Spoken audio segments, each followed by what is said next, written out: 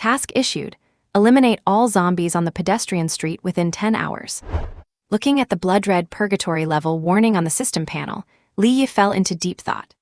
He turned to look out the window. It was the peaceful year of 2022, and the Rongdu pedestrian street was bustling with traffic, not a single zombie in sight. This apocalypse supreme system, which was either late or perhaps 10 years too early, did not seem to be working right. The system thought it was 2032, a time when order had collapsed and the streets were filled with man-eating monsters. But in reality, this was a society governed by law, where you even need real name registration just to buy a kitchen knife. How do I clear a street of zombies? Asking online, it is quite urgent. Li Yi rubbed his chin and opened the system store. Seeing 100 currency points in his balance, he did not hesitate to exchange them for a 500-gram block of C-high explosives. Casually tossing the explosive into a trash can by the side of the road, Li Yi dialed 110. Hello, police? Yes, there is a C-bomb here on the pedestrian street, and the timer is blinking with a red light. In a country where even firearms are extinct, a single C-bomb is enough to send the whole city into a frenzy. Watching the SWAT bomb disposal vehicle wailing in the distance, Li Yi smiled slightly. Since the system wants me to clear out the zombies, I will have the police help me evacuate all the future zombies. Exploiting the system's bug is just that simple and unpretentious. However, as for how this brain-damaged system found me, that is a story that goes back a few hours. Rewinding the clock a few hours. 23rd February 2022, 2:45 p.m. A milk tea shop on Rongdu Pedestrian Street, Tongzhou City, Southwestern Province, China. Ding! A sudden sound in his mind made Li Yi pause his brush. Apocalyptic Supreme System bound successfully.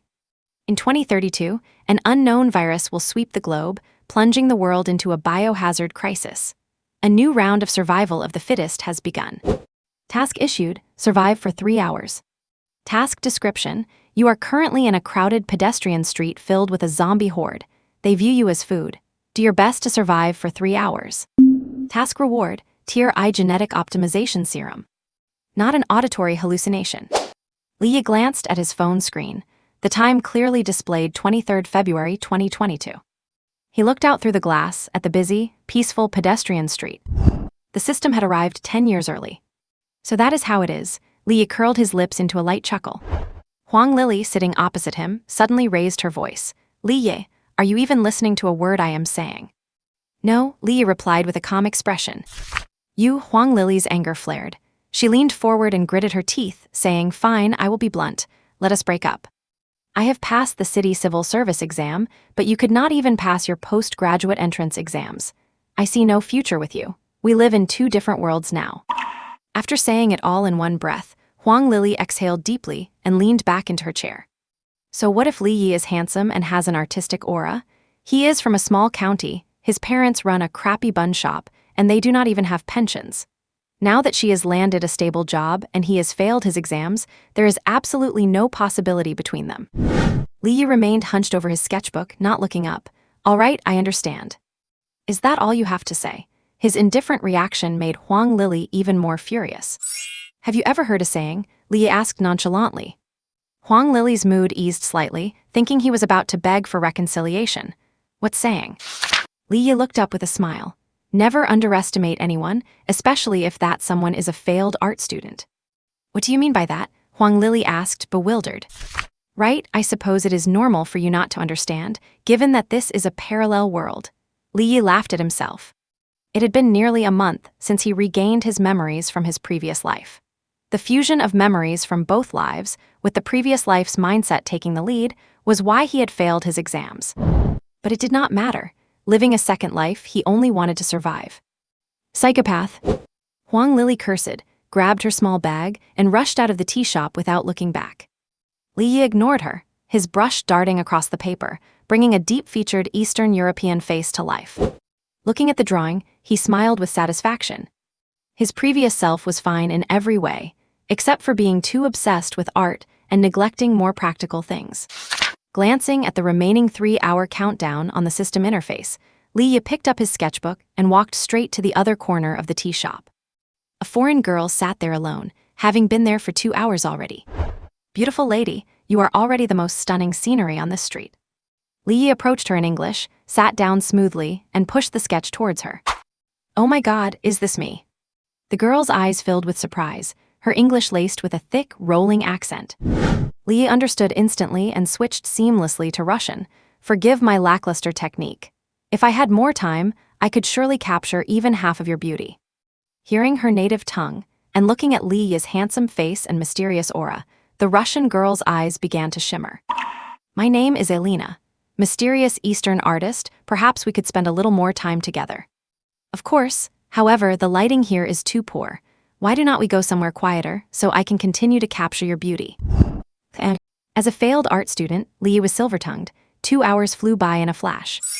Looking at the stain of red on the bedsheet, it was undoubtedly a masterpiece that most men would admire.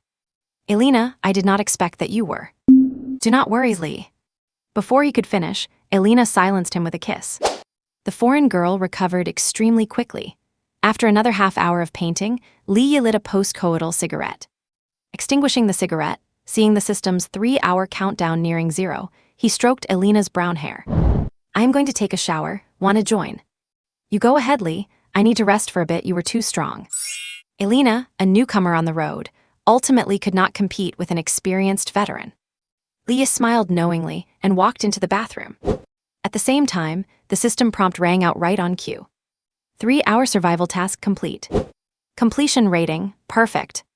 You will receive an extra reward. The reward has been delivered to your personal space and can be retrieved at any time. The bathroom. Li washed his face and looked up into the mirror. His predecessor was an artist with handsome features, bearing a slight resemblance to John Lone. Combined with his identity as a transmigrator, he possessed an added air of mystery. "Looking good." Li looked away and immediately summoned the system. A row of dark grids appeared before him. There were many, but only 2 contained items. Li did not rush to check them, instead asking in his mind, "System, can anything be stored in my personal space?" The personal space can only store or retrieve system items. Li felt a bit disappointed. If he could store anything, it would be the ultimate cheat for murder and disposing of bodies. He collected his thoughts and looked at the 2 items. Tier I Genetic Optimization Fluid, perfect quality, significantly enhances physical fitness and potential with no side effects. Only suitable for unmodified natural humans. Lucky Draw Box can draw items and currency from the shop.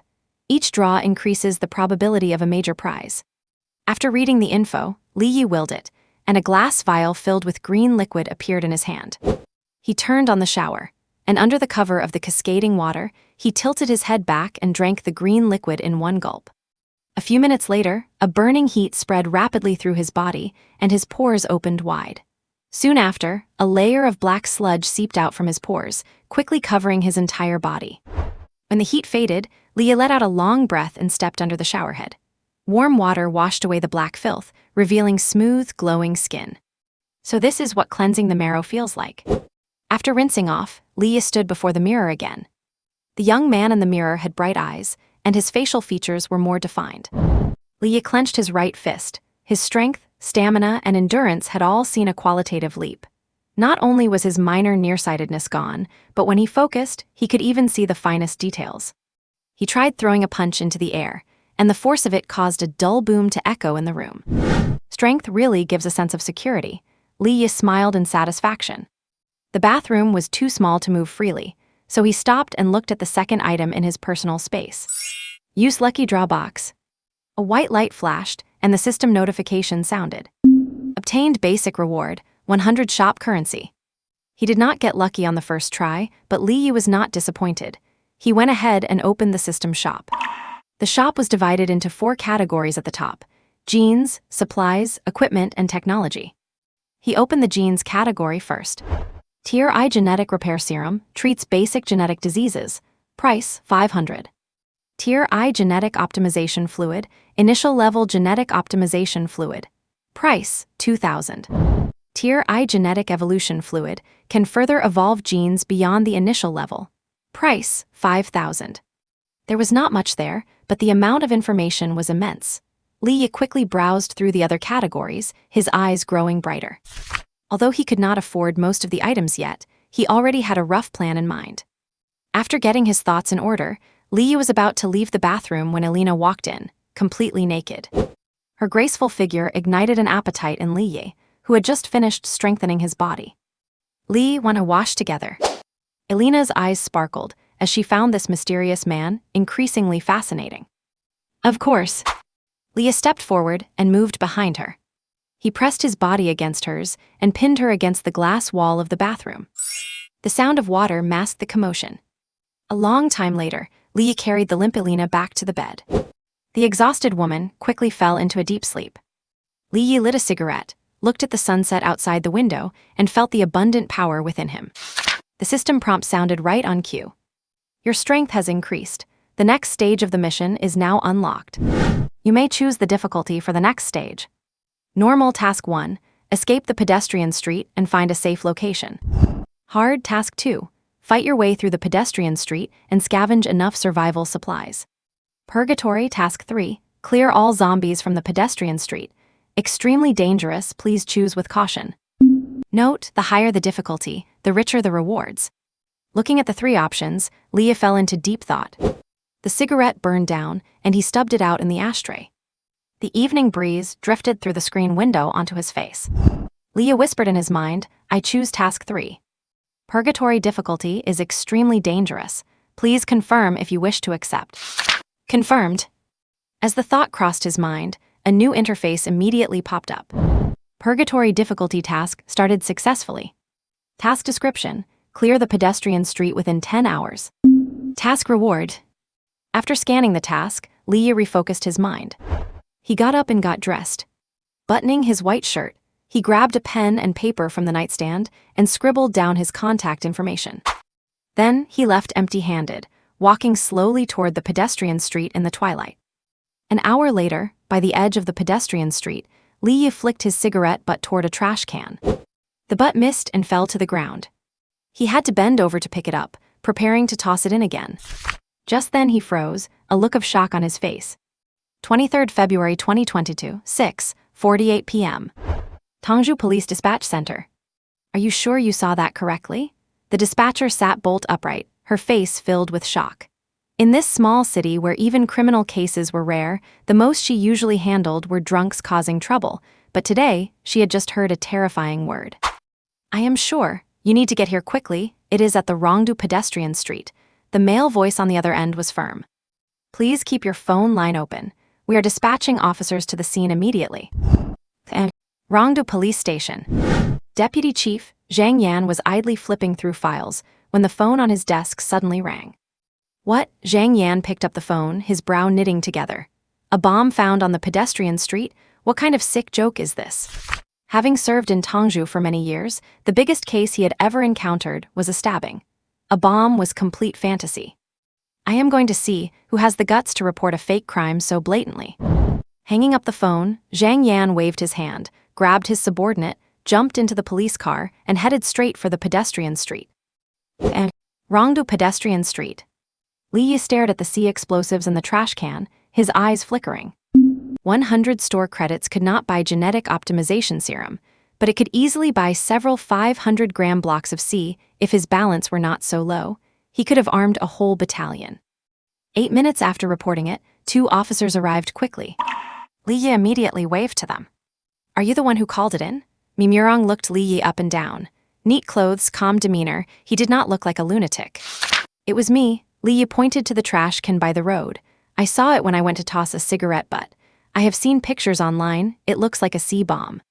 Whether it is a bomb or not, we will know when we look, Zhang Yan said with a cold tone. In this country, even a single detonator was extremely rare, let alone see he just assumed it was a military enthusiast who had mistaken something else, so he stepped up to the trash can and leaned in to look. The next second, Zhang Yan's eyes locked. Several packs of clay-like substance were stuck tightly to the inner wall, with colorful wires connected in a row to a timer. Zhang Yan had undergone safety training. This external device was definitely not a toy. Whether it was C or not, it was absolutely a high-risk explosive. Looking at the bustling pedestrian street around him, cold sweat broke out on Zhang Yan's forehead instantly. He spun around and barked at his subordinate. Contact the armed police bomb disposal unit immediately. Then he whipped out his phone and made a call. "Chief, we have a major situation. We need backup immediately." And 5 minutes later, Zhang Yan and his subordinate quickly set up a cordon and began evacuating the crowd.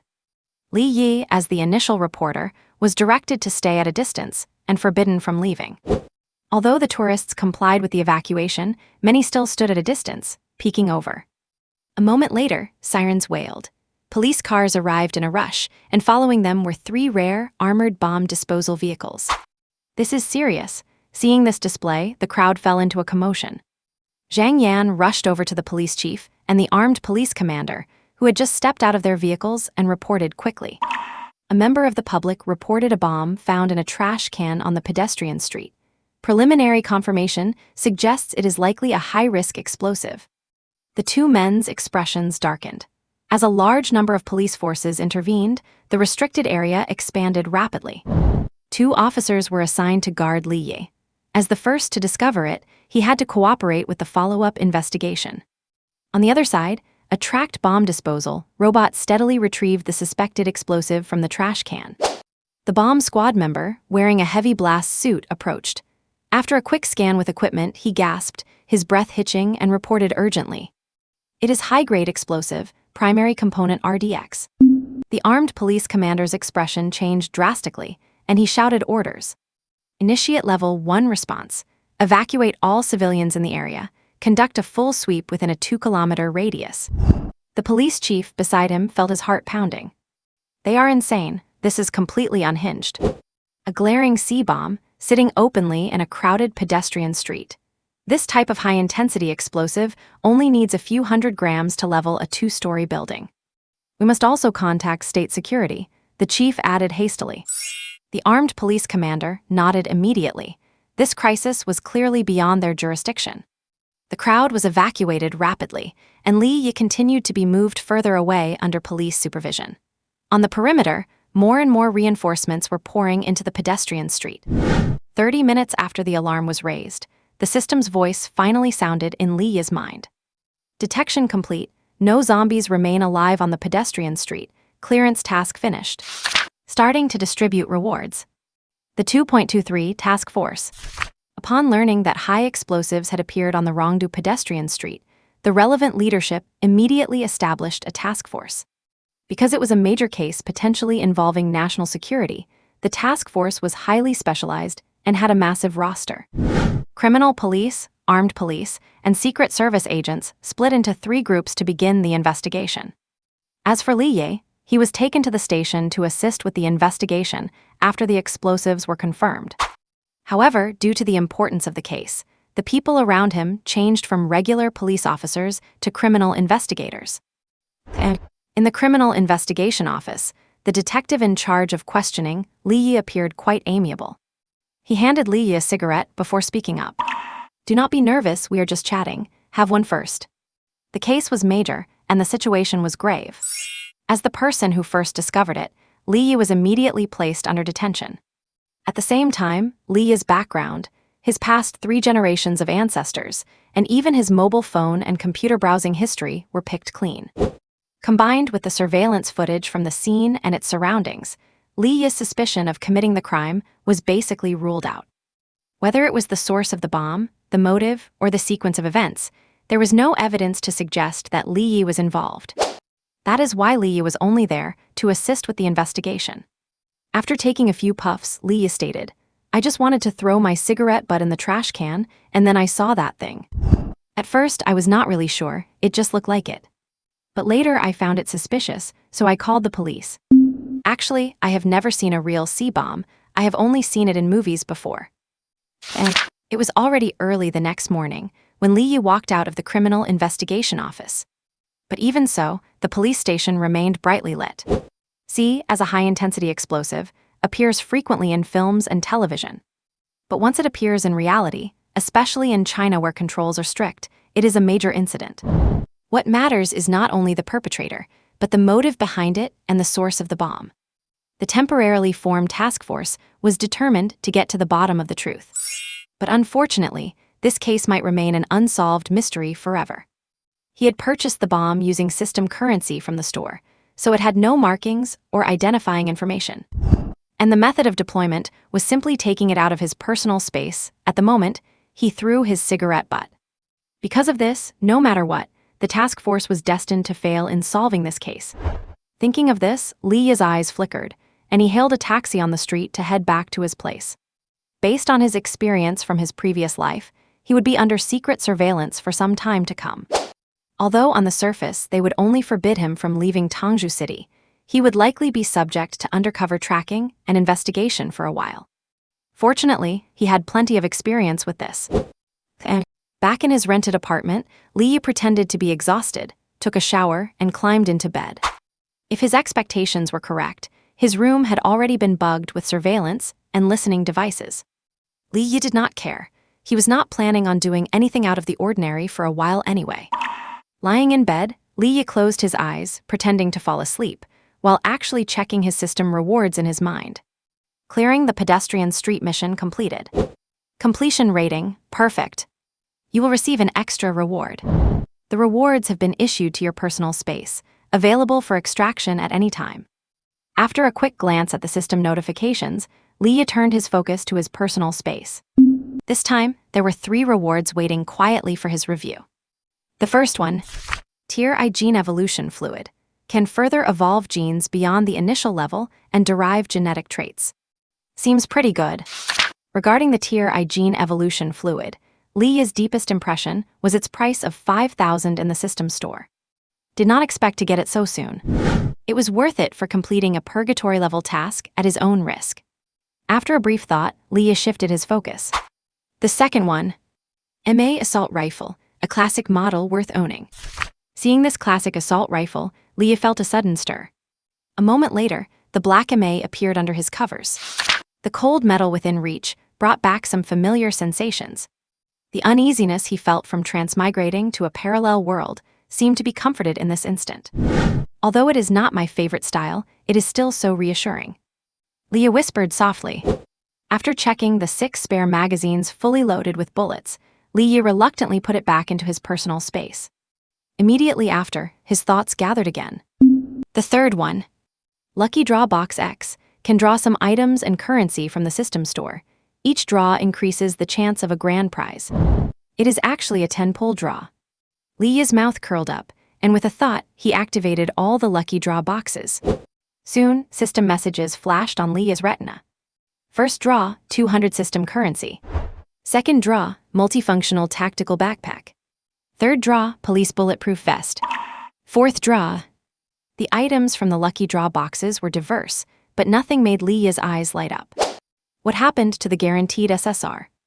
Just as Lee was thinking this, as the last box opened, a golden light flashed before his eyes. Wow, golden legend. This, of course, was not the system's voice, but Lee's own mental embellishment. After the golden light faded, a black USB drive appeared in Lee's sight. Tier I gene repair technology. Using this technology, one can manufacture Tier I gene repair serum. Good stuff. In that instant, a flicker of pleasant surprise crossed Lee's eyes. Undoubtedly, this technology was meant to create the Tier I gene repair serum that sold for 500 in the system store. And this gene repair serum could cure the vast majority of human genetic diseases.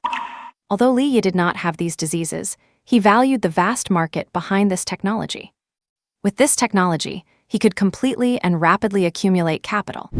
At the same time, it could lead to some entirely different ways to play. A simple, rough, but very effective plan quickly formed in Lee's mind. It was not until dawn that Lee, with various plans for the future, slowly drifted off to sleep. In the building opposite Lee's apartment, 2 Secret Service agents were meticulously carrying out their surveillance task. Do you think there is something wrong with him? One asked. There is, but not much. How so? Have not you noticed? He acted too calm and natural. If an ordinary person went through these things, they would have at least some desire to share or talk about it, but the target has not even made a single phone call. Maybe he is just big-hearted, the other asked again. That is why I said, there is but not much. 2nd March 2022. After returning from his workout, Lee opened the door to his rental apartment. A full week had passed since the February 23rd Rongdu pedestrian street incident. Although there were many witnesses present that day. Unexpectedly, it did not stir up any waves or public opinion online. Afterward, with a single official notice declaring it a tactical drill, the matter was officially laid to rest. As for those who knew the truth, including Li Yi, they had all signed non-disclosure agreements and were issued gag orders. Throughout this week, Li Yi had been acting very obedient. He conscientiously played the role of a failed art student. Every day, apart from exercising, he stuck to a routine between the job market and his rental. The secret surveillance on him had been constant. Li Yi estimated that in at most another week, these people would likely pull out. After returning to his room, Li Yi headed into the bathroom for a shower, just as he always did. A moment later, after stepping out of the bathroom, he received a phone call. "Hello, Officer Zhang," Li Yi said. The person calling him was none other than Zhang Lin's, the officer who had been the first to reach the scene. "Elena, do you still remember that name?" Zhang Yan asked over the phone. "Yes, she is from the Russian Federation. Is there a problem?" Li Yi blinked at this moment. He certainly remembered that graceful Russian girl. "It is nothing, just informing you that she has been deported." Zhang Yan paused, then continued, "Try to avoid contact with her in the future. Her background is not very clean." "Oh, thank you for the heads up, Officer Zhang. I will keep that in mind." After Li Yi hung up, he stared at the ended call and fell into a brief moment of thought. Deported, not a clean background. Li Yi quickly formed a theory. It seems that Russian girl probably did not come from a legitimate background. Otherwise, she would not have been deported right after being investigated. The Russian Federation, then it is highly likely she was involved with the mafia. I did not expect that, while looking for some amusement, I would end up finding a mob princess.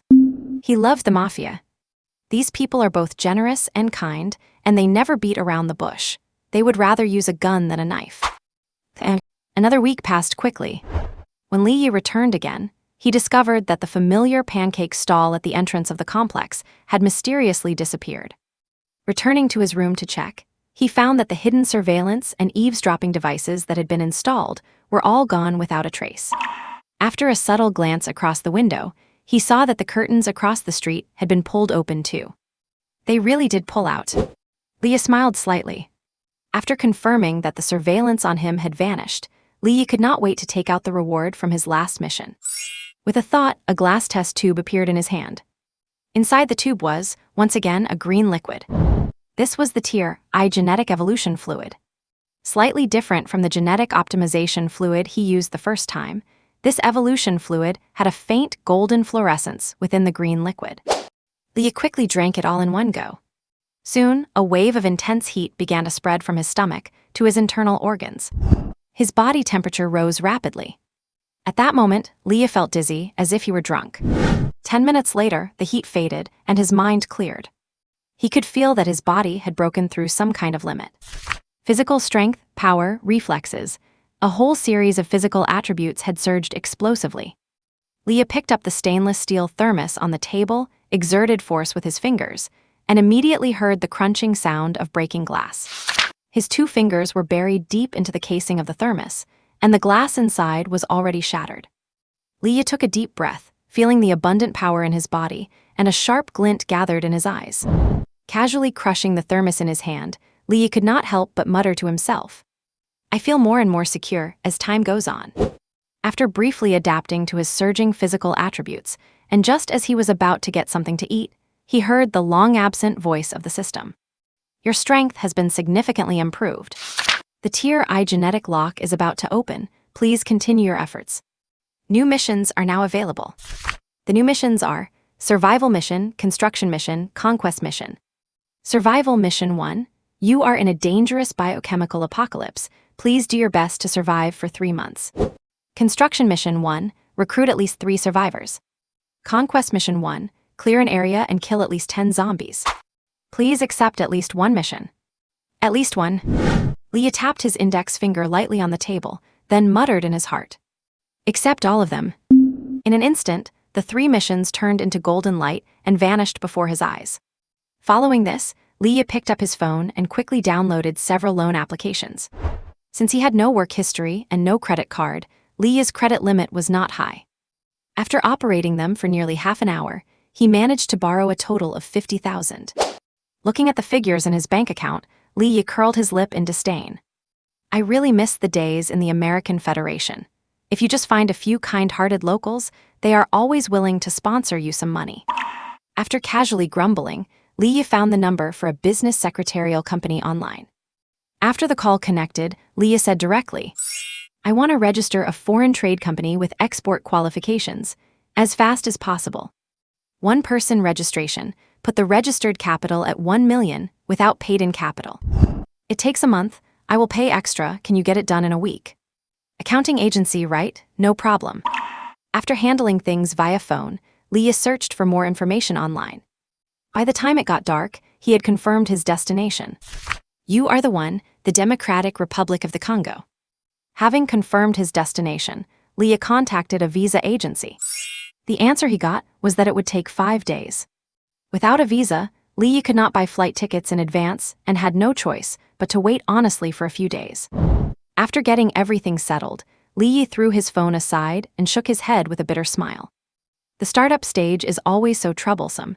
Everything has to be done personally. And the next day, Li visited both the secretarial company and the visa agency.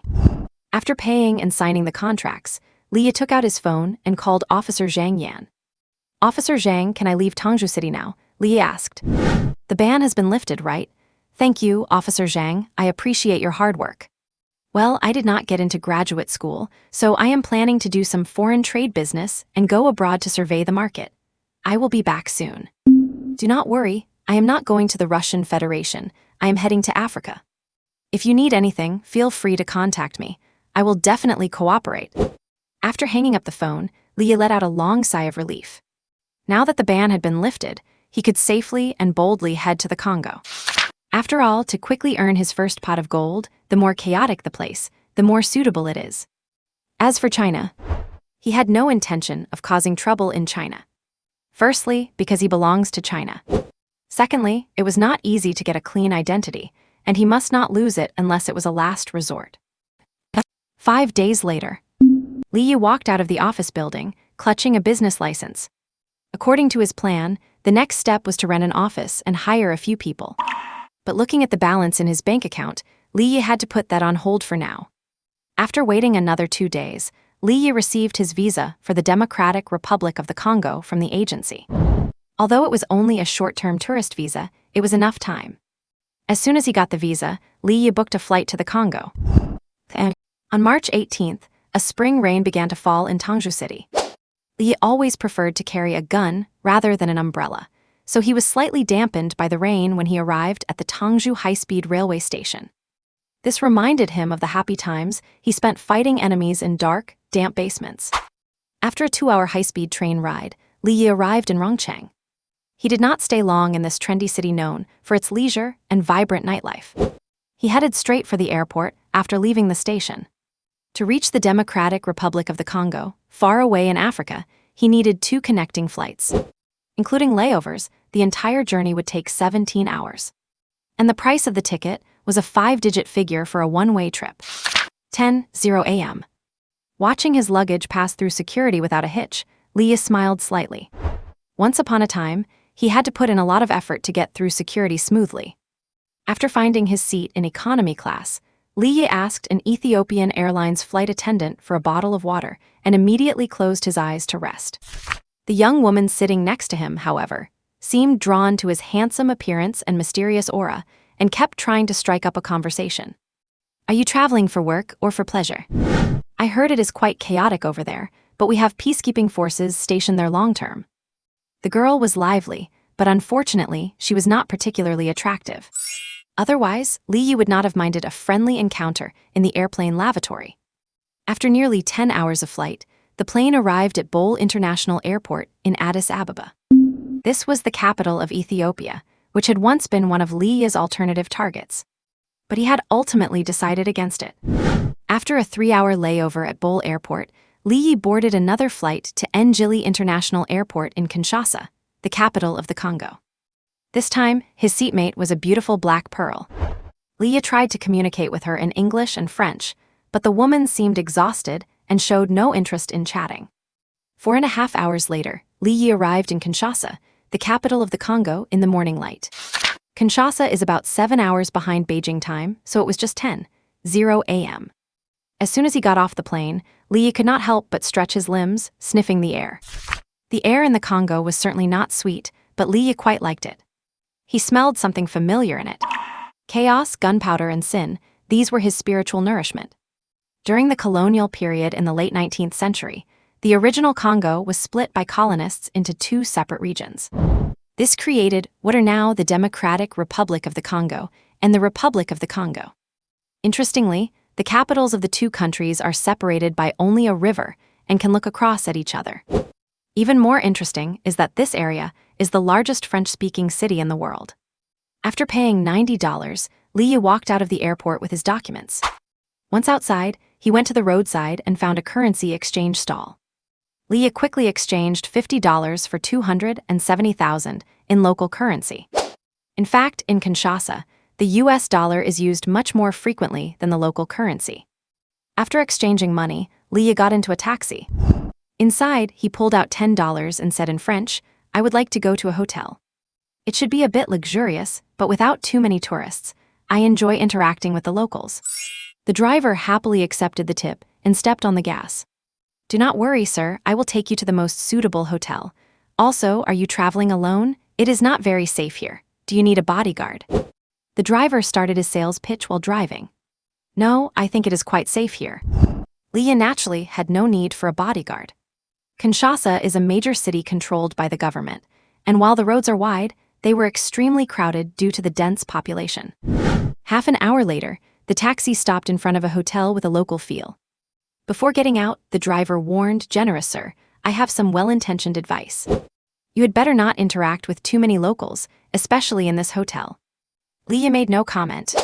Inside the hotel, Lee checked in, spending $240. The furnishings were quite average, and its only advantage seemed to be its distinct local character. Although the Congo is one of the least developed countries in the world, the cost of living is not cheap at all. And a hotel room that cost $240 was no different from a standard room in a budget hotel back home. Due to his incredible physical condition, the long journey did not make Lee feel tired.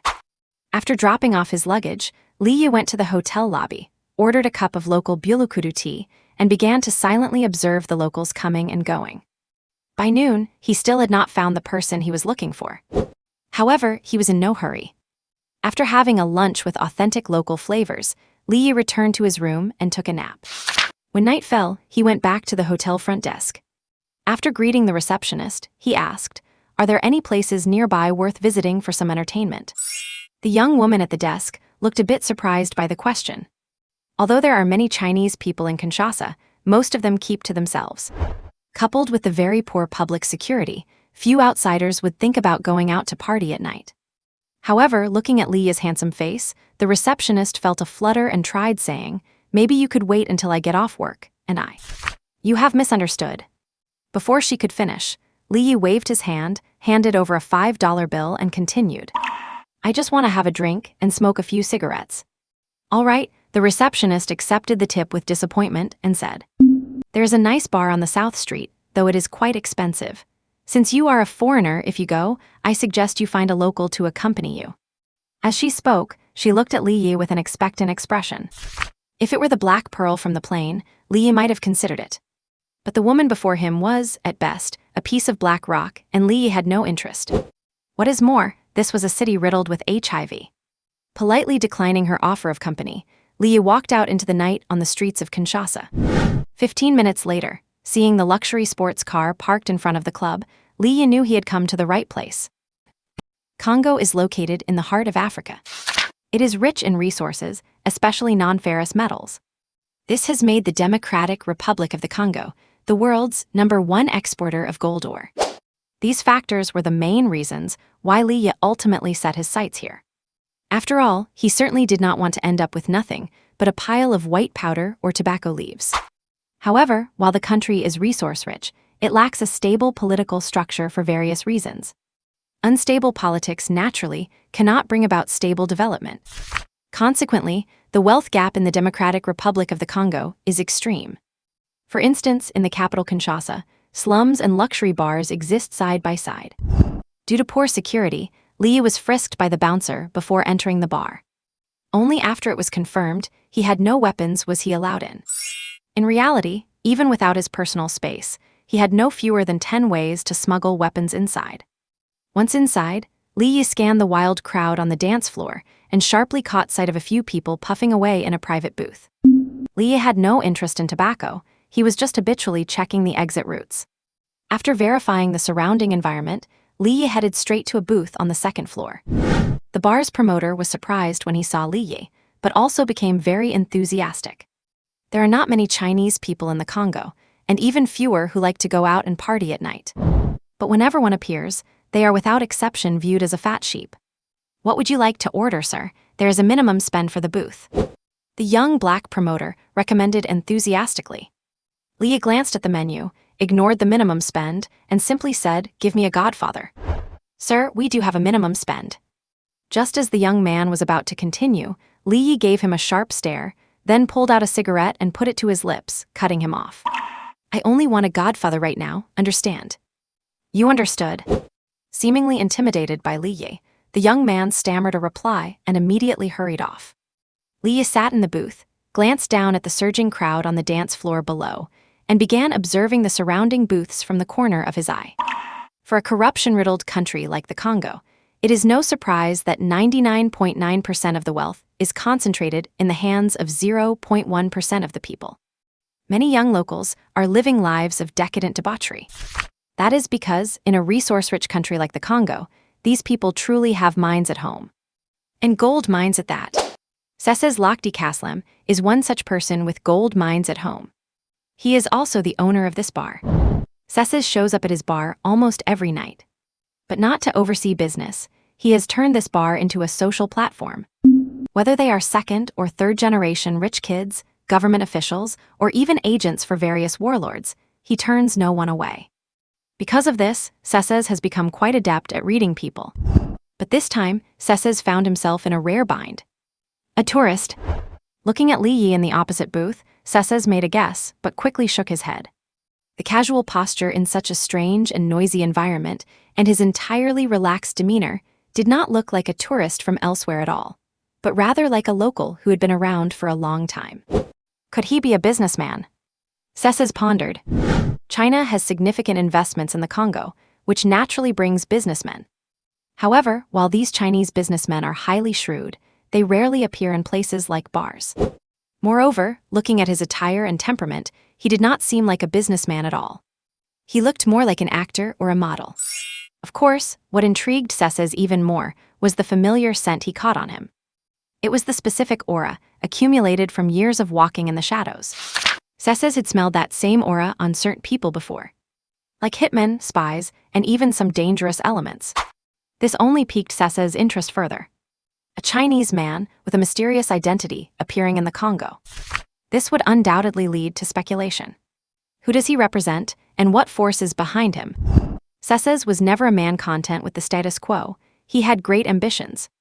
Otherwise, he would be living like his younger brother, spending his family's money and indulging in endless nights of revelry in the United States, instead of trying to find a chance to change his fate in poor, chaotic Kinshasa. And because of this, Sesez refused to let any opportunity slip by. "Hi, I am the owner of this bar. You can call me Sesez." Holding a glass of whiskey on the rocks, Sesez proactively sat down next to Li Yi. Sesez's appearance was both within and beyond Li Yi's expectations. He had already prepared a series of plans. After locating the target, he intended to use various means to extract his first pot of gold. And while Sesez was observing him, he was, in fact, observing Sesez as well. Through his observations, Sesez met his criteria for a partner. But what was unexpected was that, before he could even initiate his move, Sesez had come to him on his own initiative. This also meant that Sesez had immense ambition. Only an ambitious man would never let any opportunity slip by. And Li Yi loved guys with ambition the most. Looking at Sesez, who had approached him, Li Yi shifted his position, crossed his legs, and rested the hand holding the glass on his knee. His other arm extended outward, resting on the back of the sofa. His entire posture projected a sense of total relaxation. Yet his narrowed eyes flashed with a sharp light, scanning Sesez from top to bottom. Seeing Li Yi's posture, Sesez did not feel offended. On the contrary, he felt he had found the right person. On someone else's turf, Maintaining a relaxed posture while casting such a scrutinizing gaze made the man who turned the tables seem extraordinary. If Li Yi had resorted to typical Chinese polite pleasantries, Sesez would have likely just been disappointed. Click! As Li Yi flicked the metal lid of his kerosene lighter, it made a crisp sound before the flame was brought to his cigarette. After lighting it, Li Yi looked at Sesez and said, "The music here is a bit loud." It was as if he had issued an order. Sesez waved over a nearby waiter and whispered something in his ear. The noisy music in the bar was then quickly turned down. The rhythmic DJ beat quickly switched to a smoother dance track. And the crowd, despite giving a slight hiss, did not complain, simply switching to dancing in a different style. A very compliant young man, indeed. Li Yi evaluated in his mind, then picked up his glass toward Sesez. He did not invite Sesez for a toast, but simply held the glass up for a moment before bringing it to his lips. Sesez did the same. Only after the silent toast concluded did Li Yi, eyes narrowed, state, "We need a shrewd partner here in the Congo." For many Africans, the Congo is already vast enough. It is the second largest country in Africa by land area, even with its internal divisions. But for Sesez, the Congo is far too small. So small that it cannot even manage to speak with a single, unified voice. Even that tyrant from decades ago could never keep this place on the same frequency. Tribes, interests, hatred, religion. These are all the rungs on the ladder of the Congo's chaos. But this ladder does not lead upward, it leads downward, straight to hell. Once he realized his own ambition, Sesez became humble. Because only by lowering your stance can you ensure every step is steady. "This is my home, so I have many friends here," Sesez said. He still did not know which faction this Chinese man before him represented, or who stood behind him. But that did not matter. There are too many shadows in this rich land, one more or one less makes no difference. What truly matters is what the man before him can bring him. But Sesez was a smart man. And smart men never believe that free lunch falls from the sky. So Sesez asked, "What can I do for your side?" He asked about giving before receiving, which made him appear even more shrewd. Li Yi had no intention of beating around the bush, especially since the other party was being quite frank. There is a special crop. It has low yields, high cultivation requirements, is even harder to farm, and is extremely picky about its environment, Li Yi said. A special crop. Sesez was thoughtful. Special crops generally refer to agricultural products with specific uses or unique economic value. When the man mentioned a special crop, his first thought was of tobacco leaves. If Li Yi was asking him to grow tobacco on this land, Sesez felt there was nothing left to discuss. It was not that he loathed tobacco or its related products. But he had a much broader future, and getting associated with tobacco would seriously damage his reputation. Besides, owning gold mines at home meant he did not need to rely on that stuff to make money. But soon, he heard Li Yi continue. "We need a suitable piece of land and plenty of personnel to cultivate this crop, and we must ensure that it never leaks out." As Li Yi spoke, he took a stack of documents from his personal space. In Sesez's eyes, Li Yi's magic-like maneuver did not cause amazement. Instead, his focus was entirely on the documents. Li Yi handed the documents to Sesez and said nothing more. This stack of materials naturally came from the system. To be precise, it was the production technology for some of the raw materials for Tier 1 gene repair technology. Gene repair technology has incredibly complex components, which naturally require equally complex raw materials. One of these materials only grows well in certain parts of African soil. This was one of the main reasons Li Yi chose the Congo. On the other side, Sesez had already roughly scanned through the materials. The documents described an agricultural crop he had never seen before. The plant indeed had high requirements for environment and farming techniques, but they were all within manageable limits. And it was not the tobacco he had anticipated. As for its specific utility, the documents did not mention it. Overall, as long as they provided the seeds, he could grow it with some effort. Then the next question was, "What will I get?" Sesez asked directly. While asking, Sesez was already weighing things in his mind. The mysterious Chinese man before him seemed to represent some sort of biotech group. Of course, this was just an association based on the documents. He was not entirely sure yet. But after measuring what he needed to give, he felt he had a rough idea of what he would gain. Medicine, or perhaps some pharmaceutical technology. These things had a good market in the Congo, and if managed properly, he could also gain a good reputation. That was what Sezai's thought. But soon, something happened that left him astonished. Leah produced another sheet of paper, handed it to Sezai's, and said, "If you are willing to help us cultivate these crops, we can establish a preliminary friendship. And as friends meeting for the first time, we can provide some small gifts." Listening to Leah, Sezai's understood what the other party meant. The meaning was simple: they could achieve a preliminary partnership. And if they could work together for the long term or provide other value, he could gain further support. What kind of support would that be? Sezai's looked down at the content on the paper. Then, an uncontrollable look of surprise appeared in his eyes. This paper was a list of weapons and equipment. Sezai's was no stranger to weapons. As someone who actually had gold mines at home, he not only had a heavily armed security team, but also sizable armed forces. Because of this, common weapons like firearms and ammunition did not surprise him. And the weapon list that could surprise him was clearly not made up of things found on the open market. Arms dealers are merchants too, so naturally, they need to create differentiated competition. Li Yi had already thought of this before coming to the Congo. Therefore, the list he provided contained no small fry, like rifles or grenades. They were solid, genuine goods, and even included some big items. Li, is this really possible? Sezai's pointed at a line on the list, both surprised and expectant. Li glanced at it and realized the man was pointing at an intercontinental ballistic missile. At the same time, this item was absolutely embargoed internationally. It was very expensive in the system store, and he could not afford it now, but that did not stop him from putting it on the trade list. Of course, Li said nonchalantly, "We can even provide door-to-door delivery, but it comes without a warranty, so you would need your own technical personnel." After hearing Li's words, Sezai's blood heated up. Although he still could not be sure if Li was telling the truth. But if the other party truly had the capacity to ship this item to his home, the power behind it, it was unimaginable.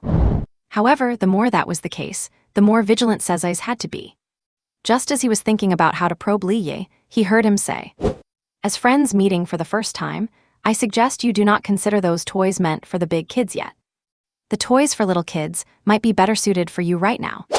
As he spoke, Li pointed to the first few items on the list. And these were all things he could buy from the system mall right now. "We always welcome new friends." Watching Sezai's hesitate, Li continued, "To show our sincerity, we can deliver some small toys to your doorstep first. Take this PH-11 wheeled rocket launcher, for instance. Its deterrence and efficiency are excellent, and it is simple to understand. No heavy training needed, you will master it as soon as you get it." If a stranger you met less than an hour ago pulled out a list of embargoed weapons and claimed they could sell them to you, most people would just take them for a scammer. Sezai's felt the same way. But the other party agreed to deliver the goods first, without even requiring a deposit. If that was the case, the credibility went up significantly. After all, he did not have to pay any costs up front. What is more, the list contained far too many items that Sezai's found tempting. If Li could really deliver everything on this list, then he could guarantee that the Congo would finally have a single, unified voice. But for now, Sezai's remained quite rational. "I like the way you make friends." Sezai's took out a cigar, cut the tip himself, lit it with a torch lighter, and handed it to Li. After puffing on the cigar for a bit, Sezai's mentioned an address. And he thoughtfully pointed it out on the map. The location was not far, just about 200 kilometers east of the capital, Kinshasa. At the same time, Sezai's confessed, "I have a mine security team stationed there, and they have long been sick of the sticks they carry for protection. Men, especially warriors, always crave more." After Li commented indifferently, they exchanged a few more details. Things like pricing, delivery time, and payment methods. Once the details were settled, the two raised their glasses, clinked them together, and finished their drinks in one gulp. Then, the soft music in the bar changed, and to the upbeat rhythm, bottles of brightly packaged alcohol were delivered to Li's booth. Immediately after, a flock of hot, scantily clad women swarmed over. "This is also part of our budding friendship, my friend. I hope you have a great time." After saying this, Sezai's wrapped his arm around a girl and said goodbye to Li. And because his body had undergone genetic optimization, Li did not dare to rashly go to a hospital for a checkup. Because of this, he had no way of knowing whether he was resistant to certain viruses. Based on that, Even though the girls arranged by Ceci's were hot and very enthusiastic, Lee ended up returning to his hotel alone. The next morning after breakfast, Lee immediately took action. He contacted a car rental agency. After using the last of his money to rent a box truck, he drove unhurriedly toward the outskirts of the city. It was fortunate that he did not have to pay for the drinks at the bar last night, or else he might have had to engage in some physical communication with the kind and lovely local natives to come up with the rent for the truck. Starting a business is a real pain. Even driving has to be done personally. Lee shook his head and drove the transport truck slowly out of Kinshasa. On the other side, Ceci's was talking to his father over the phone. "Father, I met an interesting Chinese man last night." Ceci's gave a slightly guarded account of his contact with Lee the previous night. In his story, Lee was portrayed as an arms dealer whose background was still unclear. "I see." Ceci's father left this brief comment on the phone before hanging up. After the call ended, Ceci's pondered for a moment, then picked up the phone again to call his subordinates. "Get ready." 9:45 a.m.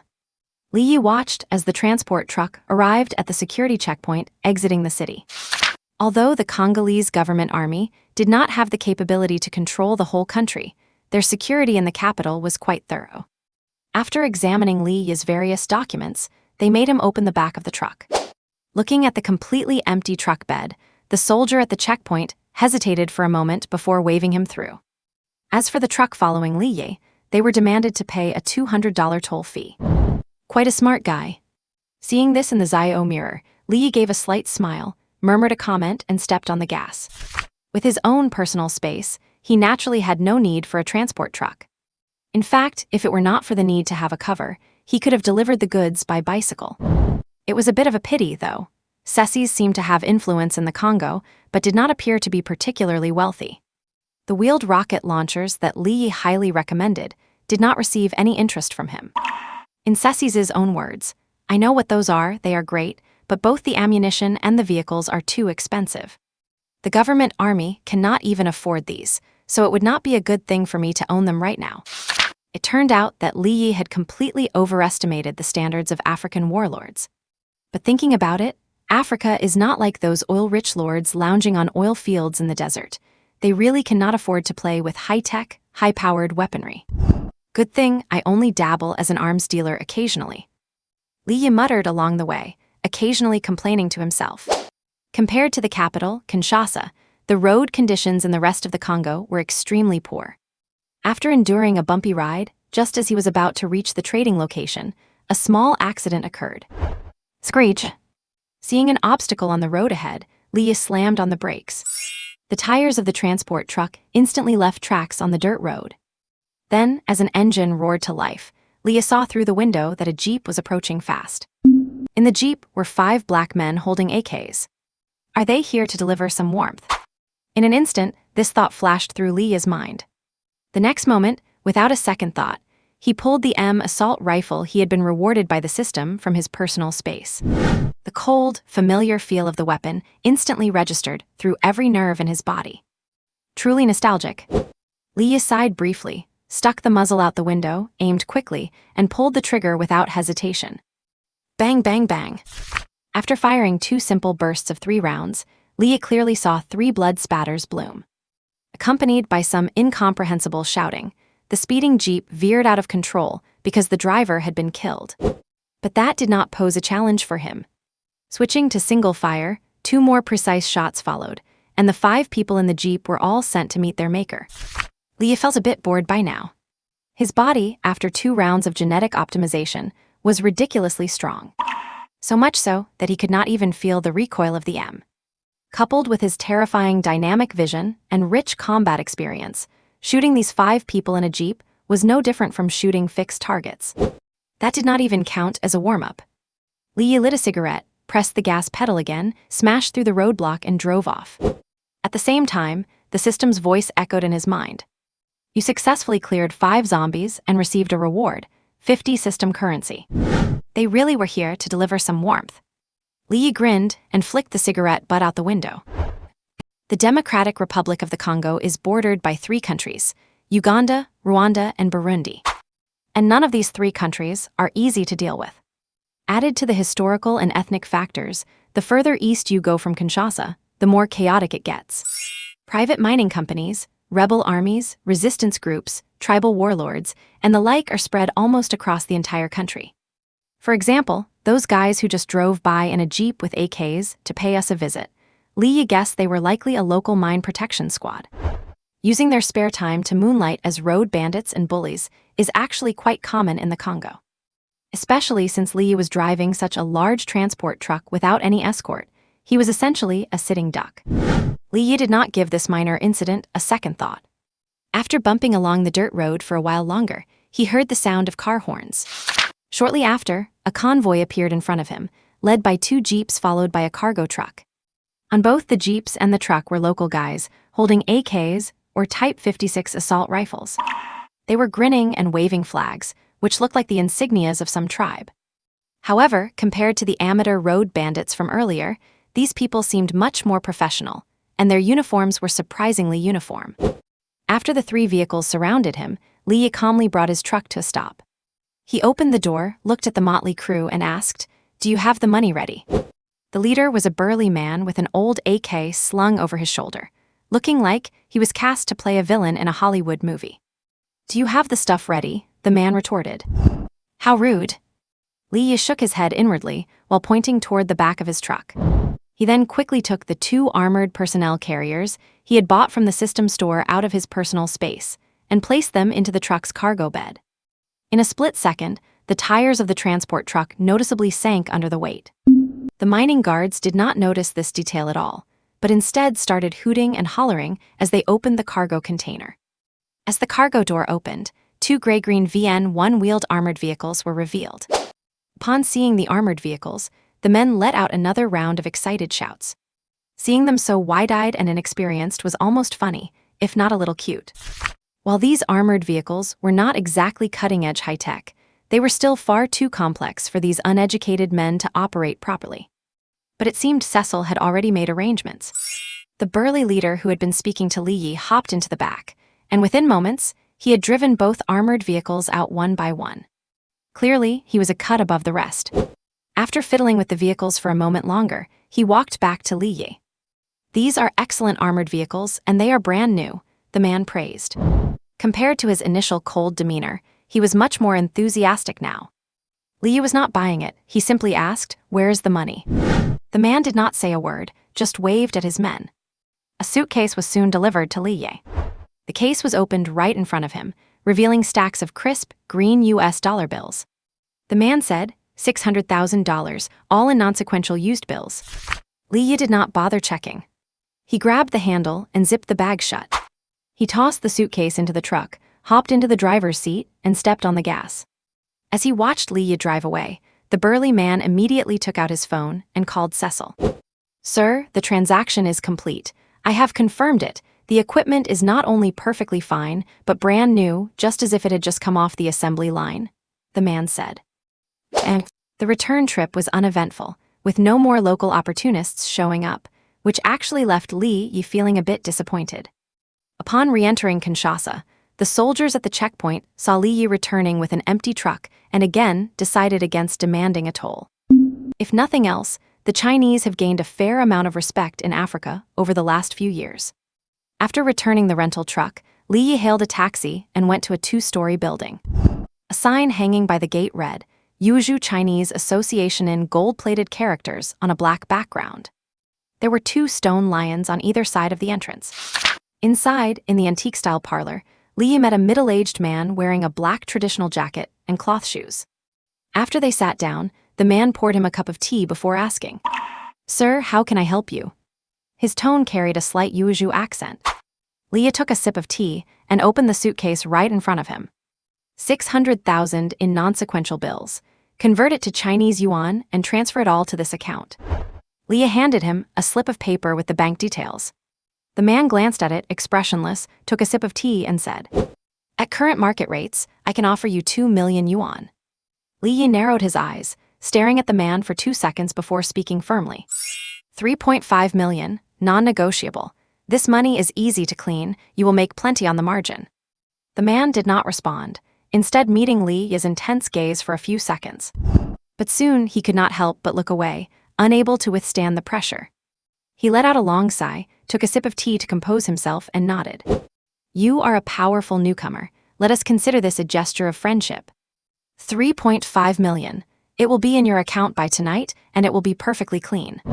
Afterward, the man looked at Li Yi with a mix of curiosity and exploration, asking, "Why not stay for dinner?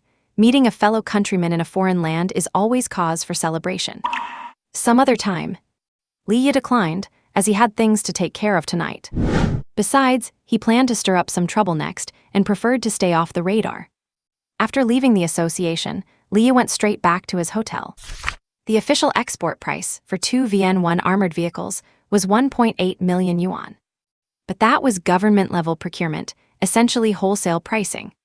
Li Yi sold them to Cecil for $300,000 each, which was higher than the official price. Still, it was a bargain for Cecil. After all, warlords do not exactly have the clearance to go to China to buy military hardware. As for the middle-aged man, he was the guarantor that those $600,000 would appear in Li Yi's account clean. After all that trouble, making only $600,000 was really just starting capital. If he wanted to make the big money, it would depend on his future plans. But the beginning is always the hardest part, and as someone starting his second venture, Li Yi was not in a hurry. On the night the transaction was completed, Li Yi came to Cecil's bar again. This time it was not a booth, but a private room, and only the two of them were inside. Cecil poured a glass of whiskey and pushed it toward Li Yi, a smile on his face, his demeanor appearing even more enthusiastic. Without a doubt, Li Yi had already proven his ability and extraordinary nature with his sincerity. The VN-1 wheeled armored personnel carrier is not exactly top-tier equipment in the international arms market. If Cecil really wanted to buy them, even if he was not qualified to purchase directly from the exporter, China, he could have acquired them through middlemen. What really caught Cecil's attention was the extremely high efficiency Li Yi had demonstrated in this transaction. In just one night, 2 armored personnel carriers had appeared brazenly in the Congo and were successfully delivered to his designated location. You must understand, what Li Yi had strongly recommended he buy at the time was not these 2 transport vehicles. This meant that either Li Yi had a certain stockpile of weapons in the Congo, or he had them transported in overnight from outside the country. Either way, when Cecil thought about the other weapons and equipment on that list, he could feel the terrifying power behind it. And according to his subordinate's report, the armored vehicles delivered were actually brand new. In fact, apart from disposable consumables, second-hand equipment has a much larger market share in the arms trade than brand-new items. But if they are brand new, it carries a much deeper implication. For instance, it means Li Yi has the capability and qualification to purchase military equipment directly from China. Or perhaps he has an excellent cooperative relationship with a certain country or political group that can provide them for him directly. Regardless, for a small second-generation warlord in the Congo like Cecil's, the power and influence Li Yi represented were far greater than his own. Because of this, combined with a successful transaction and Cecil's own ambition, it resulted in his current attitude. "Cheers," Cecil said in stiff Chinese. This was something he had learned just a few hours ago. Li Yi smiled slightly at this, saying nothing, simply clinking his glass against the other man's. After a few pleasantries, Li Yi was the first to get down to business. "I need you to complete the work in the documents I gave you as soon as possible. By mid-year at the latest, we need to see the first batch of raw materials. And in return, anything on that list can be purchased at any time, as long as you have enough cash or equivalent gold ready.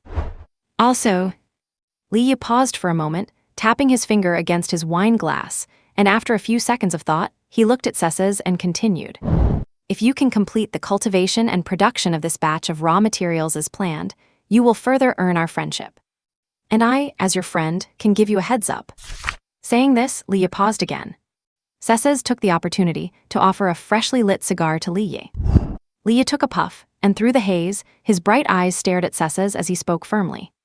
"Become a true partner as soon as possible. What you see now is merely the tip of the iceberg." Regardless of Cecil's reaction, all in all, Li Yi had skillfully painted a grand picture and cast out his bait. And at this moment, Cecil felt a fire burning in his heart. The list alone already contained many things he dared not even imagine. If this was just the tip of the iceberg, Sesses was not afraid that Li Yu was just blowing smoke, because he had almost nothing to lose. It was merely spending some money and effort to complete the planting and processing of raw materials. Compared to what he could gain, he had already struck it rich. Without a doubt, Li Yi had given him a ticket. A ticket to the future, a ticket to becoming a player, and a ticket to master his own destiny. Once the serious business was concluded, the private room soon became lively. A group of beautiful foreign women with stunning figures walked into the room. Li Yi did as the locals did. Soon, half reclining, he gazed at the ceiling and began chatting with the foreign girl. Unfortunately, the girl seemed to have a stutter, always stumbling over her words. And the third day after arriving in Kinshasa, Li Yi woke up in the hotel's large bed as usual. Checking his phone, he saw that 3.5 million Chinese yuan had been successfully transferred into his account last night. Li Yi checked the transaction details. It was from an overseas trust agency. They actually paid the full amount honestly. What a pity. Li Yi could not help but sigh. The middle-aged man who handled the payment for him was clearly someone with a bit of wealth. If the man had tried to pocket the money, he would have had an excuse to make an extra profit. Compared to arms dealing, he still preferred business with zero overhead. Just as he was thinking this, his phone suddenly rang. It was an unfamiliar international number. Li Yi answered directly, "Who is this?" The voice on the other end was very familiar. It was the middle-aged man he had just been thinking about. "Mr. Li, it is me. I was wondering if you're free to talk right now. Seems like business has come knocking." Although it disrupted his plans, Li Yi always loved unexpected surprises. Therefore, Li Yi checked the time and said straight away, "Have lunch ready. I will come eat at your place. Consider it making up for the last meal." "No problem at all. I look forward to your arrival at any time." After the brief exchange, the call ended. Throwing his phone on the bed and glancing at the bright sunshine outside, Li Yi unhurriedly changed into a casual suit. "Since we are going to talk business, I might as well dress a bit more formally." And at the same time, elsewhere, the middle-aged man put down his phone and said to the person beside him, "Do not worry, Brother Wang, I have already contacted someone. There might be a way to solve your problem." "Thank you, Brother Huang. As long as my son can be saved, I will agree to anything." The balding man known as Brother Wang looked anxious, his eyes filled with lingering worry. And at noon, Li Yi got out of the taxi, entered the alleyway, and turned into the Guangdong Association Club. In the parlor he had visited once before, a table of Chinese food was already prepared. The two middle-aged men stood up enthusiastically to welcome Li Yi the moment he arrived. Li Yi took a second look at the balding man, assuming he must be the one in trouble. After taking a seat, the middle-aged man said, "Last time Mr. Li came and left in such a hurry, I forgot to introduce myself. I am surnamed Huang. Friends call me Old Huang.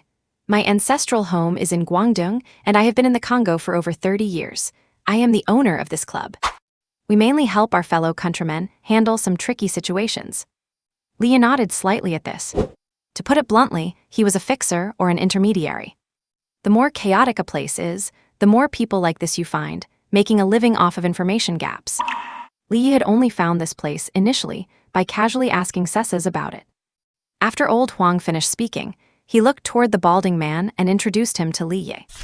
"This is Wang Ziyud, Brother Wang. He is a businessman in Guangdong."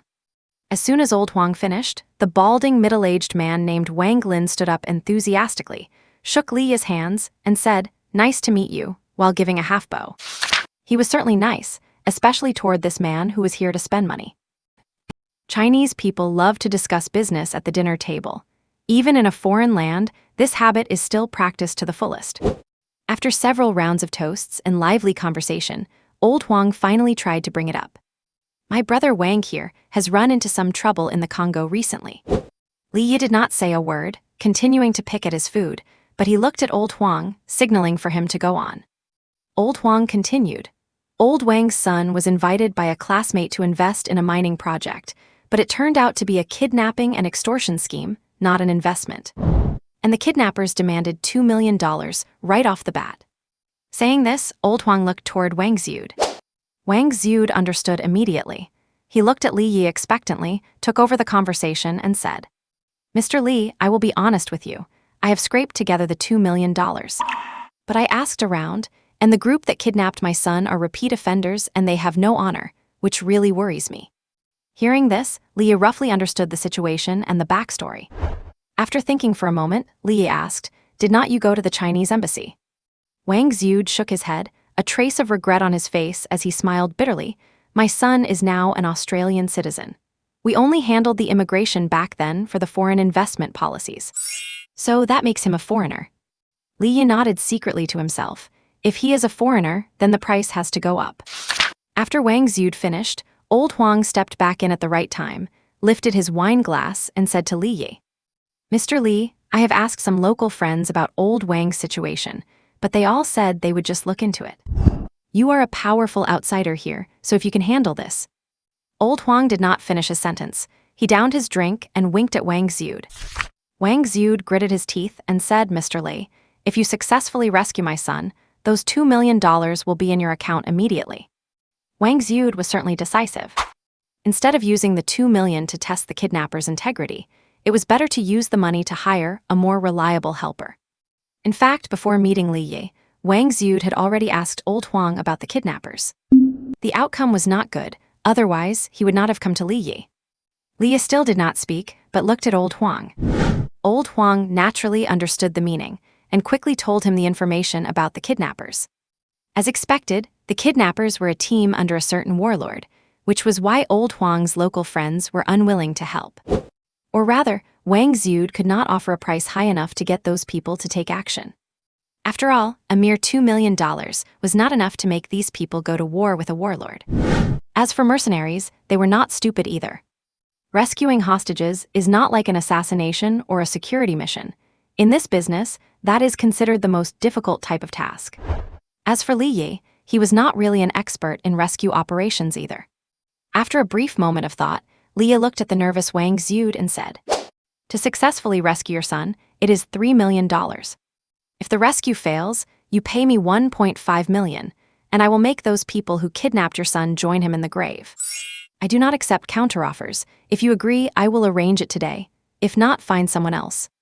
Leah's words were absolute and firm, leaving Wang Ziyud no room for negotiation. After hearing this, Wang Ziyud's expression flickered, and he kept looking at Old Huang.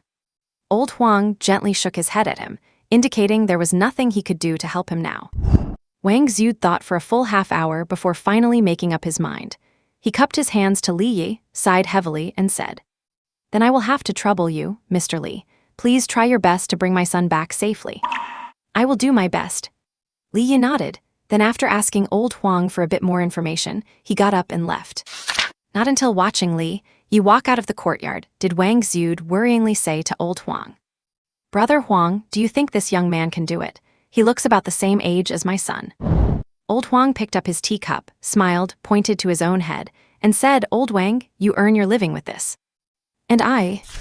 Old Huang pointed 2 fingers at his eyes. "I earn my living with these." This young man has a lethal aura about him. If this were 100 years ago, we might not even be qualified to share a meal with him. It is just that now, we all have to struggle to make a living abroad.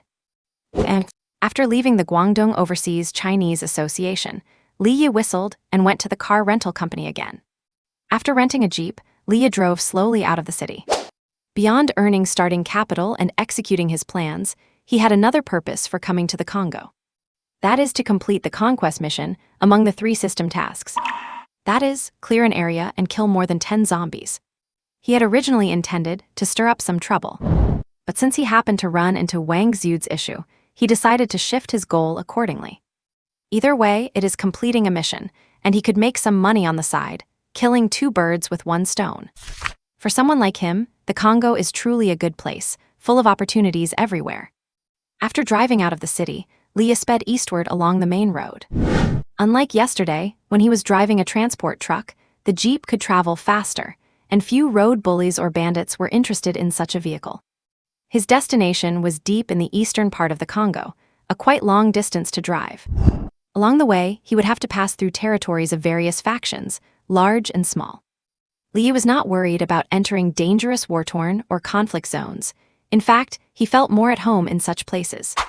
What truly left him speechless was the terrible road conditions in the Congo. After driving a few hundred kilometers, the Jeep got a flat tire after running over something unknown. Leah finished changing the tire under the scorching sun, but only a few dozen kilometers later, a heavy rainstorm hit. The torrential rain turned the already miserable dirt road into a muddy mess. No matter how strong his genetically optimized body was, he had no intention of running the rest of the way on foot. Therefore, after a difficult afternoon of travel, he decisively parked the car by the side of the road and stopped. It was not that he was tired, but the beat-up Jeep had developed some minor malfunctions after all the abuse. After failed attempts to repair it, as Li was pondering whether to just buy a vehicle from the system store, a Chinese-made off-road vehicle suddenly pulled over not far from him. Then, Leah heard familiar Chinese. "Hey buddy, need a hand?" A slightly plump young man, holding a video camera, trotted over. Seeing the lens, Li instinctively lowered his head to hide his face. Seeing this, the young man reacted, quickly turned off the camera, and apologized. "Sorry about that, man. I am a content creator, I am just used to it. No hard feelings." Perhaps because he saw a fellow countryman in a foreign land, especially out in the middle of nowhere, the slightly chubby young man appeared very enthusiastic. He took out some simple repair tools from his car. The two of them fussed around the Jeep for a while, but it ended in failure. Li did not really care. At worst, he could just find a secluded spot and buy a new vehicle from the system mall. But the chubby young man was a kind-hearted person who would not hear of leaving Li alone in this wilderness. "This is not back home, this is the Congo, and it is a complete mess. You had better get in my car, I will take you there," the chubby man said, having already opened the car door. Seeing this, Li had no choice but to pick up his handbag and sit in the passenger seat. The car started slowly. Through their conversation, Li learned about the other man's situation. The chubby young man was named Guantong, sharing the same surname as the legendary Yi, and he possessed a certain chivalrous spirit. He was originally a tour guide, but later transitioned into becoming a travel social media influencer. He came to the Congo in search of a breakthrough in his career, hoping to gain more traffic. "What about you, little brother? Looking at you, it seems like you just graduated from college, right?" Guantong asked while driving. "I am just here to do a little business, not worth mentioning." Li replied casually and immediately changed the subject, saying, "This place is indeed quite chaotic. Old Guan, you are out here all by yourself, do not you hire a bodyguard or anything." "I had hired one initially, but when they heard I was going to the eastern tribes, they absolutely refused to go." Guantong shook his head and added, "You know how the ethnic infighting is in this place. I have to say, traveling with two people is much more interesting than being alone." Guantong was a travel blogger who had been to many places and knew a thing or two about every corner of the world. Li was even less ordinary, so the two had plenty to talk about. Night arrived soon. They had passed through Banandu province and reached the junction of the three provinces in the heart of the Congo. After eating a few bites of dry rations, Li took the driver's seat, while Guantong started resting his eyes in the back. "I am in no rush. If you get tired of driving, just rest. Safety first," Guantong did not forget to remind him. Li nodded without saying anything. Even without the genetic enhancements, Li could still handle 2 days and nights of high-intensity combat. And after 2 rounds of optimization, Li felt as though he had endless energy to burn. Because of this, Li drove for the entire night. When Guantong woke up, it was already bright outside. He looked at Li, who was still driving, and thought not much time had passed. It was not until he checked his phone that he could not help but gasp, "You drove the whole night. Hurry up and get some rest." Road conditions in the Congo are terrible, and driving in such an environment, especially at night, is exhausting. Li smiled and pulled the car over to the side of the road. Just as Guantong thought Li was about to rest, he saw Li open the door and grab his luggage. "Little brother, you." Before Guantong could finish his sentence, he saw Li waving his hand at him. Li said, "I have arrived at my destination. I will not be accompanying you any further." "But you, traveling alone without any safety precautions." Li said this while reaching his hand into his handbag. Then, under Guantong's shocked gaze, Li pulled out a black handgun and seriously checked the magazine and the bullets inside. "Consider this little thing as the fare for the ride. By the way, do you know how to use it?" Li looked up and asked Guantong. Guantong nodded with difficulty, his brain already turned into a mess of mush. "Good, as long as you know how to use it." Li shoved the handgun to Guantong, waved his hand, picked up his bag, chose a direction, and began to move forward. Guan Tong did not let out a long sigh of relief until he watched Li Yi's retreating figure disappear into the distance. He then looked at the handgun he had been given. Who exactly did I pick up? And I kept calling him little brother the whole way. Guan Tong muttered to himself in a self-deprecating tone. However, after the lingering fear faded, Guan Tong excitedly began to study the handgun Li Yi had given him. What kind of man would not like this stuff? With the gun in his hand, Guan Tong felt a surge of confidence, and he even stepped on the gas pedal much harder. The Congo is filled with numerous warlords, large and small. There are local powers that appear somewhat legitimate, nominally under government jurisdiction, but actually operating independently. Sasai's family is one of these. There are also anti-government armed groups that mostly accept foreign funding and support, or even act as proxies for one side or another. However, such anti-government armed groups all harbor ambitions to overturn the order, so they rarely engage in side businesses like kidnapping or smuggling that might compromise their future prospects. Because of this, those who kidnap people without regard for the consequences are mostly small local armed factions. The smaller ones might only have a few dozen people with 10 or so rifles, occupying a mountain as kings, hardly warlords, more like criminal gangs. The larger ones might have over 100 people with somewhat formal structures, but after taking a territory, they do not bother managing it, just waiting to be recruited by the government. They are more like mountain bandits. Li Yi's target for this trip was the latter. After walking for a while, Li Yi followed the map provided by Old Huang and plunged into the tropical rainforest. Li Yi had extremely rich experience in jungle warfare. Not to mention that his current body was far stronger than his previous one, so he moved very quickly. Around noon, tracking the traces he found in the jungle, Li Yi soon reached the target location. In a clearing in the forest, tents were scattered around wooden houses. Perhaps because they were hidden deep in the mountains and forests, their guard was not high, with only 2 guard towers at the north and south. One of the guard towers was not even manned. So amateur, Li Yi thought to himself, then moved to multiple locations to conduct several observations. There were about 30 people, their weapons primarily AKs, with a small number of thrown weapons. The sentries were extremely primitive, and in 3 hours, Li Yi only saw 1 patrol. And in the wooden house in the center, the leader seemed to reside. Apart from that, there were a few captured people locked in iron cages. Li Yi did not find the rescue target in the cages, but he was not disappointed. After all, from the very beginning, he had no intention of earning those $3 million.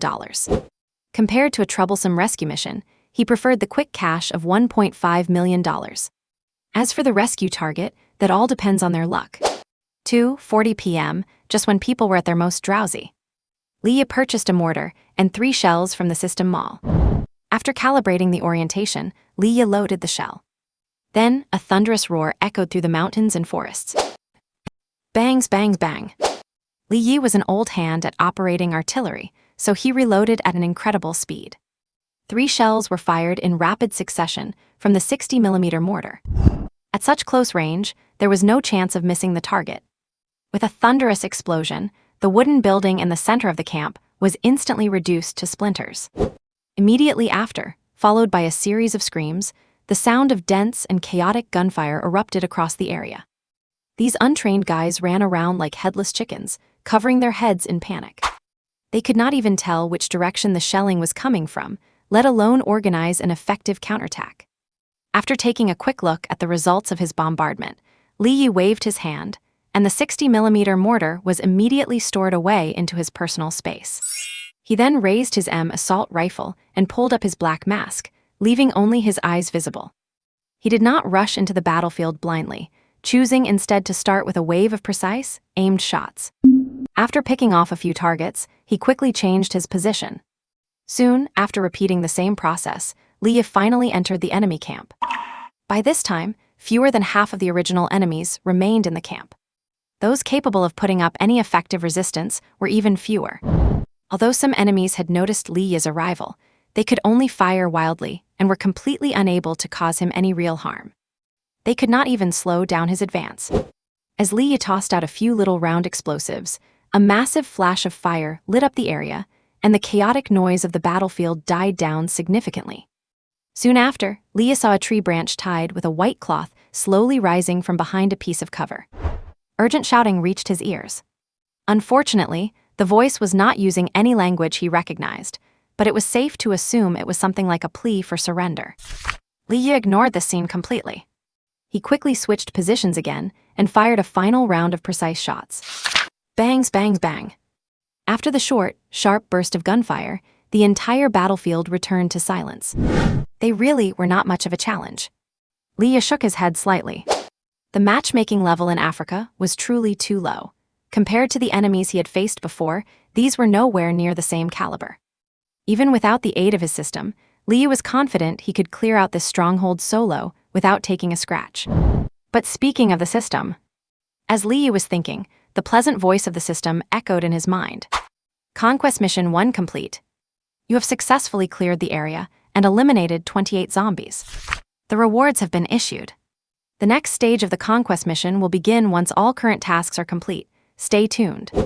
Li Yi did not check his rewards immediately. Instead, he carefully swept the battlefield. Double-tapping enemies was always a sign of caution and attention to detail, which were his best qualities. After looking over the wreckage-strewn battlefield, Li Yi was about to light a cigarette when a knocking sound came from beneath the ruins. Li Yi followed the sound, pushed away some rubble with his foot, and revealed a steel plate. The sound was coming from right underneath that plate. So there is a tunnel down here. Thinking this, Li Yi aimed his rifle and used his other hand to heave the plate open. A moment later, a filthy head poked out. When it saw the dark muzzle of the gun, a pair of equally filthy hands were immediately raised above that dirty head. At the same time, Li Yi heard the person say in Chinese, "Do not kill me, please do not kill me." Li Yi did not say a word. He just took out a bottle of mineral water and poured it over the man's head. As the water washed away the dirt, a face looking very much like Wang Xiu's was revealed. Oh, so it is his walking pile of US dollars.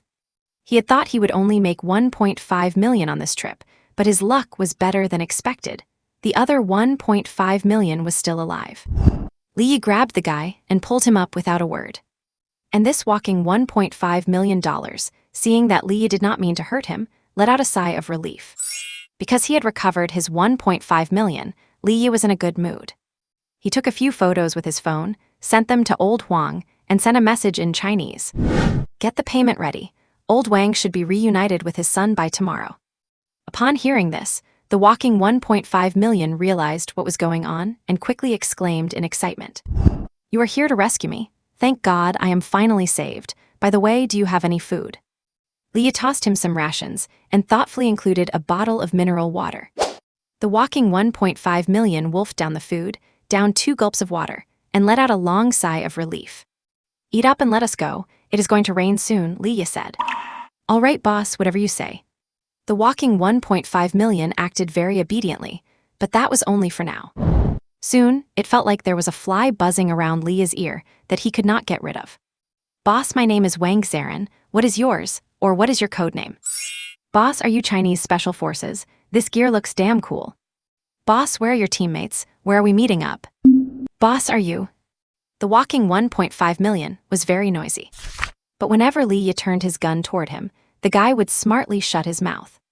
Perhaps influenced by this loser Wang Xiu, the return trip was quite rough. Not long after Li Yi led the silent Wang Xiu out of the jungle, they were caught in a downpour. Both of them were soaked to the bone instantly. After finally making it to the main road, they waited for a long time without seeing a single vehicle. It was not until the rain stopped that the two managed to flag down a beat-up van. After handing a few US dollar bills to the driver, they finally started their journey back. And after another day and night, Li Yi and Wang Xiu finally arrived in Kinshasa. At the Yuzhou Chinese Association, the father and son embraced passionately, while Li Yi waited for the money to be transferred. Naturally, there was no chance of them trying to stiff him. Wang Xiu paid the remaining balance via mobile banking right in front of him. Li Yi confirmed there were no issues and was about to take off, but Old Huang asked him to hold on for a moment. Mr. Li truly lives up to his reputation as a powerful dragon. Would you mind leaving a contact if there is an opportunity in the future? Old Huang said. Li Yi nodded and left Old Huang with a domestic contact number. And back at the hotel, Li Yi gave the seeds for the raw materials of the gene repair fluid to Seixai's. He instructed him to start planting and production as soon as possible. They also set a date for their next arms deal. After taking care of everything, Li bought a plane ticket back home. Compared to when he left with a pile of online debt, he now had 3.6 million US dollars. That was roughly 25 million in Chinese yuan. It was just enough to support the initial launch of his plan. Starting a business is tough. Sitting on the plane back home, Li could not help but sigh with a sense of bitterness once more. March 25th, Rongcheng International Airport. Just like when he arrived, a drizzle greeted him the moment he stepped out of the terminal, washing over his body. It felt as if the weather was hosting a welcoming ceremony for his return. Li borrowed a light from a passerby near a trash can by the exit and lit a cigarette. The slanting rain brushed against his cheek, feeling exceptionally refreshing. After stubbing his cigarette into the ashtray atop the trash can, Li finally left the airport. However, this time, he did not head straight back to Tongzhou, but instead bought a high-speed rail ticket directly to Rongcheng. It was not until he reached the boarding gate that Li slapped his forehead, turned off his phone's airplane mode, and a flood of notifications suddenly popped up.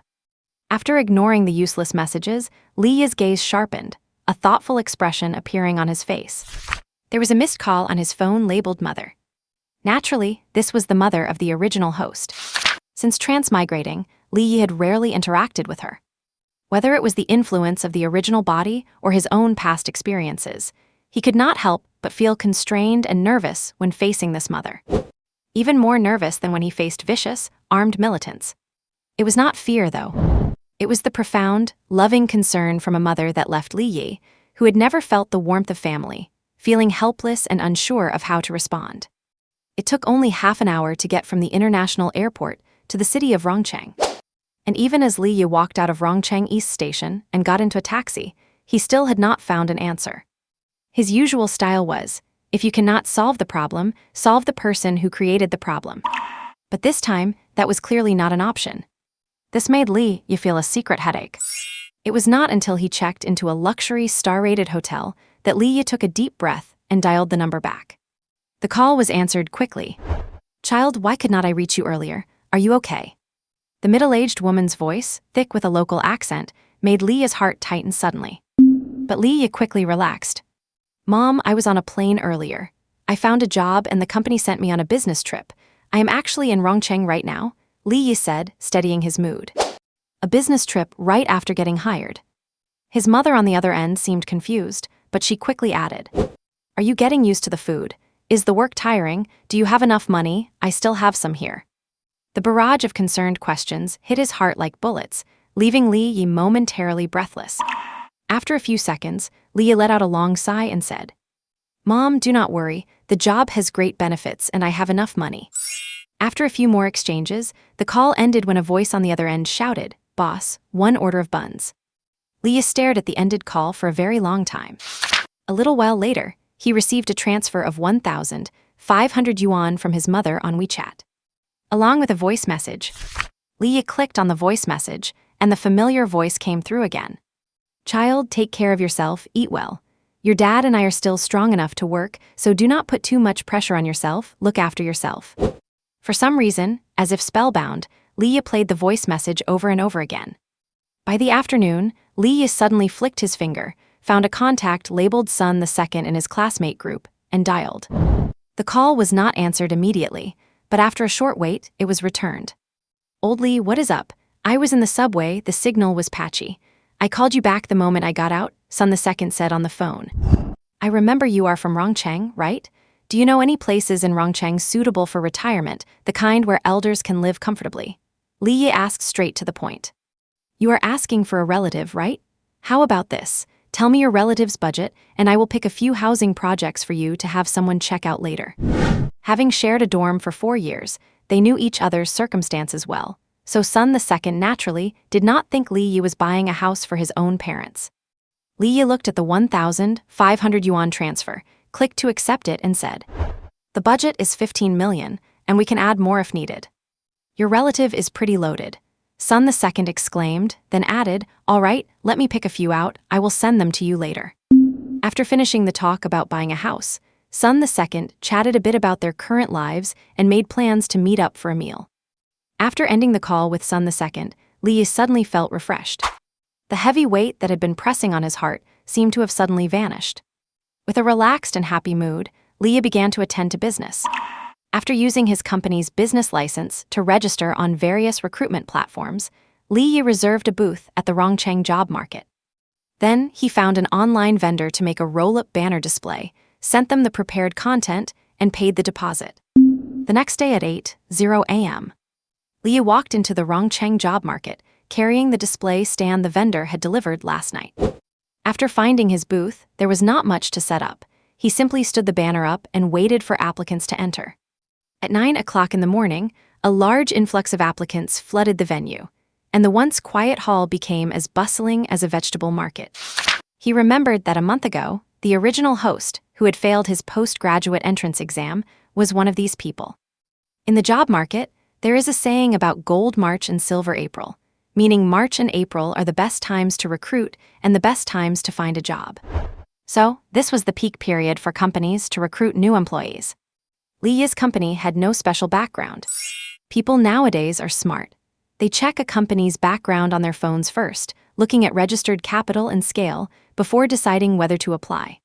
Because of this, even though the salary Li offered was clearly a grade higher than other companies, few people asked, and he might even have been mistaken for a scammer.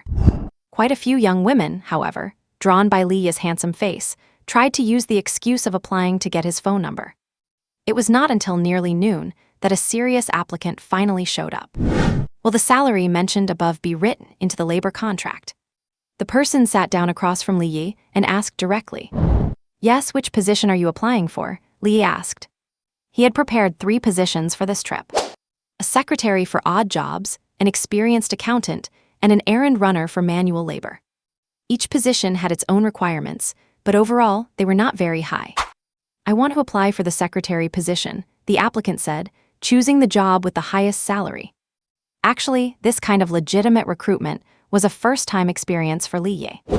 Back in his previous life, recruiting for his organization was simpler. Run a lap on the battlefield. If you lived, you were hired, and if you died, you got a pension. Come to think of it, he was quite kind. At the very least, the pension was always paid in full. While lost in these thoughts, Li picked up the resume the applicant handed over.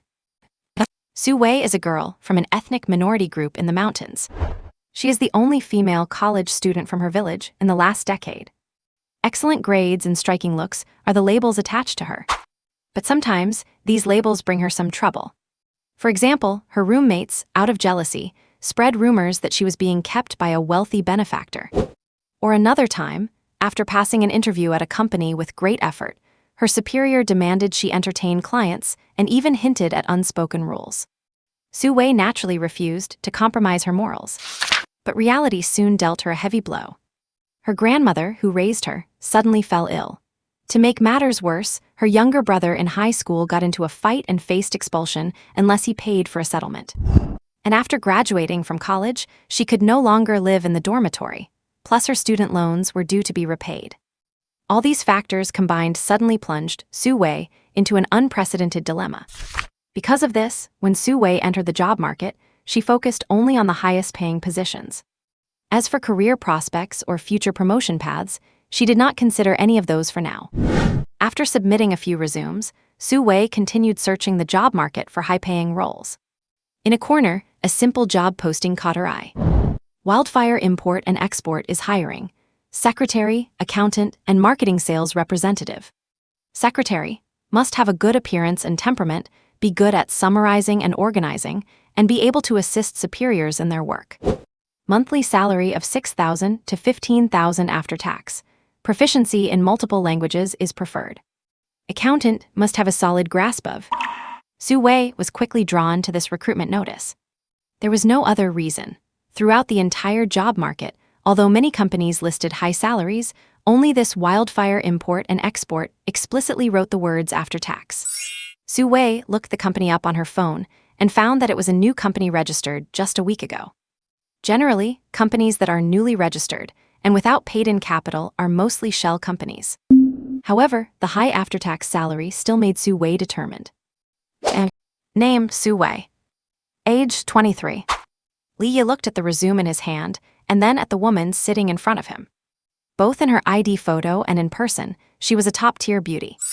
As for work experience, Lee did not care much. After all, the wildfire import and export company he founded really did have a bit of a shell company vibe. To put it bluntly, he just needed some people to help him handle chores. Work experience and academic credentials did not matter at all. After a brief exchange of a few questions, Leah said straightforwardly, "This is a startup company. If you are hired as a secretary, you will need to help me finish some initial work. Do you have any problems with that?" "None," Su Wei shook her head. "As long as you sign a formal labor contract with me, I will complete any work within the scope of the contract." "That is great. When is the earliest you can start?" Leah reached out to Su Wei. Su Wei gently shook Leah's hand, feeling a sense of relief in her heart. This boss looked young, handsome, and decisive. He did not seem like a scammer. "I can start at any time," Su Wei replied. "That could not be better." Leah smiled slightly, then took out a printed labor contract and handed it to Su Wei. "You can start immediately once you sign the contract, and you will be paid in full for today," Leah said. Su Wei had not expected this. After a brief look of surprise on her delicate face, she immediately began reading the contract. After over 10 minutes of careful review, Su Wei confirmed that there were no problems. The other party had even thoughtfully provided clear explanations for areas that might usually involve legal loopholes.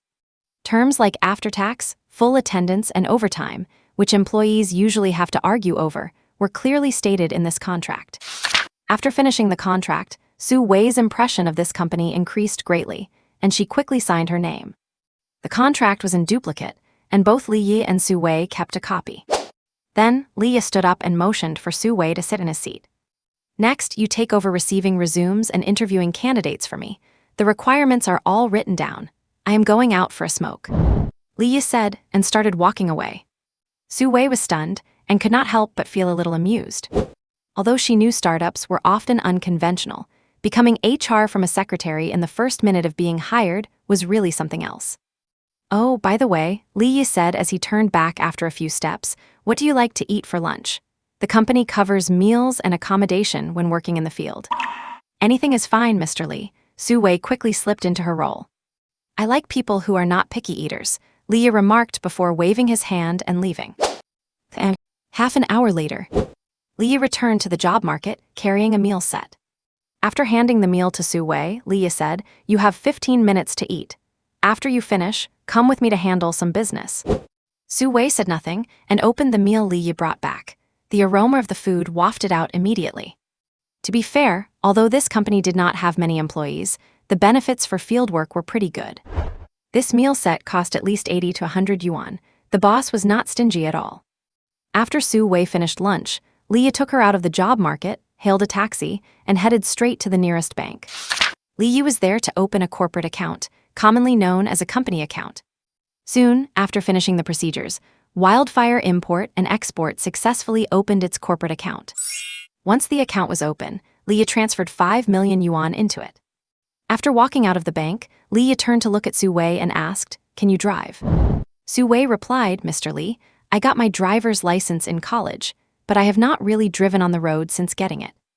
She had signed up for driving school in college because there was a discount for group registration. "That is fine, driving is not difficult. Having a license is all that matters." Leah nodded, then handed Su Wei a bank card and said, "Go to a 4S dealership and buy an off-road SUV. Something sturdy, it would be best if it could mount a machine gun on the roof." "Wait, forget I said that." Leah hurriedly shook his head and restarted. "Just something sturdy. The budget is within 1 million, do not buy anything too cheap. Make it black. As for the brand, as long as it is not Japanese, that is fine. Register it under the company name. You can drive it for now. Do not worry about any scratches or bumps, it is insured anyway. Consider it practice." After saying that, Leah left Su Wei behind, hailed a taxi, and drove off. Su Wei could only wear a bitter smile again. Being asked to interview candidates for the boss on her first day was one thing, but she even had to handle procurement. And this Mr. Lee was quite bold, asking her, someone who knew nothing about cars, to buy a 1 million yuan vehicle. But having said that, Mr. Lee's breezy attitude, paired with that face, was truly attractive. A new day begins. For Li Yi, it was a perfectly ordinary day. But for Su Wei, this was her first official day on the job. even though she had already started working yesterday. 8:00 a.m. Su Wei walked out of the apartment building and looked at the brand new luxury, black SUV parked downstairs, still finding it hard to believe. Yesterday afternoon, after receiving Leah's orders, she had headed straight to the dealership. Knowing nothing about cars, she consulted a few reliable classmates before finally settling on her choice. Although the company was buying the car, and it was the company's money being spent, she had to admit that the moment she swiped the card, she felt an unprecedented sense of satisfaction. Is this what the life of the wealthy is like? Su Wei got into the driver's seat, started the car with great care, and slowly drove away. And Li did not have a regular daily routine. Because of this, when Su Wei called him, he was still lying in bed asleep. I get it, just come straight to the executive suite. After saying that, Li tossed his phone aside. A moment later, he walked out of the bathroom wrapped in a bath towel and opened the hotel room door. Su Wei seemed a bit startled when she saw this. Li Yi, however, acted as if nothing were out of the ordinary and let her in. I had the hotel send up some breakfast. If you have not eaten, join me, Li Yi said casually. No thank you, Mr. Li, I have already eats. Su Wei naturally refused, while trying her best not to look at Li Yi. Li Yi's toned physique was not very noticeable when he was fully dressed. But when he took his clothes off, the rounded contours of his muscles looked like perfect lines, and Su Wei could not help but peek at him from the corner of her eye. After breakfast, Li Yi put on a white shirt and casual trousers, topped it off with a trench coat, and led Su Wei out of the hotel. Mr. Li, would you like to drive or shall I? You drive, it is a good chance for you to get some practice, Li Yi said. Su Wei nodded. She was about to move to the other side of the car, but before she took a step, she quickly turned around to open the back door for Li Yi. Li Yi shook his head and opened the front passenger door himself. Remember, I prefer to sit where I have a good view, Li Yi instructed. Su Wei nodded vigorously. After they got in, Li Yi gave her an address, and Su Wei started the navigation on her phone. This was the first time Su Wei had been alone with Li Yi in such a small space, and as a new driver in a luxury car, she felt incredibly nervous. Throughout the trip, her hands gripped the steering wheel tightly, and her eyes were fixed on the road ahead. Li Yi, on the other hand, was quite relaxed, propping his head on his hand and admiring Su Wei as she drove. Su Wei was quite pretty, with large eyes, a delicate nose, and light makeup, which was very attractive to the opposite sex. Since she had just graduated and had not been jaded by the world yet, she still carried a sense of purity, exactly the type middle-aged men love. And since she was officially on the job, today Su Wei was wearing a minimalist professional suit and a pencil skirt, her long, beautiful legs wrapped in black tights, which only added to her charm. However, Li was not a man driven by lust, so after taking a few extra looks, he stopped paying much attention. Half an hour later, Su Wei slowly parked the car in the basement garage of an office building. As he opened the car door, Li Yi said, "Go contact the building's leasing department. Our company is going to rent an office here." I understand, Mr. Li. Su Wei immediately went to work, while Li Yi leisurely looked over the building's floor plan. A moment later, Su Wei returned with a man in a black suit to meet Li Yi. Guided by the man in the suit, the three of them entered a small conference room. What are your requirements for office space, Mr. Li? Here at Sehai Tower, we will do our absolute best to meet your needs, the man said. I need a large executive office, and for the workstations, 5 or 6 will do. Leah thought for a moment and added, ideally, it should be fully renovated and ready for immediate move-in. No problem at all, Mr. Li. We have several options that fit your requirements. Shall we go take a look right now? Lead the way. Sehai Tower was in a great location, situated in a bustling downtown area with excellent surrounding facilities. Although this did not make much difference to Li Yi, one still had to keep up appearances. After viewing several office spaces, Leah chose a 200 square meter area. Right at the entrance was the reception area, followed by a spacious office area for 10 people. There was also a multimedia conference room and a small pantry and reception room. Most importantly, there was a luxurious 50 square meter executive office, which featured not only a private bathroom, but also a small living area. What pleased Li Yi most was that the office was fully furnished and equipped with desks and chairs, which would save him a lot of trouble. It could be said that all they needed to do was put up the company name and logo at the reception, and everything else was practically done. In the end, Li Yi signed a 1-year lease at the price of 300,000 per year. After stamping the contract with the Wildfire Trading Company seal, this place officially belonged to Lee for the next year. After handling the paperwork and sending off the man in the suit, Lee sat right down in the high-end leather chair in the executive office. Su Wei stood across from the desk, waiting for Lee's next instructions. "There are a few things I need you to get started on. Take notes," Lee said, crossing his legs. "I am listening, Mr. Lee." Although she had been out of college for less than a year, Su Wei had previous experience with part-time jobs and internships. Therefore, she got into character very quickly. Coupled with Lee's generosity and lightning-fast efficiency, Su Wei felt that even though Wildfire Trading was a startup, it definitely had potential for growth. And as one of the original staff members and the boss's secretary, she was sure to achieve something great. For this reason, Su Wei took the job very seriously and was determined to assist Lee well. Seeing Su Wei take a notepad out of her bag, Lee held up a finger and said, "The first thing is to get the company name and logo installed at the front desk." "Understood, Mr. Lee. That can be done today," Su Wei replied while writing it down. Lee was very satisfied with Su Wei's attitude. After showing a slight smile, he held up a second finger. "The second thing, although the renovation is taken care of, we are still missing a lot of office necessities, such as computers, printers, and tea and coffee for guests. Just buy whatever you think is necessary, and I will sign off on the expenses later." "Very well, Mr. Lee. I know an office supply vendor who can deliver on short notice," Su Wei said. To be honest, if it were any other company, Su Wei might not have dared to take on this kind of procurement task. But after understanding Lee's style, she did not have as many hesitations. After all, Mr. Lee had let her pick out a $1 million luxury car on her own without a word of critique. Surely, these trivial office supplies were nothing to worry about. In a very short time, Lee had used his own style and attitude to earn Su Wei's trust and respect. "The third thing is," Lee began, "the company's recruitment will continue, but there is no need to visit the job market anymore. Just arrange interviews directly through online platforms. Add a receptionist position with a salary 10% lower than the sales staff. You can conduct the interviews for this role yourself, no need to ask me." As Su Wei was currently Lee's only subordinate, he knew very well how to delegate power. Besides, it was only the authority of a small company, most of which was just an empty shell, so Lee did not care at all.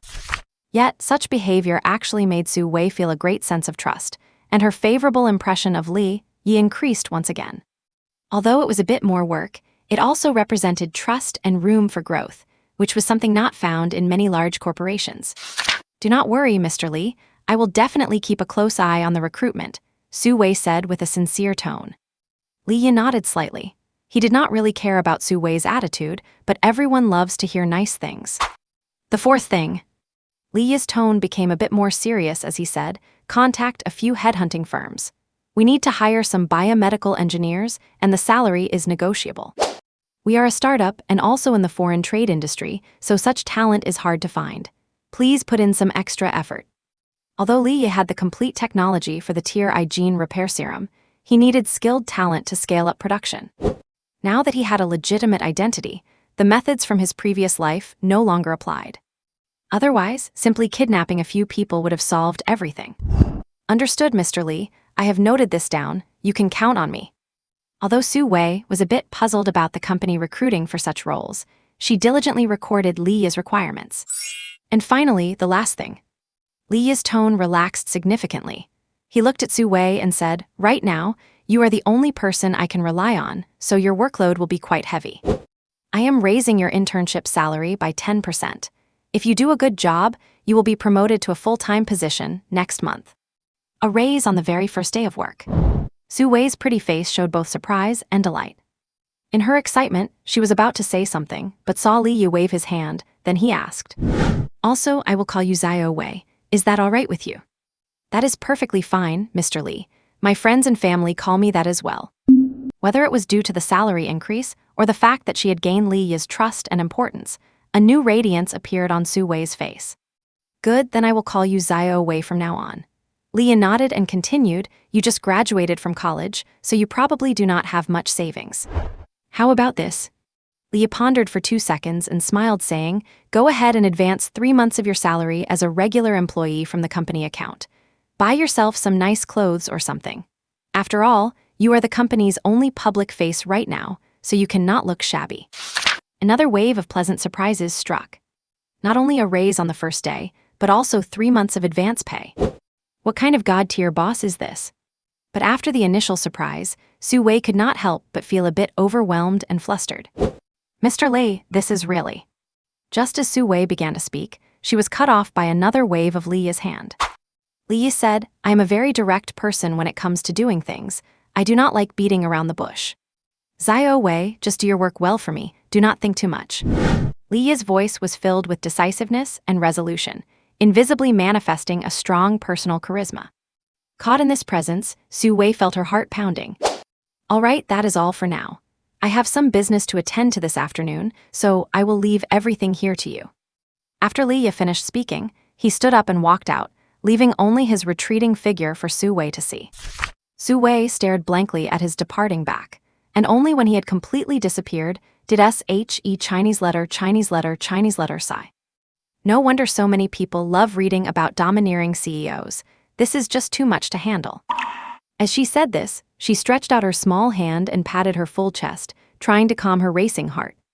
And as the mastermind of his crew, Li Yi was naturally an expert in the art of management. Not to mention a young girl fresh out of school like Su Wei, he could even handle old, cunning foxes with ease. After leaving the office, Li Yi drove straight to a high-end real estate sales center. Last night, Sun Layar had already recommended several properties.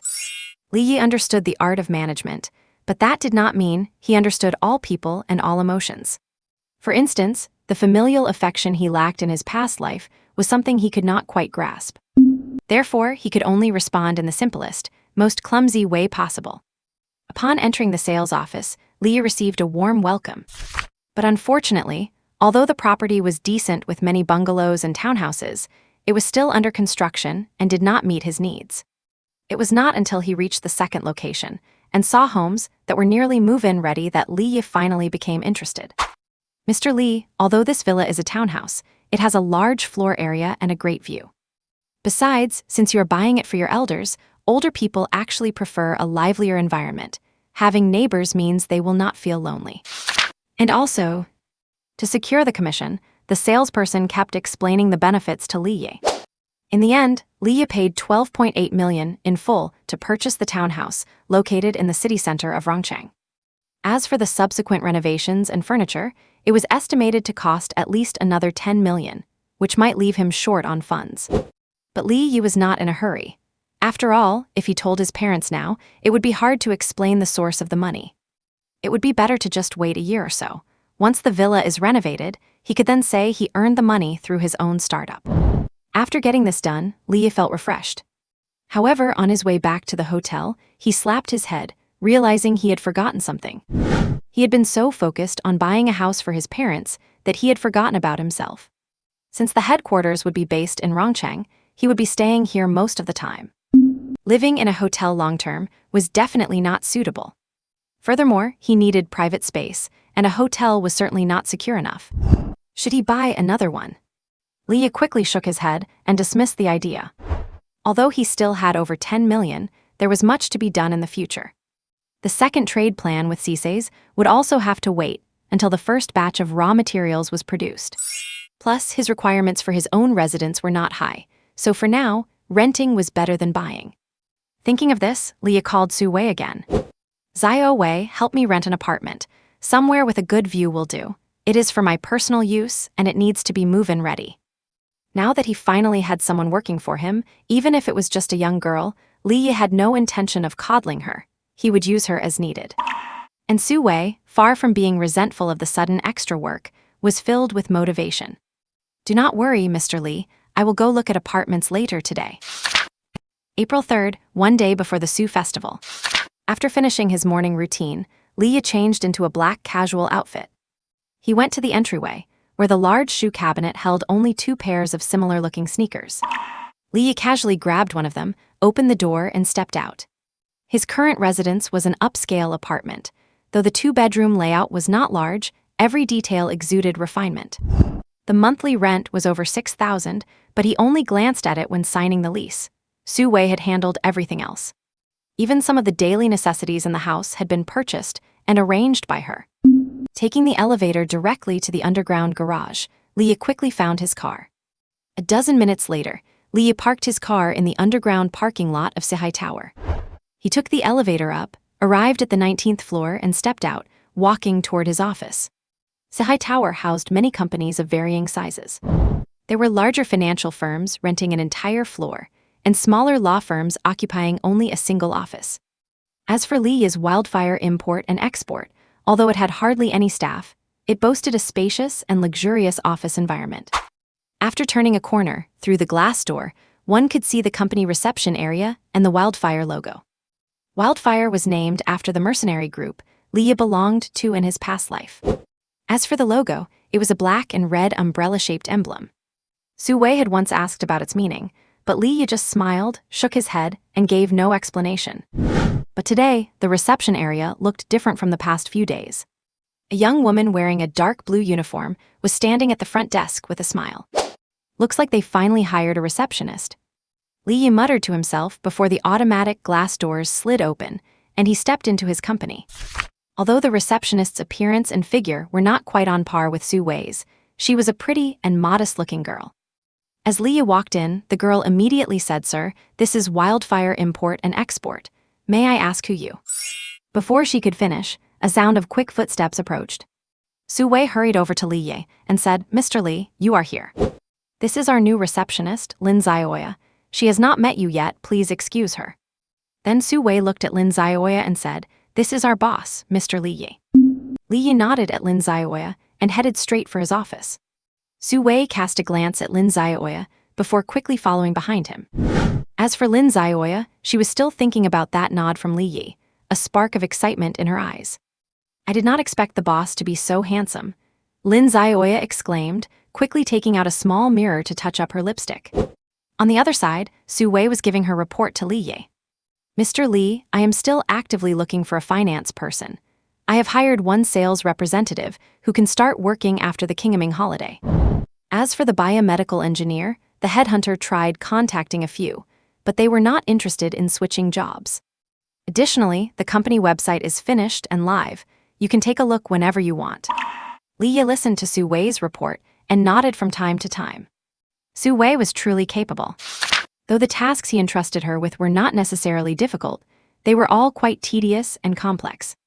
Seeing her handle everything in an organized manner without a single complaint, she was starting to show the aura of a seasoned professional. After she finished her report, Leah looked at her and smiled with praise. "You have done a great job. Thank you for all your hard work these past few days. Dealing with both my work and personal affairs, I think I need to give you a bonus." "You are too kind, Mr. Li. As your secretary, this is exactly what I should be doing." Receiving Li's recognition and praise, Su Wei looked very pleased. This job was completely different from her previous ones. Although it was a startup, the company had strong capital. Otherwise, they would not have rented such a luxurious office right from the start. Moreover, the boss was young and generous, and he did things without hesitation. With few employees, there was no internal office drama. Furthermore, the boss trusted her and let her handle all sorts of matters. It was busy, but considering her salary and the advance pay she had received, Su Wei felt it was all worth it. It was precisely this sense of belonging that gave her the courage to ask when she saw Li Yi in a good mood. "Boss, may I ask what the main goods are that our company imports and exports? I would like to familiarize myself with the market and business ahead of time." "Goods, you say?" Hearing this question, Li Yi blinked. He had two main goals for establishing this company. The first was to provide cover for his arms trade with Seisai's, and the second was to fulfill system tasks. However, that did not mean there was not any legitimate import and export business. Li Yi replied, "Our company is currently mainly engaged in import and export trade with the Congo. Exports are mainly textiles, such as clothing, pants, and shoes, and we also provide some technical trade services. As for imports, they consist mainly of crops and processed agricultural products, such as coffee beans and tea." He really was not just making this up. In his discussions with Seisai's, the import and export of these items would serve as the public-facing business. Seisai's had the personnel and the territory. Naturally, it would be easy to handle these textiles. Li Yi, on the other hand, needed to find a market for the coffee beans and tea. Thinking of this, Li Yi added, Once the sales representative starts, have him look into sales channels for coffee beans and tea, just follow market rates. I understand, Mr. Lee. Su Wei nodded, determined to use the Qingming holiday to learn about this market. Li was naturally unaware of Su Wei's thoughts. After she left, Li made a call to Seisai's. Learning that the other party had already begun planting the special crops, Li gave a few more instructions. Li, do not worry, I have specially invited a crop expert to ensure production is completed on time, Seisai said over the phone. That is good, I look forward to your good news. After hanging up, Li stretched. Looking at the bustling traffic below through the window, he felt entirely lazy. Everything in his current life was great, except that it was a bit too idle. No rumbling artillery fire in his ears, and the drones were not carrying explosives. It was almost too peaceful to sleep. So boring, should I pick up a side hustle? Li pondered, but quickly he shook his head. His main business was not even on track yet, so it was not the time to branch out. And so, out of boredom, Li went to a gym and, to the astonishment of the fitness instructors, burned off his seemingly endless energy. Li spent almost the entire Qingming holiday this way. And after the holiday, on the first day back to work, Li heard the voice of the system for the first time in a while. April 7th. Sihai Building, Wildfire Trading Company. Just sign here.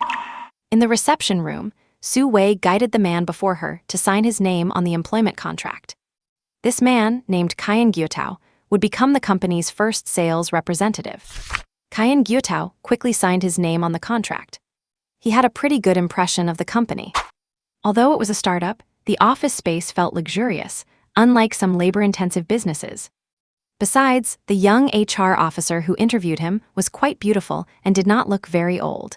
He just wondered if she had a boyfriend. Miss Su, are you the one specifically in charge of the company's HR? Qian Guotao asked after a moment of thought. No, Su Wei shook her head. I am General Manager Li's executive secretary. Since the company does not have many people at the moment, I am managing HR on the side. I see. A hint of disappointment flickered in Qian Guotao's tone. A young and beautiful girl like this, working as the boss is secretary and managing HR as well. Even an idiot could tell that she must have a special relationship with the boss. She might even be responsible for keeping the boss warm in bed at night.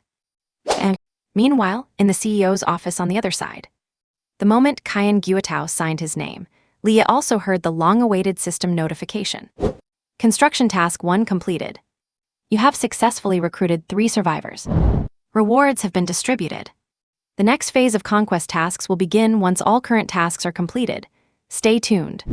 Hearing the voice, the corners of Li's mouth curled up slightly. Although it was a bit later than expected, it did not change anything.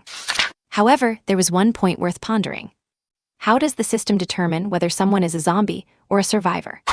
Li thought about this question briefly. He eventually reached a conclusion. Anyone who joins his ranks is a survivor. This involved some space-time paradoxes. But those were problems for physicists to think about, and Li did not plan to dwell on them too much. Just as he intended to check his system rewards, a knock on the door echoed. Come in, Li said. The door opened to reveal Su Wei, with a man in his early 30s following behind her. General Manager Li, this is Qian Guotao, our newly hired sales representative, Su Wei introduced. Li nodded at Qian Guotao, who immediately said, Good day, General Manager Li. Then, looking at Su Wei, Li said, I have already told you about the work arrangements. You can just relay them to him. I have things to take care of right now. If it is nothing major, you can make the decisions yourself. Very well, General Manager Li. Hearing that Li was busy, Su Wei immediately took Qian Guotao and left the CEO's office. Once they had left, Li closed his eyes, his mind entering his personal space. There were currently 5 items displayed in his personal space. The first was his M assault rifle. The second was wearable gear, like tactical vests and helmets. Those were rewards from his first Tendra. Li turned his attention directly to the third item. Tier I Gene Lock Key. Can be used to break through the first level of the gene lock after reaching the perfect state of the Tier I gene. This was the reward obtained from completing Conquest Task 1 in the Congo. However, Li had not yet reached the perfect state of the Tier I gene, so it could not be used yet. As for how to achieve the Tier I Perfect gene, according to the system, It requires consuming 3-tier gene evolution serums to reach perfection. But that stuff costs $5,000 in the system store, and Li Yi could not afford it yet. After pondering for a while about what a gene lock was, Li Yi moved his gaze to the fourth item. The fourth item was the reward for just completing construction task 1. Loyalty chip, a nanochip implanted in the human body. Once implanted, the recipient will be unable to defy any of your commands. Good stuff. Seeing the loyalty chip, Li Yi felt a surge of joy. Anyone who has been a boss knows that no matter how good your leadership skills are, you cannot guarantee 100% loyalty from your subordinates. And the loyalty chip, without a doubt, solved that problem. Moreover, Li Yi's upcoming plans involved some classified matters, making absolutely loyal subordinates even more necessary. With this loyalty chip, he could save himself a lot of trouble and time.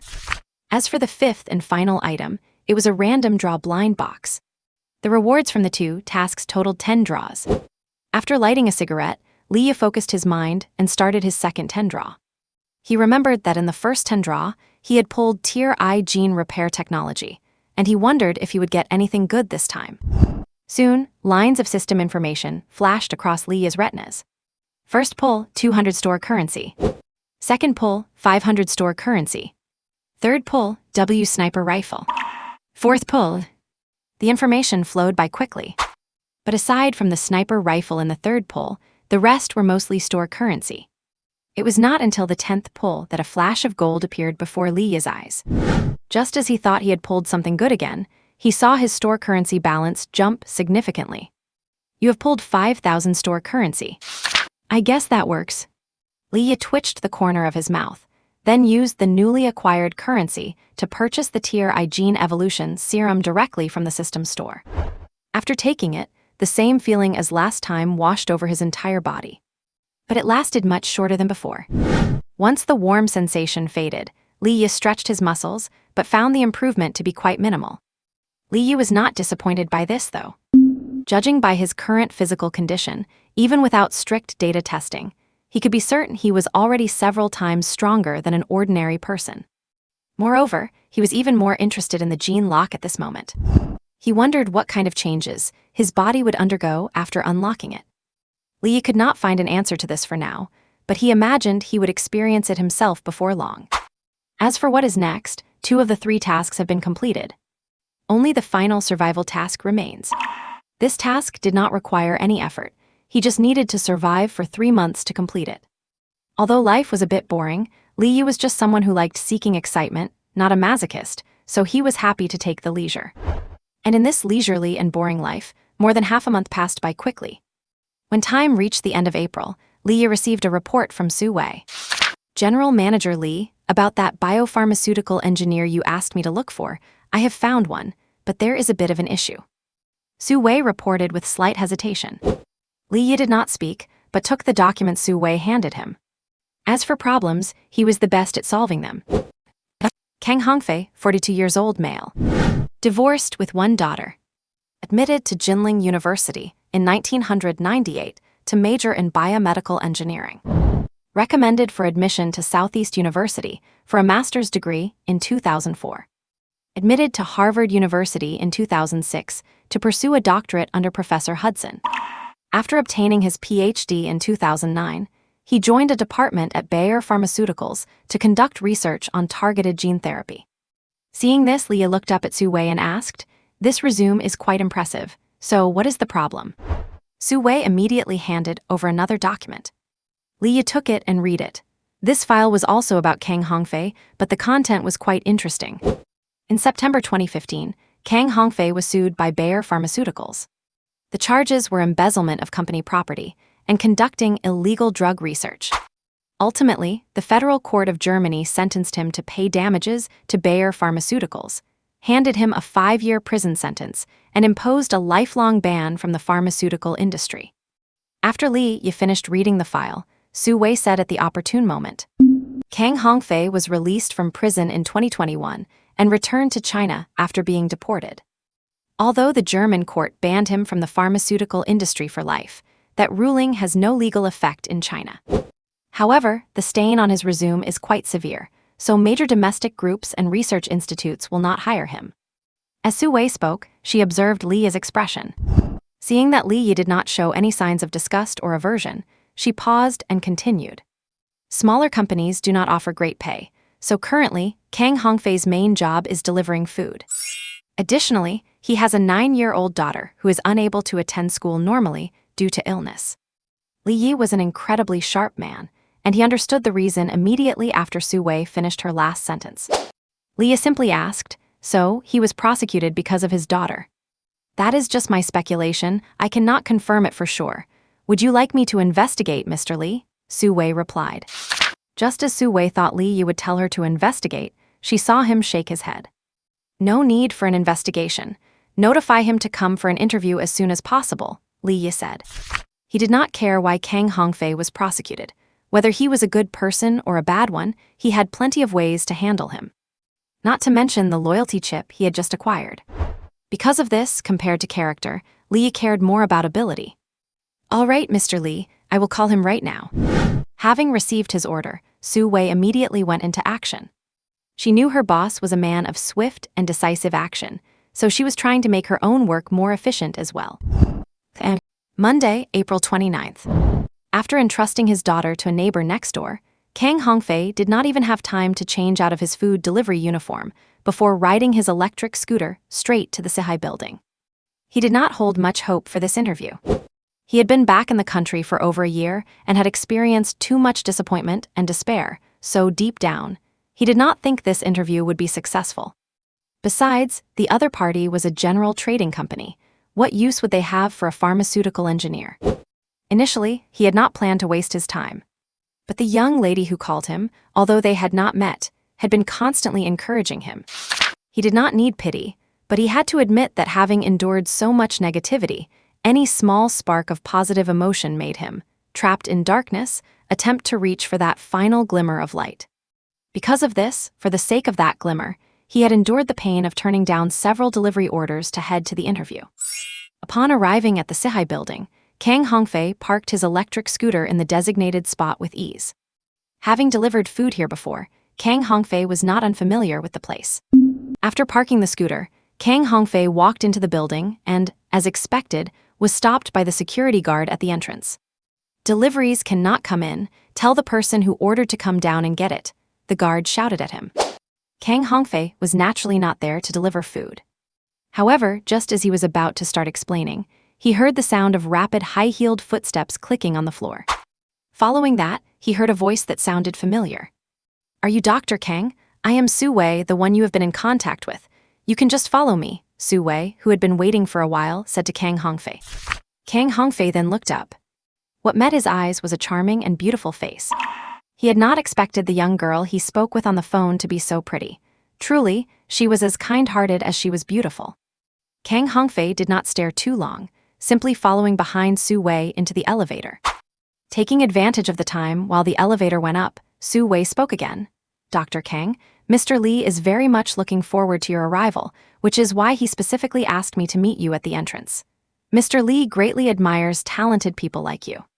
These words were not something Li Yi actually said. It was Su Wei improvising on the spot. She could sense that her boss seemed to care particularly about this biomedical engineer. And Su Wei's words indeed gave Kang Hongfei a bit more anticipation for this visit. Even though it was a trading company that did not match his specialty, he had never enjoyed this kind of treatment before, to say the least. He just wondered, what would a trading company want to hire him for? Carrying this question, Kang Hongfei followed Su Wei into the president's office.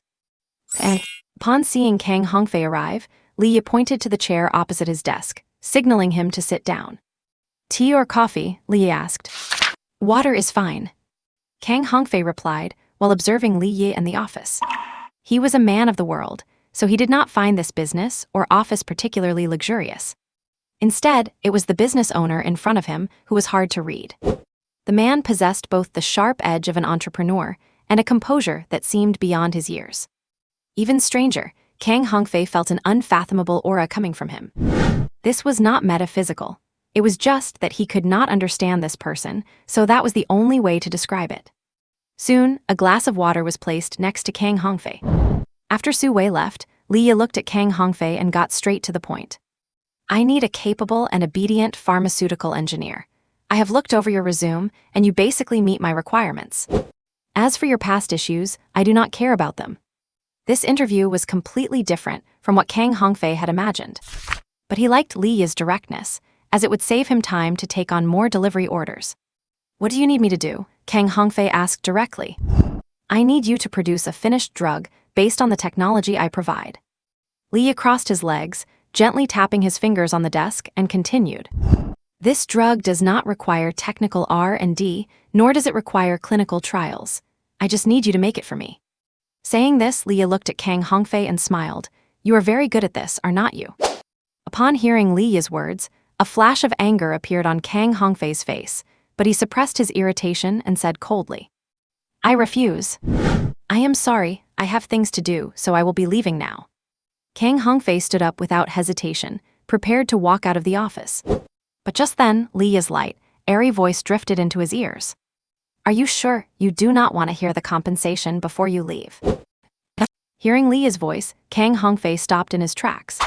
Just as Li Yi said, he was indeed very skilled at creating drugs that required no approval and no clinical trials.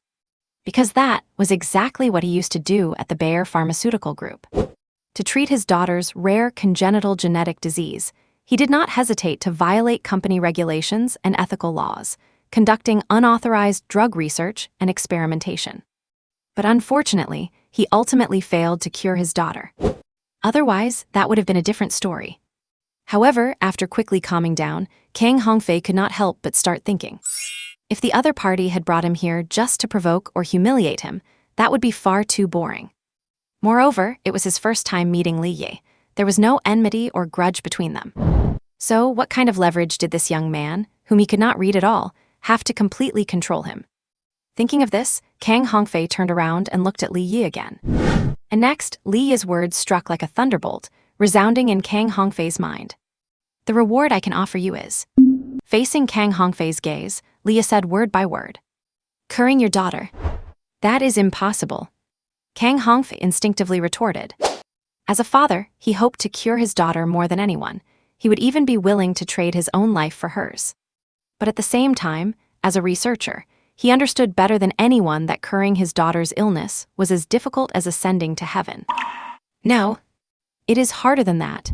His daughter suffers from a congenital genetic disorder. The main cause is a copy number variation deletion in a gene segment, which causes her to lose her ability to function and makes it unlikely for her to survive past puberty. And there is a similar, well-known disease called ALS, also known as amyotrophic lateral sclerosis or Lou Gehrig's disease. Ever since the cause of such rare diseases was identified, countless medical professionals and experts have been conducting targeted research. There has even been massive investment in research and development by pharmaceutical groups.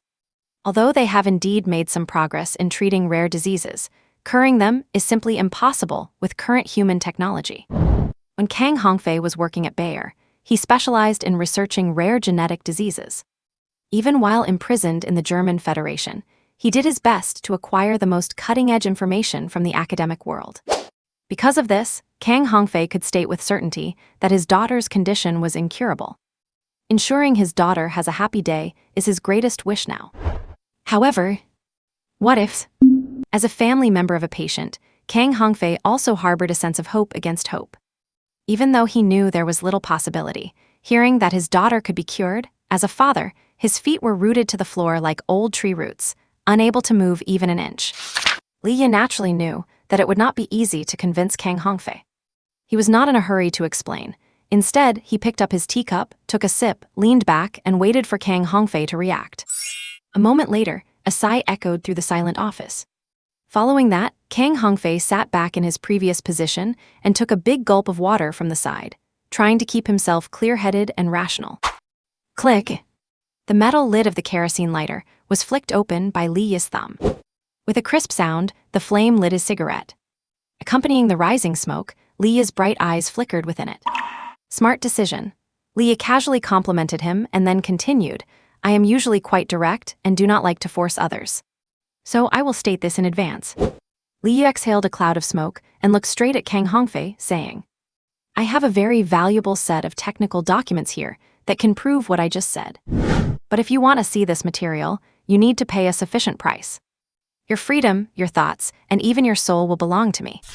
Li leaned forward, his sharp gaze fixed on Kang Hongfei, saying sternly, "I am not joking.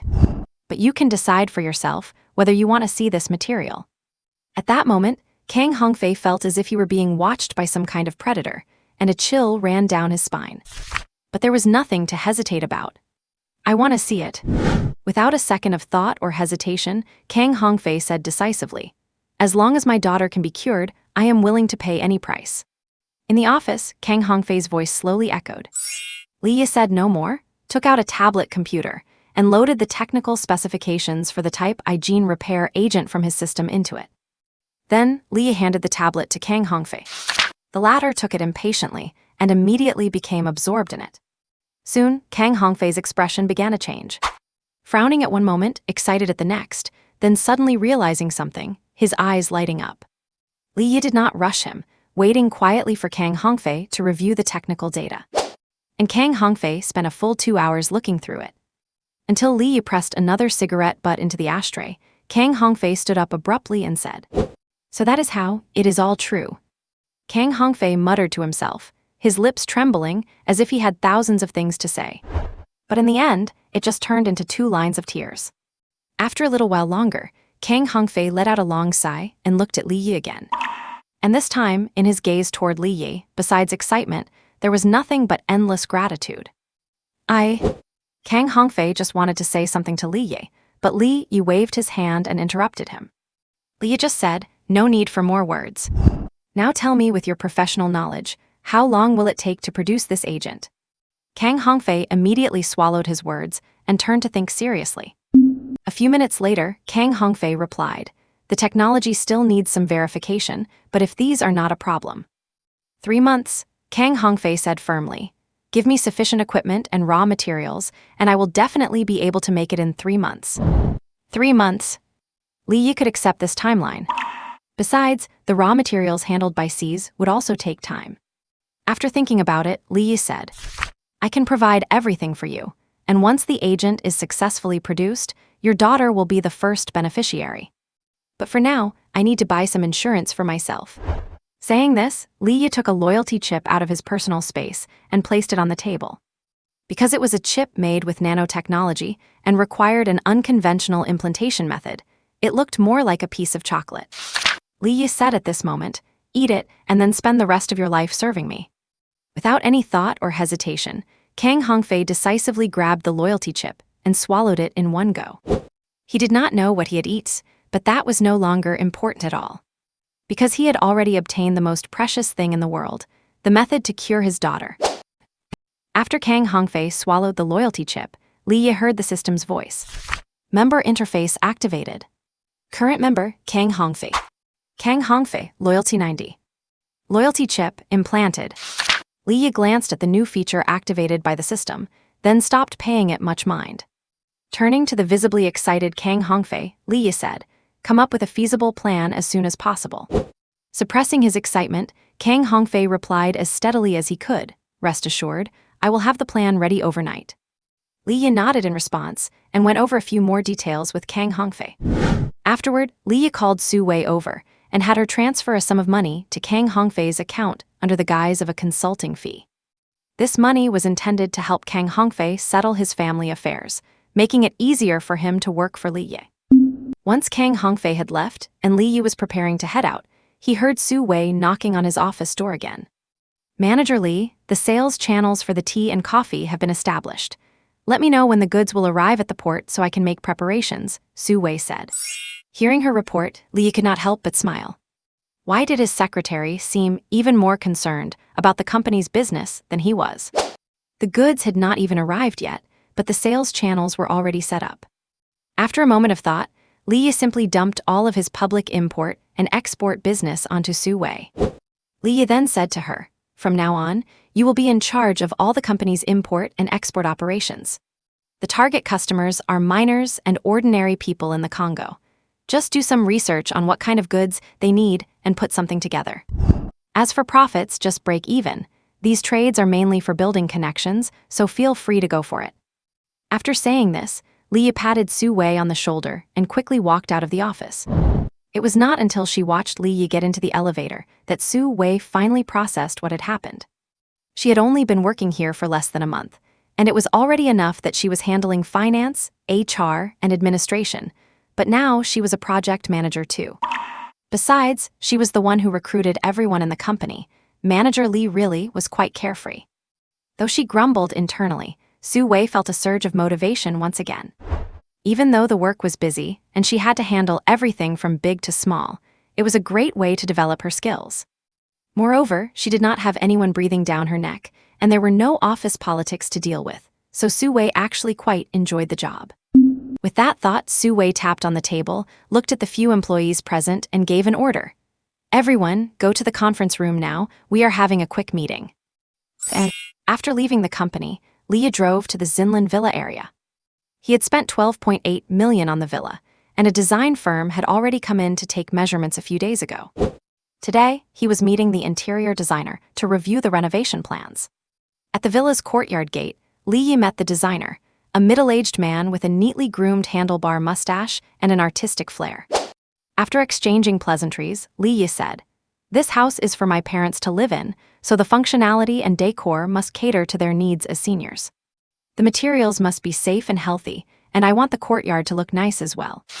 The designer recorded Li's requests and asked a few simple follow-up questions. Half an hour later, the two walked out of the villa together. "Rest assured, Mr. Li, I will present the plans for your review as soon as possible," the designer said. Li nodded and said nothing more. In truth, he actually had quite a bit of experience when it came to renovating houses. For instance, how to create a secret armory behind a wall, or how to convert a basement into an interrogation room. He even had plenty of experience when it came to burying bodies in the yard. Unfortunately, he would not be needing those skills for now. After saying goodbye to the designer, Leah drove to a gym near his residence. This place, called Langtao Fitness Studio, was a recent discovery of his. Compared to traditional gyms, the studio was more expensive, but it was less crowded, had complete equipment, and the personal trainers were in good shape, which was quite easy on the eyes. Leah naturally did not need a personal trainer, so after greeting the front desk, he changed into his workout clothes and began his routine. His physique had long since surpassed that of ordinary people many times over. Conventional exercise was essentially meaningless to him. Therefore, Leah's training focused more on precision and control, aiming to familiarize himself with every bit of power in his body to unlock his potential as much as possible. After working out for a while, a voice came from behind him. "Old Li, here again today." The speaker was the owner of the studio, a military veteran named Zhou Langtao. "Nothing to do, just getting a workout in," Li said, setting down his gym equipment. As he turned around, he saw that Zhou Langtao was wearing boxing gloves. Seeing Li looking at his gloves, Zhou Langtao immediately stepped back and said guardedly, "Old Li, I am not sparring with you. You are a monster. I still have not fully recovered from that punch last week." When Li first came to this studio, his workout methods, which resembled military training, had caught Zhou Langtao's attention. After some conversation, Zhou Langtao had asked which branch of the service Li had retired from. Li simply shook his head and did not answer. This had fueled Zhou Langtao's endless imagination.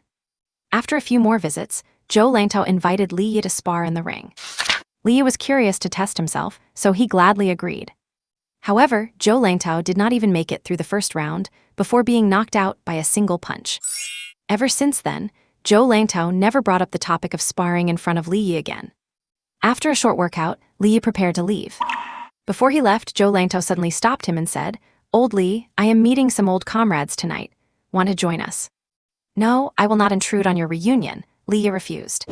"Are you sure?" Zhou Langtao raised an eyebrow and said, "We are planning to hit the shooting range before dinner. Surely you have not touched a gun in a while. Are you sure you do not want to come? Is this you trying to get some payback in shooting because you cannot beat me in combat?" Li asked with a laugh. "I actually was thinking exactly that." Zhou Langtao laughed as well. It was a nice idea, but unfortunately, Li had no intention of showing off in front of Zhou Langtao and his comrades. Moreover, after the 2.23 case at the Rongdu pedestrian street a while back, his background had been investigated thoroughly. It was best not to expose too much. Combat could be explained away as fitness or self-teaching, but firearms were different. In his public record, the only time he had handled a gun was during college military training. Considering various factors, Li ultimately declined Zhou Langtao's invitation. April 30th, just one day left until the May Day holiday. Li Yi naturally had no interest in the holiday. Neither did Su Wei.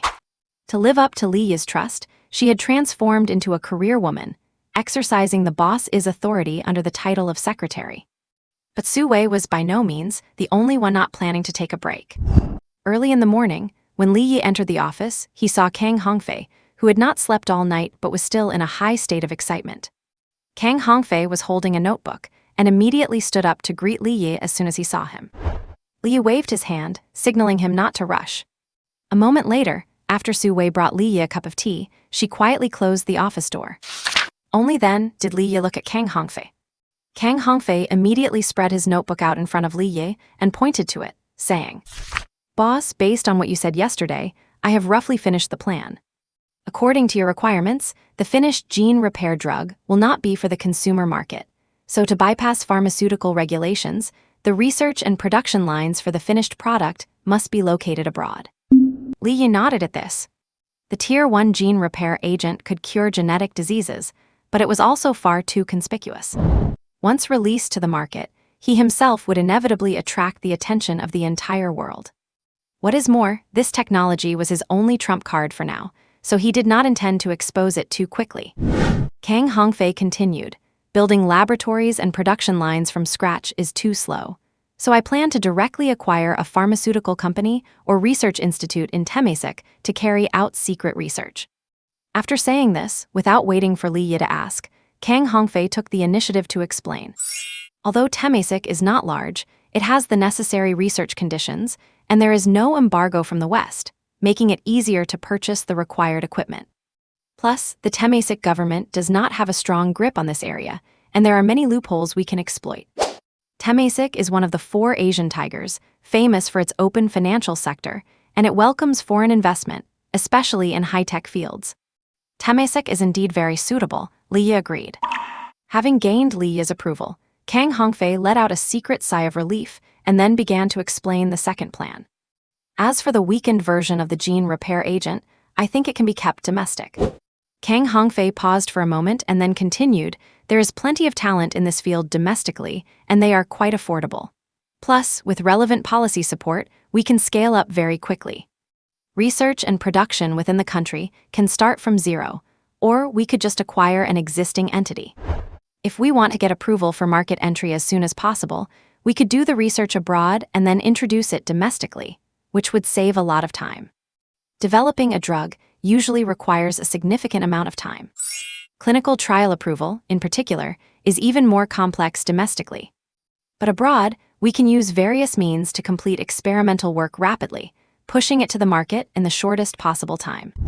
Although Kang Hongfei was a talent in R&D, he was very clear about the associated processes. At the end of his presentation, Kang Hongfei looked at Li Yi with eager eyes and said, "Boss, roughly speaking, if both plans are executed simultaneously, we will need at least 100 million for initial funding, and likely quite a bit more later on." Although Li Yi did not have 100 million right now, it would not be difficult for him. Therefore, Li Yi said, "You can start the preliminary preparations immediately. Do not worry about the funding. I will solve it in a week at the earliest, or a month at the latest." Also, Li Yi thought for a moment and added, "You might be too busy handling all this alone, so do not skimp where you need to spend money. Go ahead and hire people. But we must keep the drugs we produce strictly confidential. Not a third person is allowed to know about it." "Understood, boss," Kang Hongfei nodded solemnly. He did not know where Li Yi had obtained these technical documents. He also did not care why Li Yi wanted to split the drug into a strong and a weak version. He only knew that the sooner the research and production began, the sooner his daughter could be cured. When that day came, his daughter could go to school and play just like other children. As for everything else, he did not care. And after allocating another 2 million in startup funds to Kang Hongfei, the 25 million yuan Li Yi had brought back from Congo was nearly depleted. So after Kang Hongfei left, Li Yi picked up his phone and called Sai Zais directly. Once the call was connected, Li Yi made a routine inquiry about the progress of the raw materials. The latter replied that everything was going smoothly. Only then did Li Yi say, "Friend, you are in luck. I have a batch of nice big toys to dispose of. Are you interested?" On the other end of the line, Sai Zais, who was having a meal with friends, stood up immediately and walked out of the private room upon hearing this. After reaching a secluded corner, Sai Zais said into the phone, "Of course I am interested. I wonder how high the quality of these toys is." The previous deal was just a test and verification between the two parties. But this time, the stakes could be raised. Brand new quality, and they are big toys with quite high technical content. "If you are interested, perhaps we can meet up to talk," Li Yi said on the phone. "Sure, let us agree on a time and place." A moment later, Sai Zais put his phone back into his pocket. He was very expectant about the big toys Li Yi mentioned. Even if he could not use them himself, or might not even be able to afford them, it would not stop him from using these toys to boost his own status or even profit from them. And so, what kind of big toys? Li Yi looked at the various weapons and equipment in the system mall without rushing to make a purchase. Considering the money needed for Kang Hongfei's plan, this time Li Yi decided to go for some high-value weapons. Combined with the system currency he currently had, the options were actually limited. After thinking for a while, Li Yi finally set his target on a tubular object. With a rough plan in mind, Li Yi called Su Wei and said to her, "Help me apply for a tourist visa to Ethiopia and buy the plane ticket once it is done." "Very well, Mr. Li," Su Wei nodded quickly. After that, Su Wei did not leave immediately, but instead hesitated for a moment before asking, "Mr. Li, what about the company while you are away?" Upon hearing this, Li Yi could not help but look at Su Wei. This young woman, who had been out of college for less than a year, had grown rapidly in recent times and had become even more beautiful and elegant. After thinking for a second, Li Yi said to Su Wei, "Come here to me." Su Wei, though puzzled, obediently moved her feet and stood beside Li Yi. Then, accompanied by a powerful yet exceptionally warm touch on her hand, Su Wei suddenly stiffened. Su Wei was very grateful to Li Yi. It was Li Yi who helped her when she was going through her most difficult times. He not only gave her a job where she could sharpen her skills, but also placed his full trust in her. He even thoughtfully advanced her 3 months of salary, helping her resolve her urgent financial crisis. On top of that, Li Yi was handsome and had a fit physique, and his effortless charisma made it impossible not to be captivated. It was precisely for this reason that Su Wei undoubtedly felt a strong attraction toward Li Yi. However, having grown up in a family with difficult financial conditions, Su Wei had spent her life focused on nothing but studying hard and working part-time jobs. Although there was no shortage of well-off male students pursuing her at school, she had been independent and strong-willed since childhood, and she never thought much of the boys on campus. Thus, having never been in a relationship and never having intimate contact with a man, Su Wei froze the moment Li Yi touched her. Li Yi's hands were large, and his skin was smooth and delicate. With a gentle warmth, Li Yi pulled Su Wei's small hand toward him. Seeing that Su Wei did not resist, the corners of Li Yi's mouth curled up, and he stood up while applying a bit of pressure. Then, Li Yi held onto Su Wei's shoulders and guided her to sit in his boss chair. After helping Su Wei sit in his chair, Li Yi did not immediately pull his hands away from her shoulders. Instead, he leaned down so that his profile was parallel to hers. Their faces were so close that Li Yi could smell the faint fragrance on her. And Su Wei, in turn, felt as if she could sense the warmth radiating from him. At that very moment, the chemistry between them began to stir. Su Wei felt her heart pounding, beating faster and faster. Just then, she heard Li Yi whisper in her ear, "How does it feel to sit here?" Su Wei not only heard him, but also felt his warm breath brushing against her ear, making her feel ticklish and flustered. "Mr. Li, Su Wei did not know what to say, her small hands resting clumsily on her lap with her fingers intertwined. Even though she could command the employees outside like a queen. When facing Li Yi, she became like a shy young girl, her face flushed and her words faltering. Li Yi did not speak, acting as if he did not notice her shyness, and gently stroked her hair with one hand. After stroking it for a while, he spoke softly, "Do you feel it now?" "Yes." Su Wei kept her head down, her voice barely a whisper. Under his touch, she felt her heart gradually filling with a sense of satisfaction. It was the kind of care she had missed out on in her childhood. In that instant, the strength and independence she had forced herself to maintain for so many years seemed to soften. Li smiled slightly and stopped his movements. Then Li said, "Do not be nervous. Actually, sitting in the seat does not mean much. You need to learn to adapt to these situations, because I will need you for many things in the future." Li's words were filled with a double meaning, ambiguous and suggestive. Su Wei, however, felt as though she had received immense trust and concern. The image of Li in her mind kept shifting. Boss, older brother, mentor, even father, she seemed to find shadows of all these figures in him. But eventually, these shadows merged into the one and only Li before her eyes. "Mr. Li, I will do my best," she said, her voice a bit louder, as if trying to encourage herself. "Good, I believe in you." Li gave her shoulder one final gentle pat before pulling his hand away completely. Su Wei felt a bit reluctant, her lingering gaze resting on his hand for a few seconds. Then Li said, "While I am away, this seat is yours. I am entrusting the company to you, so make sure you do a good job." After speaking, Li stood up, stretched, and looked out the window, leaving nothing but his back to her. "Mr. Li, I will work twice as hard and promise not to let you down," Su Wei declared firmly. And May 5th, Sunday, the last day of the May Day holiday. Su Wei arrived at Li's apartment early in the morning. Without needing a key, she entered the apartment after entering the passcode. After skillfully changing into slippers, Su Wei began her daily cleaning and tidying routine. Li's place was not messy, partly because he kept it clean himself, and partly because Su Wei insisted on cleaning it periodically. After finishing the cleaning, Su Wei thoughtfully prepared a simple breakfast. Then she walked straight into the bedroom, smiled at Li, who had just opened his eyes and opened his closet. There were not many clothes in Li's closet, even after Su Wei had used company funds to buy him a few sets. After taking out an outfit, Su Wei said to Li, "Mr. Li, your clothes and breakfast are ready. I will drive you to the airport in a while." Today was the day Li was leaving for Ethiopia. After washing up, Li put on the clothes Su Wei had prepared, a casual suit perfect for spring. Considering the climate in Ethiopia, Su Wei had also packed 2 sets of summer clothes. It was strange, come to think of it. When she first started, Su Wei was afraid of workplace harassment and insisted on doing only work-related tasks. But now, without Li even asking, she had taken on multiple roles. Beyond her professional duties, she had become his personal assistant, involving herself in parts of his private life. Even without extra pay, Su Wei found joy in it. Li, of course, was happy with the arrangement. After a while, the two headed to the international airport together. At the terminal, Su Wei felt reluctant to part, staying by Li's side until it was time to board. Her feelings for him were now layered with much more than just professional gratitude. Li smiled and gave Su Wei a hug, whispering in her ear, "Do not worry, I have been to Ethiopia before and I have partners there. It is very safe." Su Wei instinctively wrapped her arms around his waist, holding him tightly for a moment before saying, "Then I will wait for your return at the company. Do not worry, I will make sure everything is taken care of. I believe in you." After saying this, Li took her hands, squeezed them firmly, and then let go.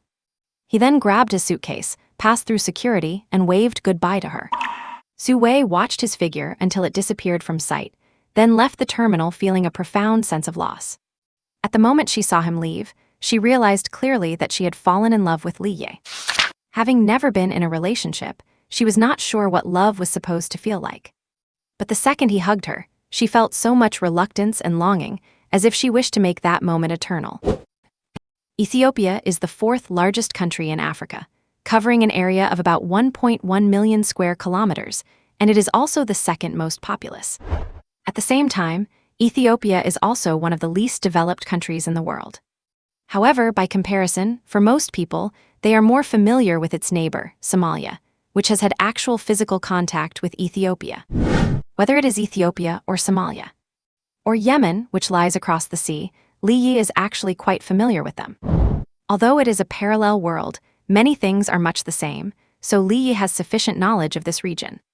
Just like the last time he went to the Democratic Republic of the Congo, Li boarded an Ethiopian Airlines flight from Chengdu International Airport.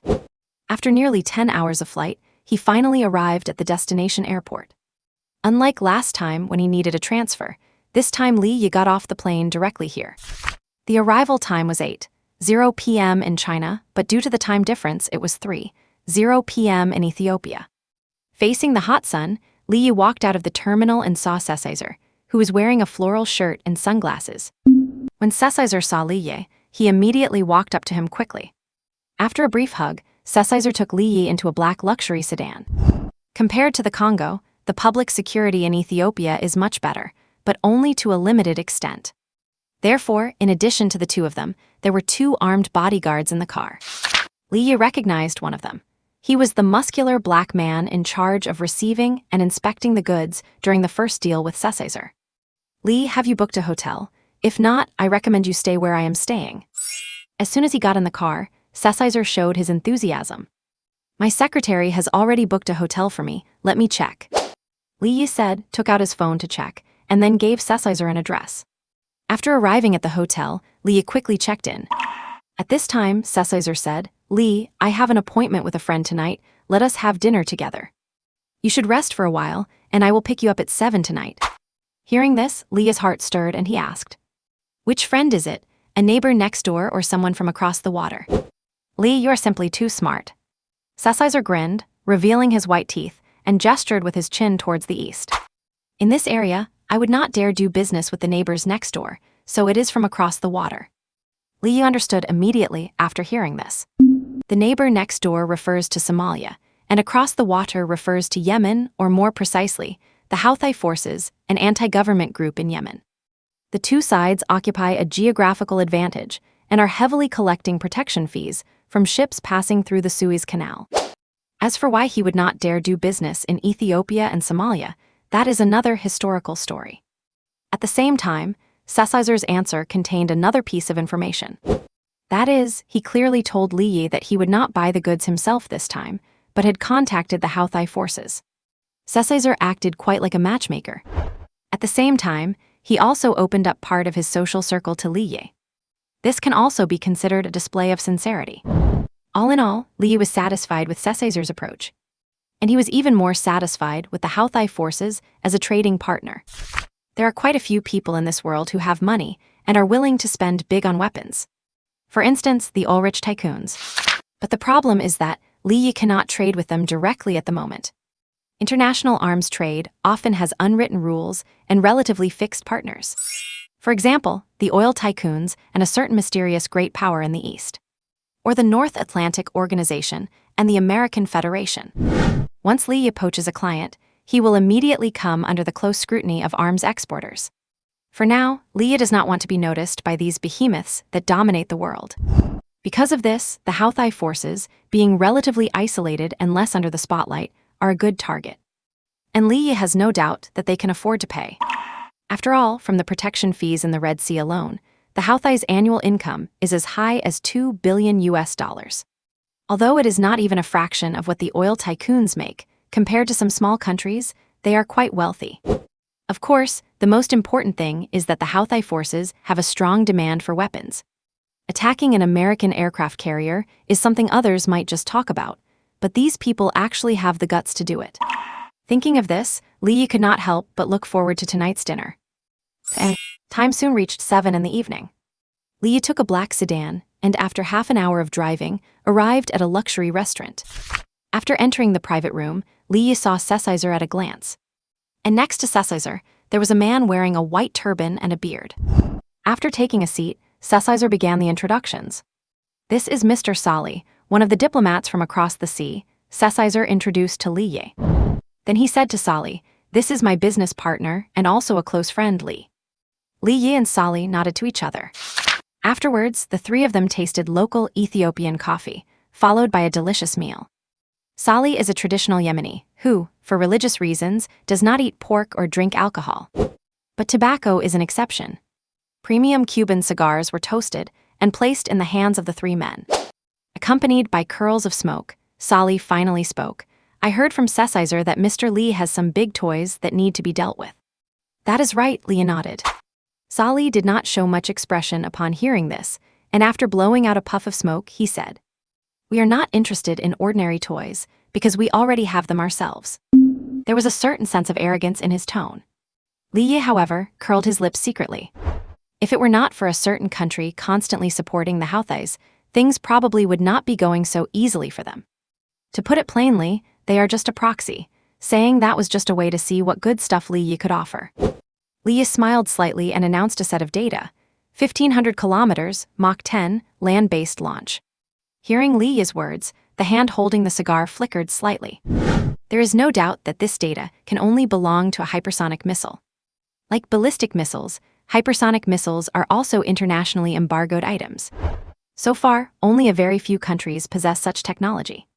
Even the country that has been supporting them has only just started research and development. It would likely take several years before they could provide them with that. And once they possess even one or more hypersonic missiles, the American Federation aircraft carriers patrolling the Red Sea would have to back off. More importantly, if he could successfully bring such a big guy back, his status in the organization would also rise rapidly. Thinking of this, Solly could not help but feel a wave of excitement. Hypersonic missiles, broadly speaking, refer to any missile flying at speeds exceeding Mach 5. Under this definition, the vast majority of ballistic missiles fall into this category as well. That is precisely why when we talk about hypersonic missiles, we are generally referring to the strict definition. That is, missiles that fly mainly within the atmosphere, reach maximum speeds exceeding Mach 5, and are capable of significant maneuvering. Compared to ballistic missiles, hypersonic missiles have a shorter range but are faster, more agile, and can evade air defense systems. This is also one of the most expensive weapons in the system store right now, to the point where Lee had to go broke just to afford one set. Sometimes Lee even deeply doubts whether this system is truly meant for him to fight zombies in the apocalypse. These hypersonic missiles are enough to fight off aliens, let alone zombies. Of course, Lee does not dwell on this aspect. Rather than worrying about things he cannot control, he would rather make good use of them. Lee, I have to say, I am very interested in your big toy. A flicker of anticipation flashed in Solly's eyes as he spoke. It is highly likely that this Chinese man in front of him is backed by a major Eastern power. Major Eastern powers have always enjoyed a very good reputation in the international market, especially in the Arab world and Africa. However, their weapon exports are often handled with caution and only sold to recognized sovereign governments. For this reason, organizations like the Houthi simply have no eligibility to purchase them directly and often have to rely on third parties for procurement. As for big toys like hypersonic missiles, they are absolutely embargoed items and are not easily sold.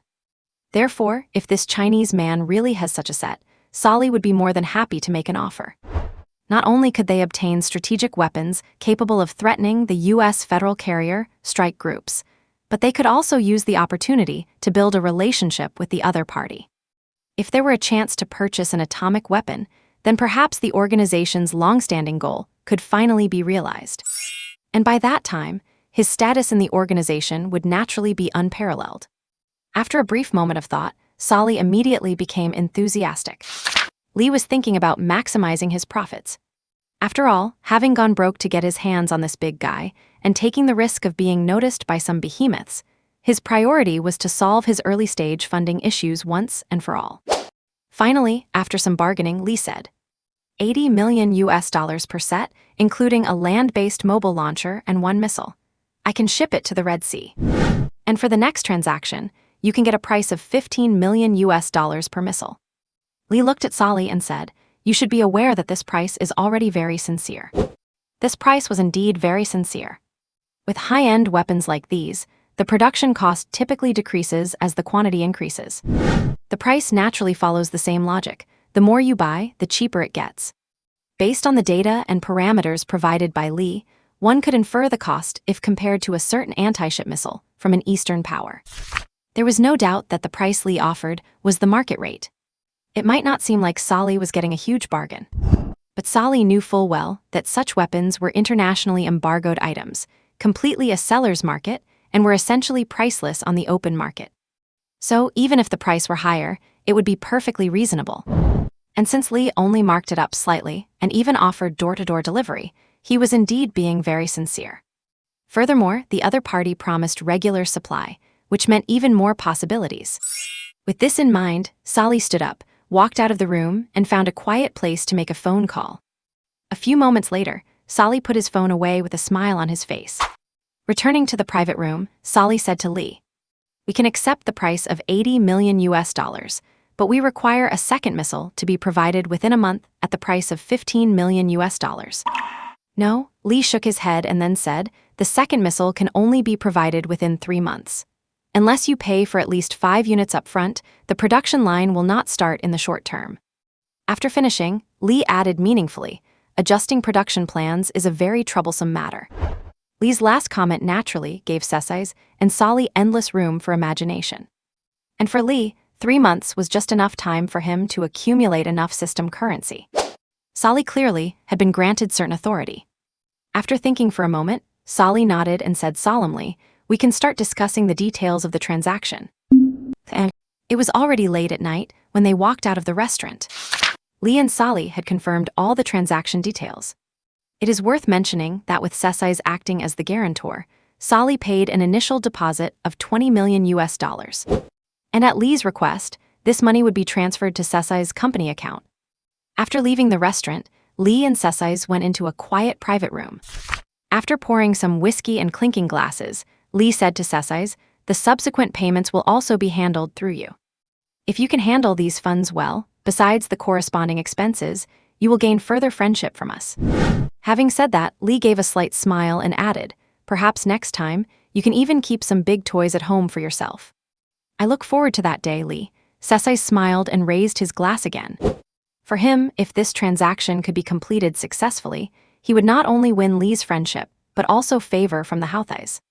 Because of this, Sesais even refused the middleman commission proposed by Lee. At the same time, he could use this transaction as an opportunity to further gauge the power backing Lee. With 3 benefits in one, laundering money for Lee was just a small favor. As for Lee, having Sesais help clean the money not only saved him a lot of time, but also spared him a hefty middleman fee.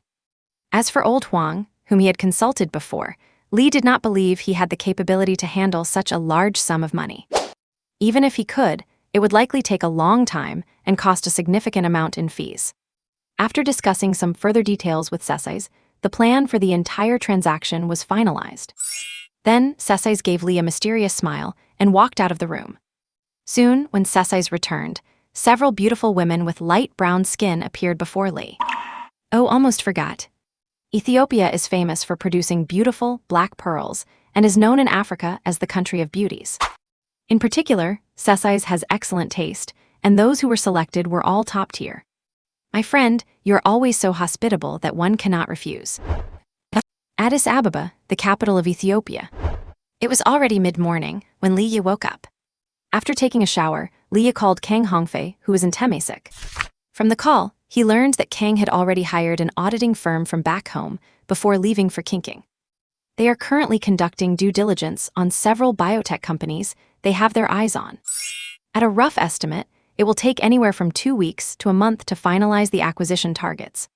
Li Yi was not in a hurry and just said over the phone, I have pretty much prepared the funds, and they will all be ready within a week. Remember to find a law firm and get the company fully registered according to the structure we designed, and be ready to receive the money at any time. On the other end of the line, Kang Hongfei nodded vigorously. Do not worry, boss, I will make sure it is handled properly. Because of his daughter's illness, he wanted the drug testing and production to begin as soon as possible more than anyone else. After ending the call with Kang Hongfei, Li Yi left the hotel and headed to the train station. At the station, he bought a ticket for the international train from Addis Ababa to Djibouti. It is worth mentioning that the Addis-Djibouti railway this train runs on was built by China.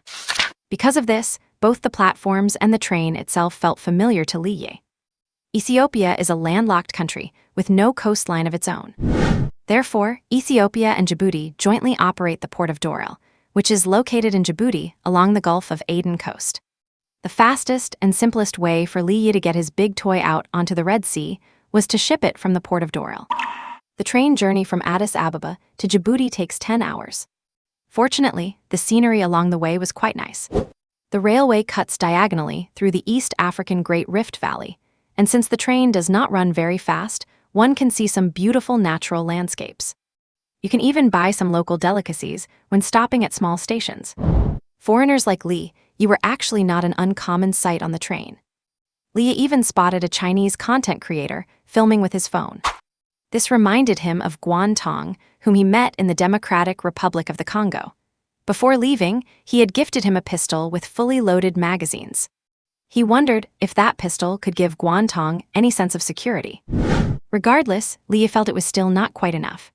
10 hours later, at dusk, Leah checked into a hotel in Djibouti.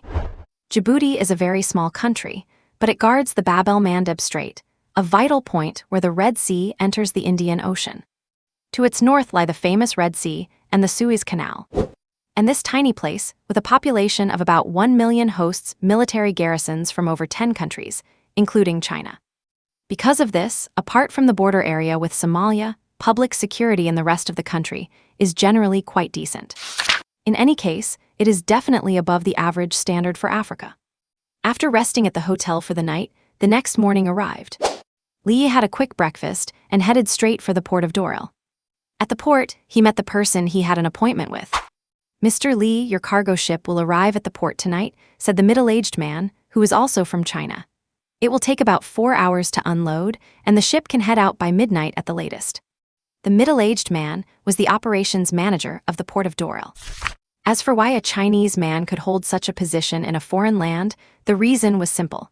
The multi-purpose port was invested in and operated by China. "All right, please send my regards to the captain," Leah said with a nod. The cargo ship he leased was not large, but it was easily enough to carry a hypersonic missile and its corresponding launch vehicle. After confirming the cargo ship, Leah did not return directly to his hotel, but instead started wandering around Djibouti with a purpose. Instead of sightseeing, he mainly visited the various military bases of different countries.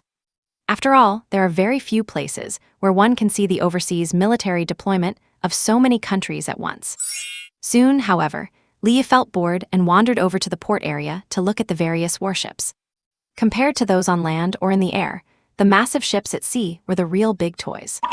Leah watched them while wondering when he would be able to buy destroyers or aircraft carriers from the system store. That would be truly satisfying. It would be even better if he could get some nuclear submarines so that he could exercise personal nuclear deterrence. Only then would he feel truly secure. Of course, for now, this was just Leah's daydreaming. After spending the day aimlessly wandering, Leah returned to the port of Dorel at 11:00 p.m. Guided by a specialist, he met the cargo ship he had temporarily leased. Named the Minsk, it was a 4,000-ton ocean-going cargo vessel. Though it looked large, in the world of ocean freighters, it was basically in its infancy. However, it was more than enough to carry a hypersonic missile and IT's Chinese letter launch vehicle. After the ship unloaded its containers, the sailors began maintenance work. The captain of the Minsk, an Englishman, showed Leah around his ship. The captain was very enthusiastic toward Leah. After all, the price offered by the cargo owner for this short-distance transport was very generous. Once Leah finished his tour, the cargo ship's maintenance was complete. Then, as the wharf cranes started working, an oversized but empty container was placed onto the deck of the Minsk. The captain walked around the container to check it, and after confirming everything was securely fastened, could not help but say to Leah, "This cargo is so light that the Minsk barely sat lower in the water. Is this container full of nothing but air?" Leah smiled at this and replied, "Not air, but US dollars." The captain was stunned for a moment, then burst into laughter. "You are truly the most humorous Chinese person I have ever met." At 2:00 a.m., Leah sat in the captain's cabin, watched the port of Dorel gradually fade into the distance, and silently lit a cigarette. 4 hours later, just as the sky was beginning to brighten, the Minsk suddenly sounded a series of urgent alarms. Immediately after, Leah heard the first mate shout in a panic, "Captain, it is pirate speedboats, lots of them." The captain, who had been feeling drowsy, woke up with a start and looked out toward the sea. Several speedboats were heading toward the Minsk at full throttle. The captain seemed quite experienced with such situations. After taking a look, he said calmly, "It is that bunch from Houthai. Do not worry, our cargo owner should have prepared the toll fee." With that, the captain looked at Leah. Leah gave a slight smile as he watched Sally on the speedboat. He had not expected this guy to come and pick up the shipment in person. The Gulf of Aden and the Red Sea are two areas officially recognized by international shipping as dangerous. The primary danger in the former lies in Somali pirates, while in the latter, it is the Houthi armed forces. Though both started as pirates, they have embarked on vastly different paths. Somali pirates turned piracy into a business, going public and raising funds within their territory. You bring a gun, I bring a boat, and with the whole village chipping in, you can scrape together a pirate crew. Every time they finish a job, they pay out dividends. It is quite a bustling business. The Houthi forces, however, clearly have a much grander vision. After using piracy to secure their first pot of gold, they immediately turned their organization into a formal operation. They even managed to secure their first round of financing shortly after. Since then, the Houthis have been working on legitimizing their image while expanding their influence. Today, they not only hold clear territory, but also possess a highly modern organizational system. Of course, a low-cost, high-profit business like piracy is not something they can just give up. So, the Houthis have been organized in collecting passage fees or protection money from commercial ships passing through the Red Sea. Generally speaking, the larger the tonnage of the merchant ship, the higher the fee. Unlike the Somali pirates, they do not engage in disorganized or undisciplined kidnapping or detention of ships. But there are exceptions. For instance, the Houthis often employ much more aggressive tactics against ships from the US Federation or Israel, like firing a rocket directly at them. Of course, this can change depending on the situation. As for now, the Minsk, a small-tonnage British cargo ship, does not need to worry about being hit by a rocket. That is precisely why the captain remains quite calm, not even bothering to have the crew organize any defense or counterattack. As for the passage fee, the captain had already informed Li Yi when accepting this job that it was just another part of the shipping costs. A moment later, against the faint glow of dawn, the Houthi skiff pulled alongside the Minsk. Soon, several men wearing turbans and dark yellow camouflage, armed with weapons, boarded the Minsk. Among them, naturally, was Sali, who had made the arrangements with Li Yi. The crew on board did not resist, and those boarding showed no signs of initiating an attack. It looked more like a meeting between friends. Just as the captain took out $20,000 to pay the passage fee, he saw the armed Houthi fighters suddenly raise their weapons. "Do not move. Hands down." Including the captain, the crew was suddenly thrown into a panic. It was not their first time dealing with the Houthis, but usually they would pass safely after paying the fee and might even get an escort through a section of the sea. So what is happening now? No, you cannot. The captain tried to negotiate, but his mouth was quickly gagged. Subsequently, the captain and the crew were quickly bound and controlled, then locked up in separate cabins. Only then did Sali pull out a cigar and hand it to Li Yi. "Li, you are more efficient than I imagined. I cannot wait to see the big toy." In the captain's cabin, Sali looked at the containers on the deck with a gleam in his eyes. "I suggest we wait until we return to the port. It is not safe here," Li Yi said with a shrug. "Although this area is temporarily free of danger, who knows if satellites in the sky are monitoring this place?" Sali naturally understood this, so he suppressed his excitement. Next, Sali's men began to take control of the Minsk. This 4,000-ton cargo ship changed course and immediately started moving at full speed. By noon, the Minsk had docked at the port of Ras Issa, which is controlled by the Houthi armed forces. Even though it was midday, the port appeared unusually quiet.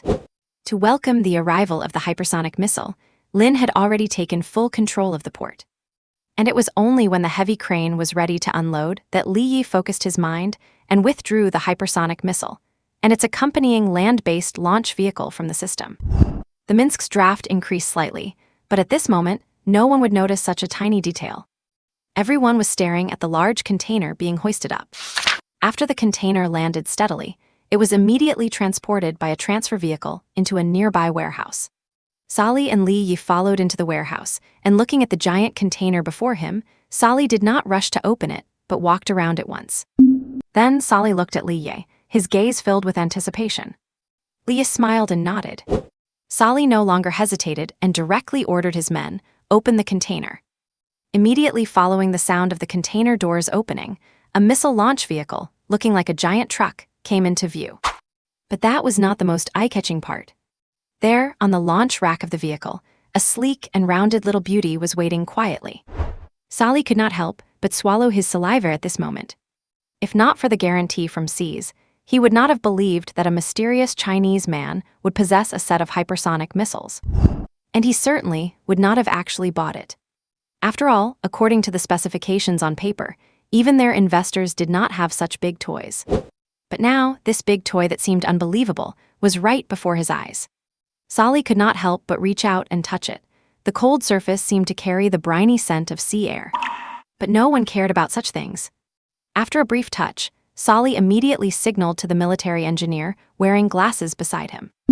Right now, with the big toy truly appearing before his eyes, he almost believed it was real. But for the sake of caution, it naturally had to be verified by professionals. In fact, the Houthi engineers had never seen such high-tech big toys either. Therefore, the verification would take some time. And taking advantage of this time, Solly set up a table in the warehouse and hosted Li Yi for lunch on the spot. During the meal, the two looked at the toy in front of them and chatted from time to time. It was not until 2 o'clock in the afternoon that the engineer whispered a few words into Solly's ear. Then Solly stood up excitedly, took Li Yi's hands and shook them vigorously. "Thank you, Li, the Houthis will remember your friendship," Solly said excitedly. "I hope this is just the beginning of our friendship," Li Yi responded with a smile. "Of course, I guarantee it." Although one hypersonic missile could not change the predicament facing the Houthis, for those who had never seen such a big toy, they now possessed, for the first time, power enough to make their enemies fear. As long as it is operated properly, they could make quite a statement with this missile. Not to mention driving away U.S. Federation aircraft carriers. At the very least, it would make them feel anxious while patrolling the Red Sea. And Solly himself would gain a rise in status within the organization due to this transaction and potential future ones. "Li, the payment will be received by midnight tonight. I very much look forward to our next meeting." Before parting, Solly gave Li a hug. On the way back, the atmosphere felt a bit subtle. When the captain and crew of the Minsk were released from their cabins, the ship was anchored exactly in the same waters where they had been intercepted. Shortly after, one of the Houthi men said to the captain, "I am terribly sorry, Captain. We mistook your ship for a merchant vessel from another country that we needed to detain. To express our apologies, we have filled your fuel tanks. Besides, here is some coffee and honey. We hope you have a safe journey. Goodbye." Under the bewildered gazes of the crew, the Houthi men quickly left the ship and boarded a small boat, heading away. It was quite a while before the captain suddenly spoke to Li Yi. "Is there anything wrong with your cargo?" Li Yi shook his head, indicating that the cargo was perfectly fine, but he wore a lingering look of fear as he said, "Overseas trade is simply too dangerous. I have decided to cancel this trip and head back to Djibouti." The captain did not say anything, as he was actually feeling quite frightened himself. When he was staring down the dark muzzles of their guns, he thought he would never see his wife and children again. Moreover, canceling the trip meant he would not get the remaining freight fees, but the deposit was non-refundable. What is more, the Houthis had filled his fuel tanks, which meant he had already made a tidy profit. After the Minsk returned to the port of Doril, Li Yi wasted no time and bought a train ticket to Addis Ababa. After experiencing the Addis Ababa-Djibouti railway once again, he arrived in Addis Ababa at the break of dawn the next day. According to the message Sessizer sent the previous night, Sally had very promptly paid the remaining $60 million for the cargo. Li Yi could not help but look at the Houthis with a newfound level of respect. Being able to disperse such a large sum within just a few days was evidence of the efficiency and unity within the Houthi armed group. It also meant that the Houthis had a significant amount of liquid capital at their disposal. In total, Li Yi had earned $80 million, which is over 570 million yuan. But that was the official exchange rate, so it could not be calculated that simply. Plus, there would be some losses when Sessizer processed the funds, so Li Yi estimated that he would end up with around 500 million. Although he lost over 70 million, that percentage was actually quite low. According to normal black market rates, laundering $80 million would usually require losing at least half. However, even though the money came from an unconventional source, the Houthis had very complete paperwork, which made processing it easy, especially with the help of a local heavyweight like Sessizer, keeping the losses to a minimum. Upon arriving in Addis Ababa, Li Yi did not rest, but went straight to find Sessizer. Afterwards, they both took an Ethiopian Airlines flight to Kinshasa, the capital of the Democratic Republic of the Congo. Although Li Yi's visa for the Congo had expired, it did not affect his entry at all. He did not even have to pay the $90 for useless documents like he did the first time. Of course, this was all thanks to Sessizer. After leaving the airport, they got into a car that had come to pick them up. Once in the car, Sessizor handed Lee a cigar, took a long drag and said, "I have already finished building the farm, Lee. You will see it in a moment. I guarantee it is the most modern farm in all of Congo, or perhaps even in all of Africa." "Then I shall look forward to it." Lee smiled as he looked out the window. The car drove out of Kinshasa, heading east, and by evening, they arrived at the modern farm Sessizor had described. After walking inside, Sessizor gave Lee a tour and specially explained, "I have brought in the best agricultural experts in the country to ensure your crops grow successfully." Lee nodded while looking around. He did not actually know much about this.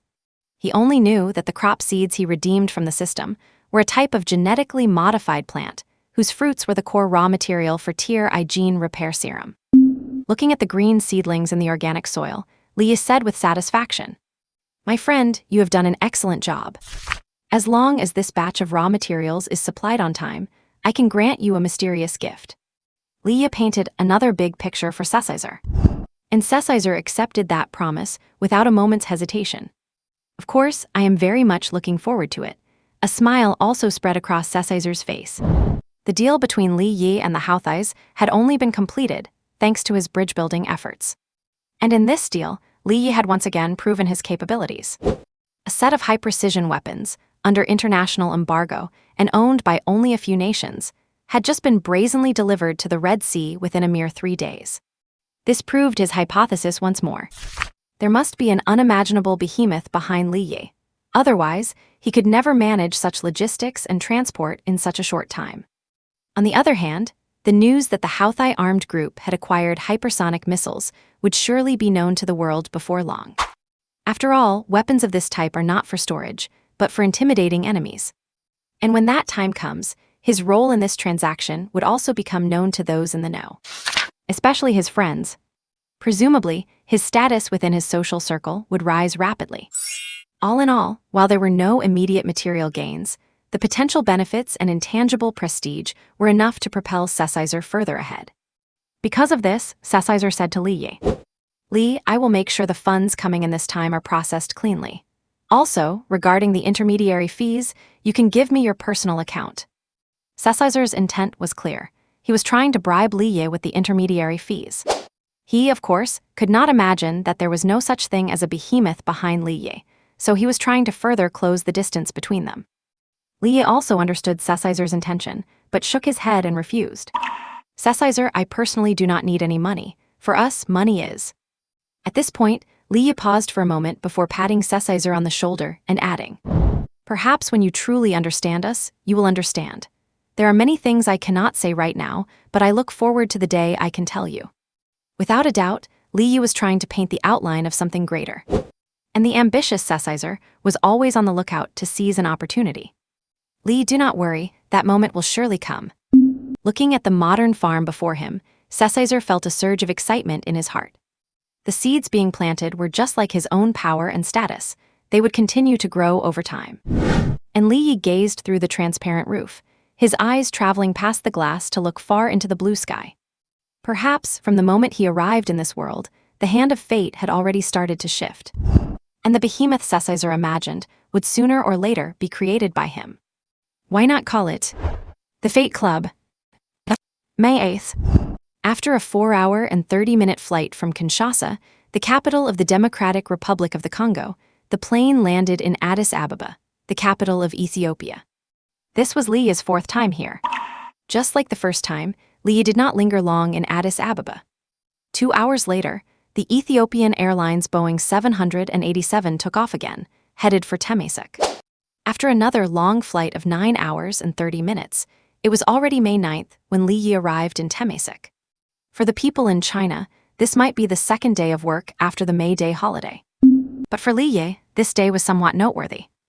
And not just because he was about to meet Kang Hongfei. Temasak's International Airport was a very beautiful and luxurious facility, but Li Yi did not spend much time admiring it. As he stepped out of the terminal, the system's voice echoed in his mind. "Survival Task 1 completed. You have successfully survived for 3 months in the dangerous biochemical apocalypse. The reward has been issued. You have completed all tasks for the current stage. New tasks will be unlocked after opening the level 1 genetic lock. Hearing the system's voice, Lee paused his brisk stride for a moment. Instead of rushing to check the system rewards, he glanced at his empty system currency balance. To open the level 1 genetic lock, he still needed to take another dose of the level 1 genetic evolution fluid. This item cost a whopping 5,000 in the system, and with his current deficit, he could not afford it yet. Thinking of this, Lee sped up his pace again, caught a taxi, and headed to his booked hotel. Compared to the backward and chaotic Africa, Temesik was undoubtedly much more developed. The city was clean and orderly, filled with skyscrapers, showing signs of modernization everywhere. But honestly, Lee preferred Kinshasa because it was full of raw wildness, unlike Temesik, which wore a veneer of civilization. More than 40 minutes later, Lee checked into the St. Regis Hotel. It was not until he stepped into the elegantly styled room that Lee put down his luggage, lit a cigarette, and sat on the balcony chair, seemingly enjoying the night view while actually checking his personal space. As expected, there were 2 new items in his personal space. Lee looked at the first item. Level 1 Genetic Evolution Fluid. A familiar sight, but it solved his immediate problem. After a quick glance, Lee looked at the second item. Genetic Lock Targeting Device. Use this item to autonomously choose the direction for unlocking the genetic lock. Genetic locks again. Lee's gaze lingered on the second item for a while. He was truly curious about these genetic locks now. The system seemed to be guiding his body to constantly evolve. And it appeared that there were different types of genetic locks to be opened. After a brief moment of thought, Lee willed the newly rewarded level 1 Genetic Evolution fluid to appear in his hand. Like drinking a beverage, Lee quickly downed it. The familiar sensation returned, though it was not as intense as the first time. But soon, the warm flow that felt comforting turned into a scorching fire. Lee could clearly feel his internal and surface body temperature rising rapidly. An extreme thirst followed. Lee could not help but reach for the bottled water provided by the hotel, unscrewed the cap, and drank the whole bottle. The action seemed effective, as the feeling of thirst soon subsided. 10 minutes later, his body temperature gradually returned to normal. Is it over? Just as he was thinking that, a sudden, intense pang of hunger struck him. He had to take some emergency compressed biscuits from his luggage, open the package, and eat them. After finishing the entire pack, Lee drank another bottle of water and let out a long sigh of relief. At the same time, the system's voice echoed in his mind again. You have reached the perfect state of the level 1 genetic lock. You must open the genetic lock to reach the next stage. Lee did not rush to unlock the genetic lock, but instead carefully felt the changes in his body. After another round of genetic evolution, his physical fitness had improved again. Although the improvement was not as significant as the first time, it was still impressive. Lee decided to test his strength. He took an M assault rifle from his personal space and, without hesitation, snapped it into several pieces with his bare hands. This strength is probably enough to kill an adult elephant with my bare hands. Thinking this, Lee began rubbing a 5.56 bullet between 2 fingers. The steel alloy casing was instantly crushed into a thin metal sheet, spilling the gunpowder inside all over his hand. After tossing the broken M and the bullet back into his personal space, Lee stretched his body and performed a few warm-up exercises. Accompanied by the clicking sounds of his bones, a sudden sense of security surged in his heart. Lee loved the feeling of being in control of his strength. It gave him great peace of mind. After spending an hour experiencing the changes in his body, Lee finally stopped and turned his attention to the item that had been in his personal space for some time. Level 1 Genetic Lock Key. Use this item to break through the first layer of the genetic lock after reaching the perfect state of the level 1 genetic level. This was the reward for completing the construction task, specifically designed for opening the genetic lock. Lee had expected it to be a while before he could use it, not realizing the system would reward him with the final level 1 genetic evolution fluid he needed. With a thought, the genetic key appeared in his hand. Lee could not help but examine the genetic key with curiosity. Inside a silver tube as thick as a thumb, there were glowing golden double helix-shaped tablets. The design was very unique and carried a sense of mystery. After his observation, Lee took out the recently acquired genetic lock targeting device from his personal space. According to the system, using these two together would allow him to choose the direction in which to open the genetic lock. Li Yi was very curious about this genetic lock direction and wondered what kind of new changes it would bring. After focusing his mind for a few minutes, Li Yi used his thumbs to pop open the caps of both tubes simultaneously. Without hesitation, he put the contents of both tubes into his mouth and swallowed them. No change happened immediately, and the system did not make a sound either. Li Yi was not in a hurry. He simply lay down on the soft bed and waited quietly. 1 minute, 10 minutes, half an hour. Time passed by second. The sound of the system echoed in his mind. Phase 1 genetic lock unlocking started. Unlocking progress, 1%, 5%, 10%. Phase 1 genetic lock unlocked successfully. Genetic lock stabilization complete. Targeted genetic lock selector detected. Beginning selection now. Information flowed incessantly through his mind. Then the system's voice sounded again. Genetic self-check complete. The Phase 1 genetic lock can be set to the following directions: muscle, metabolism, or willpower. Please choose your unlocking direction within 5 minutes. Hearing this, Li Yi began to think rapidly. Muscle needs no explanation. It is exactly what it sounds like. As for metabolism, it refers to the process by which a biological organism continuously replaces old substances with new ones, like a snake shedding its skin. Likewise, humans are also undergoing metabolism every single moment. In a sense, metabolism determines the existence and continuity of a living organism. Or, to put it more simply and colloquially, metabolism determines one's lifespan.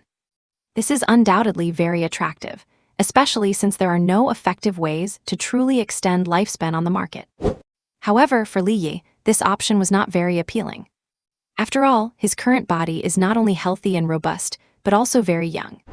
Instead, it was the final option, willpower, that truly piqued Li Yi's interest.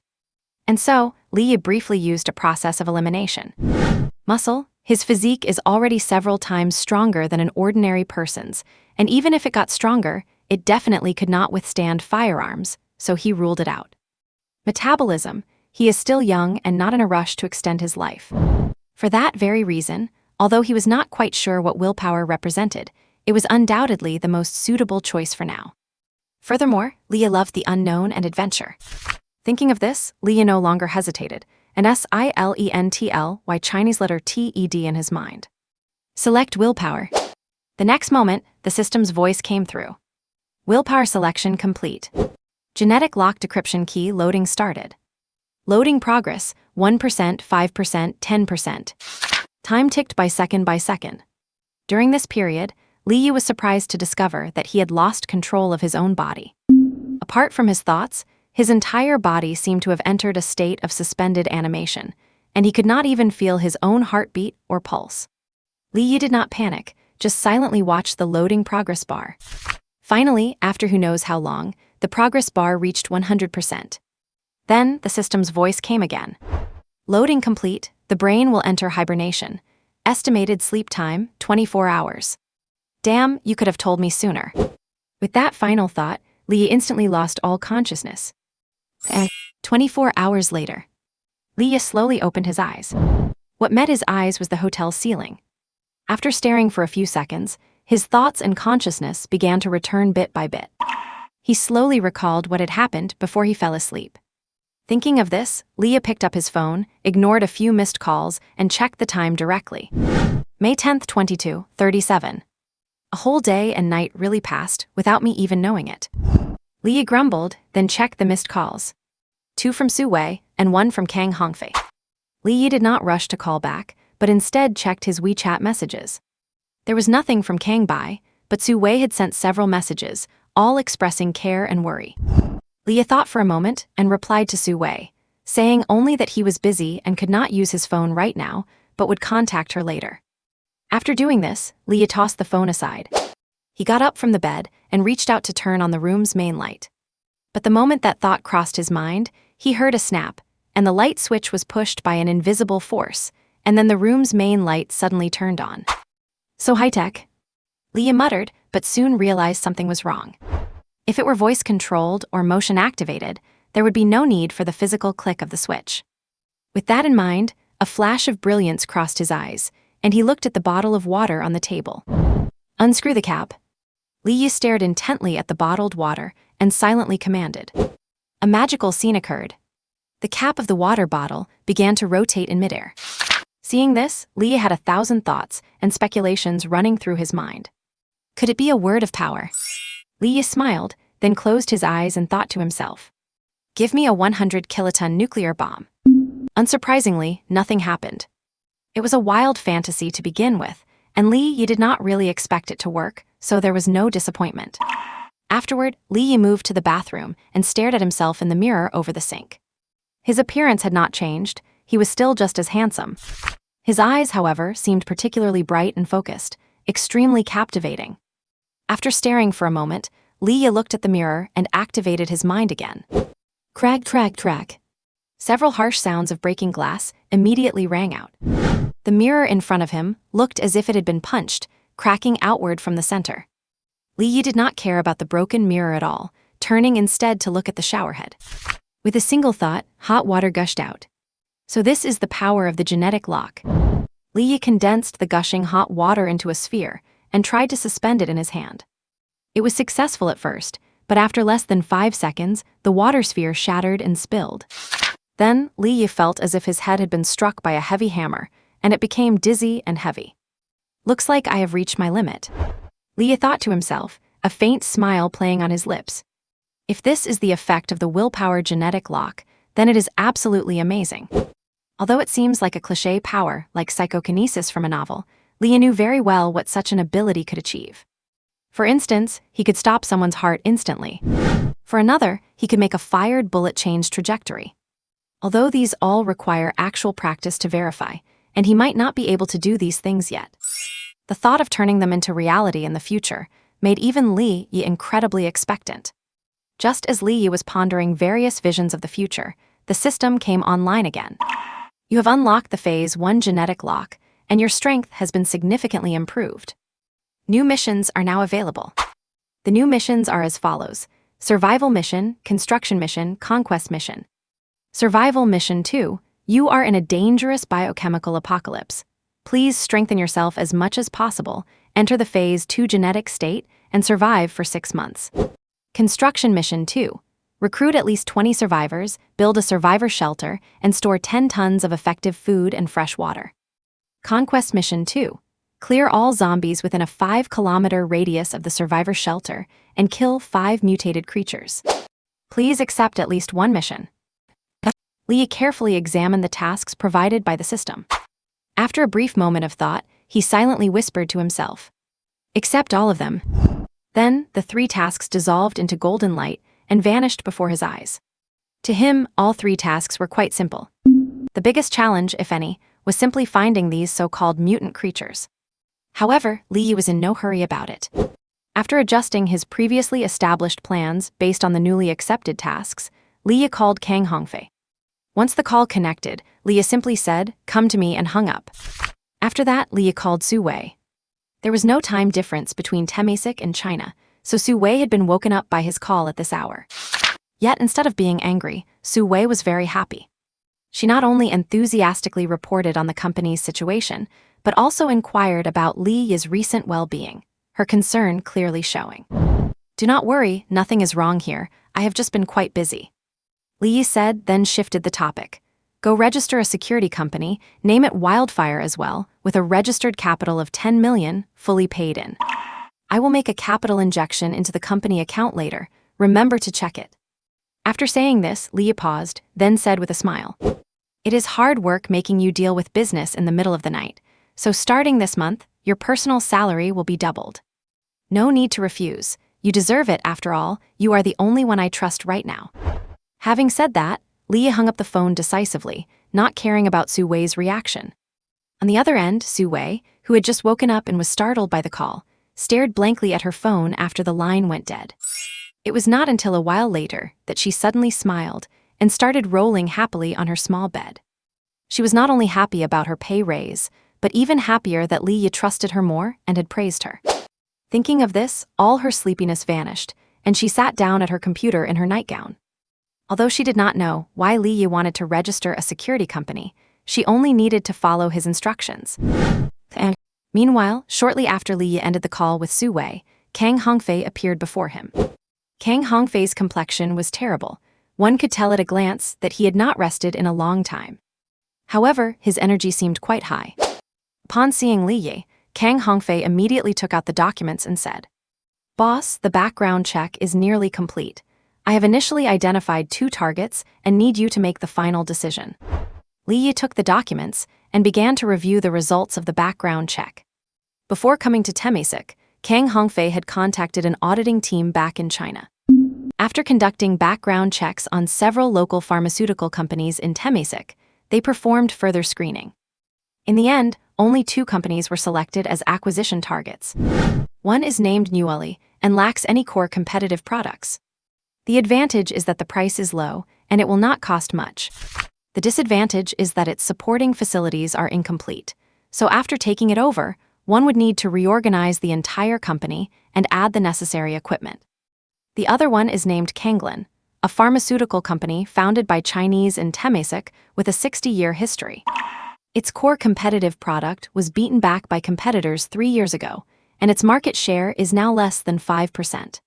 Because its research and development of new drugs has consistently failed, it is on the verge of bankruptcy. The advantage is that it has complete supporting facilities, its own upstream and downstream channels, and a research institute with a certain level of R&D capability. The disadvantage is that it is unfocused and heavily in debt. If choosing the former, one would need to connect with many parties, build a laboratory from scratch, and increase investment in R&D. Choosing the latter would require a full reorganization of the company to streamline operations while coming up with a new flagship product. After examining the 2 companies, Li Yi fell into deep thought. He personally leaned more towards the latter. Although it was more expensive, it was still within his acceptable range.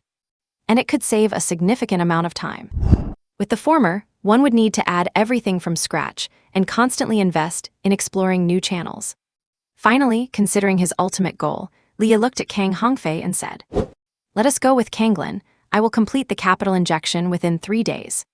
Once the injection is finished, you can start the acquisition process." Also, Li Yi thought for a moment and added, "After the acquisition, you lead the research and production.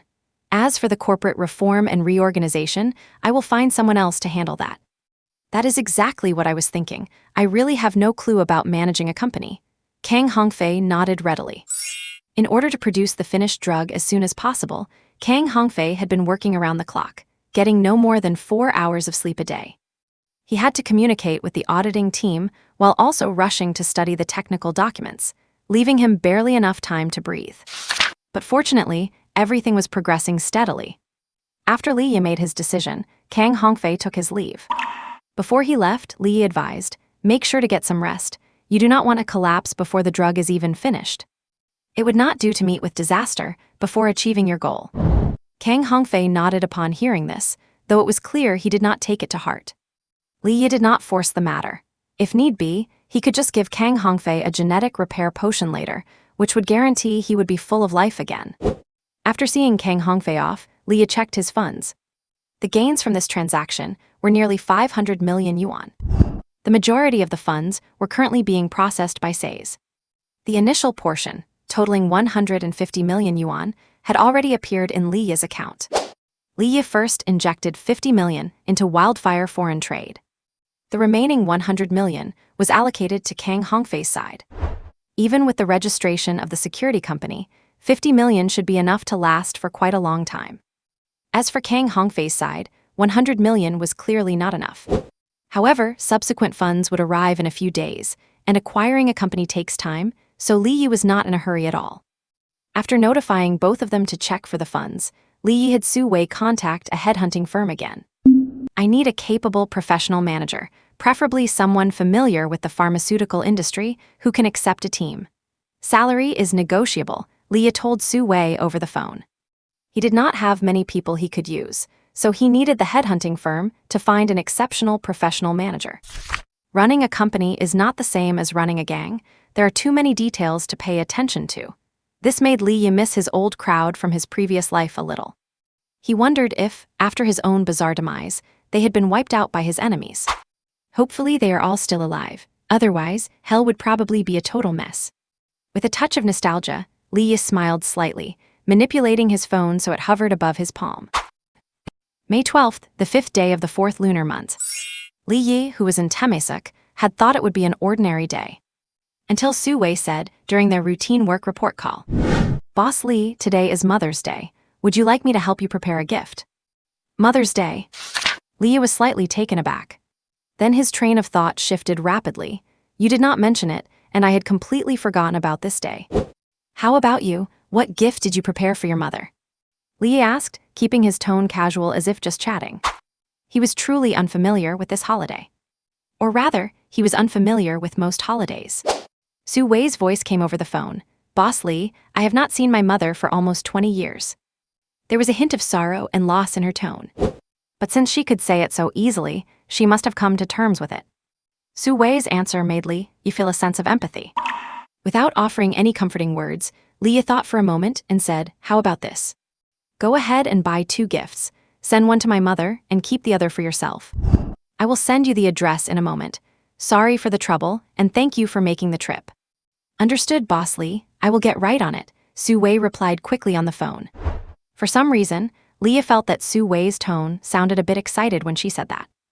And meanwhile, in the office on the 19th floor of the Sihai building in Chengdu, China, Su Wei hung up the phone with an excited expression. Immediately after, her small feet, encased in black stockings, kicked out forcefully and unconsciously.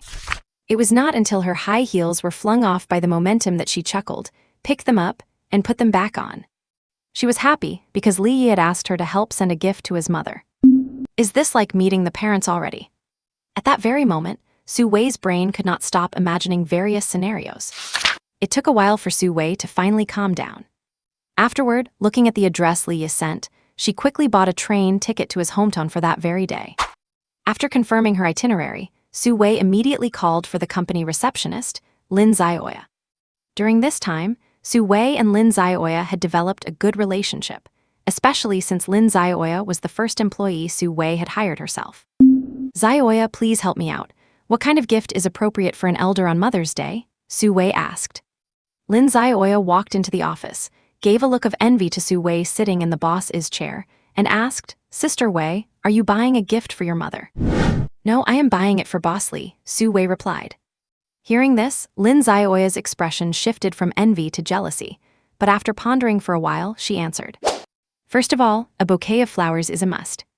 Then maybe some skincare products or health supplements. A massage device is also a good choice. My mother really likes them." Su Wei recorded everything as she listened. Because time was tight, she had to get everything purchased before boarding the high-speed train.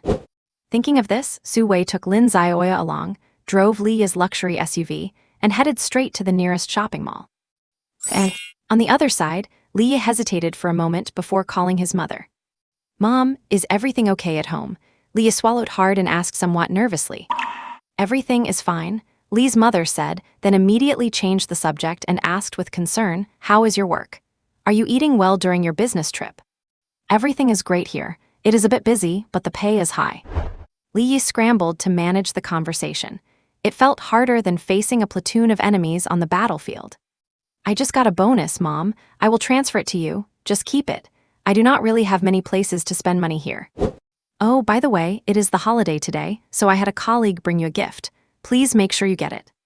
"I have things to take care of here, Mom. Take care of yourself." After saying that in one breath, Li Yi hung up the phone quickly, as if the device were burning his hand, and tossed it aside. After a few minutes of calming down, Li Yi picked up his phone again, found his mother on WeChat, and transferred 20,000 yuan to her. After doing all this, Li Yi could not help but laugh at himself. He had seen all sorts of storms and waves, yet he was always at a loss when facing his mother. Even though they were thousands of miles apart, hearing her genuine concern through the phone always gave Li Yi a sense of being pleasantly overwhelmed. And that evening, Li Yi received another call from his mother. "Son, I received the things your female colleague brought, and there was a bouquet of flowers too." His mother's happy voice came through the phone. "That young lady is so well behaved. You should hurry up. I wanted to invite her for a meal, but she said she had to rush back to work overtime. Your boss is really a demanding one." After chatting about trivial matters for a few minutes, the call finally ended. Li Yi forced a wry smile and continued to let his phone hover in the palm of his hand. And 3 days later, Li Yi's overseas account finally received the remaining funds from Sesizer, totaling 360 million Chinese yuan. However, considering this money would likely not be used domestically, Li Yi did not ask Sesizer to convert it into yuan, so it remained in US dollars.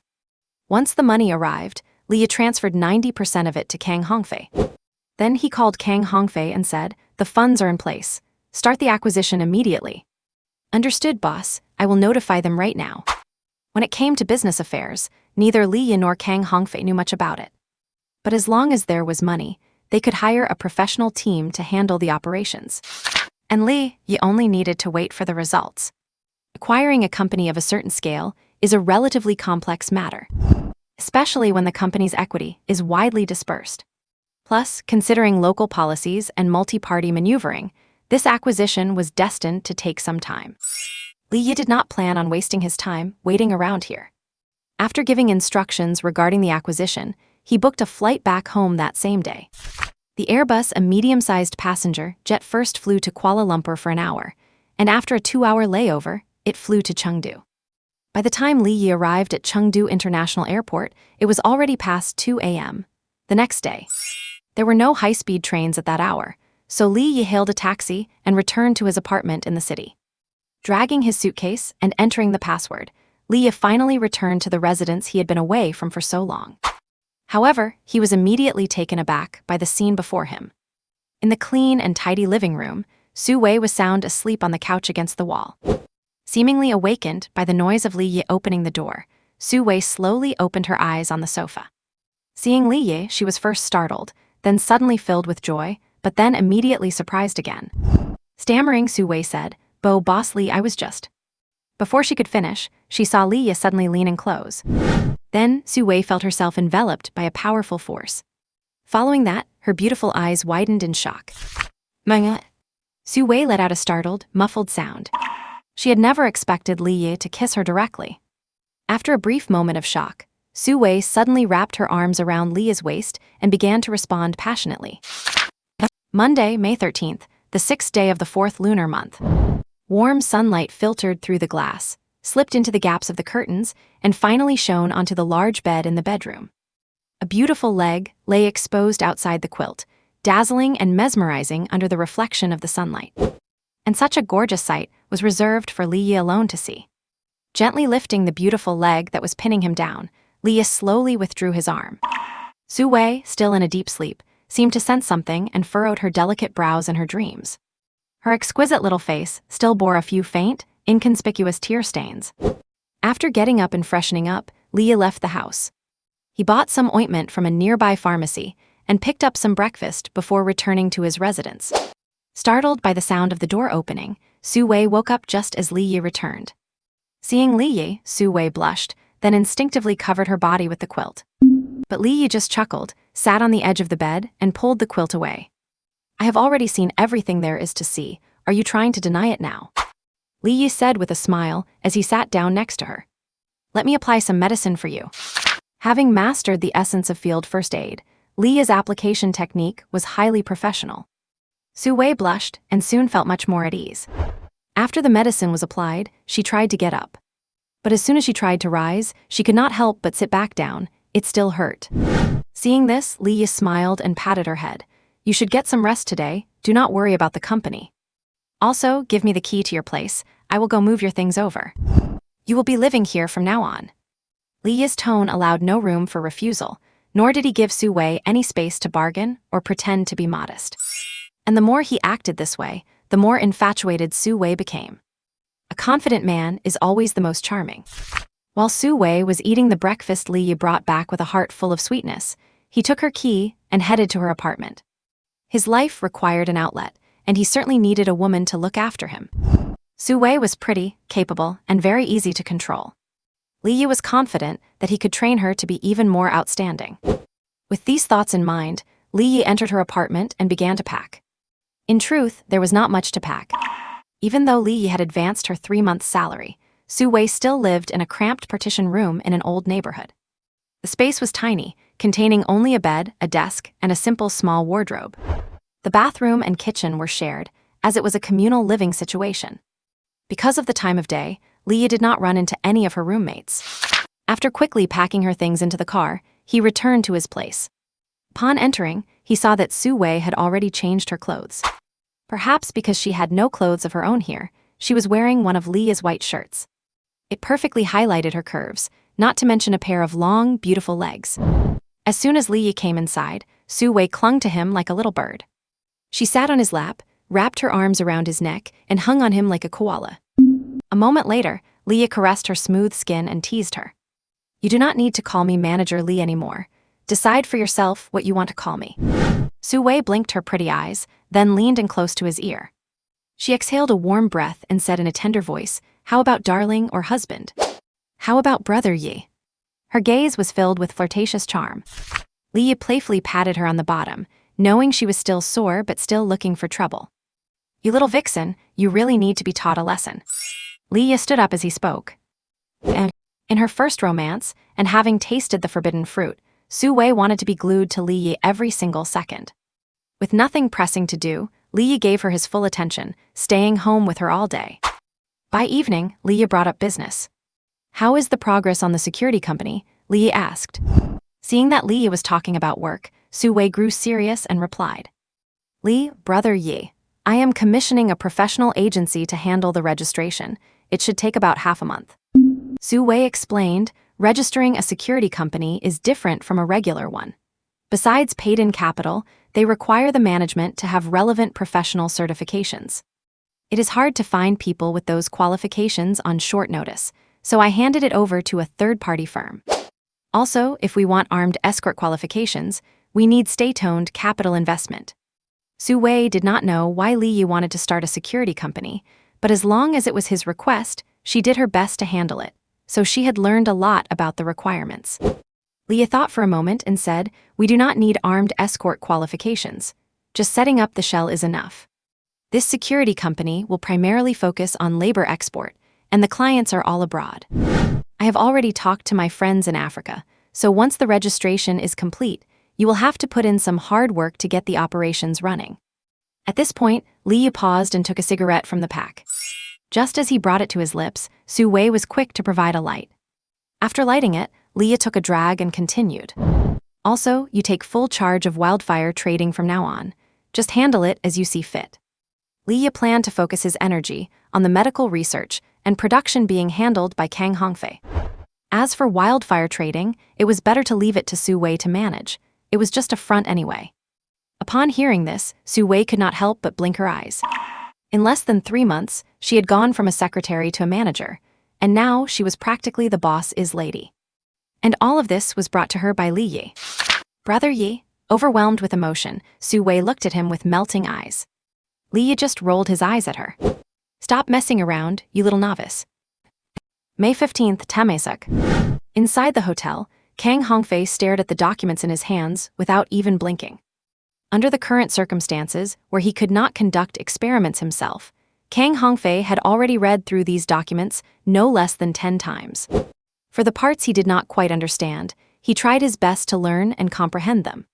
For the parts he did understand, he repeatedly simulated them in his mind. Beyond studying these documents, he also had to keep an eye on the progress of the acquisition of the pharmaceutical company, Kanglin. However, the bulk of the work was being carried out by the team hired temporarily.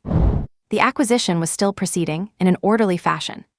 Although they encountered obstacles along the way, thanks to the financial support from his boss, Li Yi, the acquisition team was navigating the public relations aspects quite smoothly. After receiving the report from the acquisition team, Kang Hongfei finally tore his bloodshot eyes away from the documents with great reluctance. Then he picked up his phone and called Li Yi. "Boss, the acquisition is going quite well. Currently, only 2 shareholders remain to be handled, and the largest shareholder has already cashed out and left. We are now practically the largest shareholder of Kanglin. I estimate it will take about another week to secure the remaining shares." Kang Hongfei reported to Li Yi. Li Yi's voice soon came through on the phone. "You have done well.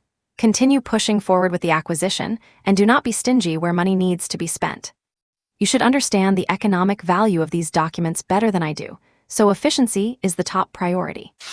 Kang Hongfei nodded vigorously and said, "I understand, boss." Just as Li Yi said on the phone, Kang Hongfei understood the economic value of these materials even better. Even if Li Yi had no intention of launching a finished gene repair agent, simply breaking it down into multiple specialized drugs would immediately sweep the entire market. It would be applicable to any disease related to genetics.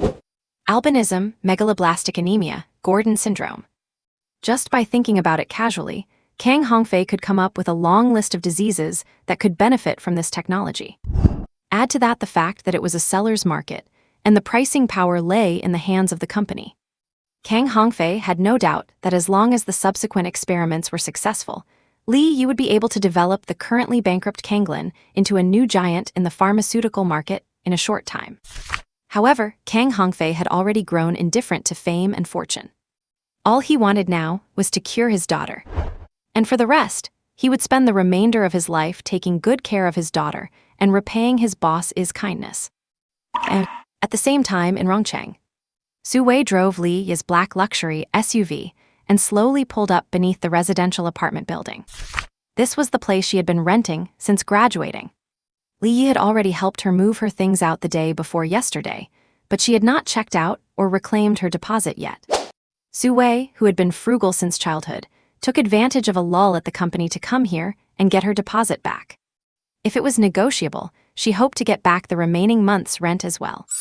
After waiting a while, Su Wei met the landlord downstairs. When the landlord saw Su Wei's outfit and then glanced at the luxury car beside her, he immediately understood what was going on with his experienced eye and said with a smile, "Miss Su, I knew you would not be staying here for long. Congratulations." It was not at all surprising to see a beautiful girl from an impoverished rural background suddenly strike it rich overnight. The landlord had seen people like Su Wei more than once or twice. Then, without any dramatic conflict, the landlord not only readily returned the deposit, but also wanted to build some goodwill. The landlord said, "Ms. Su, your rent is paid for another month, but I will return that month's rent to you too. My apartment is easy to rent out anyway." "Where are you working now, Ms. Su? Looking at this style, it must be a big company, right?" As the saying goes, when you are strong enough, everyone around you is filled with kindness. Su Wei was not naive enough to think that the landlord was just being polite. It was simply that the power she displayed made him feel she was worth networking with. "It is not a big company, just an import and export business," Su Wei replied evasively. After a brief conversation with the landlord, Su Wei did not drive away immediately, but returned to the room she had once rented. After confirming she had not left anything behind, she sat silently for a while on the small bed where she used to sleep. She still remembered how, just after graduating from university and finding an internship, she had used her part-time earnings to rent this room. In her first month of work, her grandmother became severely ill and her younger brother's tuition was due, yet she had barely any money as a fresh employee. Eventually, she had to swallow her pride and borrow some from a classmate she was on good terms with. Afterward, she ate nothing but instant noodles for 2 full months to pay the money back. Thinking back on that time, it was truly unimaginably hard. However, the suffering is over now. Thinking of Li Yi and who she was now, a smile could not help but bloom on Su Wei's pretty face. After a brief moment of nostalgia, Su Wei took one last look at the rented room, then closed the door and turned to leave without looking back. But just then, the door next door suddenly opened. "Xiao Wei." A man's voice rang out. Su Wei turned her head to look, her delicate eyebrows slightly furrowed. The person who spoke was the tenant next door, a greasy man in his early 30s who always called himself Brother Yang. His job seemed to be a security manager at a nearby nightclub. She remembered that, when she first moved in, this Brother Yang had been very enthusiastic about helping her move her things. But later on, he would always strike up conversations with her intentionally or unintentionally, and in his words, he would always mention that he could help her, suggesting she work at the nightclub, how much she could earn in a single night, and so on. Although Su Wei had not experienced too much of the dark side of society, she was not some naive little girl, having studied hard in a small mountain village and made it into university. So Su Wei was well aware of his true intentions. Because of this, when she lived here, Su Wei always tried to avoid this Brother Yang whenever she could. This was also one of the reasons why, during the time Li Yi was away, she chose to sleep on the sofa at Li Yi's place. "Is there something you need?" Su Wei asked expressionlessly. Brother Yang looked Su Wei up and down, a flicker of greed in his eyes, but he smiled and said, Zio Wei, I am hiring recently. It pays 1,500 a night. I only take a 100 cut. You can make over 40,000 in a month. If you are lucky and get tips from the guests, making 50,000 a month is totally possible. And our place is legitimate. You will just be drinking and singing with guests, nothing else. Are you really not going to consider it? Brother Yang looked at the increasingly beautiful Su Wei, secretly calculating in his heart. A girl from such a poor background would find it hard to resist the temptation of 50,000 a month. When the time came, he would just need to use a few tricks. Not only could he sleep with her, but she could also make money for him. It was a win-win. But to his surprise, there was not the slightest change on Su Wei's pretty face. Upon hearing the figure of 50,000, she did not show the slightest emotional reaction. No surprise, no anticipation, no doubt, none of that. Brother Yang even wondered if Su Wei had heard him clearly. However, what Brother Yang did not know was that the current Su Wei was no longer the person she used to be. Su Wei might not have had much money of her own, but she was not unfamiliar with large sums. For starters, just a few days ago, Li Yi had wired her a full 10 million to register a new company. And because of that, no matter how persuasively Brother Yang talked, it sounded less real than a casual word from Li Yi. Not interested, I have things to do, I am leaving. After Su Wei said this coldly, she left behind nothing but a beautiful silhouette. Watching Su Wei leave so quickly, a look of malice could not help but appear on Brother Yang's face. This little dame is actually that arrogant. Brother Yang was annoyed and followed her downstairs. But when he got downstairs, just as he was about to catch up and talk some more, he saw Su Wei press her key fob, and the black luxury SUV let out 2 crisp beeps. Then, he watched as Su Wei drove the luxury car away, without even a backward glance. Damn, no wonder she is acting so high and mighty. She is hooked up with a wealthy benefactor.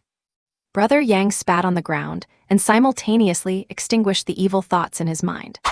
Knowing who you can provoke and who you cannot, that was the key to his survival in this city.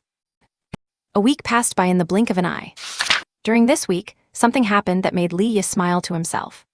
The hypersonic missile he previously traded to Husai not only ended up in Iran for some inexplicable reason, but was also officially declared by the Iranian government to be a new type of missile developed domestically. Li Yi did not care about that at all. After all, he was just a seller. What the buyer did with his products had nothing to do with him. However, the United States reacted quite strongly, quickly initiating a new round of sanctions and various blockades.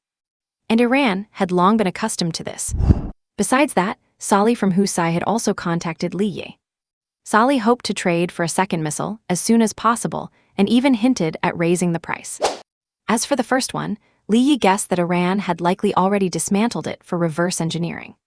But it was almost impossible for them to achieve any results. The weapons from the system should correspond directly to the armaments of various countries, so these big toys all come with highly advanced anti-tampering devices. Therefore, it was highly likely that Iran was simply using this missile to enhance its own deterrence while gaining international attention.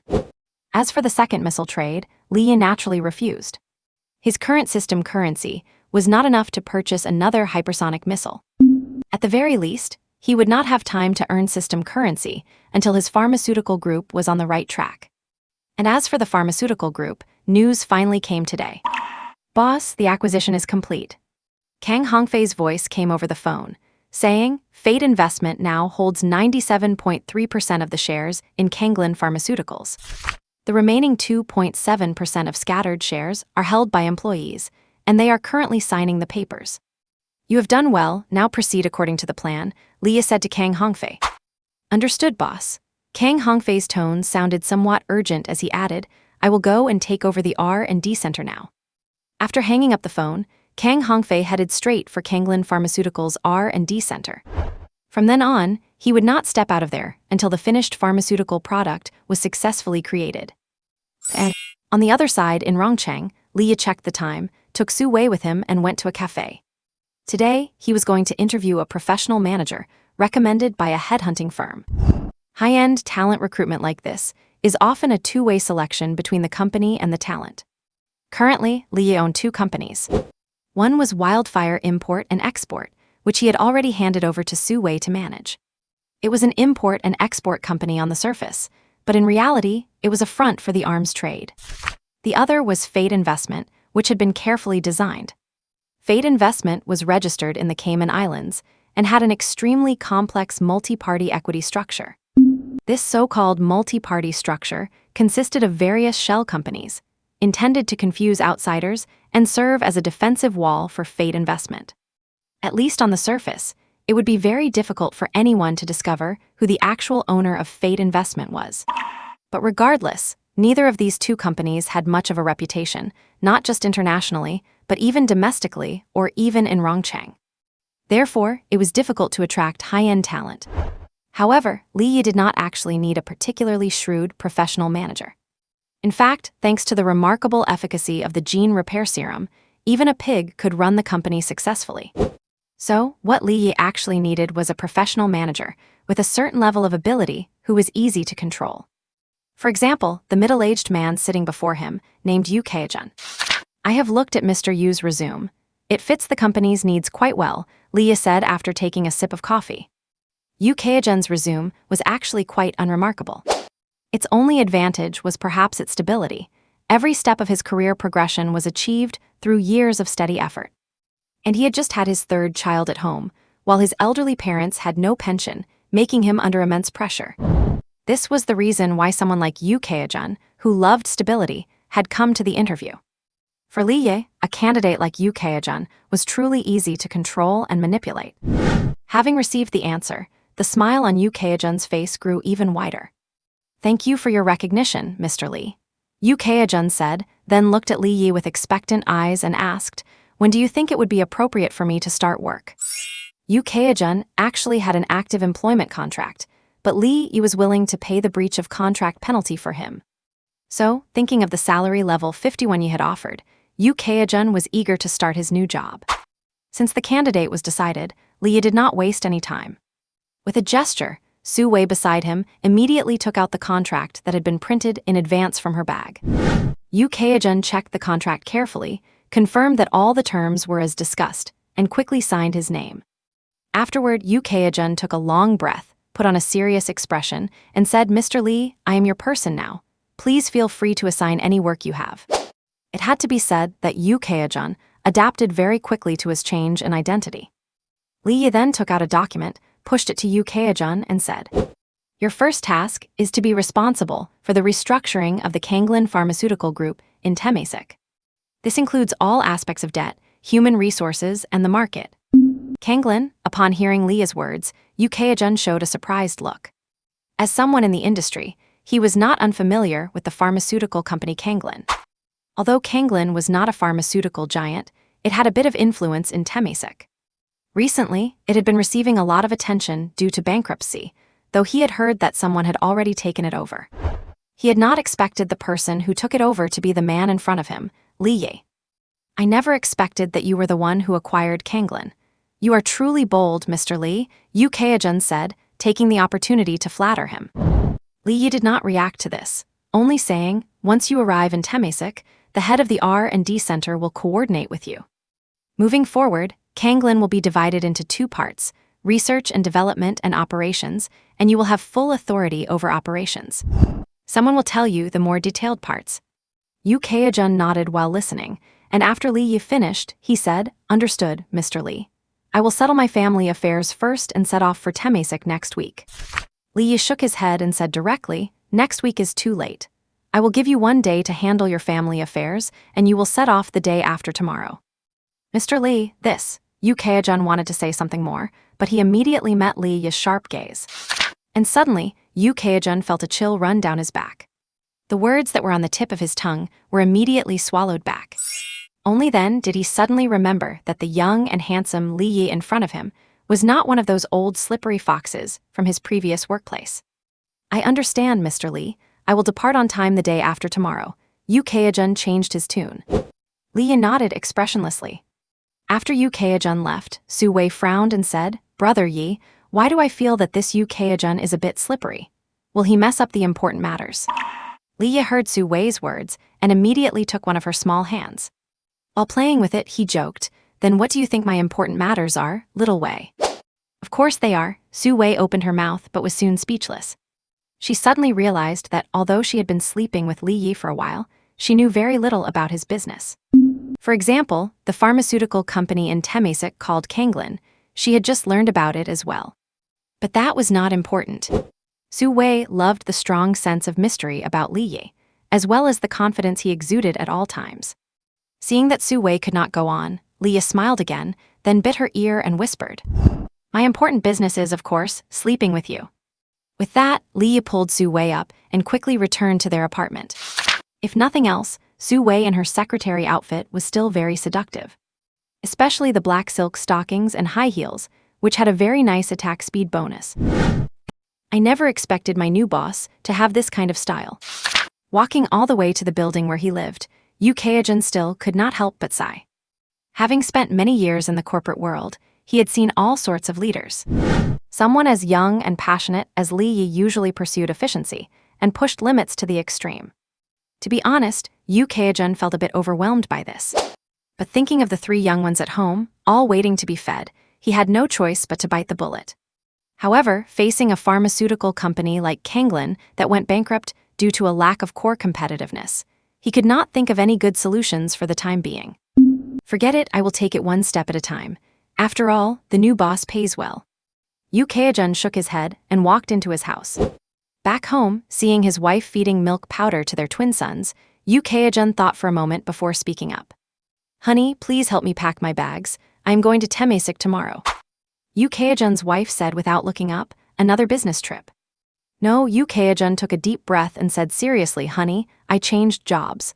I just signed the contract today." Upon hearing this, his wife immediately looked up, her eyes filled with disbelief and confusion. "Husband, you were about to get a promotion."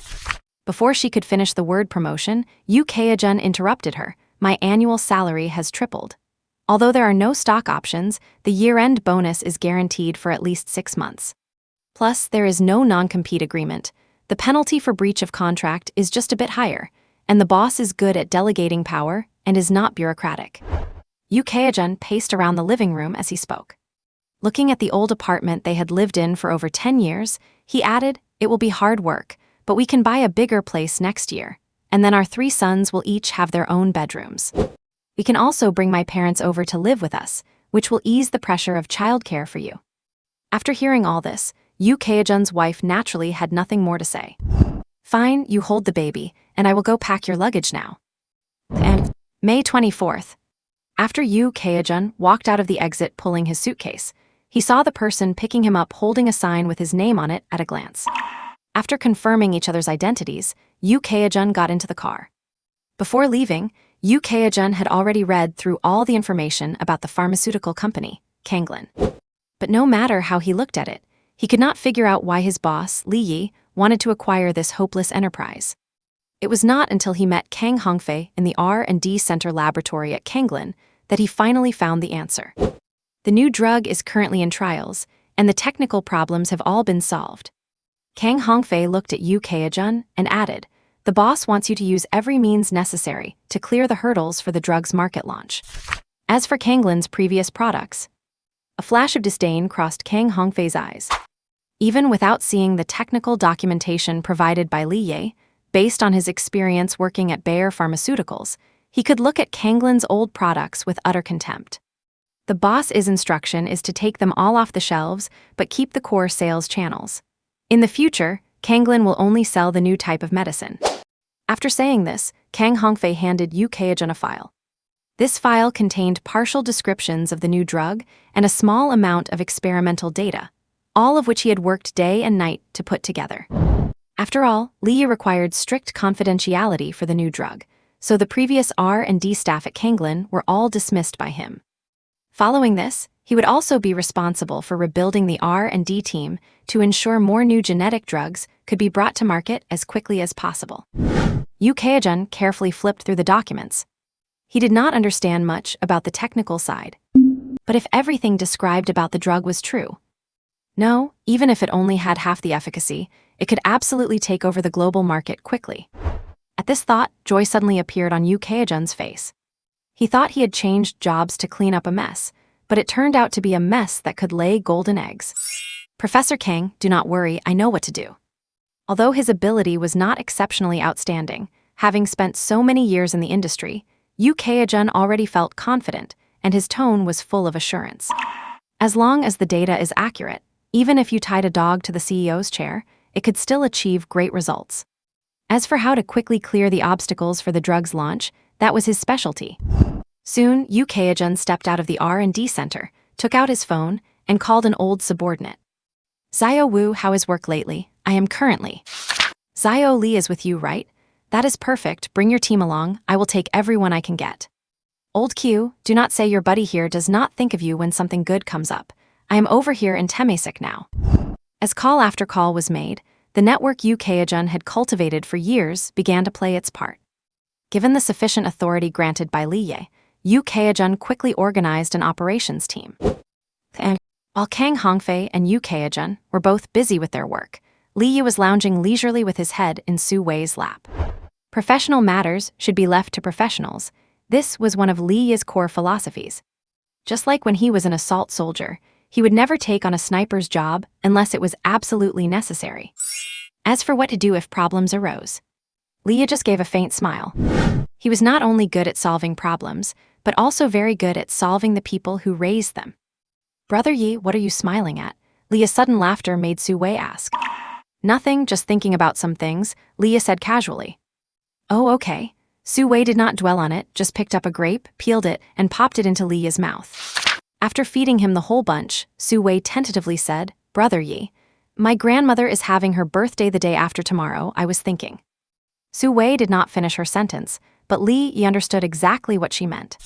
So Li Ye teased with a wicked smile, What, do you want me to go with you to see your grandmother? Su Wei's eyes lit up and she nodded. She had actually only wanted to ask for leave to go back to her hometown, but if Li Ye could go with her, that would be even better. Brother Yi, are you really willing to go back with me? Su Wei blinked, her voice full of anticipation.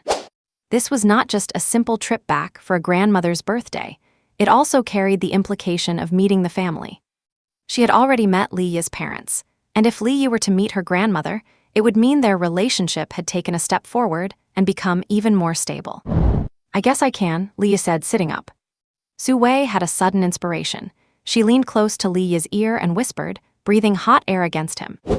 Brother Yi, I still have my high school uniform stored away back home. And I bought a JK outfit the other day. It is in the closet right now, and I have white silk stockings too. With Su Wei being so sincere, Li Ye naturally could not refuse. Soon Su Wei appeared before Li Ye, dressed in a white shirt, a blue pleated skirt, white over-the-knee stockings, and her hair tied in double ponytails. Already delicate and beautiful, under the influence of this outfit, Su Wei shed her usual sexy allure and gained a sense of innocence and freshness. People are learning all the time, and Li Ye was even more so. After some time had passed, Brother Yi, I do not think I can go to the office tomorrow, Su Wei said in a raspy voice. Then do not go, just take a good rest. Li Ye lit a cigarette, the smoke he exhaled morphing into various shapes at the manipulation of his will.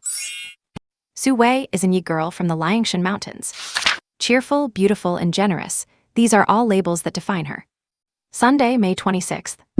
In the morning, Li Ye took Su Wei, and the two of them set off by car. Starting from Chengdu, they headed all the way south.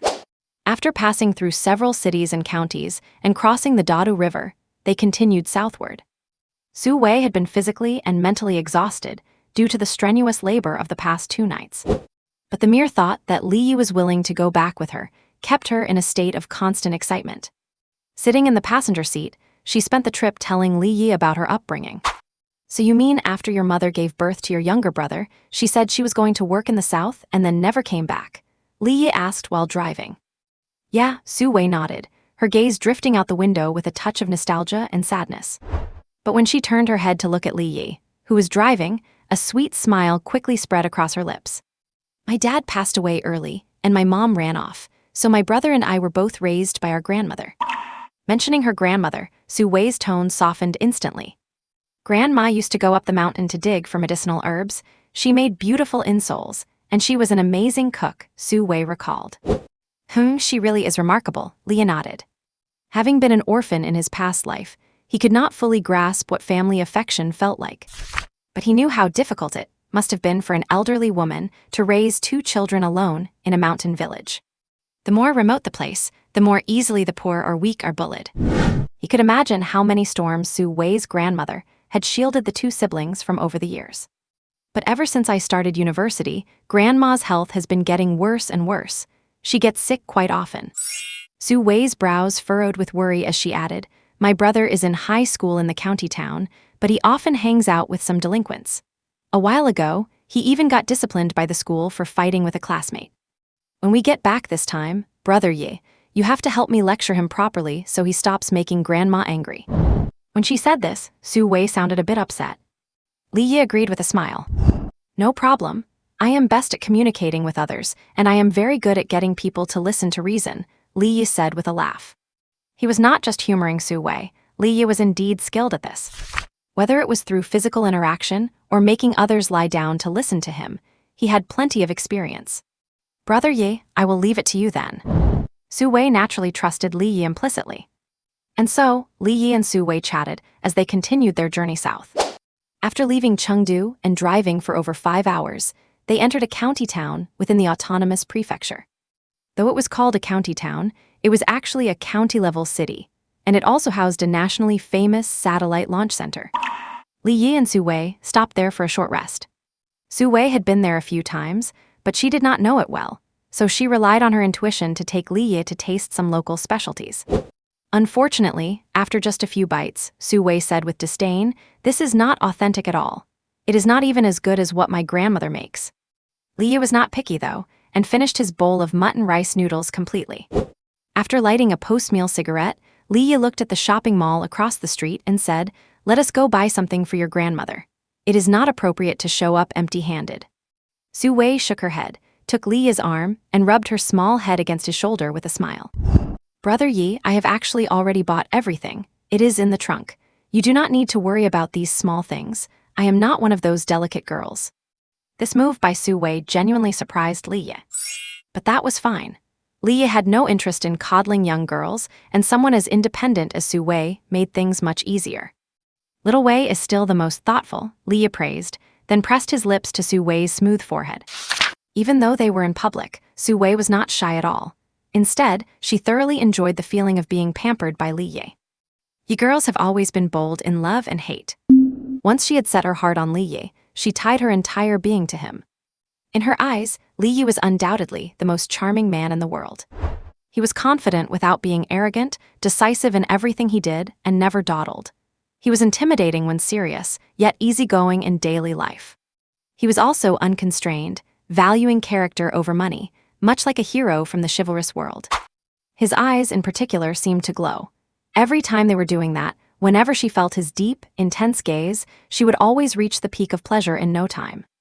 A man like this is rare in this world. "Brother Yi, let us get going. The road ahead is nothing but difficult mountain paths. Let us try to reach home before dark." After a moment of affection, the two set off again. And, just as Su Wei said, the road ahead consisted entirely of winding mountain paths. And because of the rain, the road conditions were poor, with stretches of mudslides appearing from time to time. Fortunately, China's infrastructure is top-notch. Despite encountering occasional obstacles, they managed to pass through them all smoothly. When they reached the county of Su Wei's hometown, she felt as if her bones were about to fall apart from sitting. Li Yi, on the other hand, remained calm and composed, without a trace of fatigue on his face. In truth, Li Yi found the journey quite boring. There was no gunfire as company, no ambushers on the mountains. If not for the occasional chance to touch his companion's beautiful legs, he might have fallen asleep at the wheel. When they reached the county town, dusk had already fallen. Su Wei's home was not in the county town, but in a village in the countryside. After arriving in the town, they did not head straight to the village, but parked the car near the local high school. Su Wei's younger brother was named Su Yang. He was a senior in high school this year, studying at this very school.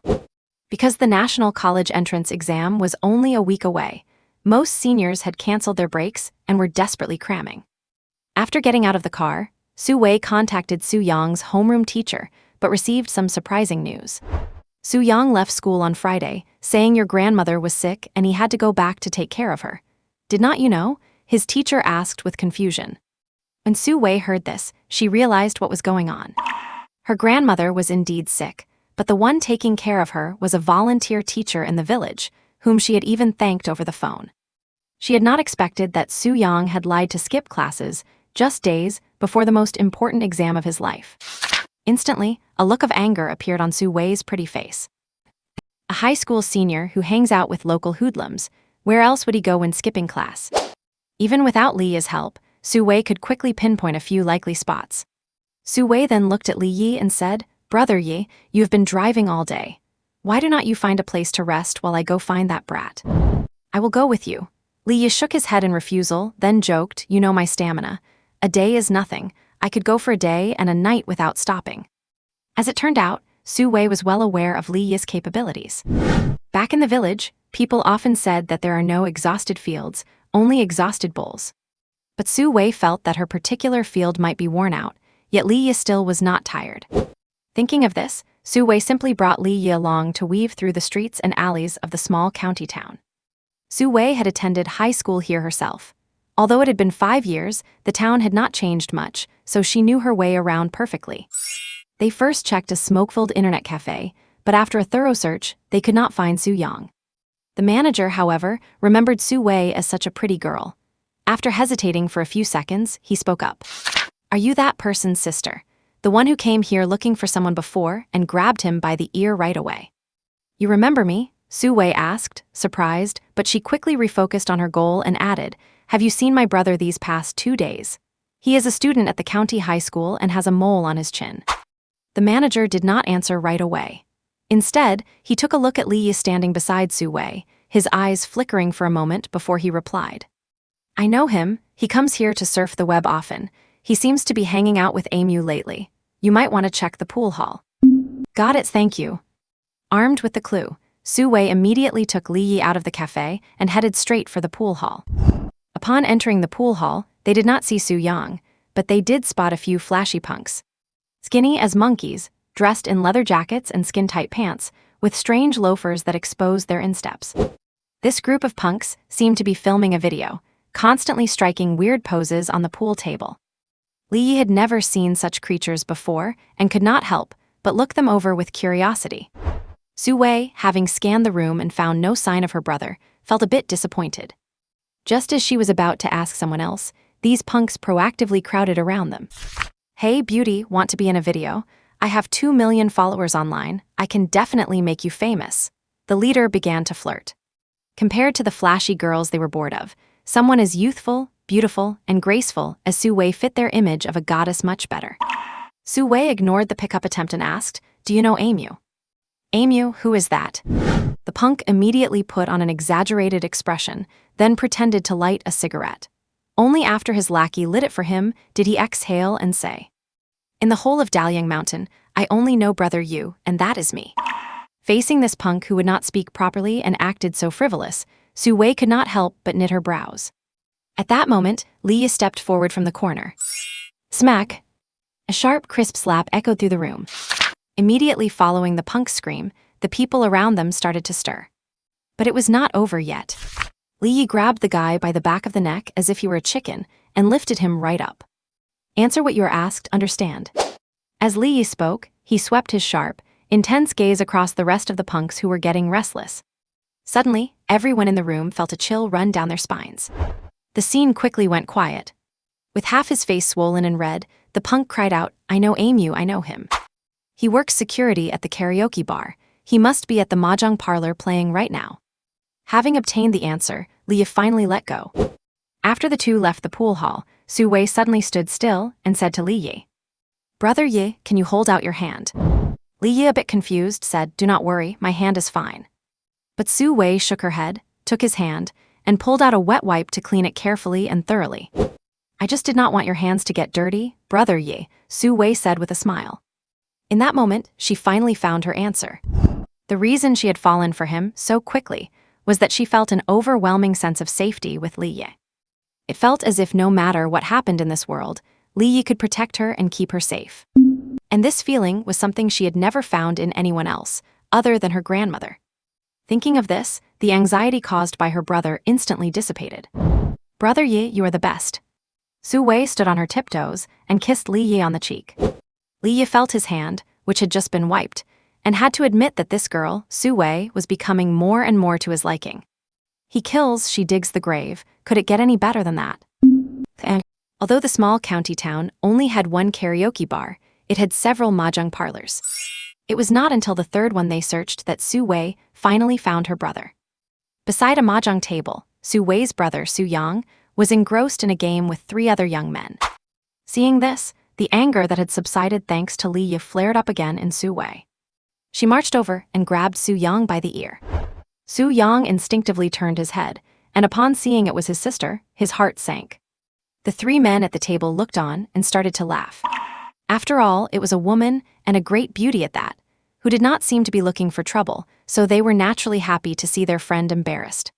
"Sis, listen to me." Caught in the act, Su Yang tried to plead his case, but he realized Su Wei was not listening. She just dragged him out of the room. The other 3 followed along to watch the show. After pulling Su Yang out of the parlor by his ear, Su Wei still did not let go, just saying coldly, "You do not need to say anything now, just come with me." With that, she dragged him along. Su Yang's 3 friends, however, did not like how things were going. "Hey beauty, even if you..." One of them started to speak, but found his throat suddenly constricted. He could not get a single word out. Then he met a pair of piercing, intimidating eyes. The other 2, seeing this, naturally prepared to step in. But soon 2 muffled thuds were heard, and they both collapsed to the ground, clutching their stomachs, completely helpless. Only then did Li Yi let go of the guy's throat and quickly follow after Su Wei. "Beauty, come wipe your hands," Li Yi said, teasing Su Wei while ignoring Su Yang. This was the first time Su Yang had ever met Li Yi. His first impression was probably, "How is this guy even more handsome than me?" Then Su Yang watched as his sister, Su Wei, let go of his ear, grabbed Li Yi's arm tightly, and flashed a sweet smile at him. The scene was as sweet as it could possibly be. By now, even a fool like Su Yang could figure out that this must be his sister's boyfriend.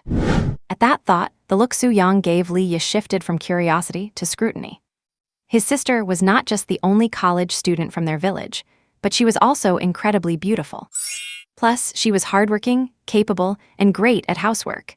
She was the perfect example of someone who could handle both the household and the world outside. So, is this guy even worthy of my sister? Su Yang scrutinized Li Yi while lost in thought. In terms of looks, though he really did not want to admit it, he was definitely a match for his sister. As for his clothes, well, Su Yang had not seen much of the world, so he could not really tell, but one thing was certain: they were clean, tidy, and not flashy. Then there was his temperament. Su Yang felt that his brother-in-law to be was a bit different from ordinary people, especially his eyes. They seemed to have a light of their own. Whenever the man's gaze swept over him, he felt a strange sense of tension in his heart. Young as he was, Su Yang did not know what that meant yet. But after following his sister and Li Yi to a luxurious black SUV, Su Yang's expression changed instantly when Li Yi pulled out the car keys. He recognized this car. He would read online that it started at least 600,000. Add a few options, and it would easily break the 1 million mark. Looks like my sister found herself a rich second-generation kid. Su Yang thought, having completely forgotten about being caught skipping school by his sister. However, while Su Yang had forgotten, Su Wei certainly had not. Once in the car, Li Yi sat in the driver's seat and Su Wei sat in the passenger seat. As for Su Yang, after sliding into the back seat, he started examining the interior and even pinched the leather seats. It is a luxury car after all, the feel is just different. Su Yang thought to himself while hurriedly pulling out his phone. He had to record a few short videos. That would definitely attract a bunch of female fans. If he could get into the driver's seat and capture the logo on the steering wheel, maybe even more girls would want to hit on him. With that in mind, he forgot the situation at hand, crossed his legs, put his hand on the armrest, and started taking selfies with his phone. Just then, the previously sweet-smiling Su Wei dropped her smile. Looking at Su Yang in the back seat with a sense of frustration, she snatched the phone away and said coldly, "Put your legs down and sit properly." Hearing Su Wei's words, Su Yang immediately behaved. It was clear that Su Wei held a position of authority at home. Boys his age were prone to rebellion, but around Su Wei, Su Yang was unusually obedient. What surprised Su Yang next was that just as he was bracing for a storm from his sister, she was too busy using her phone to provide navigation for Li Yi, who was driving. Suddenly feeling completely ignored, A strange sense of irritation welled up in Su-young. Only when they drove out of the county and onto the country roads could he no longer contain himself and said, "Sister, I have to go back to school. The college entrance exam is in a few days." Su-wei did not turn around this time, but looked at him through the rearview mirror and said calmly, "So you still remember the exam? I thought you had forgotten." Hearing that, Su-young pouted and stayed silent. Lee smiled slightly. He had never seen Su-wei being sarcastic before and found it quite amusing. By now, it was evening, and the rugged mountain road was illuminated by nothing but the headlights and the moonlight. After driving for over an hour along the winding mountain road, they crossed over the mountain, and flickers of light appeared halfway up the mountainside. "Brother Yi, that is our village. We are almost there." Su-wei's voice was filled with excitement, not only because she was returning home, but also because she would see her grandmother. And this time, she was bringing back the man she loved most. After another 10 minutes of driving, they were getting closer and closer to those lights. But just as they were about to arrive, Lee Yi's phone rang. Lee Yi took a glance. It was Saesizer, and then he hit the brakes, pulling the car over to the side of the road. Then, while picking up the phone, he opened the car door. After stepping out, he answered the call, and Saesizer's voice came through. "Lee, my father has agreed to expand the mining security team," Saesizer said, his voice full of anticipation. Lee Yi naturally understood the reason. In name, it was a security team, but in reality, it was a private armed force that answered to no one else. "That is good news, my friend." Lee Yi replied in French, then said directly, "I know what you need, rest assured. I guarantee your security team will be the best equipped force in all of Africa." According to their previous agreement, Lee Yi would deliver a shipment of arms to Saesizer at a price below the market rate. These arms were relatively low-end, but they had the advantage of being diverse and plentiful. "Lee, thank you for your support. I look forward to the day we meet again." Saesizer expressed his sincere gratitude and began discussing some details with Lee Yi. Meanwhile, after Lee Yi stepped out to take the call, the silent Su-young took the opportunity to ask Su-wei, "Sister, is that your boyfriend?" Su-wei glanced at Su-young without saying a word, but the meaning was self-evident. Su-young continued, "He looks pretty rich. Is that his own car or his family's? Is he a rich kid?" Su-wei still said nothing. In truth, if Su-young were not her brother, she really would not bother with this little brat. The college entrance exam is coming up, and instead of studying, he is out playing mahjong with street thugs. Probably after the exam, there will be one more unemployed loafer on the streets of the county. Although, thanks to Lee Yi, she now had the means to get her brother a job or even support him without one. But Su-wei understood that everything she had was given by Lee Yi. And Lee Yi's willingness to give to her did not mean he was willing to give to Su-young. Everyone must have their own value, and she did not want Su-young to be an appendage to her, because that would lower her value in Lee Yi's eyes. So, while Lee Yi was still on the phone, Su-wei spoke to Su-young coldly. "I do not care what you are thinking, but he is your brother-in-law, and you will listen to him just as you listen to me. If you do not want to rot in these mountains for the rest of your life, you better think hard about what I said." They say the children of the poor take on responsibilities early. Su-wei had already taken her turn, and now it was Su-young's turn. Back in the car, Lee Yi immediately noticed the awkward atmosphere between Su-wei and Su-young. The brother-in-law-to-be was sitting there in a contemplative pose, no longer as lively as he had been at the start. Lee Yi did not say anything about it. He just nodded to Su-wei and drove the final stretch of the journey. Like many villages in the south, though it was called a village, there were not actually many houses gathered together to form a cluster. The people who had lived here for generations were more accustomed to tending their own fields, scattered sporadically across the mountains. Because of this, after passing a few houses on the drive, Leah spotted Su-wei's house at a bend in the mountainside. It was two tiled houses with a flat concrete yard in front. Su-wei had once described her home to Lee Yi, saying these two tiled houses were the result of poverty relief subsidies from the county. After getting out of the car, Lee Yi also met Su-wei's grandmother. The old lady seemed to have been waiting at the doorway for a long time, looking forward with anticipation. "Apu!" As soon as she saw her grandmother, Su-wei called out to her. Apu is the Yi people's term for grandmother. Immediately after, there was a warm embrace between the relatives. After that, the grandmother led Lee Yi into the house and served him tea. Su-wei's grandmother was over 70 and had some health issues, but overall, she seemed quite spirited. She was very hospitable toward Li Yi, but since her Mandarin was not very good, she relied on Su Wei to translate most of the time. Li Yi was a man of the world, but this kind of meeting the parents was a first for him. Still, with Su Wei acting as the bridge, he did not feel awkward at all. Later, the grandmother and Su Wei went into the kitchen together to stir-fry dishes in a large wok over a traditional earthen stove. At this point, Li Yi and Su Yang were left alone. Li Yi could feel Su Yang glancing at him from time to time. He did not mind. Instead, he leisurely took out a cigarette, put it in his mouth, and then tossed the pack in front of Su Yang instead of putting it back. Su Yang was taken aback, then casually took one out and brought it to his lips. The two lit their cigarettes, but did not say a word. Su Wei, who was cooking just on the other side of the wall, poked her head out while fetching something. Seeing this, she was about to scold Su Yang, but felt her hand being held by her grandmother. Then she saw her grandmother shake her head at her.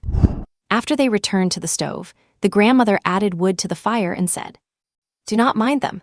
These are matters between men, and we women should not interfere. And besides..." The grandmother looked up, a hint of nostalgia in her eyes, and continued, "Your man is no ordinary person. He has a fierce aura about him. I once saw a great chieftain when I was a girl, and he had that same vibe. They are both real, sturdy men." Su Wei pondered this for a moment, and then started to smile. The great chieftain her grandmother spoke of was a historical leader in the mountains, even mentioned in the history books. At the same time, her words revealed something else. Her grandmother truly approved of Li Yi, or she would not have compared him to such a figure. Thinking of this, Su Wei felt even happier. While Su Wei and her grandmother were talking, the two men outside finally began their own conversation. The first to lose patience was naturally Su Yang. Smoking his cigarette, he said, "Li, brother-in-law." Su Yang stammered, looking quite unaccustomed to it. "How did you meet my sister?" Su Yang asked. "Recruitment," Li replied concisely.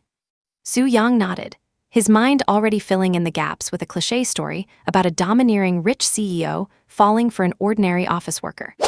"Is my sister doing well in the city now?" Su Yang asked again. But this time, Li Yi did not answer. He just looked at Su Yang in silence. Su Yang felt uncomfortable under Li Yi's gaze, as if he were being seen right through. Fortunately, as the cigarette burned out, the meal was brought to the table. A hungry Su Yang was the first to reach for his chopsticks, but was quickly tapped on the hand by his grandmother. Then, at a signal from Su Wei, Li Yi was the first to start eating, and the meal officially began. Although Su Wei often cooked for him, the food tasted extraordinary when made on a rustic earthen stove with ingredients grown at home. Li Yi was not a gourmet, but he could appreciate a flavor in the meal, one he could not quite name, but one that left a deep impression. During the meal, Su Wei poured Li Yi some of her family's homemade liquor, offering him a fresh experience after being accustomed to Western spirits. The food was delicious as expected, and the grandmother was as hospitable as expected. The only surprise was that the old lady was very composed. She did not grill Li Yi with questions, but simply told stories about Su Wei's childhood. In her, Li Yi also caught a glimpse of that wild, untamed spirit of the locals, something rare to find in people these days. Now, Li Yi finally had his answer. No wonder she had managed to raise Su Wei so exceptionally well and brought up two children healthily, despite the family's poverty. If she had been born 10 or 20 years earlier, she probably would have been a fierce warrior woman with a rifle in her hand. Just as the grandmother sensed the fierce aura in Li Yi also sensed that wild spirit in her. And so, a silent mutual understanding was formed. After dinner, Su Wei prepared the bed for Li Yi and brought over a basin of hot water for his feet. "Brother Yi, I told you my grandmother was great, did not I?" Su Wei crouched down, smiling as she washed his feet. "The old lady is indeed wonderful." Li Yi nodded sincerely. This was not just empty flattery, it was his genuine feeling. Su Wei was even happier to see that her grandmother and Li Yi had mutually accepted each other. However, when mentioning her brother Su Yang, her brow furrowed with worry. Li Yi gently stroked her hair and said, "Leave this to me. Since he called me brother-in-law, I will not let him do it in vain." Li Yi had not originally planned on getting involved with Su Yang, even if he was Su Wei's brother. But her grandmother had given him a different perspective. For the sake of her grandmother, Li Yi decided to set the boy on the right path. He was in the prime of his life. He should not be wasting his time as a street drifter. Even at the very least, if not starting a business, he could at least build a team and get some real work going. Su Wei was overjoyed when she heard Li's words. After all, in her eyes, Li was not necessarily all-powerful, but anything he promised to do, he could certainly accomplish. Li, I need to see you as soon as possible. Cesar called early in the morning, while the mist still clung to the Dalian Mountains. Li was still in bed, with Su Wei sound asleep, wrapped around him like an octopus. What happened, my friend? Li asked. It should have been deep in the night in the Congo. What could have kept Cesar awake all night? I have heard some unpleasant rumors. It might be nothing, just like before, but regardless, I need to be fully prepared. Cesar did not elaborate on the phone, but there was an unmistakable sense of urgency in his tone. Li guessed it might be related to the political situation. After all, stable political entities are rare in Africa, especially in the Congo, where war and coups are commonplace. After a brief moment of thought, Li stroked Su Wei's smooth skin while speaking into the phone. I will head to Kinshasa in a week. As it happens, there is a small matter I need your help with. Li, I sincerely look forward to your arrival, Cesar said in closing. After the call ended, Li looked at the cigarette on the nightstand. With a flick of his mind, one flew straight into his mouth. Then the lighter drifted over as well, and with a soft click, it ignited. Su Wei seemed to be awakened by the sound. She opened her sleepy eyes and instinctively snuggled closer to Li. After the time it took to smoke a cigarette, Su Wei gradually shook off her sleepiness. Brother Ye. Su Wei twisted her body, intending to climb out of bed, but felt that something was not quite right. She felt a sudden lingering sense of unease. Li did not insist on anything, letting her wait on him as he got dressed and washed up. Breakfast was a bowl of noodles grandma made with lard, topped with homemade chili oil, which had a unique flavor. Afterwards, Su Wei took the car keys from Li and said to her younger brother, Su Yang, I am taking grandma to the hospital. From now on, you must listen to brother Ye. Do whatever he tells you to do. Su Yang glanced at Li upon hearing this, but said nothing. Soon, Li and Su Yang were left standing at the doorway, watching Su Wei drive away with grandma. It was not until the car turned a corner and disappeared from sight that the two turned and met each other's gaze. Though it was a face-off, Su Yang's eyes were evasive. For some reason, he always felt guilty and fearful when meeting Li's eyes. Last night, Su Yang had slept with grandma. He had expected her to lecture him or scold him for skipping class right before the college entrance exams. To his surprise, she had not said a word, only telling him to take good care of his brother-in-law, Li, today. Brother-in-law, Su Yang mustered the courage to say, would you like me to take you around the neighborhood? Actually, there was not much to see around there, just mountains upon mountains. But Li nodded and said, that sounds good. I was just thinking of going into the mountains myself. Li went back into the house, picked up a long black bag, and said to Su Yang, it has been a long time since I went into the mountains. I find myself missing it now. Su Yang did not understand what Li meant. Could it be that this rich kid brother-in-law was actually from the mountains? He did not look the type at all. Su Yang pondered this while leading Li toward the mountains. The Dalian Mountains are a branch of the snow-capped Hengduan Range. They are high and cold, hence the name Liangshan, or Cold Mountain. Even though it was already the end of May, the climate in the mountains remained chilly. Combined with the steep and rugged terrain, most areas were rarely touched by human footprints and remained quite primitive. Even the Yi people who had lived here for generations were not entirely familiar with these mountains. Brother-in-law, which university did you graduate from? Su Yang asked occasionally as he led the way. After spending some time with Li Yi, he found that as long as he avoided direct eye contact, his brother-in-law did not seem so intimidating. Except for being more handsome, he was not much different from any other young man. Moreover, Su Yang found his brother-in-law to be quite friendly. Every time he smoked, he offered one to Su Yang, never treating him like a mere child. Consequently, Su Yang began to grow a bit bolder. Sichuan Fine Arts Institute, though I flunked out later. Li answered casually, scanning the mountain forest. So you were not good at studying either, brother-in-law. You actually flunked out. Su Yang felt much more relaxed now and asked, what is in the bag you're carrying? Do you want me to help you with it? Perhaps because they both were not good at studying, Su Yang felt a bit more warmth toward Li Yi. Sure, I could use a break. Li smiled and handed the bag to Su Yang. Upon taking it, Su Yang felt it sink instantly, and he quickly used his other hand to maintain his balance. What on earth is in here? It is so heavy, Su Yang muttered, but he carried it nonetheless. Li said nothing. An hour later, the two went further off path, entering an area without any forest trails. At this point, Su-young came to a stop, set the bag down, and sat on a rock, panting, Brother-in-law, going any further brings us into the deep mountains. There is no trail anymore. People in the village say it is easy to get lost in there, and there are wild beasts. Su-young was exhausted and just wanted to rest. He also had no idea what was worth seeing in these mountains. Besides the chilling cold, one had to watch out for leeches jumping onto them. It was strange, though, that they had not encountered a single leech on their way, which was rare. Then let us take a rest, Li Yi said, letting Su-young rest while he surveyed his surroundings. Compared to high mountain forests, he was more familiar with tropical rainforests. In the rainforest, one could always find treasures, like claymore mines or elusive gorillas. In short, a forest is always a good place. It is perfect for hunting. After his thoughts settled, Li Yi looked at the bored Su-young and offered him another cigarette. Borrow me your phone, I do not have a signal. Su-young took the cigarette and handed over his phone without a second thought. As Su-young started smoking, Li Yi looked at the phone and asked, "Did you play games in the mountains when you were a kid?" "There is nothing fun to play in these mountains," Su-young replied, shaking his head. Li Yi said quite seriously, "Actually, the mountains are quite interesting. I remember when I was your age, I often went into the mountains to play with my classmates." "What did you play?" "Sightseeing," Su-young replied, distracted. For city kids, going into the mountains was nothing but tourism. "No," Li Yi said, slipping Su-young's phone into his own pocket and smiling, "we played hunter. One group acts as the hunters, and the other as the prey. We see whether the hunters kill the prey in the end, or if the prey strikes back at the hunters.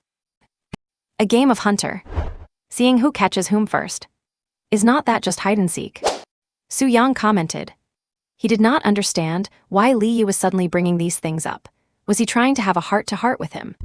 Previously, he was the only male in the household. Although he was the youngest, both his sister and grandmother, despite being a bit fierce, had always been very good to him. But now, there was suddenly an extra man who called himself his brother-in-law. More importantly, his sister relied on him, and his grandmother seemed to trust him as well. This made Su-young feel as though his world was being invaded by an alien creature. Therefore, Su-young held complex and contradictory feelings toward Li Yi. Sometimes he thought he was nothing special, sometimes he felt creeped out by him, sometimes he felt he was kind and friendly, and at other times he found him completely baffling. Take right now, for example. In the deep mountain forest, Li Yi suddenly said with a smile, "Let us play a game of hunter too. Playing hide-and-seek in these vast mountains, is this guy crazy?" Su-young thought to himself, but he did not say it out loud, just feeling that things were becoming more and more bizarre. But just then, Li Yi continued on his own. "My instructor once told me that there are two simplest ways for a boy to grow into a man. The first is physical, which is easy. It can be accomplished through a woman. The second is psychological, which is slightly more complex, but actually not difficult at all." As Li Yi spoke, he narrowed his eyes and looked at Su-young. For some reason, deep in the mountain forest, Su-young suddenly felt the surrounding silence was terrifying. He could not even hear a bird chirp or an insect hum. Brother-in-law, what are you talking about?" Su-young suddenly felt a touch of palpitations, and a sense of inexplicable irritation and anxiety began to rise from the bottom of his heart. Then he heard Li Yi say, "Let us play a game of hunter. Your prize for winning is becoming a real man, while for me, perhaps I can find a bit of fun in this boring life." As Li Yi spoke, he grinned, revealing a flash of white teeth. Even though he was smiling, Su-young felt Li Yi's expression becoming increasingly eerie. "Brother-in-law, maybe we should just go back. It is awfully cold in these mountains. Can you give me back my phone first? I want to check the time." Su-young wanted to get his phone back, trying to regain a shred of security. Li Yi did not return the phone. Instead, he crouched down next to the black handbag and said slowly, "Because you are a boy and I am a man, I will be the hunter and you will be the prey." As Li Yi spoke, he pulled the zipper of the handbag open. Then, to Su-young's utter astonishment, Li Yi took a black assault rifle out of the bag. Su-young had seen that thing in shooting games. It seemed to be called an HK something. So he wanted to play live-action CS. Su-young suddenly realized, and he thought Li Yi had been having some kind of mental breakdown all this time. He almost got scared by him. Then, Su-young saw Li Yi slowly attach something that looked like a silencer to the muzzle, and then realistically aim it around. Su Yang said at this point, "Brother-in-law, what should I use then? Is there a Barrett? My quick-scoping is top-notch." Li Yi did not speak. He simply pulled the safety off the weapon and pointed the dark, hollow muzzle at Su Yaoyao. Su Yang stopped in his tracks, waving his hands hurriedly. "Brother-in-law, this toy gun should not hurt even if it hits someone at close range." Before he could finish the word hurt, he heard a muffled bang sound in his ear. Following that, he felt his left earlobe suddenly burn like fire. In the next second, intense pain stimulated every single one of his nerves. Su Yang instinctively touched his earlobe, and the warm, slick sensation startled him deeply. Looking at his fingers, bright red blood was dripping from the tips. It hurts. After the brain's brief defense mechanism wore off, the pain instantly made Su Yang wince and grimace. At that moment, 2 more muffled bangs were heard, and the dirt at his feet flew up in all directions. SHH. Leah placed a finger to his lips, his eyes, like those of a beast, staring straight at him. "Do not scream. I do not like my prey to wail, because that makes me even more excited." Leah looked at Su Yang, grinning again, revealing his bright white gums and a scarlet tongue tip. "Now do what prey is supposed to do. Run for your life, hide in terror." Leah's tone shifted from plain to sharp, and from sharp to deep. Su Yang's legs were already trembling. He could not understand why things had suddenly turned out like this. But the pain in his ear and the bullets on the ground clearly told him that the man in front of him did not seem to be joking. In an instant, the horror movies he had once watched flashed back through his mind again and again. A psychopathic killer. A lunatic. No matter what role Li Yi was playing, Su Yang understood that he was afraid, desperately wanted to leave this place, wanted to see familiar faces, and wanted to. But common sense still made him try to say, "Brother-in-law." Before he could finish, another muffled bang rang out. A biting gust of wind grazed his cheek, bringing burning pain that erupted all over again. At that moment, without a second thought, Su Yang turned and bolted. Li Yi stood there watching Su Yang's figure disappear. After a moment, he slung the rifle over his shoulder and picked up the handbag. He remembered when he was 12 or 13, while he was dumpster diving on the street, someone took him into a rainforest. They were playing the same game then too. And the winner would be given a chance to live. Li Yi did not know how to teach a child, but if you want someone to improve and grow, war is the best way. War can change any person, whether they are old or young, a woman or a man. "My teaching method is quite expensive. No, I must tell Xiao Wei to wear a school uniform." Li Yi muttered to himself, then set off, tracking the traces left by Su Yang without haste. And meanwhile, Su Wei, who was waiting for medical results out of boredom, dialed Li Yi's phone number. "Brother Yi, if Ah Yang does not listen, feel free to hit him or scold him. This kid is getting more and more disobedient. He needs to be taught a lesson," Su Wei said to Li Yi. She originally felt embarrassed to trouble Li Yi, feeling that Su Yang had made her look bad, and she was afraid of making a poor impression on Li Yi. But after all, he was her own younger brother, so she always hoped to help him whenever she could. What is more, Li Yi had promised to help her discipline him properly. "Xiao Wei, do not worry. Your brother is quite sensible." Bang! In the phone, Li Yi's voice was accompanied by a strange muffled sound. "Brother Yi, what is going on over there?" Su Wei asked worriedly. "It is nothing, just bad signal. You should take good care of grandmother's medical appointment and do not worry about the cost. I have something to deal with here, let us talk later." Li Yi watched the figure fleeing in panic, hung up the phone, and lifted the dark, hollow muzzle again. In the cold, dense forest, Su Yang panted heavily. Why did things turn out this way? He could not figure it out, but he could deeply feel the threat constantly looming behind him. Bullets whizzed past his ears several times. If it were not for his good luck, he would have been riddled with holes by now. At this moment, Su Yang's adrenaline was surging to its peak as he scrambled frantically through the dense forest.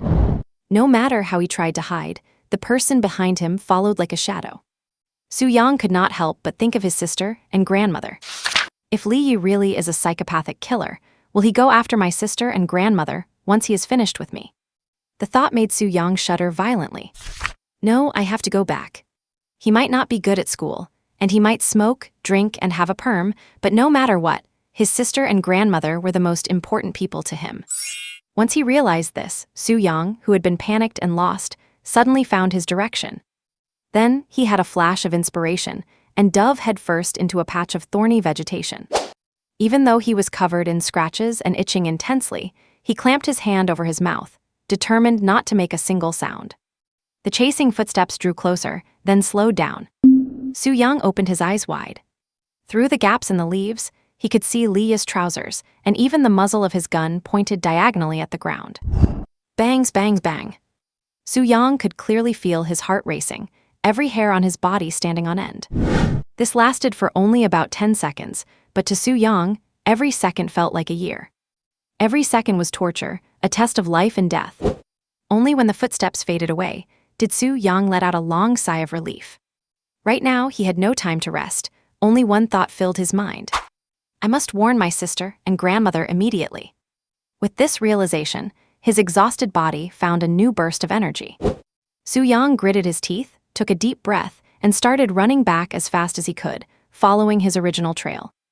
And, meanwhile, after deliberately letting Su-young go, Lee did not follow closely behind. He paused for a moment as a voice echoed in his mind. Elite mutant organism detected, issuing emergency subjugation mission. Subjugation target, corpse rot vine. Mission description: a corpse rot vine that evolved after devouring countless mutant corpses is the most dangerous presence in this jungle. Attempt to eradicate it for a generous reward. Accept the mission. Without any hesitation, Lee thought, accept mission. He had not expected that messing around with his good-for-nothing brother-in-law would lead to such a gain. Lee smiled slightly, and the system's prompt appeared on his retina. Subjugation mission started. Please completely eliminate the corpse rot vine within 3 hours. Countdown started. Then, a countdown timer of 3 hours appeared in Lee's vision. Lee glanced at the countdown and began scanning his surroundings. As far as the eye could see, there were towering dense trees, thick weeds, and unknown vegetation. But since it is a vine, Lee looked upward, searching for anything similar. A moment later, a vine wrapped around a large tree caught his eye. So this is the corpse rot vine. Lee observed it for a while and saw nothing special, but that did not stop him from acting.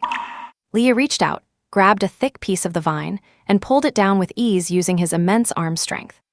Then, he purchased an engineer's shovel from the system store and began digging at the base of the vine. Before long, the entire vine, root and all, was piled up in front of Lee. But the system's mission still had not ended. Lee bought a barrel of fuel, poured it over the vine, and set it ablaze.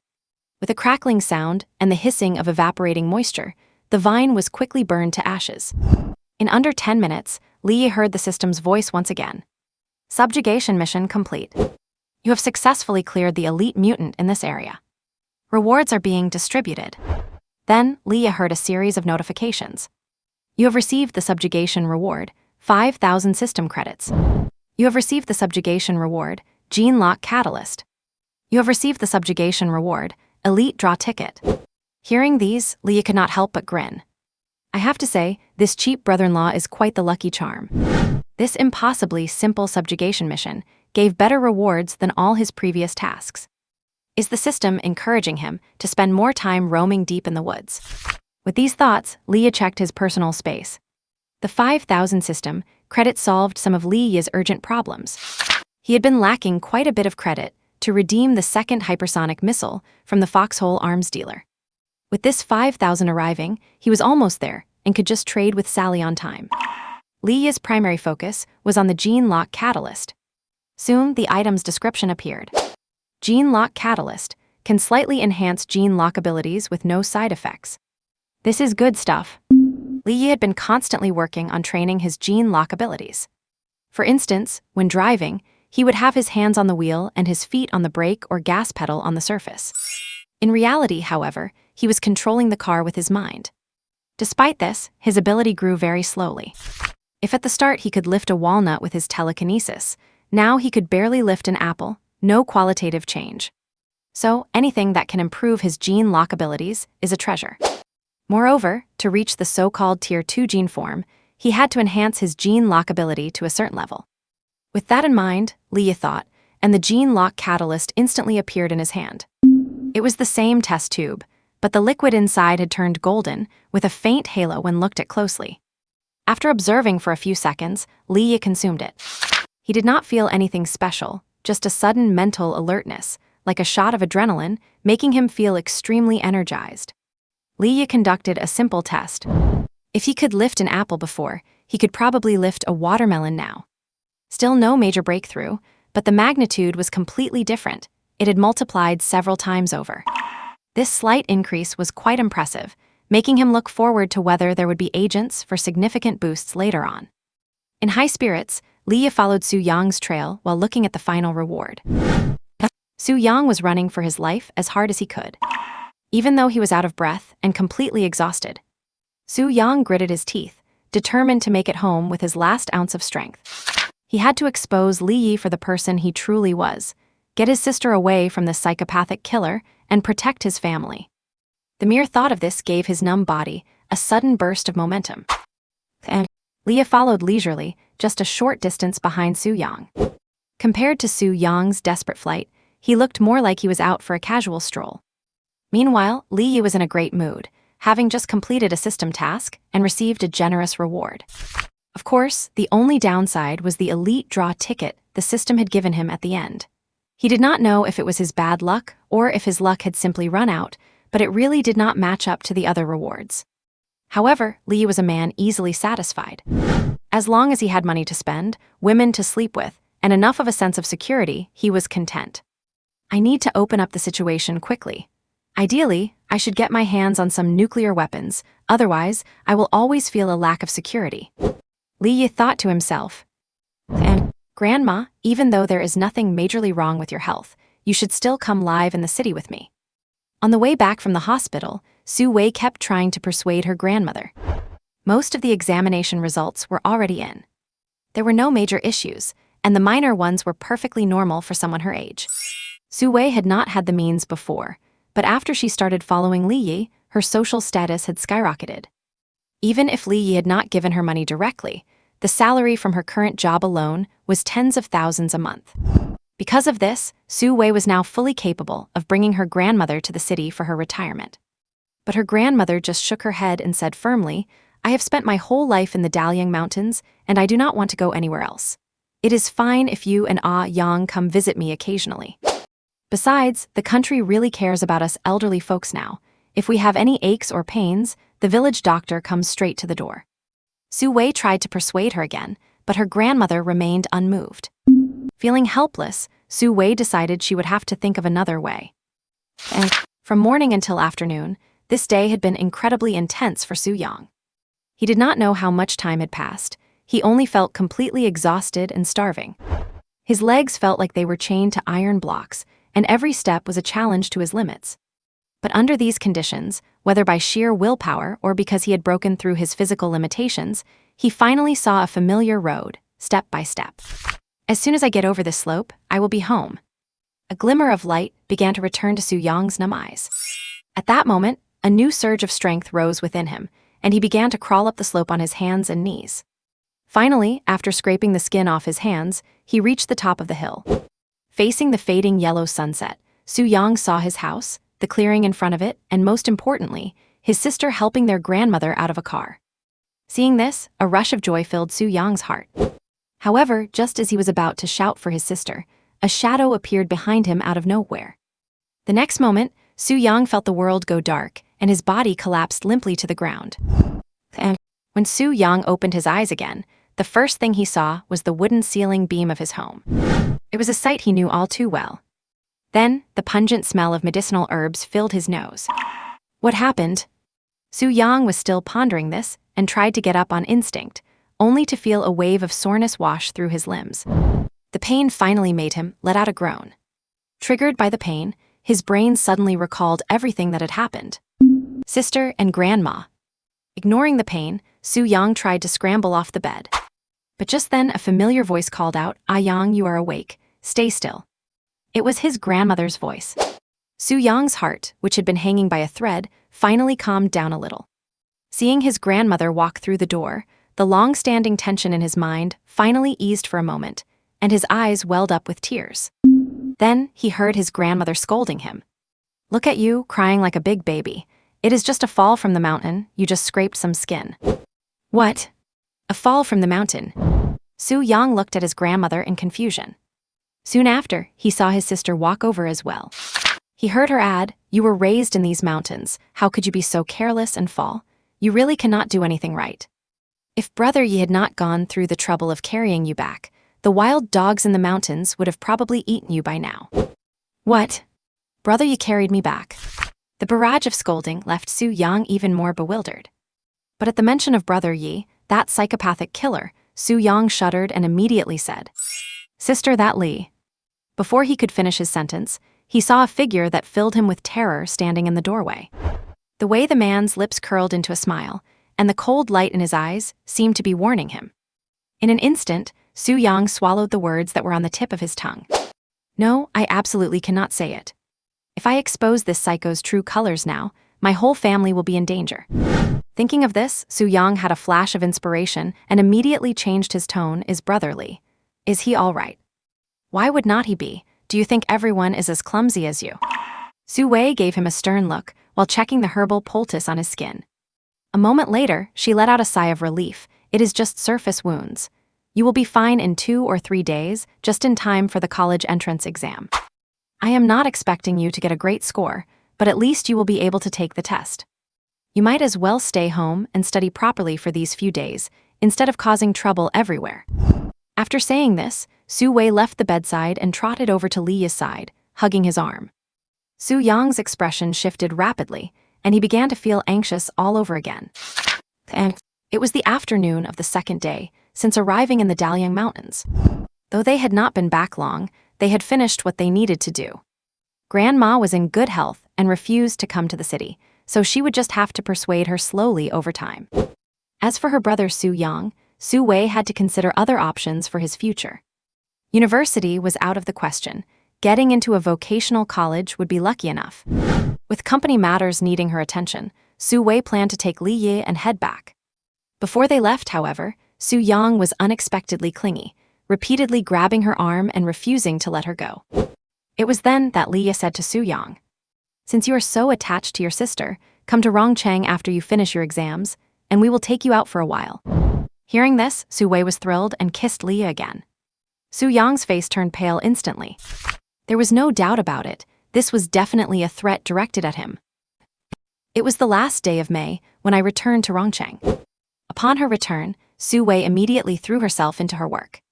So much so that, when Li Yi heard her work report, he found himself both amused and speechless. "Brother Yi, our coffee beans have gained initial market traction, and we have established flagship stores on all major online shopping platforms." On the 19th floor of the Sihai building, inside the CEO's office, Su Wei reported with a serious expression. "Although the daily transaction volume is only in the double digits, our positive rating is as high as 99%. So for the next step, I plan to further expand our influence by engaging influencers for livestream selling. But if we partner with influencers, our profit margins will definitely decrease." As she spoke, Su Wei looked at Li Yi, seeking his opinion. Even though Li Yi had told her she was in charge of wildfire trading affairs, Su Wei felt no joy in holding such power. Instead, she was quite anxious, fearing that poor company performance would hold Li Yi back. Therefore, for any important matter, Su Wei always sought Li Yi's opinion first. But what opinions could Li Yi possibly have? Wildfire trading was merely a shell company serving as a cover. The so-called goods were just a side trade, accompanying the arms deals Li Yi conducted with Sesses. After all, no matter how good coffee beans are, can they possibly be more expensive than gold by weight? It was just unexpected that Su Wei was managing these side trades so impressively. Could it be that she actually intended to switch careers and sell coffee? Li Yi immediately shook his head internally, picked up his teacup, took a sip, and with a look of gratification, said to Su Wei, "You have already done very well. As for losses or profits, that is quite normal. As for future business plans and investments, you handle them as you see fit. You do not need my signature for anything under $1 million, just go ahead and do it. I trust you." In fact, Li Yi never counted on wildfire trading to make money. Even the arms trade was merely a preparatory step for him to build connections and earn his first pot of gold. His true focus remained on Kanglin Pharma in Temasek. Once the research and production of the gene repair fluid were complete, he could quickly accumulate capital. Of course, only Li Yi himself knew about this. After finishing the talk about wildfire trading, Li Yi said, "Book me a flight to Kinshasa the day after tomorrow. Also, is my visa ready?" "It has been processed on an expedited basis. Also, I checked the flights, and there are no first-class seats left. Is business class okay? Su Wei looked at her phone, waiting for Lia's answer. That is fine, Lia nodded, a satisfied look on his face. Su Wei could not only satisfy his needs in the bedroom, but also kept his daily life in perfect order. She was also growing rapidly in terms of company operations. If groomed further in the future, she might just become one of his capable assistants. As for the visa, since he had been using a tourist visa, which was quite inconvenient, Li Yi had asked Su Wei to arrange a work visa for him some time ago. After seeing Su Wei off, Li Yi dialed the numbers of Kang Hongfei and Yu Keijun respectively. Both were currently in Temisik, with the former in charge of R&D and production, and the latter handling operations. On the phone, Kang Hongfei said, "Boss, the technical verification is complete. Now, we just need to wait for the equipment and raw materials to arrive, and I can start producing the finished medicine immediately." There was excitement in Kang Hongfei's tone. After all, his daughter would be the first to benefit from the finished medicine. The raw materials will be ready by next month. During this time, keep working on the technical deconstruction so we can aim to launch the new medicine in the second half of the year, Li Yi said. The finished medicine referred to the full version of the gene repair fluid, which was highly potent and could cure various genetic diseases. But Li Yi did not intend to let that version enter the market. Instead, through technical deconstruction, the full version would be split into multiple targeted gene therapies, which were Kanglin's true future profit points. After ending the call with Kang Hongfei, Li Yi listened to Yu Keijun's report. Yu Keijun reported on the phone, "Mr. Li, the personnel structure of Kanglin has been streamlined. Just as you instructed, we kept the core sales team and cut the rest. This will reduce our labor costs by 70%. Additionally, I have formed a lobbying team for the public relations of the new medicine to ensure a smooth approval and launch process.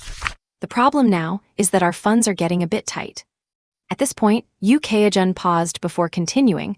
"Professor Kang's R&D Center has purchased a large amount of equipment and raw materials, accounting for 80% of our total funds. So, the remaining balance will not last more than 3 months.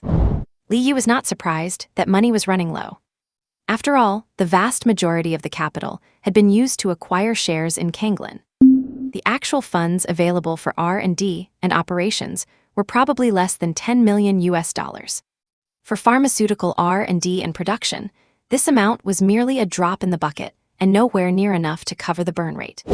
After a moment of thought, Li Yi said directly to Yu Keijun, "I will continue to inject capital.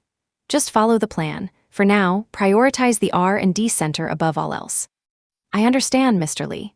Please rest assured, I will fully support Professor Kang's R&D and production efforts," Yu Keijun replied solemnly. Since jumping ship to work for Li Yi, Yu Keijun held significant power, and especially after learning about the company's future prospects, he gave it his all. Only a fool would pass up the chance to ride the wind like a pig in the air. After handling matters at the pharmaceutical group, Li Yi flipped through his contacts, found a number, and dialed it. The call was answered quickly. "Old Joe, I am treating tonight. Care to join me?" Li Yi asked. "It is rare for you to be willing to have a meal with me. I have invited you several times before and you never came. Is this some kind of trap?" On the other end of the line, Zhou Langtao joked with Li Yi. Li Yi laughed and said, "Of course it is a trap. Let us see if you have the guts to show up." "I will come, you bet I will come," Zhou Langtao laughed heartily. "I cannot beat you in the ring, but surely I can get some payback while drinking." The two quickly agreed on the time and place. Zhou Langtao was the owner of the Langtao Fitness Studio, which Li Yi frequented, and also a military veteran. He seemed to have decent connections in the Southwest, and his family appeared to have some background. For his next plans, Li Yi would need some people, and Zhou Langtao might be able to help bridge the gaps. It was soon 5 p.m. After a brief word with Su Wei, Li Yi walked out of the company to head to the place he had arranged to meet Zhou Langtao. He opted not to drive, instead hailing a taxi by the roadside and giving the address. "Take me to the 351 guest house." The driver paused briefly, then said, "I can take you there, but that is a military-managed zone, so I can only drop you off nearby, not at the gate. You will have to walk the rest of the way yourself." "That is fine, let us go," Li Yi said. The 351 guest house is affiliated with the local military garrison and rarely receives outsiders. Naturally, this was a place chosen by Zhou Langtao. He seemed genuinely determined to win back his pride at the dining table, so he intended to secure home field advantage. Anyone who has served in the military likes to maintain the initiative. Although Li Yi had never served in the military in the traditional sense, he had had plenty of dealings with these types of people. If he had to give a rating, he would say that Chinese troops were top tier, while the rest were third-rate. And that is not an exaggeration. I remember in my past life, whenever I was expanding my team, anyone with a Chinese military background was given priority. Skilled, high in morale, disciplined, and resilient, these are all virtues of Chinese soldiers.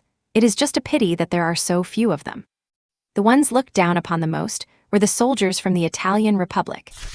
The reason? Just look at the history of the First and Second World Wars, and you will quickly find the answer. After getting out of the car, Li Yi walked forward a few steps. After crossing a street that was not too crowded, he stopped in front of the gate of the military district. Li Yi looked at the armed guards at the gate, then at the yellow line on the ground, a strange gleam in his eyes. This was the first time he had ever entered a military district so openly. After waiting at the gate for a moment, he saw Zhou Langtao walking out from inside the compound. After exchanging greetings, Zhou Langtao took Li Yi to the guard station to register. Once Li Yi presented his ID, the guards let them pass. It sure is nice to have the status of a law-abiding citizen, Li Yi sighed to himself. After entering the military district, Zhou Langtao deliberately slowed his pace. Looking at the scenery around him, he said to Li Yi, "How about it? Does it bring back memories?" Li Yi smiled but said nothing. Even now, Zhou Langtao believed he was a veteran from some special forces unit. But Li Yi knew very well that while he had indeed been to many military districts, he had never been to one in China. And whenever he visited other countries' military bases, he was usually given a rather physical and enthusiastic welcome. After an in-depth exchange of views, he would often walk away with some local specialties, and those from the US military bases were always the most bountiful. A few minutes later, Zhou Langtao led Li Yi into a 3-story white rectangular building, which had a sign hanging at the entrance that read 351 Guest House. Although the building looked ordinary on the outside, the interior was quite sophisticated. Upon reaching the 3rd floor, Zhou Langtao opened a door, revealing decor that was both rustic and stylish. In the center of the room was a round table, and in the corner, there was a full crate of a certain brand of high-proof liquor. 2 people were already seated around the round table. One was wearing military green camouflage without rank insignia, but he looked imposing and had a sharp gaze. The other was slightly plump, going bald, and wore round-rimmed glasses. His squinting eyes gave him an honest, gentle look. It seems Zhou Langtao was really determined to get his payback at the table. He even brought in reinforcements. Li Yi was not intimidated in the slightest. Soon after Zhou Langtao and Li Yi were seated, he introduced them. "These 2 are my old squad leader and my old classmate." Zhou Langtao did not mention their positions, as this was a gathering of friends meeting a new friend, not a business engagement. Li Yi soon learned both of their names. The one in camouflage was an active duty officer, whose rank was unknown, named Ma Yinglong. The name sounded familiar to Li Yi, and he did not realize why until Zhou Langtao referred to him as Old Hemorrhoid, at which point he immediately caught on.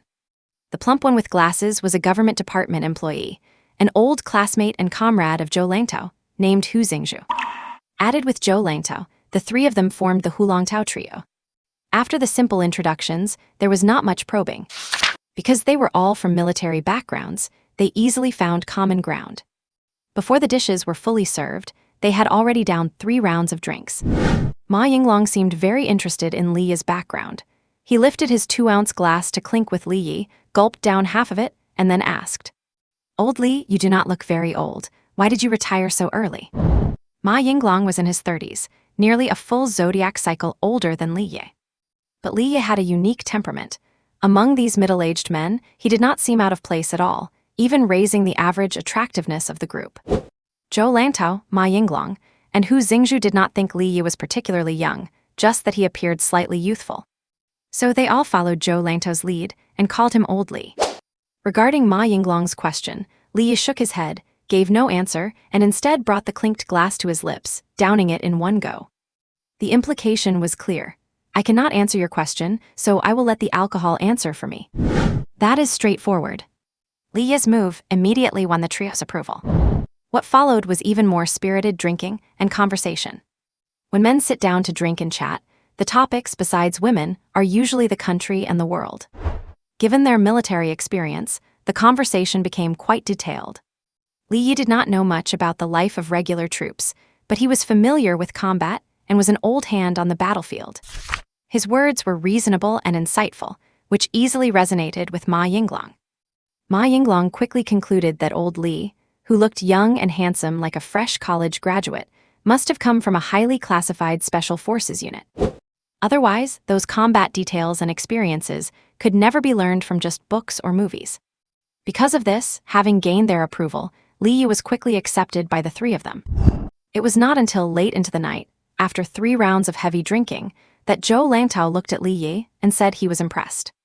The 3 of them had taken turns trying to get Li Yi drunk, but in the end, they were the ones who had had enough, while Li Yi looked perfectly fine.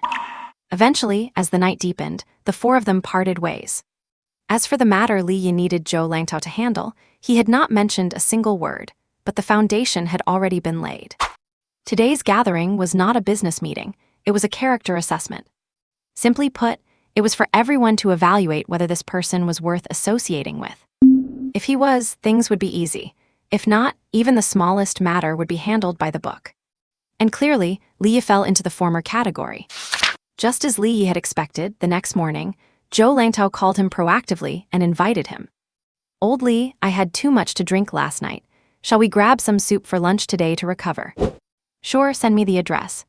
After hanging up, Li Yi put down his phone, picked up his car keys, and headed to the agreed location. Soon, at a Cantonese restaurant, Li Yi met Zhou Langtao again. After chatting casually for a while, Li Yi finally brought up the main business. As a result, as soon as Zhou Langtao heard it, the spoon of soup he was holding almost shook out of his hand. He stared at Li Yi with wide eyes and said, "What, old Li, you want to open a school?" "Yes." Li Yi nodded and said seriously, "I plan to make my own contribution to the cause of education." Upon hearing this, Zhou Langtao barely managed to swallow the soup he had almost spat out. He had imagined Li Yi might need his help with something, like making connections, pulling strings, or handling some tricky business. But in any case, he never expected that Li Yi was actually planning to open a school. He had to admit, this was completely outside his field of expertise. Thinking of this, Zhou Langtao frowned and said, "If you were talking about opening some training class, that would be easy, but I do not know the first thing about running a school. Besides, while I have some friends, they are all in the police and judicial systems. I really do not have any resources in the education sector." Zhou Langtao felt that Li Yi was a good person, quite mysterious, and very interesting. Especially after getting to know him last night, everyone agreed that he was someone worth befriending and willing to help. But when it came to running a school, he was truly powerless. Li Yi smiled at this. It was his fault for not explaining clearly and causing Zhou Langtao to misunderstand. So, Li Yi said slowly, "The school I plan to open is not in this country, but in Africa. Policy-wise, it should not be a problem, and I am not worried about student intake. I just need to find some teachers with the right professional background." Hearing Li Yi say this, Zhou Langtao's furrowed brows relaxed, and he looked at Li Yi with a hint of surprise. To actually go abroad and set up a school in a place like Africa, that was quite an unconventional path. Zhou Langtao became interested and said, "Finding teachers should not be much of a problem. Although Africa is a bit desolate, there are plenty of people willing to go as long as the pay is good enough." By the way, Zhou Langtao looked at Li Yi and continued, "What kind of specialized courses are you planning to teach? I will try my best to help you make some contacts." In Zhou Langtao's mind, since Li Yi ran a foreign trade company, he must be looking to expand production at the source. Such a move is rare, but not hard to understand. It was nothing more than starting a vocational school to teach workers some technical skills related to production, thereby expanding their output.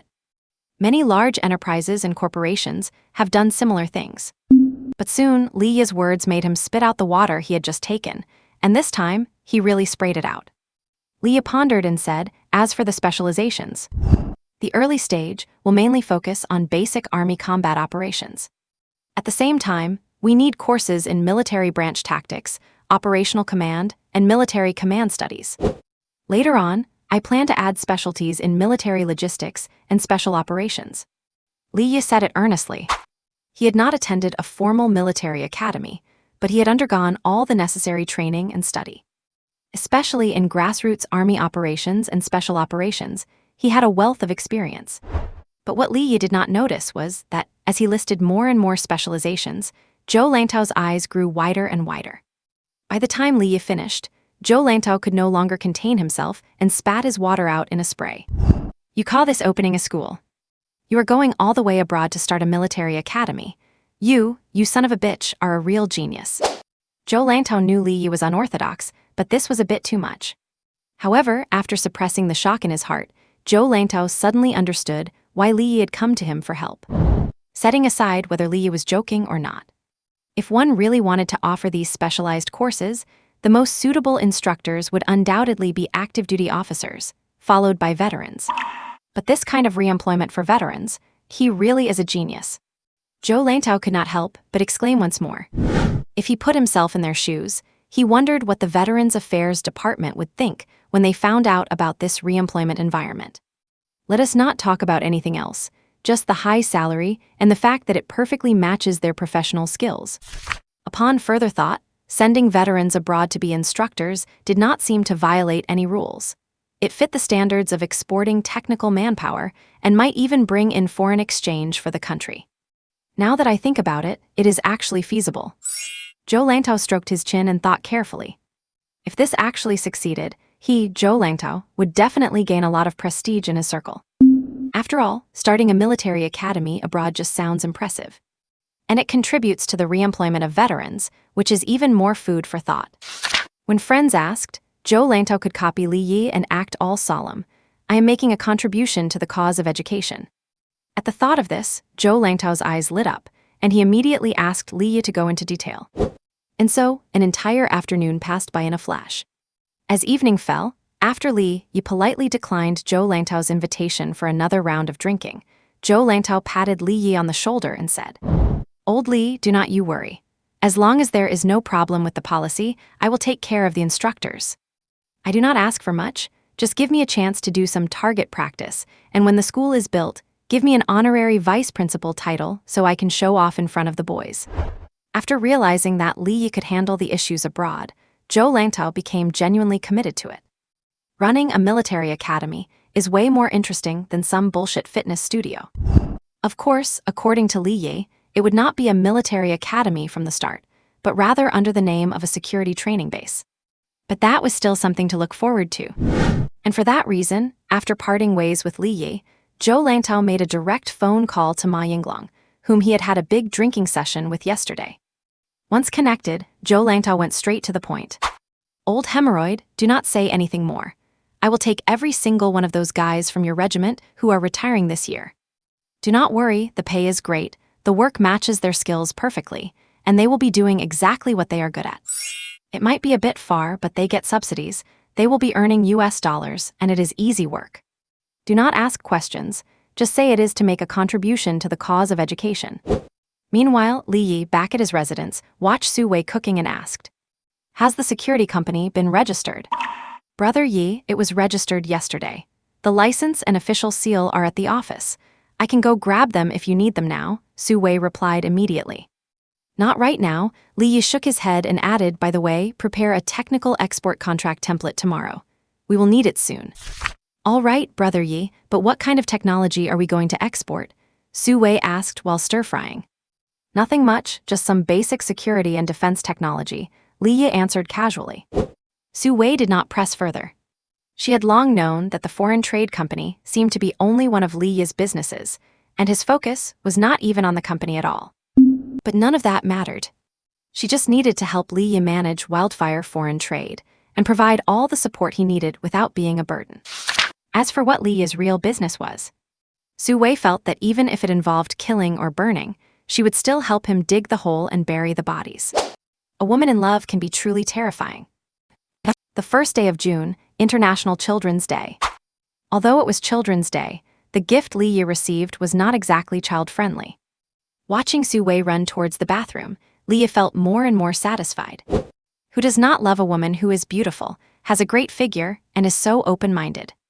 Not to mention that Su Wei could also manage the company with great efficiency. Though he had no interest in changing careers to sell coffee. After all, he was not planning on turning over a new leaf so soon. While eating breakfast, to Su Wei's surprise, Li suddenly brought up her younger brother, Su Yang. Li asked, "Your brother is about to take the college entrance exam, right?" Surprised, Su Wei quickly replied, "Yes, brother Ye. The exam starts this Wednesday and lasts for 3 days."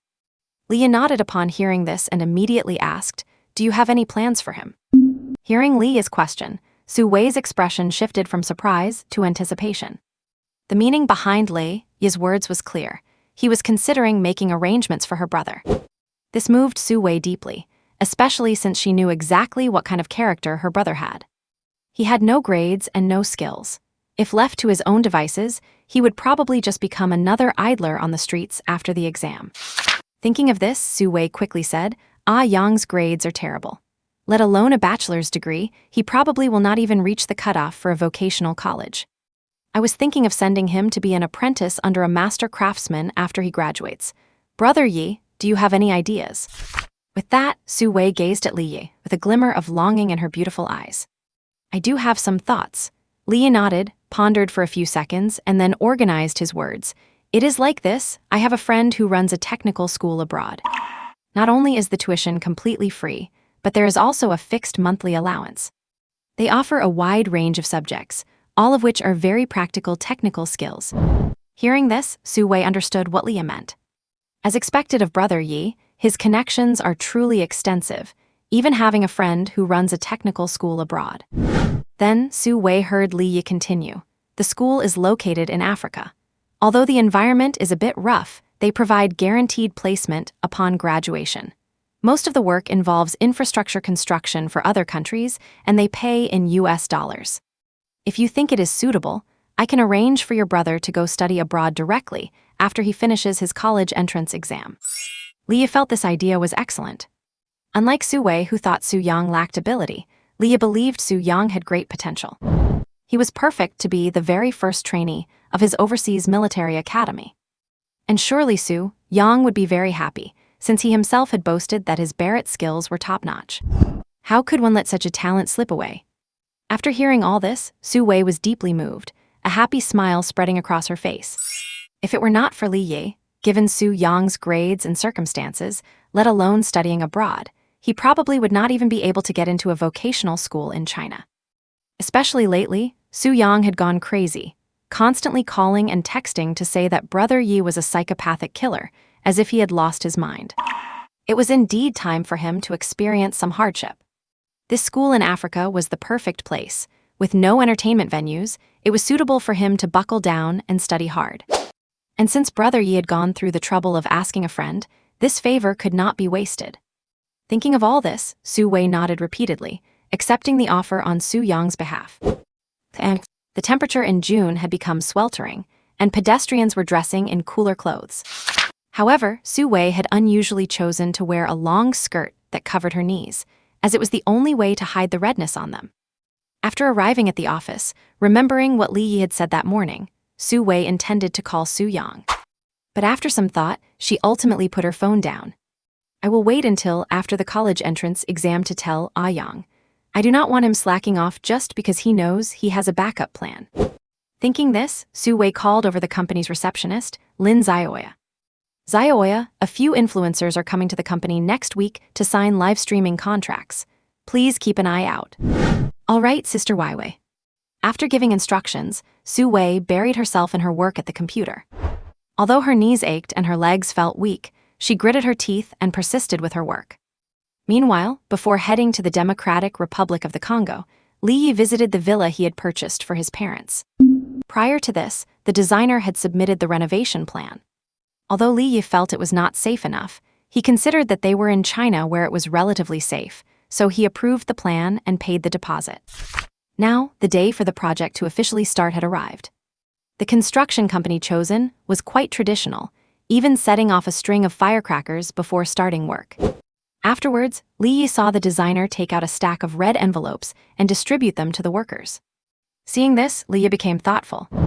If we set off firecrackers for a villa, should I fire a full load of artillery shells to celebrate the opening of my military academy overseas? That actually makes perfect sense. Next, after witnessing the ceremony, Li exchanged a few more words with the designer. "Mr. Li, please rest assured. I personally guarantee the project quality, and there will be third-party inspections, so there will not be any issues," the designer promised.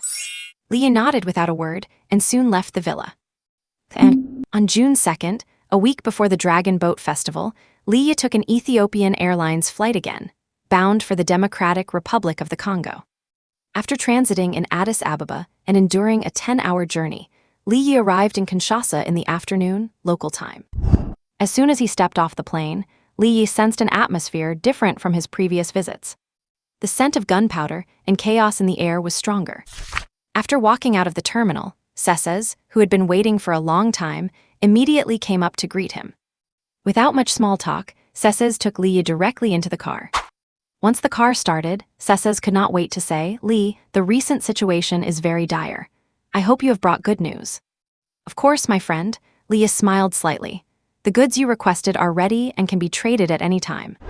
The stage for chaos has been set. Are you ready to step onto the stage of history?" Li looked at Sesses with a glimmer of anticipation in his eyes. Sesses had requested quite a large order this time, and while the total value was not as high as the one in Husei, it was still of significant value. Such a large shipment of arms. I suspect it is for more than just expanding his mine security team. Li has visited Kinshasa many times. Whether in his previous life or this one, this city, filled with chaos, always manages to offer him a sense of novelty. Take right now, for example. The car had not driven far before Li spotted military police mobilizing. There were also pickup trucks filled with guys carrying AKs, patrolling aimlessly. These are the precursors to chaos. And for a man like Sesses, who has ambition, drive, and the capability, chaos is a ladder. It is just unclear whether this ladder leads to the pinnacle of success or down to hell. After taking in the unrest on the streets, the car turned into an alley and finally pulled into the garage of a 3-story villa. After stepping out of the car, Li habitually looked around. 4 guards in plain sight, others keeping watch from high vantage points, plus 2 hidden sentries at the entrance. It is clear that Sesses is very cautious. The closer one is to doing something big, the more careful one must be. Soon, Sesses led Li into the villa's living room, poured him a glass of whiskey himself, and then started to toast a cigar. Besides Sesses, there were several armed guards inside and outside the living room. In Li's eyes, these guards were just for show. Their positioning and alertness were nothing more than amateur level. That is to be expected, given the average educational level in Africa, which might as well be non-existent. The cigar was quickly toasted, and the rich tobacco aroma blended with the scent of whiskey, making one feel intoxicated. Sesses handed the cigar to Li and then raised his glass. After they clinked glasses, Sesses said, "You have had a tough journey, my friend. As you can see, the situation right now is not good, so let us drink to your arrival." The crisp sound of glasses clinking echoed again. After the pleasantries, the two began to discuss business. After a puff of smoke, Li's eyes lit up through the haze. He spoke, "I have everything you wanted ready, hidden in a corner of this city. You can pick it up whenever you like." This time, Sesses ordered a large quantity of cost-effective weaponry, such as Type 56 rifles, grenades, mortars, and artillery shells, enough to fill a warehouse the size of a basketball court. Upon hearing this, Sesses nodded and raised his glass again, a look of excitement in his eyes. As the situation grew more chaotic, the market was severely affected. Not to mention the rising prices of food, weapons prices had doubled repeatedly. An AK that originally cost $50 was now soaring to $150, and that was just for second-hand goods from shady factories. Li, on the other hand, not only provided brand-new standard-issue products, but also kept his prices stable and even offered door-to-door delivery. Compared to those profiteering arms dealers, Li's price was not just fair, it was the definition of a friend's discount. What does it mean to be a friend? True friends are those who offer help when you need it most. Sesses raised his glass for the 3rd time, downed the drink, and immediately declared, "Li, rest assured, even if bullets start raining down on the entire Congo, not a single one will ever land on your plantation." To this day, Sesses still does not know what Li is having him grow. But that does not matter. Sesses continued, "Li, you mentioned over the phone that you needed a small favor, so please tell me now, what can I do for you?" Hearing Sesses bring it up voluntarily, Li looked satisfied. He had two main purposes for coming to the Congo. The first was to invest in Sesai's cause, which meant completing this arms trade. Only a powerful and sensible ally fits Li's needs. Sesai's is sensible, the next step is to make him powerful. The second purpose was to establish a military academy. Opening a military academy has two main benefits. First, it helps complete the system's tasks. Whether it is a construction task or a conquest task, Li needs a piece of territory. Second, it allows him to possess his own armed forces. Without a crew around him, Li always feels a lack of security. Whether for future development or personal needs, building an armed team is an absolute necessity. Based on these reasons, Li told Sesai's, "I want to open a school in your territory, or to be precise, a military academy." Oh. Sesai's looked puzzled and thoughtful after hearing this. He never would have expected Li to want to open a military academy. But upon reflection, he realized it was highly beneficial for him. For many native Congolese, especially those from tribal groups, their education level is barely at the level of prenatal development. Giving them guns makes them less like soldiers and more like cannon fodder. Sesai's, however, had received a proper higher education, so he understood the importance of training. If there were a military academy on his turf, he could rapidly enhance the combat capability of his troops. As an ambitious man, Sesai's had considered promoting education and had even run literacy campaigns within his tribes. But compared to a military academy, those efforts were trivial. Therefore, Li's proposal was a massive opportunity for Sesai's. But at the same time, he could not help but feel skeptical. Because he did not quite understand Li's underlying motive. Seeming to sense his hesitation, Li smiled and said, "I need an armed force that I can deploy at any moment. It does not need to be large, but it must be highly combat effective and elite. On the other hand, consider this an investment." Looking at Sesai's, Li raised his glass. "We intend to invest in you to ensure our interests in Africa." Li's words were blunt but very sincere. Sesai's instantly understood his intentions. It was simple. Li, as an individual, needed a special operations unit. Furthermore, Li, representing the organization or power behind him, was offering a new round of funding. In exchange, once Sesai's gained more power, he would be expected to protect Li's interests and even follow some of his commands. It sounded like acting as a proxy, but Sesai's felt no aversion to this. In fact, he felt a sense of anticipation. Before you can be the one playing the game, you must first become the most important piece on the board. With that thought, Sesai stood up and opened his arms to Li. After a simple embrace, Sesai said solemnly, "Li, I will never waste your investment or this bond of brotherhood." Upgrading from friend to brother, that was Sesai's pledge. Whether friends or brothers, or even just strategic partners, it did not really matter. Ultimately, this meant Sesai's would be deeply tethered to Li. And starting with Sesai's influence as a base, Li would gradually realize his grand blueprint. This may seem like a small step, but it is a giant leap toward mastering Africa. That very night, in a warehouse Li had temporarily rented, rows of deep green crates were stacked neatly. These were all items Li had just purchased from the system store, which caused his system currency to drop once again. Fortunately, he had earned a decent sum from the emergency suppression mission issued by the system back in the Dalian Mountains. Otherwise, the supply for the Foxi militia's second hypersonic missile 2 months from now might have been in jeopardy. 11:45 p.m. The roar of engines broke the silence of the night. Accompanying the bright beams of headlights, a convoy sped up and pulled to a stop in front of the warehouse. As the car doors opened, Seize was the first to step out. Following him, over 20 armed soldiers swarmed out of the back of the vehicles. The man leading them was someone Li recognized, the burly black man who had handled their first transaction. However, upon seeing the state of the squad, Li could not help but frown. Noticing his reaction, Seize immediately gave a signal.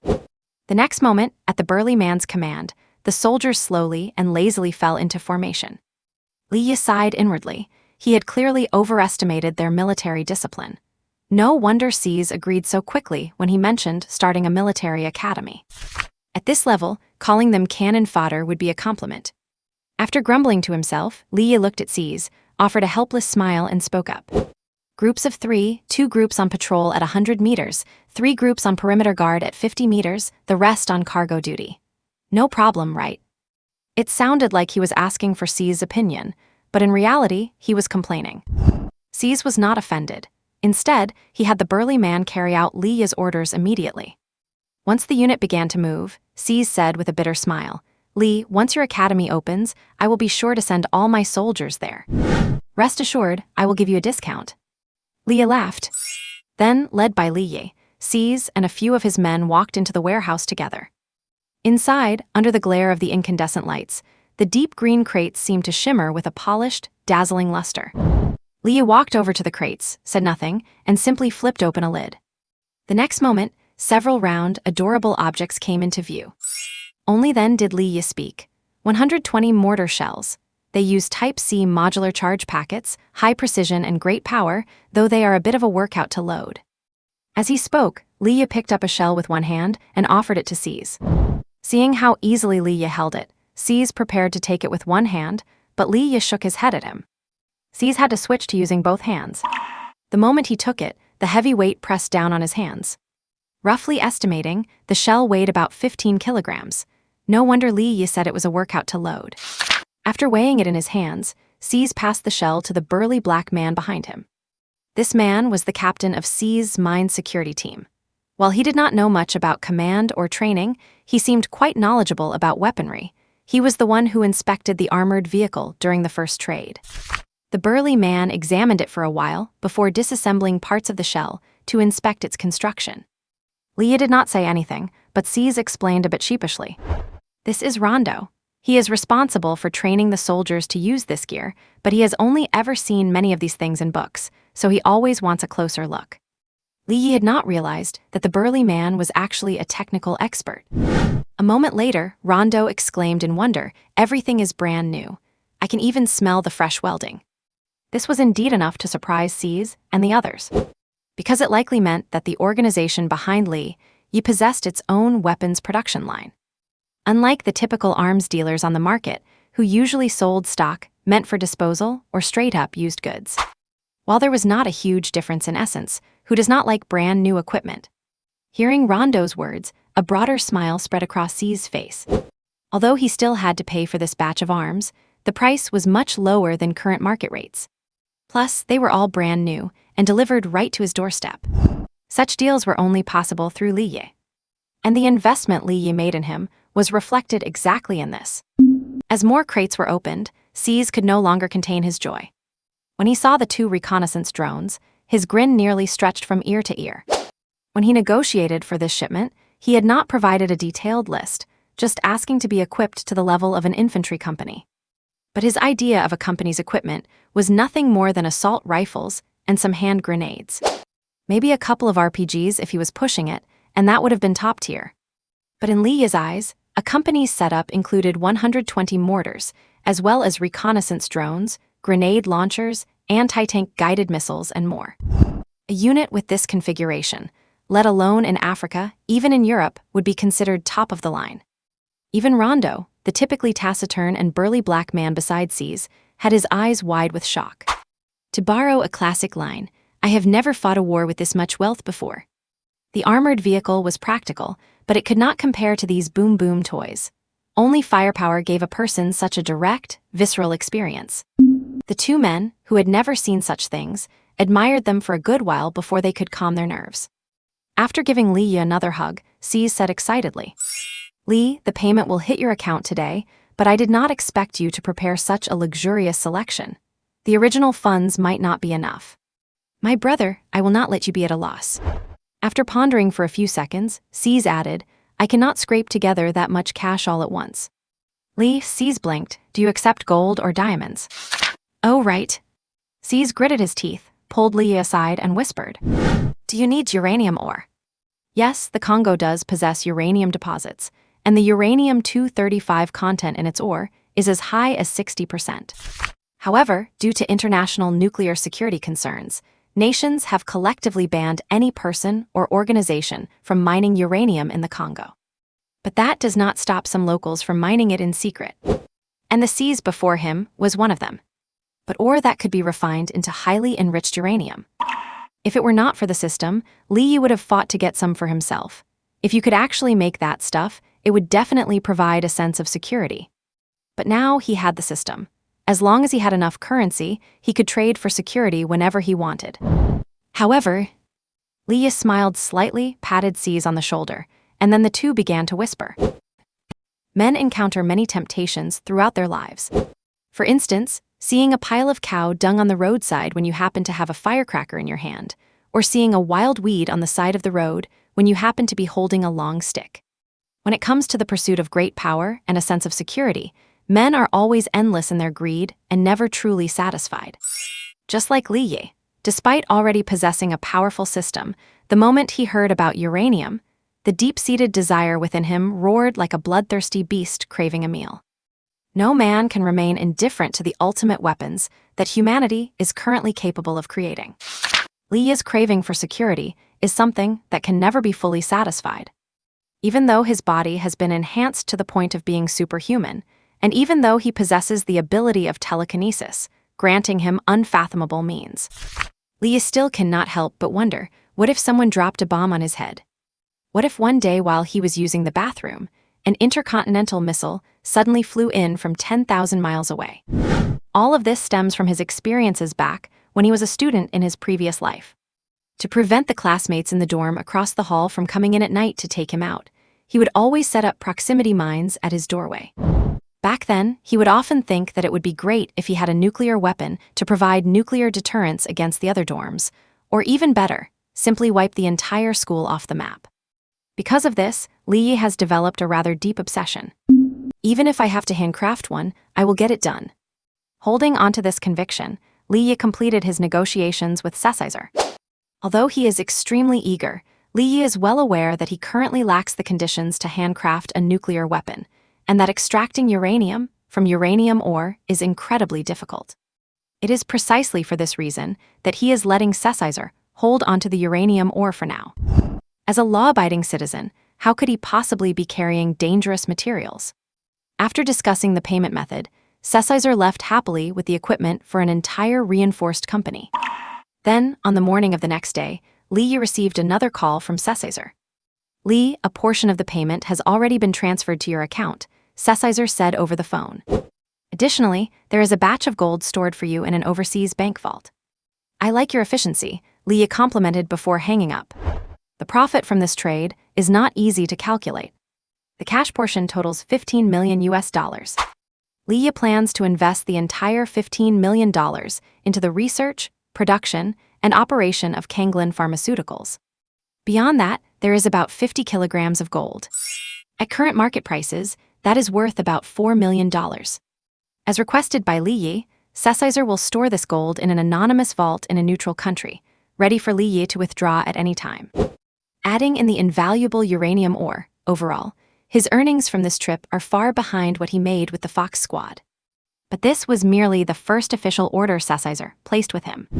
If Sesizer can manage to climb the ladder during the chaos, it will not just be equipment for a single company next time. When Sesizer is eventually able to sign checks using the defense budget, that is when the real big business will begin.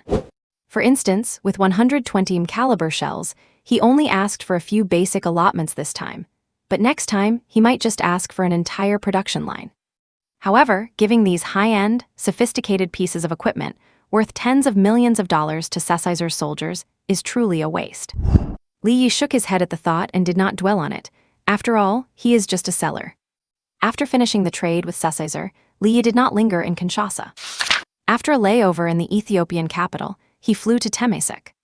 Upon arriving in Temesek, no sooner had Li Yi taken his phone off airplane mode than a flood of messages popped up.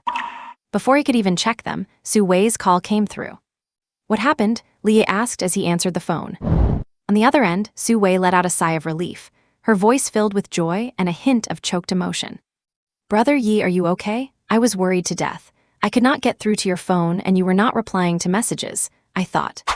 Su Wei did not finish the ominous thought, but Li Yi already understood the reason. Looking at the news playing on the big screen at the airport, Li Yi said with a smile, Do not worry, I am in Temesek right now, not Kinshasa. I am very safe.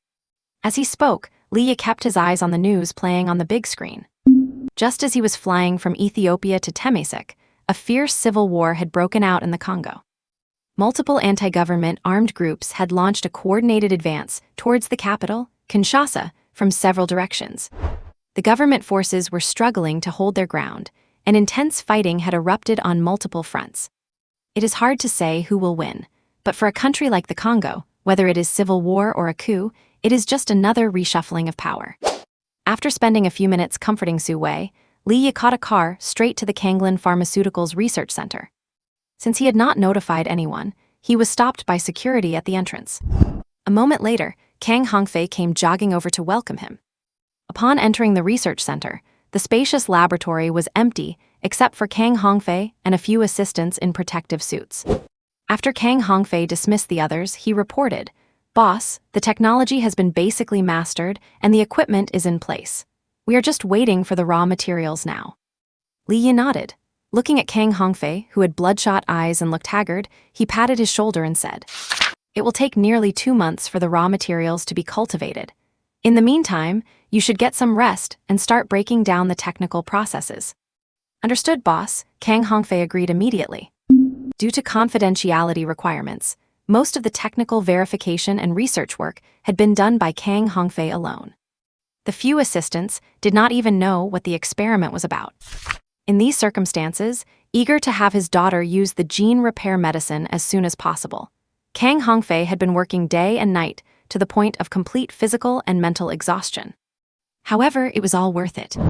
After reporting the progress, Kang Hongfei added, "Boss, breaking down the technology involves many aspects. If I am the only one doing it, I am afraid I might delay your schedule." Kang Hongfei did not state it explicitly, but his meaning was clear. Producing according to the established technology is one thing, but wanting to reverse engineer and break down the technology is quite another. The difficulty of that goes without saying.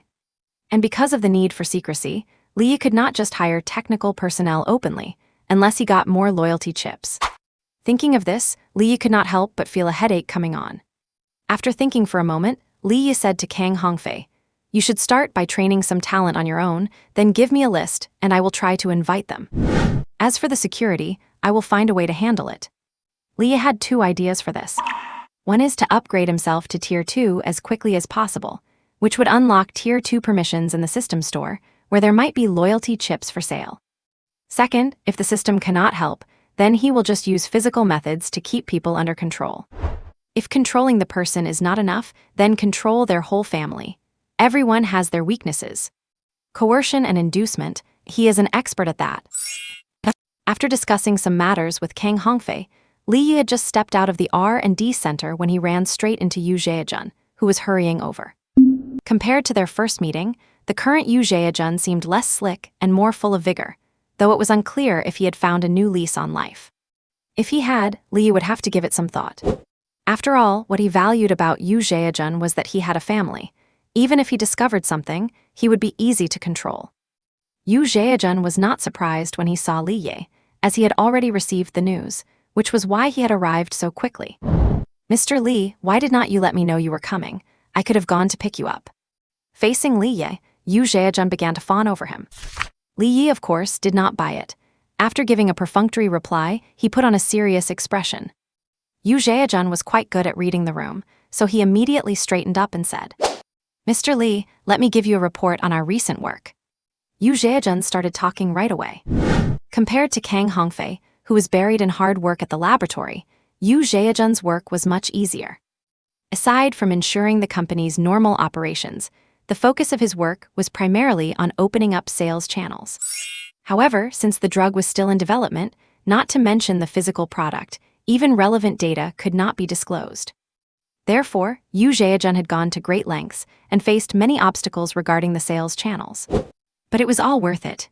Because the moment the drug hit the market, their status and power would be completely reversed. When that time came, whether or not people could get their hands on the drug would depend on his mood. Compared to sales channels, Li Yi cared more about the hurdles for the drug's market entry. Yu Zheajun reported, "Mr. Li, I am working hard on lobbying the committee. It is already showing results. Do not worry, I guarantee the product will be on the market within 2 months. For a new drug to enter the market, it requires massive amounts of clinical trial data and ethical reviews. Only then can it complete registration and launch. But in terms of clinical trials, the cycle often takes years. tracking the physical condition of participants long after they take the drug to ensure safety. Li Yi naturally could not wait that long. That was precisely why he had placed the drugs R&D in Temasic. In this land, many things can be handled through unspoken rules. And once it successfully launches in Temasic, it will naturally have the opportunity to enter other countries. After hearing the report on the drugs launch, Li Yi said to Yu Zheajun, "Moving forward, in addition to continuing the lobbying, you are also responsible for helping Kang Hongfei find some technical talent. However, the people you recruit cannot join the core project for now. Kang Hongfei will handle that part." At this point, Li Yi paused for a few seconds, thought for a moment, and added, "I have only one requirement. The people recruited must be stable, preferably with a family. Put some effort into the background checks." Since Kang Hongfei was in urgent need of staff, Li Yi had no choice but to let Yu Zheajun do the hiring. However, the recruits would only be assigned peripheral tasks at first, and only after a period of vetting would they be allowed to come into contact with the core project. By then, whether relying on the system or taking action himself, Li Yi was confident he could keep them under control. After giving his instructions, Li Yi declined Yu Zheajun's dinner invitation and checked into a nearby hotel. Over the next few days, Li Yi stayed at the R&D center while keeping an eye on the turmoil in the Congo. He learned through phone calls that progress on Sezai's side was going very smoothly. Relying on the equipment purchased from Li Yi, the unit under Sezai's command not only withstood the pressure, but also achieved impressive results. The excellent matchmaking mechanics of Africa had once again proven effective. Sezai's soldiers, armed with the new equipment, were like level 1 novices equipped with max-level gear. Naturally, they won victory after victory with the same level of tactical expertise. According to Sezai's projections, if all went well, the war would be over in a month or two. In addition to his continued attention to the Congo, Li Yi was also focused on another matter, himself. Because his body had undergone genetic evolution, Li Yi could not go to a regular hospital for checkups. Kang Land's R&D center not only had a full range of equipment, but also had someone as knowledgeable as Kang Hongfei. Furthermore, since Kang Hongfei had been implanted with a loyalty chip and his loyalty rating remained above 90, Li Yi trusted him. After the checkup, Kang Hongfei looked at the report in his hands, his eyes filled with disbelief. After a long while, Kang Hongfei suddenly blurted out, "Boss, which planet are you from? Tell me, what is the situation?" Li Yi asked. Kang Hongfei shook his head and simply spat out 3 words, "I do not know." He then handed the report to Li Yi and explained, "Boss, assuming the testing instruments are not broken, the current level of testing technology simply cannot decode your genes. If human genes are encrypted with a password lock, for a normal person, that password is about 7 digits long. Even if we cannot crack it completely, we can still get a part of it. But you..." Kang Hongfei looked at Li Yi with a gaze full of curiosity and inquiry, even faintly excited. "Your genetic password is at least 13 digits long. Although this is just my speculation, it is certain that your genes are much more complex than those of a normal human." To be honest, if Li Yi were not his boss, he would really want to dissect him to have a look. Li Yi nodded after listening to Kang Hongfei's analysis. He knew his body's changes better than anyone. According to Kang Hongfei, he was likely still human, but he did not seem like an earthling. Additionally, Kang Hongfei advised, "Boss, you must never let anyone obtain your genes. Even if they could not decode them, if word got out, it would cause a huge sensation." Kang Hongfei's warning was taken seriously by Li Yi. In his previous life, he knew that many organizations would obtain a target's genes to create specific genetic poisons for assassination. A powerful politician was once bitten by a mosquito of unknown origin and went to meet God within 3 hours. However, Li Yi did not need to be that worried. Firstly, because his genes were incredibly difficult to decode. Secondly, because to obtain his genes, they would have to ingest them, just like Su Wei did. As for hair or saliva, those methods would not work on him. Thinking of this, Li Yi felt more at ease. After watching Kang Hongfei delete all his test data, Li Yi purchased a plane ticket to return home. Saturday, June 8th, also marked the first day of the Dragon Boat Festival holiday. As the morning light streamed into the bedroom of the apartment, Su Wei had already climbed out of bed. Humming a little tune with a facial mask on, she busily mopped every corner of the room. Since getting together with Li Yi, besides handling company matters, Su Wei also took care of the cooking and cleaning every day. However, compared to her time in Daliangshan or her college days, this was already much easier. At least now, she did not have to worry about living expenses. Instead, she spent more time thinking about what new clothes to buy for Li Yi as the season changed. After finishing the chores, Su Wei removed her mask and immediately began to style herself in front of the mirror. Finally, when the pretty face in the mirror seemed flawless, Su Wei checked the time on her phone and hurried into the bedroom. After trying on a few dresses in front of the full-length mirror, she ultimately chose a gray pleated skirt that radiated a sense of innocence. She knew Li Yi liked her long legs, often resting his hands on them even while driving. Once everything was ready, Su Wei grabbed her small handbag, picked up the car keys, and stepped out of the apartment. And at the same time, Li Yi had finished his layover in the capital city of China. The continuous long-distance travel had not left Li Yi feeling exhausted. However, the time wasted on each layover did annoy him. So much so that, as he boarded his flight, his gaze drifted to the other planes parked at the airport. Private jets were not foreign to Li Yi. In his previous life, he occasionally took on serious assignments, mostly protecting high-ranking officials and the wealthy. Back then, he often traveled by private jet. Even with private jets, you still need to apply for flight paths in advance, but it would certainly save a lot of trouble compared to commercial connections. Well, I should try to get myself a private jet someday. If I ever feel like ending it all, I could even crash into 2 skyscrapers. On the Airbus A flying to Chengdu, Li Yi stared at the drifting clouds outside the window, feeling bored. And as Li Yi's plane soared through the sky, Su Wei had already arrived at Chengdu International Airport. With her beautiful face and alluring figure, she constantly attracted attention from men, especially since she was alone. After declining a man who tried to hit on her, Su Wei thought for a moment and stepped into a nearby coffee shop. Just as she was about to order a coffee, a slightly surprised voice came from behind her. "Why, Wei?" The voice sounded familiar, and when she turned around, it was Jiang Ruoyan, her college roommate. "Yunian," Su Wei exclaimed, her tone equally filled with surprise. Because she was pretty and somewhat introverted, she had very few close friends in college. Jiang Ruoyan, from her dorm, was one of them. The 2 old friends, who coincidentally met at the airport, soon sat down together. However, Su Wei did not forget her purpose, checking the time on her phone occasionally or glancing toward the arrival gate. Jiang Ruoyan, on the other hand, made a rough assessment after giving Su Wei an unobtrusive look. Judging by Su Wei's appearance and demeanor, she seemed to be doing well since graduation. The bag by her side, while not a luxury item, was still worth at least an average person's monthly salary. That was something college-era Su Wei definitely would not have splurged on. It is just that. Jiang Ruoyan heard that after graduation, Su Wei worked as an intern at a company, and now, not even a year later, she had become so stunning. Even though they were close, Jiang Ruoyan understood that for a girl of Su Wei's social standing, the easiest way to climb up was by leveraging her looks and body. "Why, Wei, are you at the airport to pick someone up? Could it be your boyfriend?" Jiang Ruoyan asked with a knowing tone. "Yes, picking up my boyfriend. He should be getting off the plane soon." Su Wei answered without hesitation, a sweet expression blossoming on her face. Ever since she graduated, pressured by life, she rarely kept in touch with classmates. After meeting Li Yi, she basically became love-struck, wanting nothing more than to merge her life completely with his. She would rather spend time with Li Yi than go out to dinner with old classmates.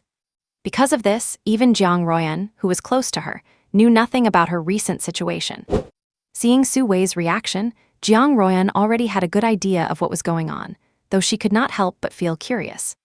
She knew Su Wei was not some naive fool. She was not easily deceived.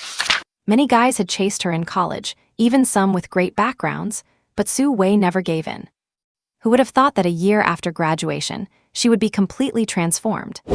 She wondered what kind of man could make someone as headstrong and opinionated as Su Wei fall so quickly.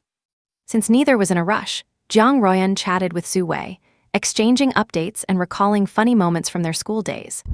An hour later, Su Wei gave Jiang Ruoyan an apologetic look and walked to the exit, waiting expectantly like a statue watching for her husband's return. Soon after, Jiang Ruoyan saw Su Wei throw herself into a man's arms, even proactively standing on her tiptoes to kiss him. If Su Wei's old suitors saw this, their hearts would surely break. At the same time, Jiang Ruoyan finally caught a glimpse of Su Wei's boyfriend. Putting everything else aside, with looks and charisma like that, let alone Su Wei, any woman would fall for him. Looks like she found a rich and handsome one, Jiang Royan thought, feeling she had her answer. On the other side, after being intimate with the person she had been longing for, Su Wei remembered Jiang Royan. After getting Li Yi's consent, she went over to Jiang Royan and said, "Royan, are you heading back into Chengdu? If so, let us give you a ride." Jiang Royan did not refuse and followed them to the parking lot. Sitting in the back of the luxury SUV, Jiang Royan became even more certain of her suspicions. Upon reaching Chengdu, before getting out of the car, Jiang Royan extended an invitation to Su Wei. "Wai Wei, it has been nearly a year since graduation. Since everyone is off for the Dragon Boat Festival, how about we get together?" Su Wei did not answer immediately, but looked at Li Yi. In truth, she would rather spend the time with Li Yi. Li Yi nodded lightly and said, "Go ahead and relax. Do not always keep thinking about the company." He really did not intend to switch careers to sell coffee, so the harder Su Wei worked, the more he felt she was trying to persuade him to go straight. "All right, see you then," Su Wei finally agreed. As Jiang Royan watched the car drive away, a conflicting feeling began to stir in her heart. She wanted Su Wei to do well, just not better than herself. And clearly, coming from a common background, she seemed to have been surpassed by Su Wei. If that was the case, she certainly would not suffer this frustration alone. On the day of the Dragon Boat Festival, even though there were only 2 of them, Su Wei still prepared a table full of dishes. After hanging up the phone with his parents, Li Yi transferred 20,000 yuan to them under the guise of having received a bonus. Although there was nothing pressing, he was not mentally prepared to reunite with his parents just yet. Before everything was properly handled, Li Yi tried his best to avoid creating any weaknesses for himself. Therefore, when it came to his parents, he was always cautious and reserved. Su Wei simply called her grandmother and asked about how her younger brother, Su Yang, was doing. The college entrance exam was over, and according to Su Yang's estimated scores, he could only get into a vocational school at best. Otherwise, he would just end up as a street hoodlum. Su Wei had not told Su Yang about the arrangements yet, as Li Yi had told her it would take some time to process the paperwork. The holiday for the 2 of them was not lively, but it was very warm and cozy. And on the last day of the Dragon Boat Festival holiday, Su Wei reluctantly said goodbye to Li Yi and immediately drove off to meet Jiang Royan for a class reunion. After receiving a call from Zhou Langtao, Li Yi arrived at a private room on the 2nd floor of a tea house. In the private room, Zhou Langtao fiddled with the tea set in front of him and said, "Old Li, I have basically finished contacting everyone. I have gathered all those who retired from the military this year from old Zhichuang's unit. Although they are not exactly top-tier elites of the military, they have all the necessary skills." After pouring Li Yi a cup of tea, Zhou Langtao started detailing their situations. There were 12 people in total, 10 of whom were non-commissioned officers who did not meet the requirements for job placement, so they retired normally. The other 2 were retired due to service-related disabilities. As the status of Chinese military personnel has risen in recent years, active-duty soldiers retired due to injury usually receive very proper arrangements. But after learning about the situation with Zhou Langtao, these 2 ultimately chose to join their comrades and accepted his invitation. Zhou Langtao had also professionally brought a personnel file recording their service history in the military. Li Yi opened it and took a look, gaining a preliminary understanding of the group. There was nothing particularly impressive, and their service records were quite ordinary. However, they had solid foundations, and their basic skills and knowledge were fairly comprehensive. If they were to be sent to the battlefield, they might need some fine-tuning to become truly effective combatants. But if it is just for instructing, especially under the environment in Africa, these people are undoubtedly high-end talent. "If you think it is suitable, I will find time to arrange the interviews," Zhou Langtao said with a look of anticipation. Ever since he found out Li Yi had the means to set up a military school abroad, Zhou Langtao had poured most of his energy into it. As for his so-called fitness studio, he had long forgotten about it. After finishing the files, Li Yi shared his thoughts. "Let us arrange the interviews soon." Li Yi thought for a moment and continued. After passing the interview, they will join a security company called Wildfire Security. At the same time, they will sign a technical service contract with Wildfire Import and Export. Once the military school is built, they will be hired by the overseas military school as technical personnel to serve as security instructors. Li explained his plan. Zhou Langtao felt this approach was indeed very sound. After all, if an overseas military school were to directly recruit military instructors from within the country, it would inevitably invite suspicion and cause unrest. But if it is under the name of a security company, it at least will not look so conspicuous. As for the compensation, as we agreed, it starts at 500,000 yuan annually, plus performance bonuses and subsidies. I am sure they will be satisfied, Li Yi said. I have already told them about that, and they are very satisfied, Zhou Langtao said with a smile. They would definitely be satisfied. After all, these retired soldiers were not from specialized technical branches, nor had they made any great meritorious services. Within the Chinese military, which numbers in the millions, there are many such rank-and-file soldiers. The truly talented ones would not be let go so easily by the military. And being able to earn a base annual salary of 500,000 right after retirement, although it is a bit remote, is a very generous offer. Many well-informed veterans had come to ask Zhou Langtao about it, but because of Ma Yinglong, Zhou Langtao had only accepted these 12 for now. Li Yi did not plan to go all out and recruit people from the start. His real goal was to build a private operational force of his own, based on these people. And that night, when Li Yi returned home after drinking with Zhou Langtao, Su Wei was already waiting eagerly. After a brief moment of intimacy, Su Wei told him about what had happened at the class reunion. There was no drama to speak of, and as for the reunion, it was just a few roommates and classmates with whom she had decent relationships. Everyone saw the changes in Su Wei and gossiped a lot, and after some embellished commentary from Jiang Ruoyan, they all expressed intense envy towards Su Wei. Su Wei, however, remained clear-headed. She knew who had brought all of this to her. Li Yi smoked a cigarette and said, I have settled the personnel for the security company. Have your brother come to Rongcheng in the next few days. Since he is idle, he might as well start training with the security company. Once we are abroad, we will not be able to reach him, so he will have to rely on himself for a lot of things. Su Wei naturally complied with all of Li Yi's arrangements. She was not one of those obsessed with putting her brother before everything, so she was even more touched that Li Yi was willing to think for her and take the initiative to plan her brother's future. Her heart, already long captured, felt like it was melting and dissolving into Li Yi's very veins. After talking about Su Yang, Su Wei brought up business matters. Brother Yi, regarding what I said about finding social media influencers to promote our goods, the communication is almost done. We have a meeting at the company tomorrow. Do you want to join? Su Wei asked. Li Yi was naturally not interested in such things. But just as he was about to refuse, he saw Su Wei looking at him with seductive, affectionate eyes, and she said, Brother Yi, I have prepared some outfits and glasses in the office, and come to think of it, you have not been into the lounge inside yet. That makes sense. Li Yi nodded, then said solemnly, Well then, I will help you share some of the workload, little Wei.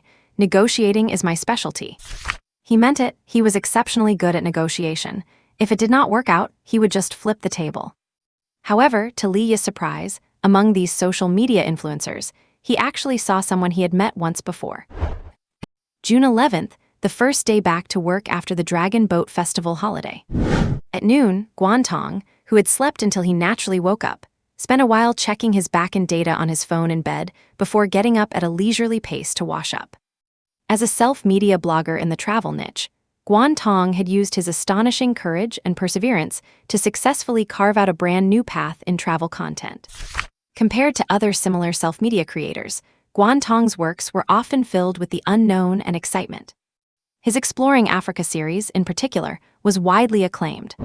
While other travel bloggers were still sharing content about places like Bali, he had already ventured deep into tribes in East Africa, witnessing the raw, authentic side of the continent. Because of this, Guantong quickly became one of the top figures in the travel self-media sector. Moreover, since his work focused primarily on Africa, it was a perfect match for the flagship products of Wildfire Trading, which led to an invitation from Su Wei. Guantong did not have any issue with promoting products, especially since he had been to the Democratic Republic of the Congo and knew that Wildfire Trading's products were indeed authentic local specialties. Therefore, with the price being right, their cooperation proceeded quickly. And today was the day he would head to the Wildfire Trading Company to sign the contract. However, recalling his journey in the Congo, even though Guantong had been to many places, he still could not help but sigh. He remembered that handsome fellow countryman who had given him a lift halfway, and he never expected that before leaving, the man would gift him a handgun fully loaded with magazines. It was thanks to that handgun that when chaos erupted in the Congo, he was able to make it back to Kinshasa from a remote area without a scratch, and eventually returned safely to the country with the evacuation team. Of course, although he never fired a single shot with that gun, he still surrendered it when he was evacuated. He did not betray his Chinese compatriot, though. He just said he had bought it at a high price from a local for self-defense while on the road. But every time he thought back to those thrilling days in the Congo, he could not help but remember that person. If he ever had the chance to meet him again, he would definitely thank him properly. He really had been a huge help. Though it is unlikely I will ever see him again. Guantong straightened his collar, thinking to himself. That countryman was clearly someone extraordinary abroad, and it was highly unlikely that such a person would reside back home. With that thought, Guantong got in his car and drove toward the Sihai building, following the address he had been given. Sihai building, 19th floor office. Li walked out of the lounge, looking refreshed.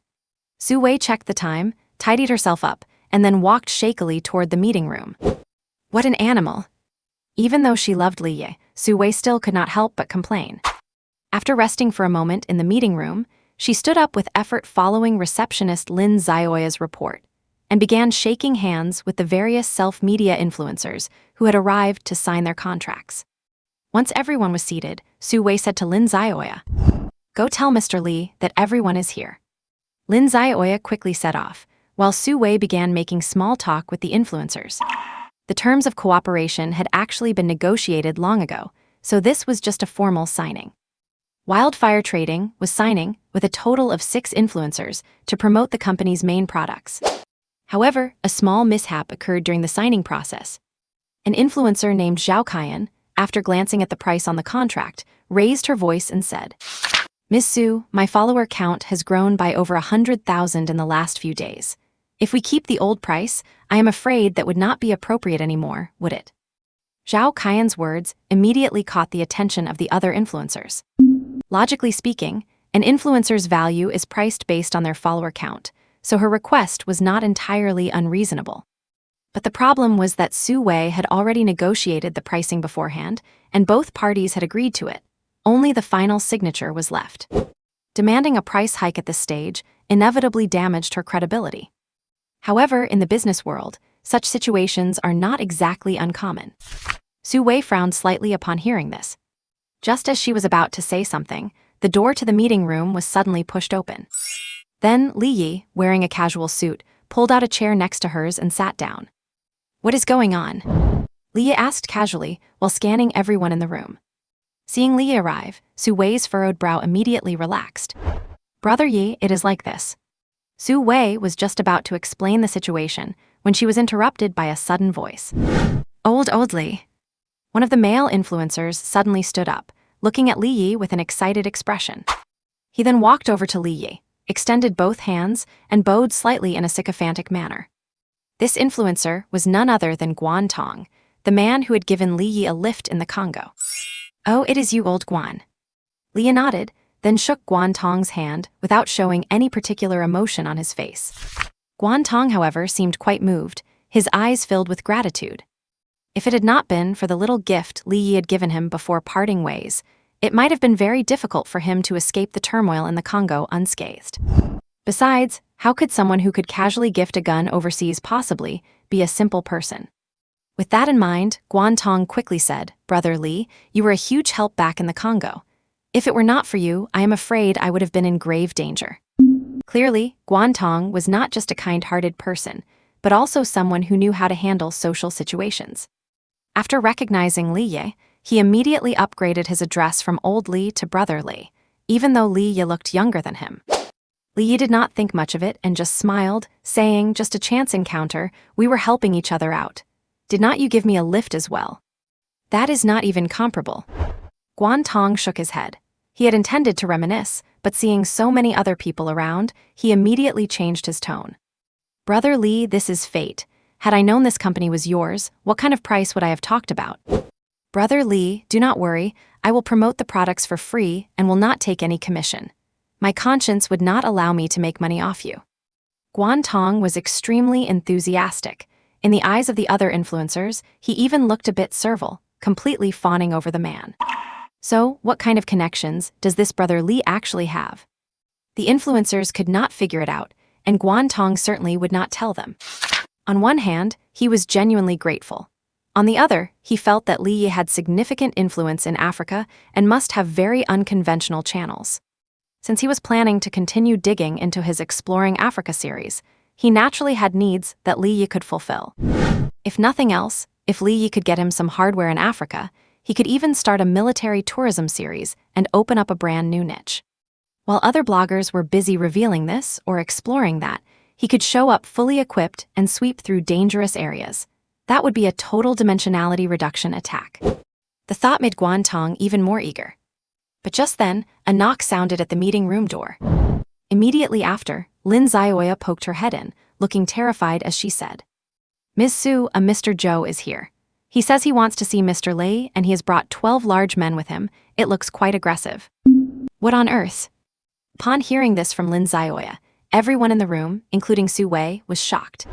Surely they are not here to cause trouble, are they? Li Yi is a law-abiding citizen in the country, so naturally, no one would come looking for trouble. As soon as he heard the name Zhou, and that there were 12 people involved, Li Yi immediately understood what was going on. After walking out of the meeting room, Li Yi saw Zhou Langtao and the people behind him. However, this guy was being quite flashy, wearing a pair of sunglasses, as were the people behind him. No wonder Lin Zioya at the front desk was scared. She even said they looked aggressive. I have to say, this whole look is really asking for a beating. On the other side, the influencers, sensing some drama to watch, immediately stood up and followed them out of the meeting room. Influencers, after all, are creatures that live on traffic and rely on grabbing people's attention. Now that a trending topic has been delivered to their door, how could they miss it? And the influencer named Zhao Kaiyan, who wanted to raise her price on the spot, even turned on her phone camera. Shortly after, everyone witnessed a mind-boggling scene. The man in the sunglasses leading the group saw Li Yi, clapped his hands, and said loudly, "Come on, everyone say hello to Boss Li." The next moment, the 12 people behind him replied in unison, "Hello, Boss Li." This scene looked truly sketchy at first glance. If this were posted online, the efforts made in Chengdu's crackdown on organized crime over the years would likely vanish into thin air. Li Yi also did not like this kind of posturing, as it would make anyone think he was involved with the mob. As if the mob is of such low class that they are not even worth comparing to him. Li Yi shook his head, stepped forward twice, and punched Zhou Langtao on the shoulder. "Be serious, we're all legitimate businessmen," Li Yi said. "Hee, I just wanted to give you a surprise," Zhou Langtao said, taking off his sunglasses, and then clapped his hands, saying, "This is Boss Li, the person who will be paying your salaries from now on." The 12 people behind him also took off their sunglasses and quickly lined up. After lining up, the person on the far left said loudly, "Former 55,301 unit, field platoon, reporting to you." With the neat formation and upright posture, things suddenly started to look much more professional. Li Yi glanced over the 12 men and nodded slightly in approval. As expected of people who had just retired from the army, that military bearing had not faded yet, making them look quite different from ordinary people. Moving on, Li Yi did not chat with them but said to Zhou Langtao, "This place is too small, let us go to your gym, we can talk when we get there." After saying that, Li Yi turned to Su Wei and said, "Zio Wei, I will leave this to you." "Got it, brother Yi." After Su Wei's reply, Li Yi led Zhou Langtao and the 12 newly discharged soldiers to Zhou's fitness studio. As for the contract signings with the influencers at Wildfire Foreign Trade, after the interruptions by Guan Tong and Zhou Langtao, things suddenly went smoothly. The influencer Zhao Kaiyan, who wanted to raise the price, was well-versed in the art of bullying the weak and fearing the strong, so she quickly signed the contract. Guan Tong, on the other hand, asked for Li Yi's contact information after modifying the contract price. After seeing the influencers off, Lin Zioya sidled up to Su Wei and said with a grin, "Sister Wei, Boss Li was so impressive just now, those people really scared me." Su Wei gave Lin Zioya a look of disappointment. And on the other side, the group of 14 arrived at Zhou Langtao's gym in 2 business vans. Because all their focus was on the military school project, the gym was temporarily closed, so there was no one else there. After entering the gym, Li did not say anything but walked to the ring, took off his shoes, put on boxing gloves, climbed up, and said to everyone, "Come on, let us start the interview." His intentions were crystal clear. Seeing this, a mischievous grin appeared on Zhou Langtao's face as he told the 12 soldiers, "Boss Li has been vetted by your deputy regiment commander Ma, so do not go easy on him, or you will be the ones suffering." This was the first time the 12 soldiers had met Li Yi, but they were quite familiar with Zhou Langtao. They thought this would be a standard interview, checking resumes and answering questions, but they had not expected the interviewer to get in the ring. However, this was exactly what they wanted. After some exchange of looks, one soldier put on gloves, got into the ring, and said to Li Yi, "Boss Li, my name is Gao Qi, assault team of the field platoon." Li Yi nodded, looked at the sturdy Gao Qi, and said, "No rules, anything goes, give it your all to take me down." Gao Qi could not help but feel skeptical. Even with the deputy regiment commander's validation, this boss Li seemed a bit too overconfident. However, Gao Qi did not intend to underestimate his opponent, so he loosened up his joints and took a fighting stance. Although not every soldier is a fighting expert, for those in the field platoon, it was part of their basic training. Soon, seeing that Li Yi did not intend to strike first, Gao Qi did not hesitate and launched an attack. Most military combat techniques are lethal, so Gao Qi did not bother with testing. He aimed his punch straight at Li Yi's throat. But in the next instant, Gao Qi felt his vision blur. Immediately after, a heavy blow hit his jaw. After a momentary rotation in his vision, all he could see was the ring floor and the edges. As for the people outside the ring, besides Zhou Langtao, the other 11 were shocked. They had seen it clearly. Li had performed a quick uppercut, and Gao Qi was knocked down. The speed and power were astonishing. The expressions of the men below became solemn. Li pulled the fallen Gao Qi up. Because he had used less than 20% of his strength, and the gloves provided protection, Gao Qi suffered no real harm other than a mild concussion. After taking a few deep breaths, he recovered. At this point, Zhou Langtao smiled and said, "Do not judge Brother Li by his young age. He came from a classified unit. I am sure you all know the selection standards for those units, so." Zhou Langtao did not finish his sentence, but the soldiers had already grasped his meaning. After that, the round-robin matches began. After quickly taking down the last person, Li Yi took off his gloves and shook his head lightly.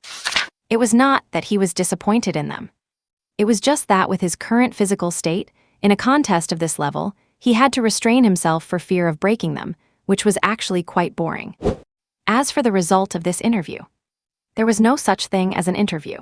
Li Yi just wanted to use this opportunity to exercise his muscles. Then Li Yi said to the 12 men, "I will sign contracts with you later. You already know the specific compensation and duties, so I will not repeat them.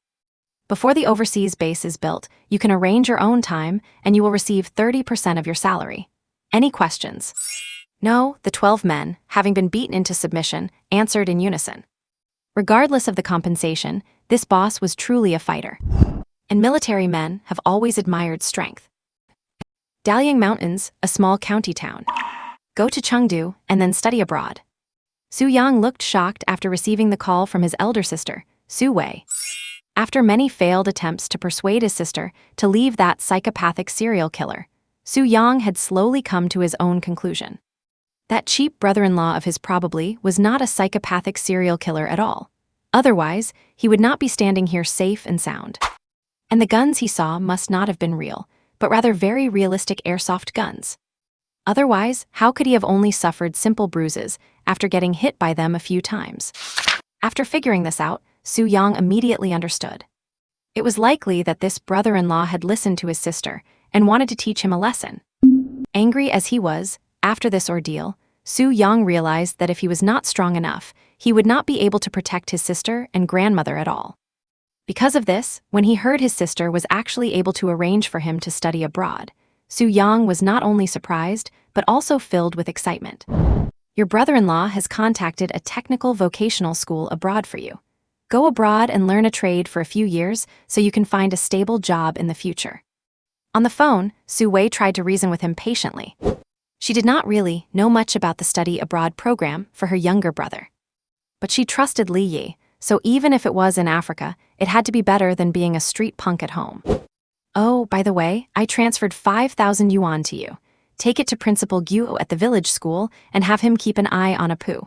I will think of a way to persuade Apu to come live in the city later. Also, come to Chengdu in the next couple of days. There are passports and visas to handle.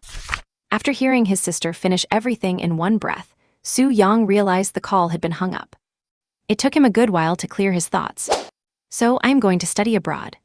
In an instant, Su Yang thought of the United States, Australia, New Zealand, and France. Even at worst, it should at least be South Korea. In short, they were all developed countries. I heard that some universities in these countries do not even need grades. As long as you have money, you can get in. When the time comes, I will get a diploma, add some prestige to my background, and return as a certified overseas returnee. Thinking of this, Su Yang's heart warmed up instantly, and his lingering resentment toward his cheap brother-in-law for scaring him vanished into thin air. I am going to be a high-achieving overseas student. Su Yang thought happily to himself, then immediately picked up his phone and began saying goodbye to his girlfriends. Xiaoyu, I am going to study abroad. I will not be able to give you rides on my motorcycle anymore. Mengbao, I am going to study abroad. Even in a foreign land, I will think of you every single moment. Nanan, I am going to study abroad you.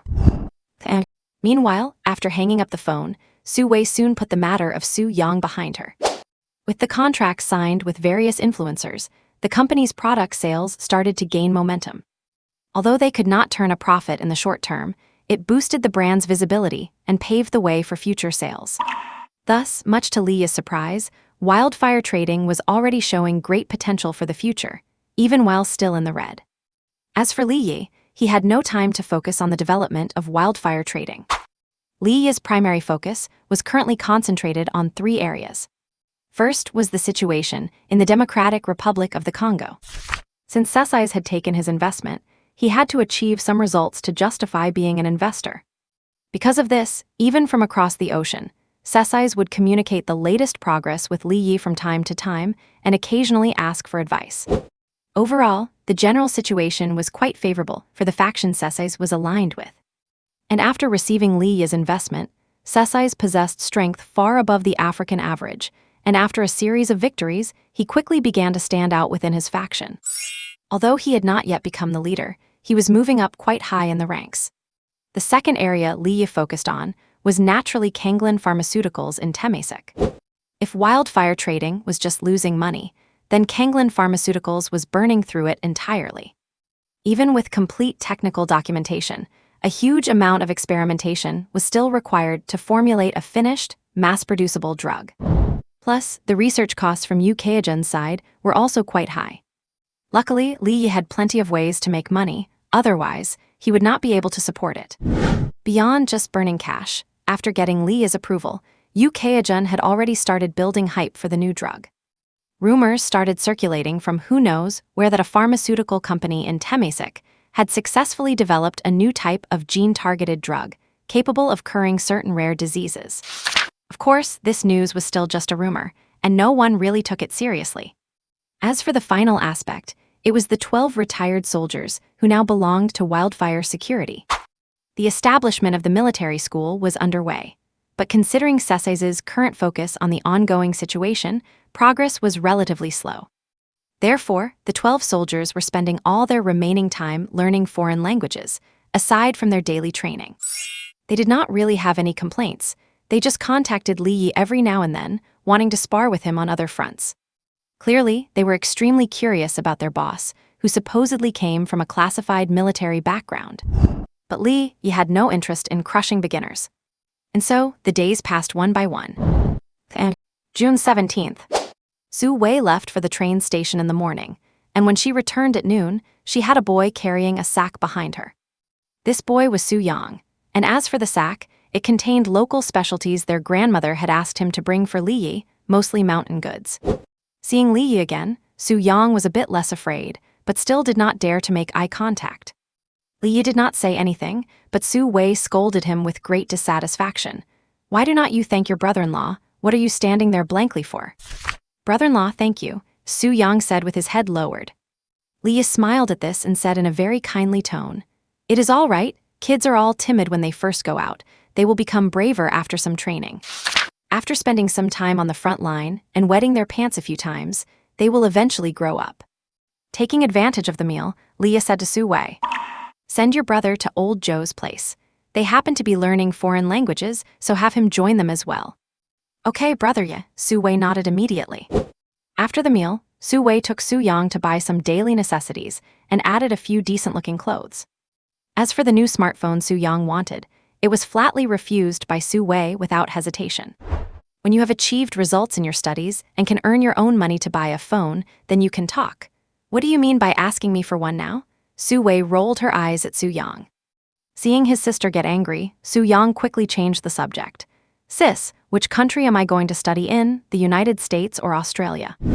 I heard that the schools in France are also very good, and how much is my monthly allowance?" Su Yang dreamed of his bright future. Su Wei did not answer, but silently brought Su Yang to Zhou Langtao and relayed Li Yi's words. "Brother Zhou, this kid is in your hands now. Brother Yi said he needs the same training standards as Team Feng, especially to get rid of his bad habits." Su Wei was still a bit worried that Zhou Langtao would go easy on Su Yang out of respect for Li Yi, so she added, "I am this kid's sister. Feel free to hit him or scold him. Make sure this little brat grows some backbone like a real man." Hearing Su Wei say this, Zhou Langtao grinned happily and said, "All right, since you have said that, Ms. Su, you can rest assured. Us guys have trained plenty of recruits over the years. We are experts at discipline."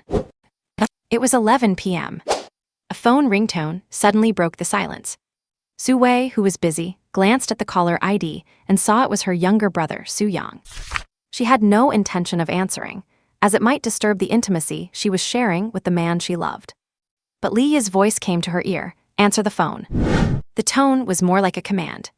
Su Wei immediately understood what Li Yi was up to. As soon as the call connected, Su Yang's tearful voice came through. "Sister, I do not want to study abroad anymore. I want to come home. I will be a good boy from now on, I promise. Please, do not make me stay with these people anymore." Su Wei did not speak, she just bit her lower lip tightly. But as Su Yang kept talking, Su Wei could not hold back any longer, and breathing heavily, she said, "You stay right where you are. You are not going anywhere. I am in the middle of a run, we will talk later." After saying that, Su Wei hung up immediately. Su Wei still did not know which school her brother was going to, or what skills he was learning. But she had no objections at all to him being handed over to retired soldiers to follow their training and learn foreign languages. If a boy his age is not strictly disciplined, he is bound to get into trouble sooner or later. In this regard, Su Wei fully supported Li Yi.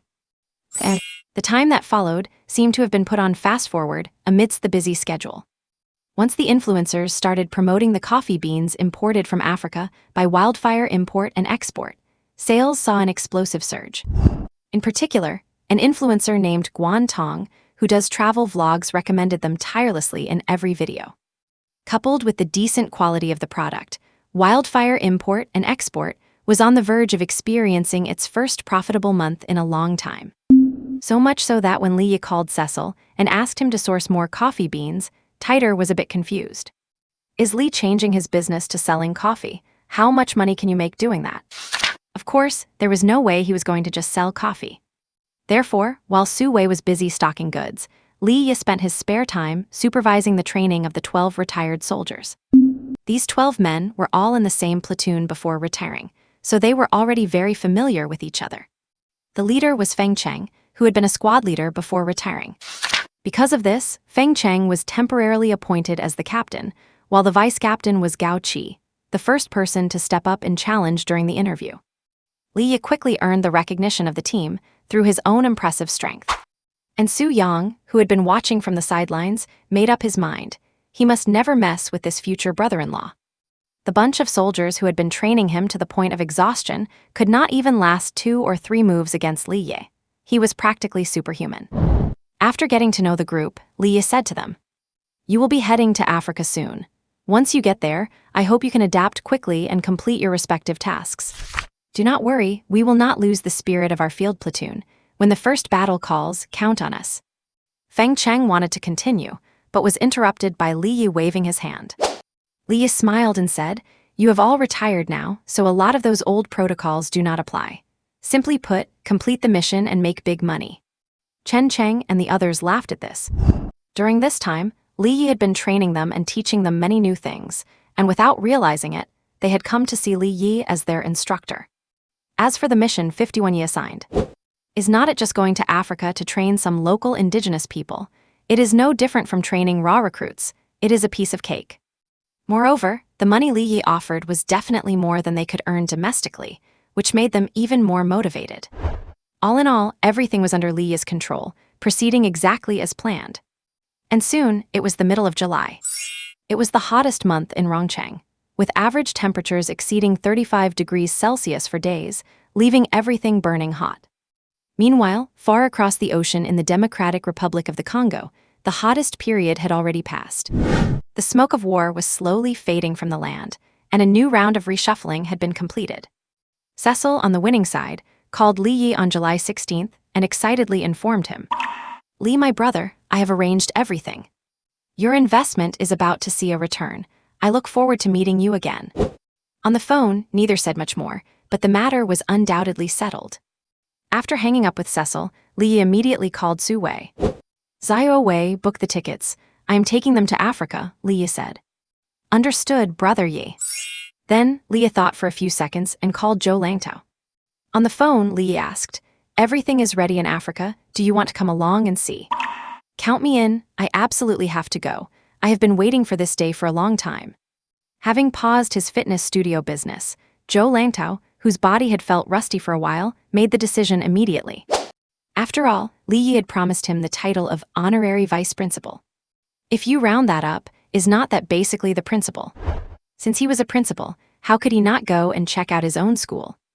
After calling Zhou Langtao, Li Yi pulled out a cigarette, just about to light it when he remembered something. A moment later, Li Yi called Guantong. Guantong had wanted to host him a while ago, but Li Yi was busy training Feng Cheng and his team, so he had declined. Although Li Yi did not plan on selling coffee, he decided to bring him along, considering Guantong had promoted it so hard for free. Once the call connected, Li Yi said directly, "Old Guan, I am heading to Kinshasa in a couple of days. You can tag along if you are free." Guantong naturally would not refuse and agreed quickly. And so, the team headed for Kinshasa became a group of 16. And July 22nd, Monday, the major heat solar term. At 9 a.m., a shuttle bus pulled into the parking lot of Rongcheng International Airport. After the doors opened, Li Yi, wearing sunglasses, was the first to step off the bus. Following him were Zhou Langtao and Guantong. Once the three of them were off, Feng Cheng led the group, including the temporary recruit Su Yang, off the bus in an orderly fashion and quickly lined up to move forward. Entering the terminal, the scene was somewhat conspicuous, especially since Feng Cheng and the others were wearing their training uniforms. However, nothing unexpected happened. When it was time to board, the group was greeted by the smiling flight attendants and successfully boarded the large Ethiopian Airlines Boeing 777. Out of the 16 people in Li Yi's group, at least half were flying for the first time. And at least 10 of them were traveling abroad for the first time. As for how these people were reacting, Li Yi had no idea. He, Zhou Langtao, and Guantong were sitting in first class, while the others were in economy, separated from them. Neither Zhou Langtao nor Guantong were strangers to flying abroad. It was Zhou Langtao's first time going to Africa, and upon learning that Guantong had spent several years there, he spent the whole flight asking him questions. Guantong did not know Zhou Langtao's background, but he figured anyone working with Li Yi could not be a simple person. Therefore, Guantong enthusiastically shared all his experiences and observations about Africa with Zhou.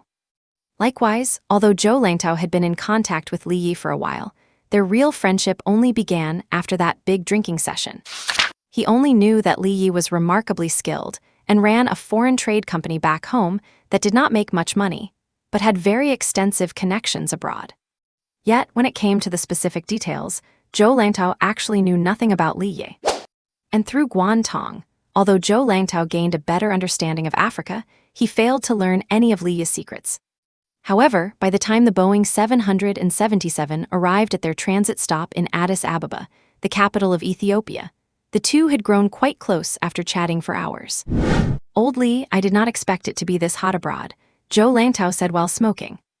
During their layover, the two left the terminal to find a spot where they could smoke. "It is about 6 hours behind domestic time. It is noon now, and since we are in Africa, it is bound to be hot." Li Yi shrugged and explained. Then will we be able to reach Kinshasa in a little while? There was a hint of anticipation in Zhou Langtao's tone. Building a military academy in the Congo, and he was even an honorary vice president. Rounding that up, he was practically the principal of a military academy. Rounding that up again, he was basically a legitimate African warlord. Does not that sound more impressive than some Principal Wang or a local warlord? Pretty much, Li nodded. Once we get there, it will be your turf, old Li. As a local snake, you have got to show me, your guest, a good time, Zhou Langtao joked. Li Yi did not respond. If he really were to show him a good time, he could, but he was afraid Zhou Langtao would not be able to handle it. However, he was certainly no local snake in the Congo. After chatting for a few more minutes, they returned to the terminal. The 12 veterans, along with the temporary team formed by Su Yang, were resting. Li Yi took a special look at Su Yang and found the kid curiously looking around, completely unlike the person who had called Su Wei for help earlier. Looks like he is adapting pretty quickly. Li Yi nodded to himself and then closed his eyes to rest. An hour and a half later, the group transferred to an Airbus A, and after another 4-hour flight, they finally arrived at Kinshasa International Airport. Following that, under the smiling farewell of the flight attendants, Li Yi and his 2 companions in first class were the first to leave the plane. Shortly after, all 16 people gathered inside the terminal. Just as Li Yi was about to lead the group through the various checks, a soldier in local uniform walked up to them quickly. "May I ask, are you Mr. Li Yi?" the soldier asked. "Yes, I am," Li Yi said. "We have finally waited for you. General Agila has ordered me to welcome you all." After the soldier finished speaking, he made a gesture to lead the way and added, "Mr. Li, please take your people this way. The general has specially opened up a VIP channel for you." Li Yi smiled slightly after hearing what the soldier said. Agila was the surname of Cecil, but he had not expected that this wave would see Cecil promoted directly from a warlord to a regular army officer. And being able to influence Kinshasa's international airport meant he likely held a certain position in the new government. It was not a waste of his investment after all. Zhou Langtao and the others had no idea what was going on, but seeing how courteous the soldier was, it certainly did not seem like a bad thing. As for Guantong, who was fluent in French, he whispered translations to Zhou Langtao. Upon hearing this, Zhou Langtao beamed with joy. Old Li really is a local big shot. As soon as we arrive, the local military sends people to greet us. This is some serious influence, Zhou Langtao exclaimed. Although the Congo was only a minor country, and the government army was not very powerful. But it was still a government, and at least it made for a good show. Led by the soldier, the group bypassed security, and there were no passport checks or stamp procedures at all. After walking out of the terminal through a fast track, Li saw Cecil in the distance. Cecil had certainly upgraded his image significantly. He wore a deep green camouflage uniform with a gold star embroidered on his red shoulder epaulets, and a military cap, looking very sharp. Of course, what looked even sharper was the VN armored personnel carrier parked behind him. If Li Yi was not mistaken, this was something he had sold to Cecil himself. Seeing Li Yi, Cecil walked over quickly as usual. After giving Li Yi a hug, Cecil said, "My brother, welcome back to Kinshasa. You look very successful now," Li Yi said with a smile. "Of course, this is all thanks to your contribution." As Cecil said this, he led Li Yi toward the cars. The other 15 people followed behind. After walking a few steps, everyone quickly got into the vehicles one by one. Then, with the VN armored vehicle leading the way, flanked by 5 jeeps in the middle, and ending with converted truck transports. The convoy drove imposingly toward the city center without any obstacles. After passing through the city, they arrived at a quiet residential area. Soon, the convoy stopped moving. After Cecil and Li Yi got out of the car, Li Yi signaled for Zhou Langtao and the others to follow, and the group entered a 3-story villa. Only then did Zhou Langtao put down his luggage and, with a grin, take a bottle of water offered by a waiter. With a military escort clearing the way the whole trip, this treatment was almost like that of a visiting foreign diplomat. Old Li is truly something. Looking at that guy's shoulder straps, he must be some warlord leader, Zhou Langtao mused.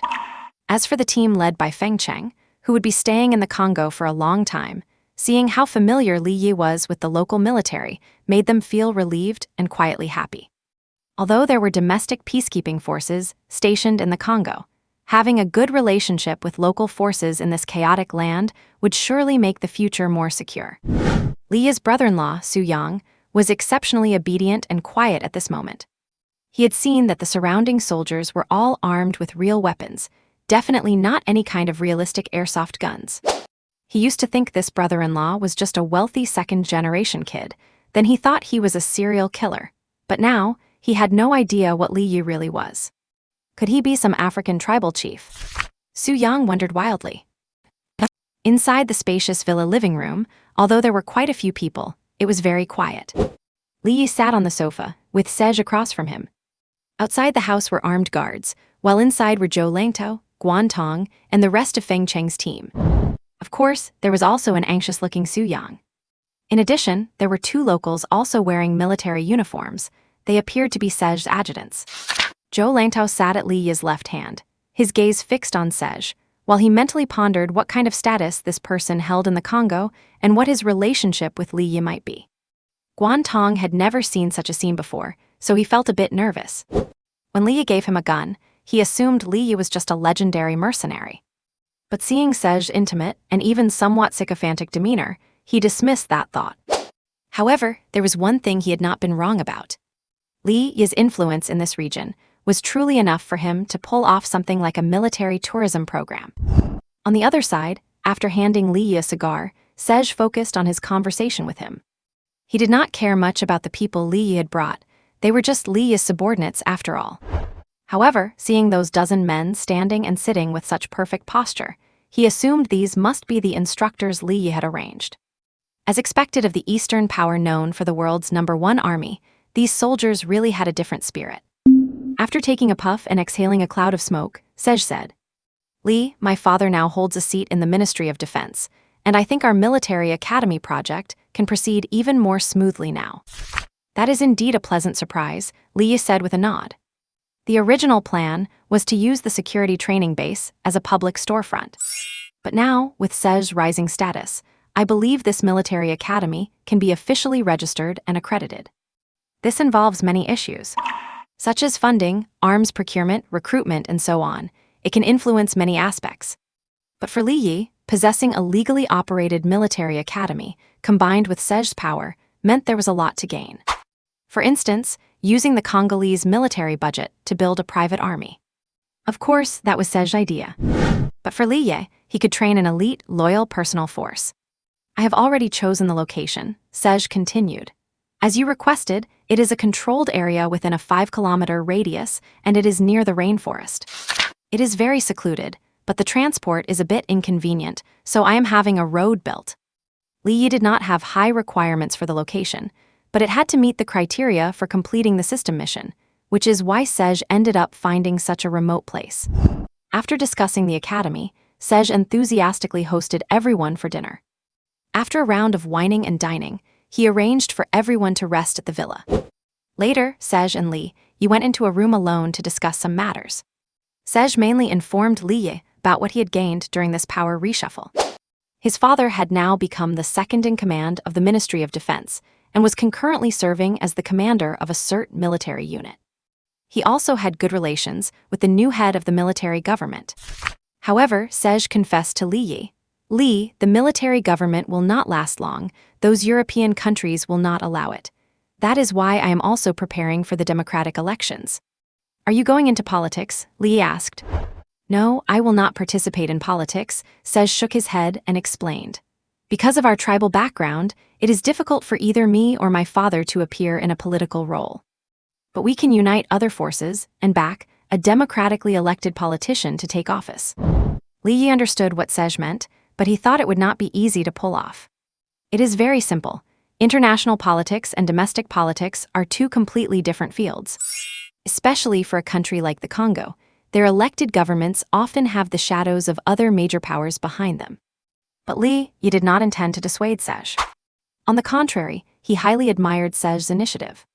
"What do you need?" Li Yi asked bluntly. Hearing Li Yi's straightforward question, Sej immediately showed a look of gratitude.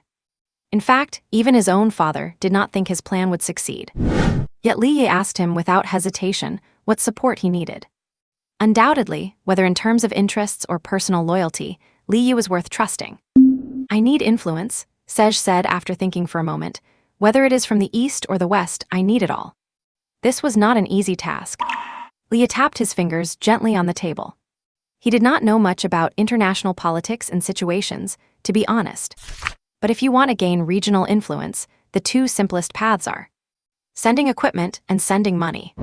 Thinking of this, a flash of inspiration hit Li Yi, and he said, "The eastern part is relatively simple. As long as you are willing to make some concessions, you can attract a large amount of investment. As for the west," Li Yi quickly reviewed the system store in his mind and continued, "Perhaps you could purchase some advanced Western military equipment, like F-15 fighter jets. That might send some signals within the region that would be favorable to you." After hearing this, Sej understood what Li Yi meant. Plainly put, it meant taking Eastern investment while buying some Western equipment, thereby getting people in the region to acknowledge his bipolar relationship. The former is easy to handle, but the latter. For the US, the F-15 is not their most cutting-edge fighter, and many countries can buy them. But the Congo definitely cannot. Because it is far too expensive. If he really wanted to buy something, it would not be as cost-effective as China's J-10. Unless... Sej looked at Li Yi with anticipation. He knew very well that Li Yi could even sell hypersonic missiles, so getting a few F-15s did not seem like much of a problem. Besides, Li's prices were always fair. If he could acquire F-15s from Li at an affordable price, it would not only make some people think he had gained Western support, but it would also effectively raise his father's status in the Ministry of Defense. Meeting Sej's expectant gaze, Leah smiled and said, "Yes, I can provide them, and at a very favorable price. But it will take some time. How does 1 year from now sound to you?" If he had enough system currency, Li Yi could actually provide them at any time. However, he still owed Husai a missile, so he really could not afford the F-15s in the short term. Furthermore, this deal would not be funded by Sej personally, but by the Congolese defense budget. The Congo, having just gone through a power reshuffle, could not come up with that much money in the short term either. So, 1 year is time for Li Yi to accumulate system currency, as well as time for the current Congolese government to raise funds. Of course, if the current government has collapsed by then there is nothing left to say. "Li, you always provide help exactly when I need it most." Sej expressed his deep gratitude to Li Yi again. Li Yi could not help but start feeling a sense of anticipation himself. He had controlled many people and destroyed many people, but he had never tried to control an entire country. Perhaps starting from now, he would try to learn a thing or two about international maneuvering. "How are you feeling?" In another room, Zhou Langtao looked out at the night scene and asked Guantong, "What do you mean by how I am feeling?" Guantong did not quite understand what Zhou Langtao meant. "I mean the city. You have spent some time here, have not you?" "Kinshasa, huh?" Guantong thought for a moment to gather his words and replied, "It is chaotic and makes one feel very insecure. I was asked for $200 the first time I went through customs, and I was almost robbed once when I went out. Apart from the Chinese who live here long-term, anyone coming for a visit basically has to hire at least one bodyguard." Guantong replied, "Why do I feel it is okay? It is not as chaotic as I imagined." Zhou Langtao shared his thoughts. Guantong shook his head and said, "Can those be compared? We had the army clearing the way and escorting us today. How can you compare?" "Fair enough, old Li really has a lot of influence." Zhou Langtao laughed. He would have plenty to brag about when he went back this time. And the second day after Li, Yi and his party arrived in Kinshasa. After a night of rest, the fatigue brought on by the long-distance flight had dissipated. Although quite a few people had not yet managed to adjust to the jet lag, their curiosity about the new environment kept them in high spirits. In the morning, Li Yi took Zhou Langtao and Guantong, and together with Sesais, they boarded a modified Humvee. Feng Cheng and his team boarded a minibus. It was still an army troop carrier clearing the way, and at the end of the convoy, besides another troop carrier, there were 3 trucks loaded with supplies. The convoy drove out of Kinshasa in a mighty column and headed east. The Democratic Republic of the Congo, having just experienced a civil strife, still showed traces of the war everywhere. Reconstruction work had not yet begun, so one could see burnt-out vehicles on the road from time to time, and the smell of gunpowder hung in the air for a long time. Li Yi was long used to all of this. But Zhou Langtao, Feng Cheng, and the others were seeing such a scene for the first time. Some even felt like vomiting when they saw a corpse hanging from a dead tree by the side of the road.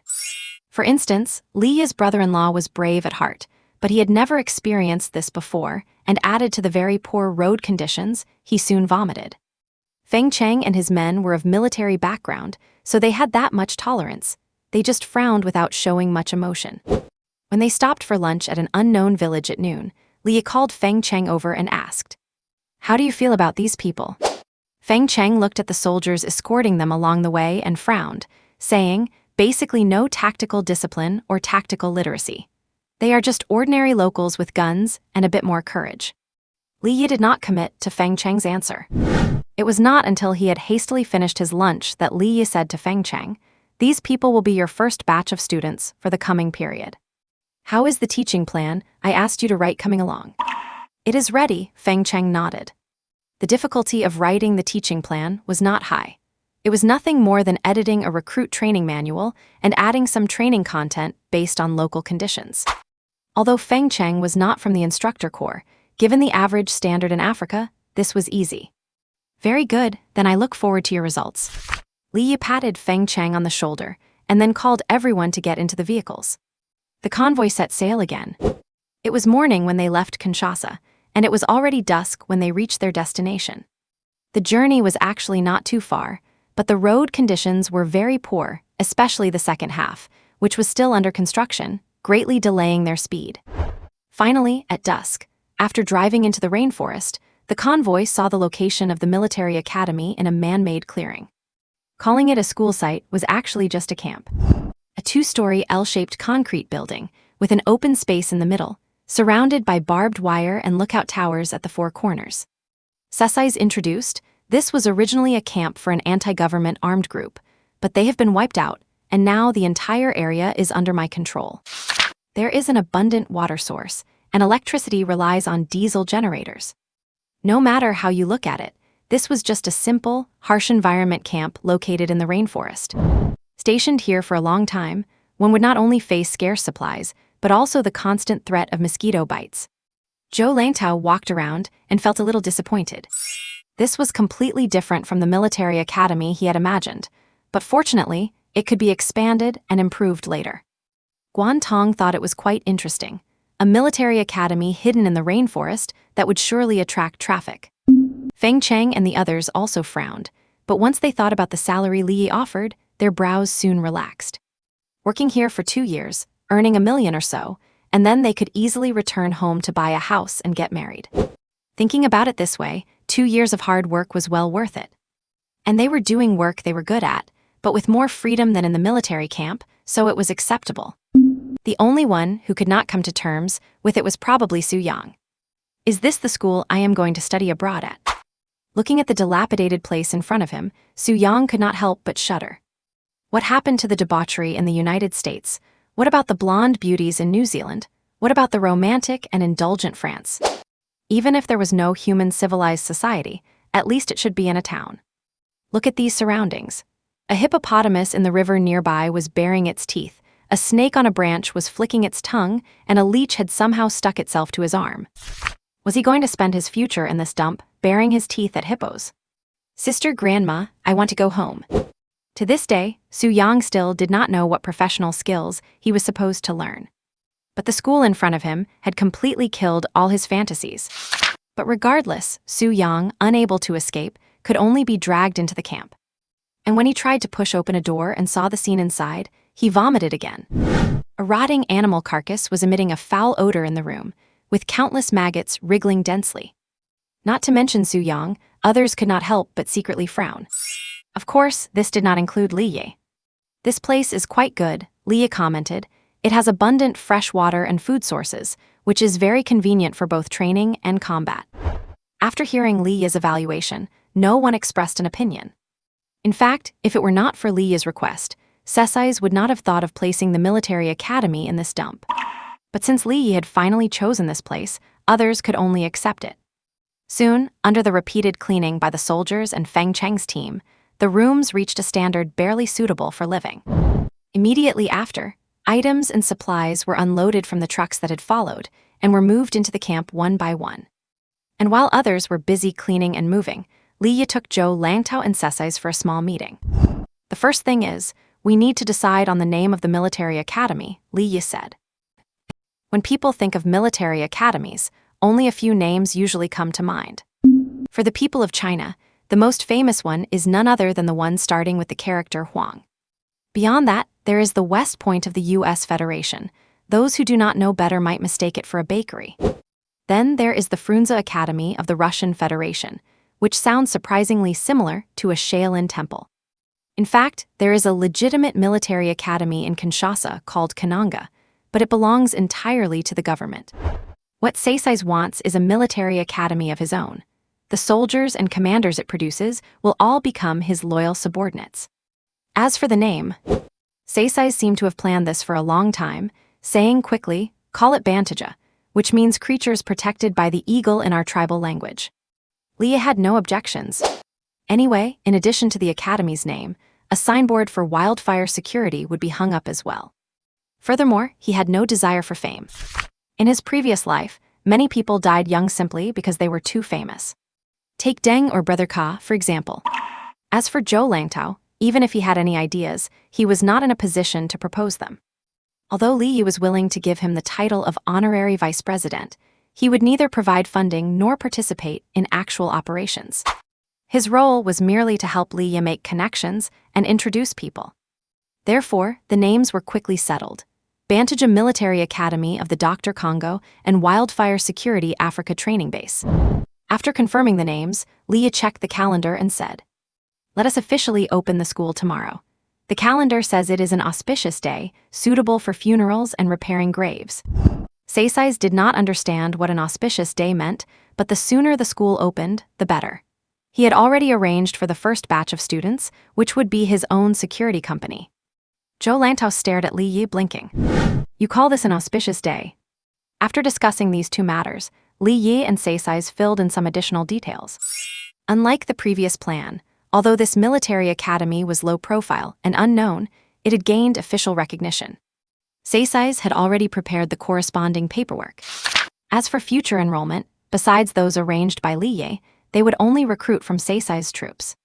Sesais would serve as the president, Zhou Langtao as the honorary president, and Li Yi would act as an advisor.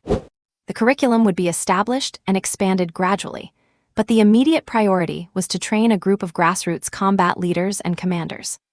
Therefore, the first batch of students were undergoing a short-term training program lasting less than 6 months, rather than attending a traditional school.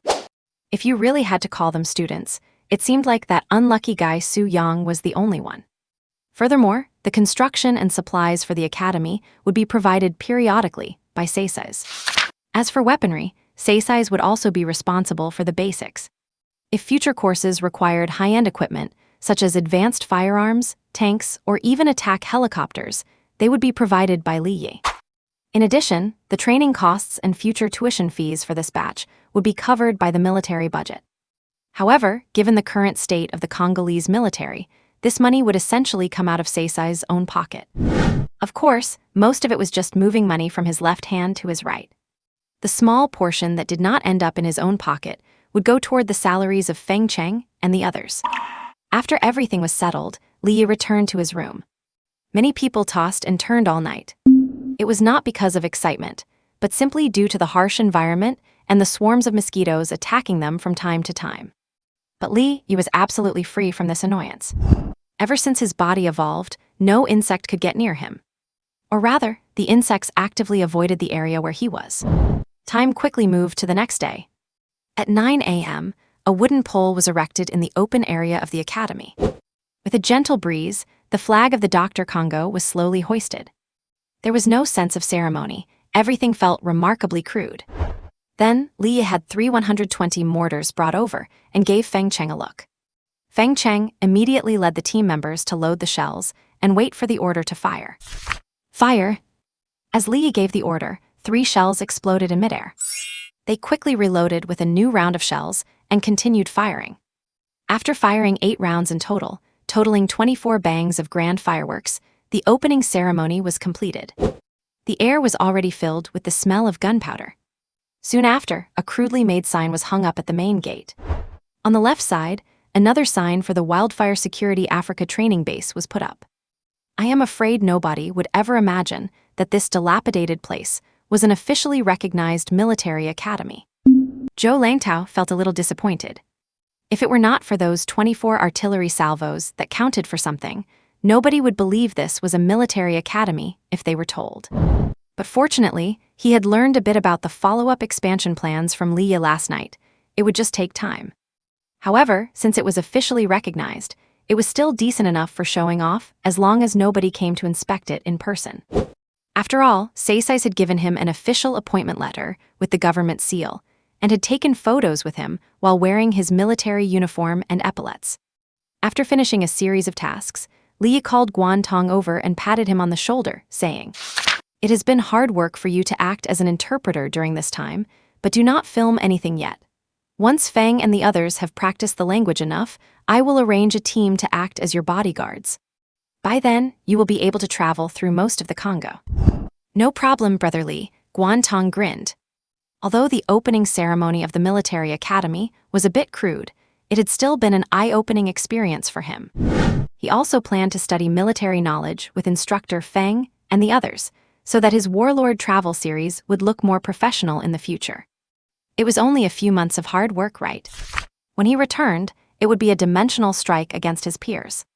After leaving some people behind, Seisai's took the main force back to Kinshasa. He still had a lot of things to deal with. Zhou Langtao, like Li Yi, planned to stay for a few more days.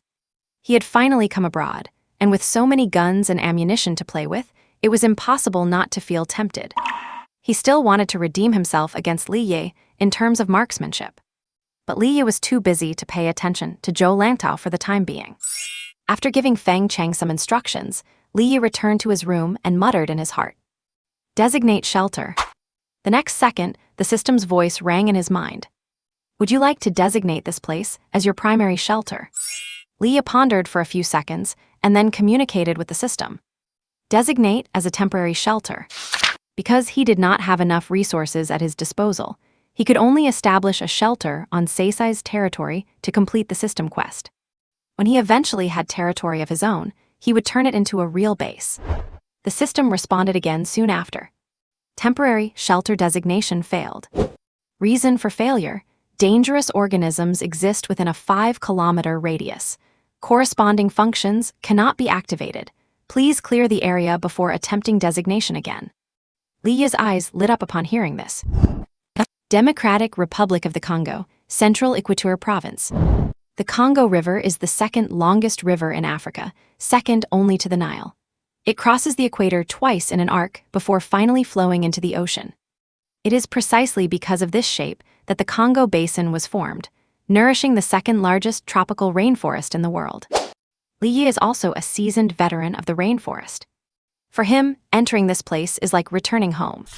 Whether it is the rivers, swamps, lurking giant crocodiles, or bearing-fanged hippos, the abundant biological resources make this place feel like an inexhaustible treasure trove.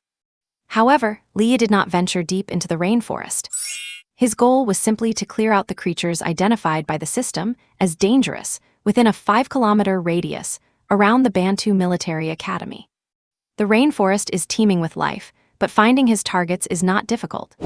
After moving in the planned direction for less than an hour, the system's voice echoed in Li Yi's mind. Elite mutant organism detected. Emergency subjugation mission issued. Target: two-headed aggregate python. Mission description: an elite organism born after consuming mutated blood orchids and aggregating a large number of other mutated creatures. You can try to exterminate it or become its food. Do you accept the mission? A giant snake. The moment he heard the system mission, Li Yi thought of his favorite spicy snack. Whether grilled or in a soup, the meat is quite delicious. Speaking of which, that cheap brother-in-law of his followed him all the way to Africa, and it seems he has not even treated him to a meal yet. Thinking of this, Li Yi's gaze sharpened, his pupils contracted, and his keen eyes swept across the surroundings like a radar, searching for suspicious traces. At the same time, as he silently accepted the mission in his heart, a new interface appeared before his eyes. Subjugation mission started. Please completely eliminate the two-headed aggregate python within 6 hours. Countdown started. Li Yi is no stranger to pythons. The largest python in the world was the extinct titanoboa, which reportedly reached lengths of 13 meters and weighed over 1.1 tons. But due to environmental factors, such spicy snacks have become a thing of the past. Today's largest pythons are either reticulated pythons or anacondas, both of which are like spicy snacks as tall as 2- or 3-story buildings. And such behemoths are bound to leave obvious traces while moving through the rainforest. Because of this, after searching for 15 minutes, Leah spotted a trail crushed by a snake and roughly determined the direction. Following the trail for a while, a muddy river soon appeared before him. Just as Leah was debating whether to enter the water, the murky surface suddenly churned with splashes. Following that, the body of a giant python emerged from the water. The giant snake was coiled into a mass, apparently having caught some prey, and was desperately constricting. Leah looked closer and saw that what the python was restraining was a struggling crocodile. Crocodile meat is a bit tough. Leah recalled its texture. Since he had found the target, Leah was in no rush. After lighting a cigarette, Leah waited silently for the reticulated python to finish its hunt. Before long, the giant snack in the river contentedly swallowed the crocodile whole, then with a bloated body, sluggishly crawled onto the shore. The giant snack noticed Leah, but having just filled its stomach, it had no desire to keep hunting. But just as it prepared to slither away past Leah as if nothing had happened, its body suddenly tensed and then quickly twisted. The next moment, a massive snake head reared up high. Combined with its barrel-thick body, a pair of vertical pupils looked down, reflecting Leah's figure in their cold gaze. If it could speak, it would surely have said, "Where did this guy come from, daring to step on my tail?" Yes. When the giant snack was lazily looking for a place to digest its food, Leah had stuck his foot out like a nail, pinning the tail of the 7-meter-long beast firmly to the ground. Leah carefully examined the snack in front of him for a moment. Seeing no second head, he felt slightly disappointed. It seems this creature only mutated after the apocalypse began. Before that, it was just a large reticulated python, nothing special. Since that is the case, Leah raised his hand, the dark muzzle of his gun aiming at the snack's head. Bang, spang. Following 2 loud reports less than a second apart, 2 shell casings thicker than an adult's thumb were ejected from the right side of the Remington M. Then, the 12-gauge shotgun fired 28 steel pellets in a flash. They say everyone is equal in front of a shotgun, which is also one of Leah's favorite close combat weapons. After just 2 shots, the snack's head exploded like a smashed watermelon, scattering fragments of meat and spraying blood everywhere. Leah agilely used his mental power to block the debris from hitting him, then watched quietly as the snack's body twisted on the ground. That is how snakes are. Even when their heads are blown to pieces, their bodies can still maintain basic functions for a while. About 10 minutes later, the snack finally lost all its vitality. And Leah heard the system's voice. Subjugation mission completed. You have successfully eliminated the elite mutant in this area, the 2-headed aggregate python. Rewards are being distributed. Then, a series of sounds rang out in his mind. You have received the subjugation reward, 8,000 system currency. You have received the subjugation reward, genetic lock catalyst. You have received the subjugation reward, elite lottery ticket. It seems this giant snack is of a higher grade than the vines in Mount Daliang, and the system rewarded more currency as well. Afterward, Leah took the newly acquired genetic catalyst out of his personal storage space. After drinking it all, he felt a mental jolt. The exhaustion throughout his body vanished, and he felt completely refreshed. This was the second time Leah had taken a genetic lock catalyst. According to the system, taking it one more time would perfectly stabilize the genetic lock and allow him to advance to Tier 2 genetic entity. In that case, Leah's gaze swept over the system shop. He originally did not have enough system currency to buy a genetic lock catalyst, but the 8,000 he just received solved that problem. However, Leah did not buy it immediately. Instead, he used the elite lottery ticket first. He remembered that his luck was not very good the last time he drew, so he wondered how it would go this time. The lottery interface appeared, and after Leah silently thought start, the interface began to cycle. A few breaths later, a brilliant purple light flashed before Leah's eyes. Looks like it might be okay. Leah guessed. He had drawn from the system many times, and whether it was the initial mystery boxes or the tickets rewarded for clearing elite monsters, the prizes were graded by color. In short, white is average, blue is decent, purple is good, and gold is the jackpot. So what will he get this time? A flash of purple light appeared before his eyes, and then the information came into view. You have received a high-level reward, Queen Bee Core. Queen Bee Core? The core of the Hive quantum computer, equipped with high-level artificial intelligence. It can only function at full capacity when integrated with a Hive mainframe and a worker bee system. Without the Hive mainframe, its performance will be significantly degraded. A quantum computer core, artificial intelligence. Leah quickly captured these few keywords. Afterward, he looked into his personal space. He saw a palm-sized silver square sitting quietly inside. With a thought, the silver square, which looked like a hard drive, appeared in his hand. It felt cold and had some weight to it, with no interfaces on its surface, looking sleek and flat. Almost the instant he held it, a message appeared in Leah's mind. The Queen Bee Core has found an accessible device. Device name, Huawei 1010 phone. Connection performance, 0.000001%. Do you wish to connect? Do not connect. Leah silently thought to himself, then put the Queen Bee Core back into his personal space. Even though Leah did not know much about such technology, he could roughly understand the function of the Queen Bee Core. Since that was the case, he would need to make some preparations first. Thinking of this, Leah took out his satellite phone and called Ukajun, who was far away in Temasek. Once the call connected, Leah said, "Go buy the best enterprise server available on the market, and keep it at the R&D center for now." "Understood, Mr. Lee. I will arrange for someone to handle it immediately." After the brief call ended, Leah thought for a while before turning his attention to the system store. Purchase Gene Lock Catalyst. As he willed it, his accumulated 5-digit system currency dropped rapidly. In the blink of an eye, after 2/3 of the currency vanished, the Gene Lock Catalyst appeared in Leah's hand. Once he consumed this vial of Gene Lock Catalyst, his gene lock would be perfectly solidified, and his body would ascend to a Tier 2 gene form. Without any hesitation, Leah drank it all in one gulp. A moment later, accompanied by a sudden headache, Leah could not help but close his eyes. But soon, something miraculous happened. As he closed his eyes, the surrounding environment, every blade of grass, and even the wind speed, ultraviolet radiation, and the angle of the sunlight, were all reflected in his mind like a detailed 3D diagram. It was quite similar to the divine sense found in cultivation novels. Leah tested it, and found that the range of this divine sense was a 50-meter radius centered on himself. It does not sound like much, but in street fighting, it would absolutely be the equivalent of having a wall hack. Not bad. Leah's mouth curved slightly. His sense of security had increased once more. At the same time, the system's voice resounded in his mind again. You have successfully evolved into a Tier 2 gene form. Corresponding permissions are being enabled. Shelter base authorization failed. Reason for failure, no shelter base found. System store Tier 2 access successfully enabled. Merchandise has been updated. Leah opened his eyes at this moment, a faint glimmer flickering in his pupils.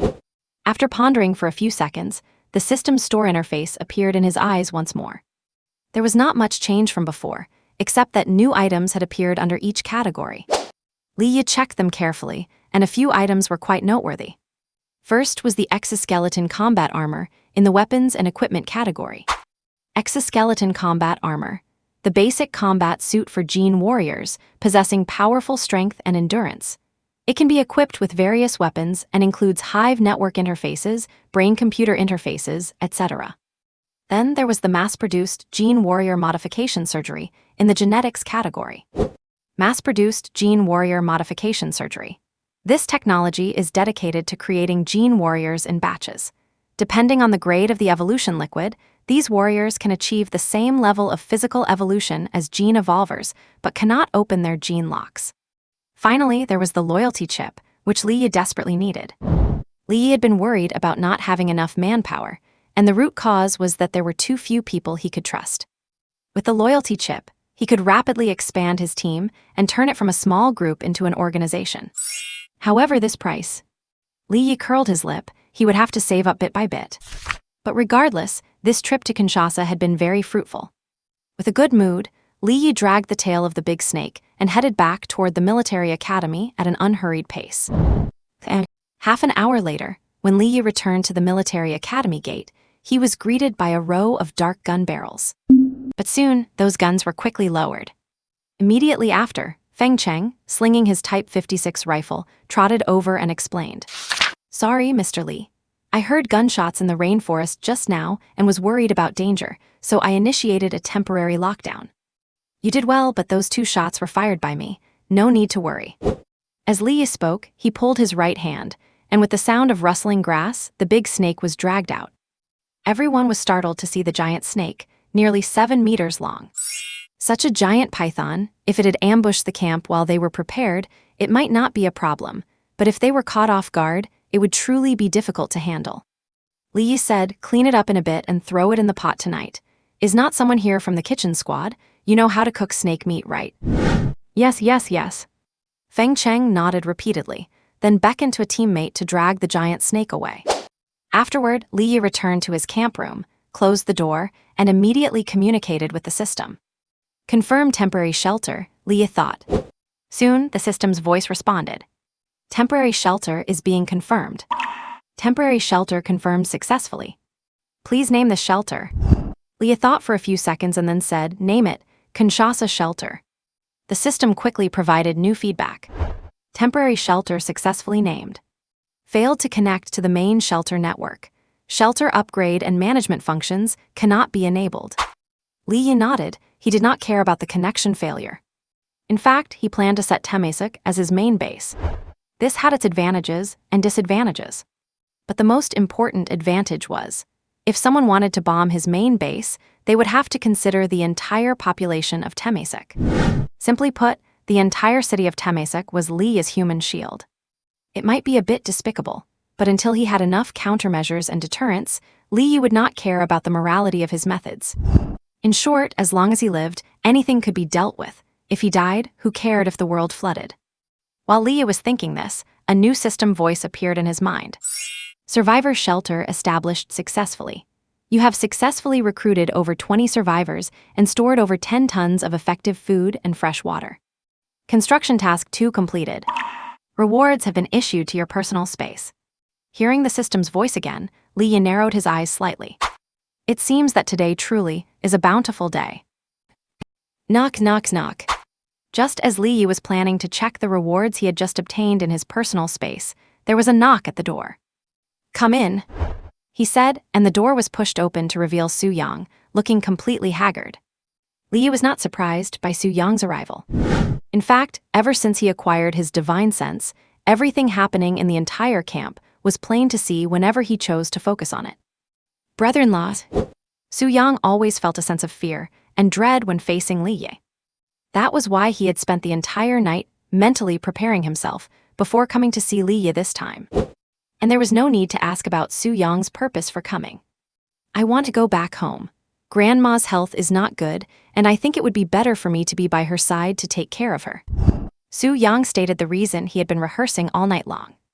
In truth, he had been filled with deep regret by the second day of arriving in Africa. It would have been one thing if it were not the US or New Zealand, he could have accepted Africa. But he had to end up in the Democratic Republic of the Congo, the most chaotic place of all. And this so-called school was such a dilapidated dump. They called it a military academy, but it looked more like a militia camp. Although he was interested in those weapons, after being bitten by mosquitoes all night, he simply could not accept the idea of spending the next few years here. But to leave, he needed to persuade Li. Faced with Su Yang's excuse, Li shook his head, then called him over and told him to sit down. He had encountered plenty of troubled youths, but without exception, he had always managed to handle them. Of course, since he was his brother-in-law, Li had a bit more patience. Li asked, "Do you even know what you're supposed to learn at this school?" Su Yang nodded first, then shook his head. He was currently just following Feng Cheng for basic physical training, but since it was a military academy, even if it looked rundown, it should be training soldiers, right? Su Yang was not even sure about that himself. Li said, "Over the next few years, you will undergo combat training, including hand-to-hand combat, marksmanship, demolition, and driving. And sniper training, too. Is not the Barrett your favorite?"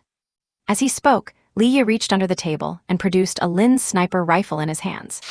The black gun body, the beautiful bipod, and especially the boxy muzzle break at the barrel, it was iconic. "Touch it," Leah placed the Barrett horizontally in front of Su Yang.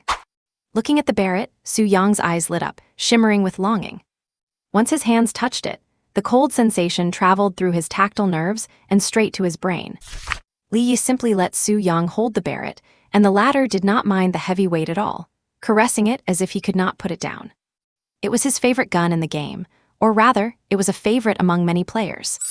But he dared to bet that 99.9% of people had never even touched the real thing.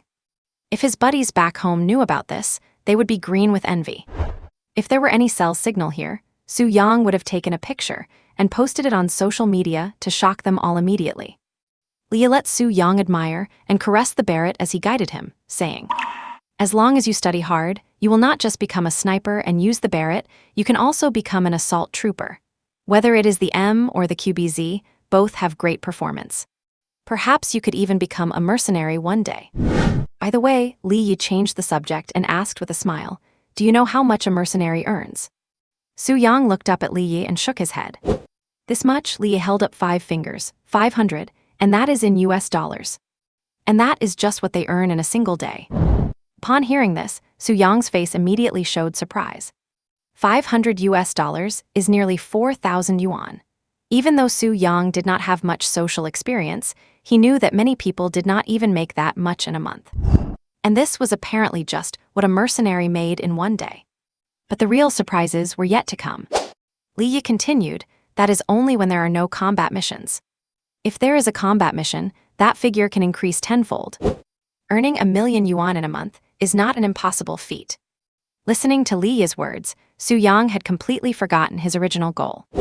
Both the Barrett in his hands and the promise of 1,000,000 yuan monthly salary had deeply captivated him. In truth, Leah did not mention that this kind of money was only available to top-tier mercenaries, who also had to cover the wear and tear of their own equipment. In most cases, mercenaries rarely get long-term, high-intensity missions unless the international situation is ripe for their services. However, that did not matter. Watching Su Yang, who was completely enthralled, Leah continued, "Earning 1,000,000 in a month means you could go back home and buy a house, or go to a neutral country or Siam, where there are legal red light districts with plenty of beautiful women. Perhaps you could throw a party where the wine and the girls will go crazy for you. Of course, it does not matter if you're not into that." Leah looked at Su Yang, reached out to straighten his collar, and finally rested his hand on his shoulder, saying, "You could save up for 2 or 3 years, and if you are lucky, you could earn tens of millions. Then you can return home to buy property or get married. Money that many people do not earn in a lifetime, you can make in just a few years of hard work. So, are you willing to work hard for a few years and become a successful man? Or would you rather be a coward and head back to the Dalian Mountains to waste your life?" Leah asked in conclusion. In fact, one way or another, Su Chen never really had a choice. But since he was family, Leah was polite before getting tough. Come to think of it, he had been tricked by similar lines himself back in the day. They told him to serve the organization for 10 years, and once he completed a certain number of missions, he would gain freedom and a pension. In the end, Leah had to dismantle the entire organization just to barely get his pension back. Meanwhile, Su Yang had long been immersed in the dreamlike future Leah had painted for him. Yes, after just a few years of hard work, he could enjoy life with tons of money. And he would be a legendary mercenary, which sounded pretty badass. If he went back now, would not all that talk about studying abroad to his buddies and girlfriends just turn into a lie? At that thought, Su Yang stroked the Barrett in his hands twice more and declared loudly, "I understand, brother-in-law. I will definitely train hard and earn big money soon." Seeing Su Yang's resolve, Leah put on a satisfied look, patted his shoulder, and said, "Good, that is more like a man. I will be waiting for the day you achieve great success. Maybe by then, I will even need you to look out for me." After saying this, Leah snatched the Barrett away from Su Yang and explained earnestly, "When you graduate, I will give this Barrett to you as your graduation gift." Su Yang nodded solemnly, though he was clearly reluctant to let it go. Watching Su Yang leave with a spirited stride, Leah smiled slightly. Young people sure are easy to trick. After sending off his cheap brother-in-law, Leah summoned Feng Cheng. "Keep a close eye on Su Yang."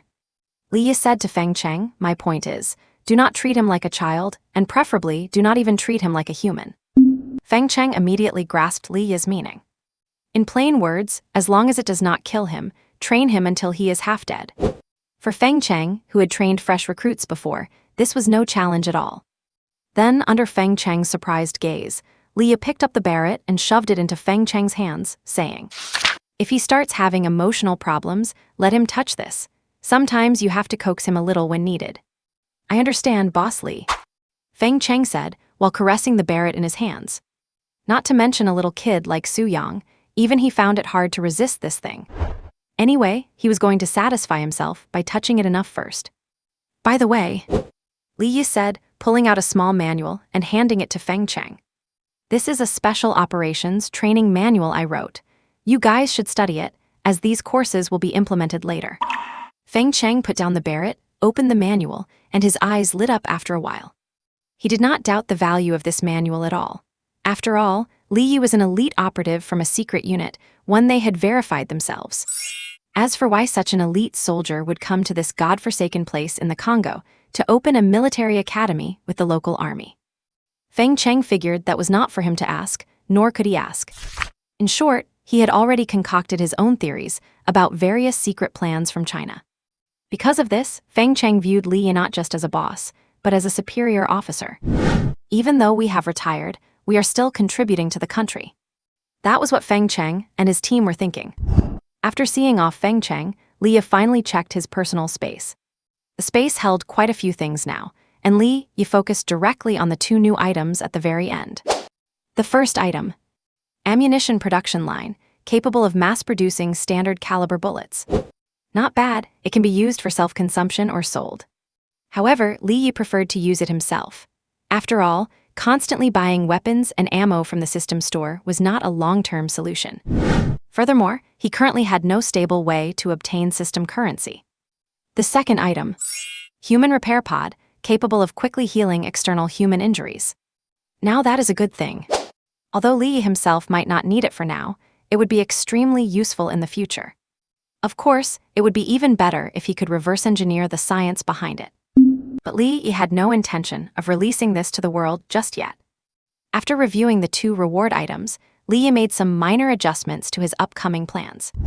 By the time everything was settled, the sky had turned dark. It was their second night at the Bantuga Military Academy, and everyone enjoyed a delicious snake feast.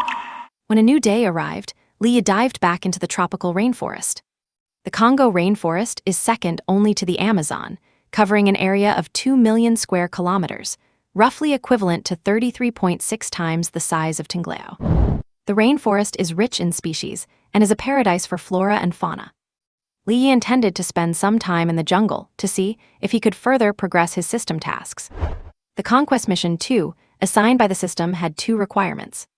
First, clear a 5-kilometer radius around the shelter. Second, kill 5 mutated creatures. The former had been successfully completed, while the latter still required 3 more. Additionally, in the description of that elite serpent, a mutated plant called the blood orchid was mentioned. Although given the current timeline, this flower should not have mutated yet. But since it was capable of mutating when the apocalypse arrived, it must have some unique properties. Li Yi planned to try and find it, hoping for some unexpected gains. Just like that, Li Yi searched day and night in the tropical rainforest. To many explorers, this place was like hell, but to Li Yi, it was no different from his own backyard. Mosquitoes and insects would instinctively avoid him, and ferocious predators were merely food delivered to his doorstep. Whether it was rivers or swamps, not to mention his evolved body, even in his past life, Li Yi could navigate them with confidence. And time passed quickly during this continuous search. 7 days later, Li Yi returned to Bantuga Military Academy. Zhou Langtao, who was obsessed with hunting in the surroundings every day, carried a bird sniper rifle and said to Li Yi with a smile, "Old Li, you are back. I caught a big one today. Let us have a great feast tonight." "No problem." Li Yi nodded. During this time, Zhou Langtao had been living a very carefree life. Besides hunting in the area, he occasionally guest-starred as an instructor to guide the students' training. Although the living conditions were poor and he was plagued by mosquito bites, he felt very fulfilled. After all, he was heavily regulated back home, while in this corner of the Congo's rainforest, let alone hunting, even hitting someone would not be much of a problem. Then there was Guantong. He not only acted as a translator, but also served as a language teacher while training with the team. Perhaps due to a bit of talent, Guan Tong's marksmanship improved rapidly, and Zhou Langtao would occasionally drag him along to hunt. Besides the people, the military academy had changed significantly too. Feng Cheng and his team had renovated and arranged the entire school according to domestic habits. There were bilingual slogans on the walls, a set of school rules in place, and they held a flag-raising ceremony every morning. Of course, they were not raising the national flag of their home country. Regarding this, Feng Cheng had specifically consulted Li Yi. And Li Yi's answer was, "We only teach techniques and tactics, not ideology." Feng Cheng felt a bit regretful about this, but Li Yi dared not bring the kind of political positions rooted in grassroots military units over here. After resting at the academy for a day, Li Yi took Zhou Langtao back to Kinshasa. At Kinshasa International Airport, Li Yi and Zhou Langtao said their goodbyes. Before leaving, Zhou Langtao repeatedly urged him, "Old Li, do not forget the game one hunted. You must bring them back to the country safely. I am counting on those to show off." Due to airport security and customs, Zhou Langtao could not take everything back and had to leave it to the resourceful Li Yi. "Rest assured. Remember to help me find more instructors after you get back, preferably veterans from special forces." Li Yi watched as Zhou Langtao boarded the plane. After seeing off Zhou Langtao, Li Yi met with Sesais again. Unexpectedly, this time Sesais had brought Sally, the one who represented Husei in purchasing the hypersonic missiles from Li Yi. "Li, my friend, the second missile." Almost as soon as they met, Sally started pressuring Li Yi to ship it. This could not be blamed on Sally, as the current situation was too tense, and he needed to acquire the second hypersonic missile from Li Yi as soon as possible. Stretching from the eastern and southern Mediterranean all the way to the coast of the Persian Gulf, this region constitutes one of the most complex and turbulent areas in the world. There is a saying in the industry that roughly translates to, "The Middle East is a grand stage, come if you dare." It is a transportation hub connecting east and west, and whether it was the bipolar era of the past or the current tripartite struggle, everyone has sought to further increase their influence in this region. Precisely because of this, tension has become the norm here. The brothers in Gaza are fighting a bloody battle on the front lines, and we urgently need to give them confidence, Sali said. Even those who do not follow international affairs must know what is happening in Gaza right now. Li Yi made no comment on this, but he understood the reason for Sali's urgency. To show support for their father figure, a Nimitz-class aircraft carrier of the American Federation has already entered the Red Sea. Although the axis of resistance has been striving to develop itself over these years, one must admit that there remains an insurmountable gap when facing the naval power of the American Federation. "Li, I sincerely request that you bring us good news." Sali looked at Li Yi, his eyes full of expectation. Who exactly is behind this mysterious Eastern man remains a question. But those capable of providing embargoed weapons are nothing more than one or two major powers. And they, without a doubt, have inherent conflicts with the American Federation. Because of this, both Sali and the Houthi forces he represents are willing to further befriend Li Yi. It would be best to take advantage of the situation to drag a certain giant into the fray, so that they and their allies could win valuable breathing room in the ever-changing international landscape. Li Yi, however, had not thought that far ahead. After checking his system currency and pondering for a moment, Li Yi answered, "We can trade in the latter part of this month. I need time to mobilize my resources." In fact, having just completed a system mission and wiped out an elite mutant, Li Yi had sufficient system currency. But he did not want to agree to Sali so easily, and he also needed to reserve some for his upcoming plans. Upon receiving a concrete timeframe, a smile finally appeared on Sali's face. Although there was still half a month until the end of the month, having accurate information was enough to boost morale. After Sali left, Sesaiser gave Li Yi an apologetic look and then said helplessly, "I am sorry, Li. I owe him a favor, otherwise I would not have let him meet you."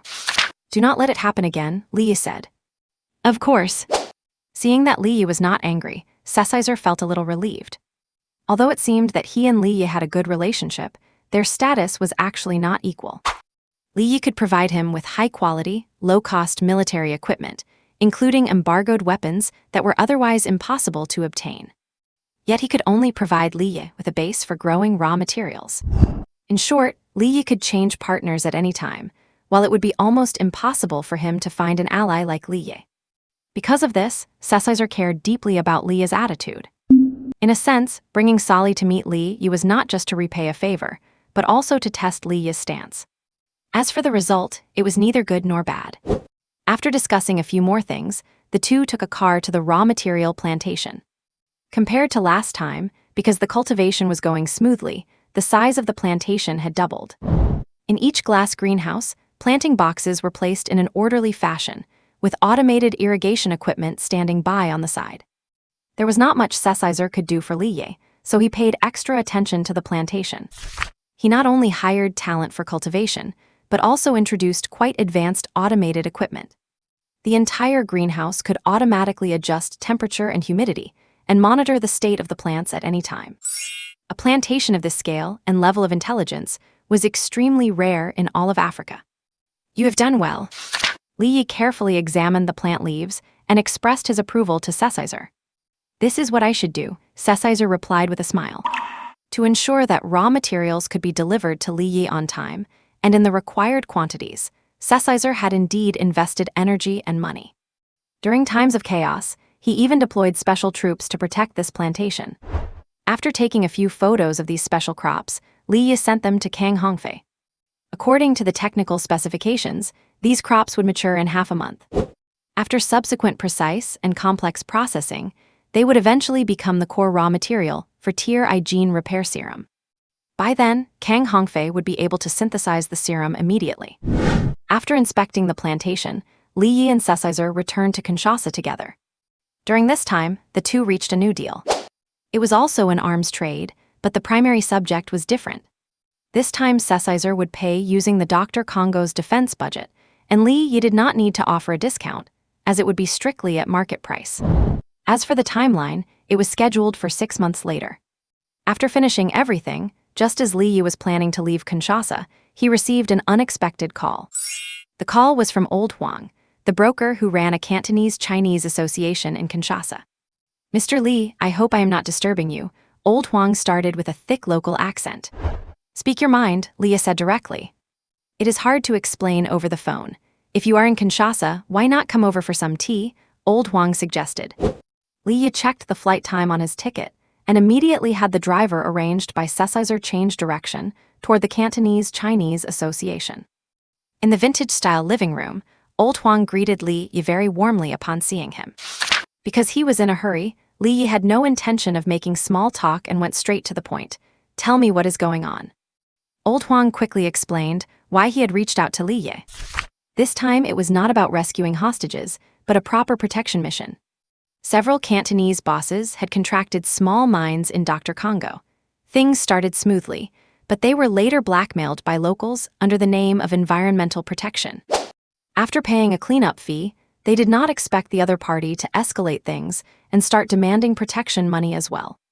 The bosses contacted the Ministry of Commerce, but because the Dr. Congo was severely divided, the ministry had no effective control over the area, so it just fizzled out. However, those who dared to come to the Dr. Congo for mining were no pushovers. Through Old Huang's connections, they hired a group of locals as a mine security team. Little did they expect that the security team colluded with those people to mine and sell resources privately. Because of this, Old Huang knew it damaged his reputation and wanted to find a remedy. But the Dr. Congo had just gone through internal chaos, and many of his original connections had been scattered, so he had no choice but to try contacting Li Ye. Li Ye did not say much after listening. He simply handed Feng Cheng's satellite phone number to Old Huang. "This is a security company. They are very capable and based right here in the Dr. Congo," Li Ye said. On his way to the airport, Li Ye made a phone call to Feng Cheng. "I have taken on a job for the company. You handle the arrangements. Either way, it is all just training, and they can train anywhere." Li Ye informed Feng Cheng of the specific plans. In truth, Li Ye did not care much for the meager pay offered by Old Huang. But since personnel could be spared from the military academy, he did not mind making some pocket money. By pulling 2 or 3 instructors and taking the students arranged by Caesar, he could get paid without letting either side suffer. Besides, mine protection jobs are usually relatively stable and long-term, which makes for a suitable first contract for wildfire security. After making the arrangements, Li Yi boarded a flight from Kinshasa, and after an 8-hour journey, he arrived at Brussels International Airport.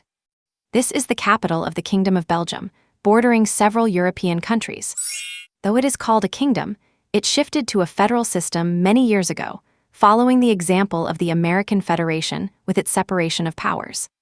Li Yi did not have a deep impression of the Kingdom of Belgium, knowing only that it was occupied by Germany during both World War I and World War II. It is worth mentioning that the Kingdom of Belgium had also once brutally and bloodily exploited the Congo. Furthermore, the Battle of Waterloo, where Napoleon met his downfall, was located in Brussels. Li Yi did not stay in Brussels for long. 2 hours later, he transferred to a Swiss International Airlines Airbus a wide-body jet, and after another 12 hours of flying, he finally arrived in Temasek. Stepping off the plane, Li Yi felt like a frequent flyer, having constantly traveled between continents for the past few months. Li Yi had notified Yu Keijun of his arrival in Temasek in advance, so as soon as he stepped out of the terminal, he saw Yu Keijun waiting for him. Once they got into the car, Li Yi asked, "How is the server I told you to buy?" Yu Keijun immediately replied, "Following your instructions, I purchased Huawei Kunpeng series blade array servers. It cost a total of 4.28 million. While observing Li Yi's expression, Yu Keijun added, "Although it is not the top-of-the-line model on the market, it was the fastest to deliver and install, and it has already been set up in the research center." If conditions allowed, Li Yi would certainly have wanted to get a supercomputer. However, beyond being expensive, supercomputers require long lead times for ordering. Rather than waiting for a supercomputer, it was better to make do for now and see if he could use the system to conjure up a quantum computer later. You did well," Li Yi nodded. Half an hour later, the two arrived at the research center, and Kang Hongfei quickly came out to greet them. "Boss." Seeing Kang Hongfei again, his complexion looked much better. It seemed he had been getting some proper rest lately. Li Yi nodded at Kang Hongfei and then, guided by him, entered the server room. Rows of blade servers were neatly stacked in the shelf-like server racks. Kang Hongfei said, "The technical engineer in charge of installation says everything has been debugged and is ready for use at any time." Li Yi was not actually well-versed in electronic equipment. The only things he was proficient at were operating drones to drop bombs or making mobile-dialed bombs. It was said that before he transmigrated, pagers had also become a type of remote-controlled bomb, though he did not know the principle behind it. After examining the servers for a while, Li Yi said to the two men behind him, "Wait for me at the door." Upon hearing this, Kang Hongfei and Yu Keijun immediately left the room. Afterward, Li Yi took the Queen Core out of his personal space. The moment this palm-sized silver cube appeared, information began flooding into Li Yi's mind. The Queen Core has detected multiple connectable devices. Device names: Huawei 1010 mobile phone, Huawei T blade array server. Li Yi took a glance and silently commanded, "Connect to the array server." Soon, the silver cube in his hand emitted a blue light. The Queen Core has fully taken over this device. Connection performance at 0.001%. Do you wish to set this device as the Hive host? Yes, Li Yi commanded silently again. As he gave the order, information flooded his mind once more. Hive setup successful, waking up the Queen. Due to insufficient Hive performance, full functional modules cannot be enabled. Queen wake up successful. You have gained supreme administrator privileges. Once the information had been processed, a clear, ethereal voice resonated in Li Yi's mind. "Administrator, I am the Queen, standing by for your commands." "What can you do?" Li Yi asked directly. The answer appeared immediately. "Based on current Hive performance, I can provide intelligent data analysis, recording, and archiving. Do you authorize me to connect to the external network?" the Queen asked. After thinking for a few seconds, Li Yi replied, "Connection authorized." The next moment, the servers in the room began flashing green lights, and the equipment hummed as it began to run. The Queen has connected to the network and has begun collecting external data. Data analysis complete, time confirmed and calibrated. Subsequently, a blue three-dimensional projection appeared above the silver cube, right before Li Yi's eyes. The image resembled a deep blue Rubik's Cube, looking very futuristic. "Administrator, do you need me to set a personality and appearance?" This time, the voice did not enter Li Yi's mind, but rang out right beside his ear. "No need," Li Yi said, before issuing an order. Now, take control of all equipment in the research center. Set Kang Hongfei as a standard administrator, and classify all research related to genetics as confidential, accessible only by the administrator. Almost the moment Leah finished speaking, the Queen replied, "Your requests have been fulfilled. I have conducted a security check on all equipment. A camera in Sector A shows signs of damage, which I have analyzed as a routine hardware failure." Leah paid no mind to this, instead looking at the cube in his hand and asking, "If I put you into my personal space, will it cut off the signal between us?" The Queen quickly provided the answer. "My signal cannot penetrate your personal space, but you can leave my main unit in a secure location, and I can contact you at any time through your brainwaves or other equipment." Brainwaves? Leah thought for a moment and then asked, "Can you contact other people's brainwaves?" "No," the Queen replied. "The minds of ordinary people are too fragile to establish an effective connection. Currently, it relies on brain-computer interfaces. According to collected data, there are currently no successful, effective brain-computer interfaces available for use worldwide." Leah nodded upon hearing this. "Do you have technical research and development capabilities?" Leah asked again. "Due to equipment limitations, the R&D module cannot be properly enabled. An upgrade of the Hive host is required." "I see." For the rest of the time, Leah communicated more thoroughly with the Queen, eventually gaining a rough understanding of her current capabilities. Limited by the host's performance, the Queen's current functionality is less than 10% of its full capacity. In its prime state, the Queen can not only control electronic devices globally, but also possesses capabilities for autonomous R&D and automated combat. However, the quantum computer required for the Queen, known as the Hive host, is something Leah cannot produce for the time being. Even so, the current basic functions such as device security, network defense, network intrusion, and basic intelligence are already sufficient. Under Leah's command, the Queen quickly took over all electronic devices at Kanglin Pharmaceuticals and established layered defense mechanisms along with corresponding management permissions. Following Leah's requirements, the entire staff was divided into levels: Grade A, Grade B, Grade C, and Grade D, along with himself as the unique S-grade. S-grade goes without saying, he is the sole administrator. Grade A consists of administrators who have the authority to view data at corresponding levels and use certain core functions of the Queen. Leah set Kang Hongfei to Grade A access, while Yu Keijun was granted temporary Grade A status. Only after Yu Keijun is implanted with a loyalty chip will Leah grant him formal Grade A access. Grade B is the middle management layer, including administrative staff and the future combat operation department to be established. Grade C consists of basic staff, regular employees, and frontline combat personnel. As for Grade D, they are peripheral personnel or test subjects. According to Leah's requirements, the Queen quickly established the hierarchy and personnel files, assigning permissions and functions accordingly. In addition, the Queen conducted a security check on all personnel's electronic devices, though nothing unusual was found. If there was anything worth mentioning, it would be that Duan Keijun's computer contained quite a few adult films, which was truly unexpected.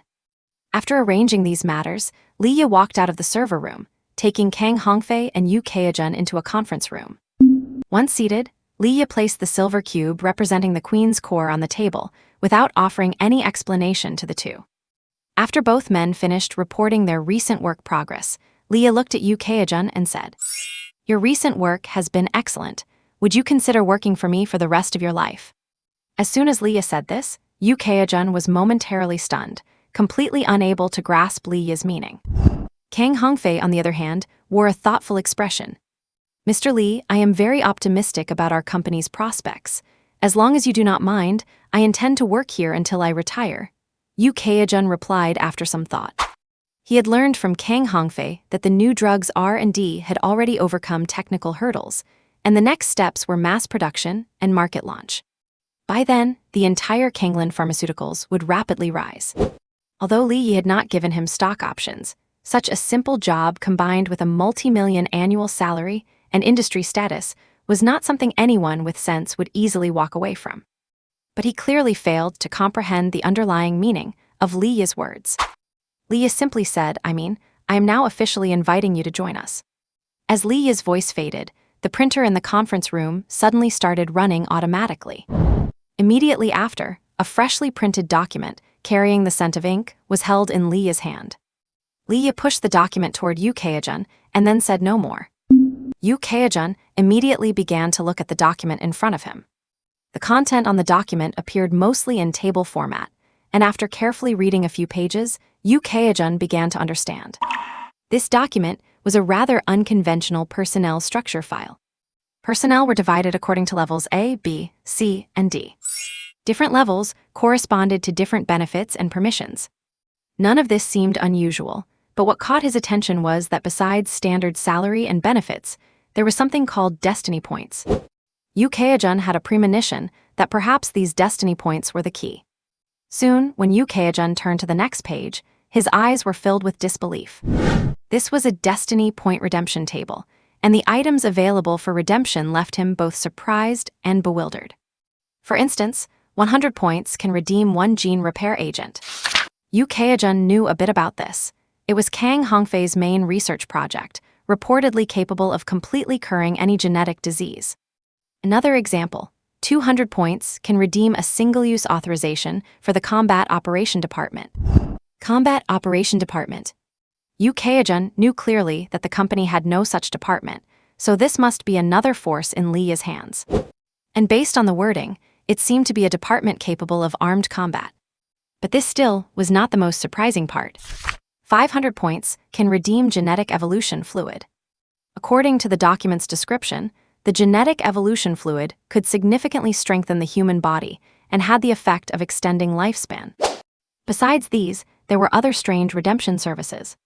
For example, 50 points could redeem a trauma repair, and 250 points could redeem a gene enhancement surgery. What on earth is all this? Yu Kaejun found it hard to process at once. In reality, the entire document was a point redemption system, quickly built by Li Yi using the Queen's intelligent algorithms. Although many items in the table were currently impossible to fulfill, it did not matter because no one could afford them yet. As for the source and amount of points, they were calculated with extreme precision. Taking Kang Hongfei as an example, once he completes his current series of tasks, he would have just enough to redeem one gene repair agent. In short, the requirements were harsh, and points were difficult to acquire. On the other side, after reading the entire document and confirming with a look from Li Yi that this was not a joke, Yu Kaejun asked, "Mr. Li, many things on this list are hard to believe. If all this is true, what do I need to pay?" Yu Kaejun was a worldly man. The reason he worked for Li Yi was simply that the salary was high enough to support his large family. But now, there seemed to be a brand new opportunity. Whether it was the new drug the company was about to mass produce or the document in front of him, this was undoubtedly a golden opportunity to climb the social ladder. "It is simple, all you need to pay is loyalty," Li Yi said, pushing the loyalty chip he had just purchased from the system toward Yu Kaejun. Yu Kaejun did not know what Li Yi had pushed over and was about to ask, when he saw Kang Hongfei, who had been silent, suddenly speak. "This is a nanobiochip, harmless to the human body. Its main function is to monitor emotional nerves. Just swallow it. Actually, the taste is quite good." After saying this, Kang Hongfei gave Yu Kaejun a meaningful look. Yu Kaejun could not interpret the look in Kang Hongfei's eyes, but he knew that sometimes, choices were more important than hard work. Besides, after seeing this document today, if he did not take this thing, he feared his current position would be gone by tomorrow. Especially now that he was privy to so many company secrets. Take the gamble. Yu Kaejun steeled his heart, grabbed the loyalty chip from the table, and tossed it into his mouth. "The taste is actually not bad, and I do not feel anything wrong," Yu Kaejun thought to himself. On the other side, Leah looked at the system. Yu Kaejun, loyalty 80. Although it was lower than Kang Hongfei's current 95, it was unexpectedly quite good. Leah smiled slightly at this, stood up, and clapped his hands saying, "Welcome to the Destiny Club." The loyalty chip serves two purposes. First, it monitors emotional neurons, allowing us to verify the wearer's loyalty through their emotions. Second, it can destroy those nerves. With just one word from Li Yi, or if the loyalty level drops below the 60% threshold he set, it will instantly destroy the wearer's nerves and leave them in a vegetative state. Those who run gangs fear traitors more than anything, and most organizations tend to collapse from within first. So even though these loyalty chips are a bit pricey, they are absolutely worth it. Li Yi only intended to implant loyalty chips in personnel ranked B and above. As for those at the C and D levels, there are other ways to handle them. The simplest method is to use the Queen Bee to monitor their electronic devices and physical movements. In short, Li Yi has finally taken the first step toward his plan, the construction of the Destiny Club. After formally absorbing Yu Keijun into the group, Li Yi upgraded his temporary A-level clearance to official status. Then, Li Yi called a brief meeting. You need to speed up the public relations for the drug launch. Li Yi looked at Yu Keijun and said, if money cannot solve it, use this. As he spoke, Li Yi placed a bullet on the conference table. Since everyone present was on his side, Li Yi no longer felt the need to hide certain things. Kang Hongfei was not surprised by Li Yi's move. Ever since Li Yi brought out the gene repair technology and the loyalty chips, he knew his boss was no ordinary person. Yu Keijun, on the other hand, had not quite adapted to this shift. While using some unsavory methods in business PR is common, it usually just involves whining, dining, and indulging. Even in high-end business warfare, it usually means killing a competitor's lucky plant or stealing their company seal. But for Li Yi to suddenly pull out a bullet like that, Yu Keijun could not help but imagine the scene. Honestly, it actually felt kind of cool. Li Yi continued, if there is anything PR cannot resolve, let me know, and I will arrange for the combat department to follow up. Even though the combat department had not been established yet, that did not stop Li Yi from saying it. After getting used to Li Yi's style, Yu Keijun felt even more confident. With money when needed and force when required, what more could he ask for? Yu Keijun quickly expressed his stance. Do not worry, Boss Li. With your support, everything will proceed smoothly. After wrapping up the progress with Yu Keijun, Li Yi turned to Kang Hongfei and spoke. The entire company is currently under the control of the Queen Bee Corps. Her functions are very powerful, and you should make good use of them for your R&D. Also, for the talent we have recruited, you can start letting them get involved in some core projects. The Queen Bee can monitor them at all times, so you do not need to worry too much about leaks. Understood, boss. I will arrange it immediately, Kang Hongfei nodded. Subsequently, Li Yi introduced the Queen Bee to the two of them and briefly explained her current functions. When it was about time to adjourn, Li Yi intended to end the meeting, but then remembered something and said, the organization is planning to recruit a batch of technical talent. If you have any suitable candidates, feel free to recommend them.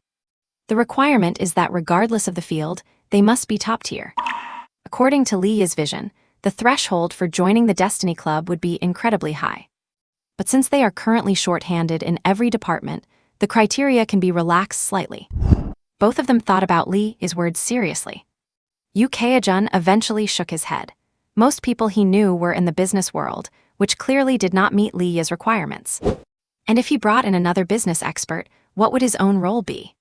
Kang Hongfei thought carefully, bit his lip and tried saying, Boss, I might have someone in mind, but I am not sure how he is doing right now. Let us hear it, Li Yi said. After taking a few seconds to organize his thoughts, Kang Hongfei began to describe the person he was recommending. Due to some illegal experiments and pharmaceutical work, Kang Hongfei had served time in a German prison. While in prison, he met a middle-aged German man. I heard him mention that he was previously a member of some G unit. Kang Hongfei recalled, but he could never remember the full name of the unit. Li Yi stated the full name himself and added his evaluation. It is GSG, the German Counterterrorism Special Forces. They specialize in CQB and urban warfare. Their overall skill level is decent enough. Kang Hongfei nodded and continued. His story is quite complicated, so I will keep it short. The story was actually quite simple. It could be summarized as follows. His family was hit by a drunk driver. His son died on the spot, and his wife was left paralyzed from the waist down, but the drunk driver used his influence to escape the punishment he deserved. So, in a fit of rage, this man did what a husband and father should do. He was eventually arrested, put on trial, and sentenced to life in prison. I intended to visit him after I got out of prison, but because I was deported, I have no idea how he is doing now, Kang Hongfei sighed. After hearing Kang Hongfei's description, Li Yi became somewhat interested in the man, so he said, Tell me his name. Kang Hongfei replied, Leo Hartmann, which means brave lion in German. Li Yi nodded and immediately commanded, Queen Bee, search for this person immediately. A few seconds later, the Queen Bee's voice echoed in the conference room. Leo Hartmann, male, age 36, German nationality. Arrested and imprisoned in March 2015. Escaped successfully from Kesselberg prison on 15 April 2022. Do you authorize the hacking of the German Ministry of Transport system to track the target? Authorized, Lee said. 10 minutes later, the projector screen slid down automatically, and the projection started. Soon, scene after scene flashed across the screen. The Queen Bee's voice sounded again, target locked. Analysis shows the target is currently hiding in Dortmund, North Rhine-Westphalia. His communication number has been retrieved. A phone number appeared on the screen. After taking a look, Lee asked the Queen Bee, analyze the reason for his prison break. The Queen Bee quickly provided the answer. The target's wife suffered accidental burns on March 9th and attempted suicide on March 21st, but was successfully resuscitated. Based on his actions, the target is currently raising funds for his wife's medical treatment. That is quite interesting. Lee smiled slightly and gave the order. Send him a text message telling him to come to Temesek within a week. I can cure his wife. Message sent successfully. Kang Hongfei, unable to bear it, said, Boss, he is still a wanted fugitive. It might be very difficult for him to bring his wife to Temesek. Lee shook his head at this. If he does not even have that much capability, he would not qualify as a talent. 6th August 2022, the beginning of autumn. Germany, North Rhine-Westphalia, Ruhr area, Dortmund. For those unfamiliar with Dortmund, the name might not mean much, but they are likely familiar with its football club, the Bumblebees. Inside the Bumblebees' home ground, Signal Feng Park, over 50,000 spectators are cheering passionately, rooting for the home team. At halftime, the players head into the locker room one by one. Because they are trailing, the furious visiting coach slams a bottle of water to the ground in a fit of rage, scolding his players. Meanwhile, an inconspicuous cleaner silently clears away the mess that has just appeared on the floor. The visiting coach glances at the cleaner, then raises his voice, shouting words of motivation. Listen up, boys. If you do not want to be a complete failure in your 30s, ending up as a mere cleaner, then show me your courage and your skills. Victory, only victory can bring you everything. Now, let us go crush the Bumblebees and conquer this devil of a home stadium.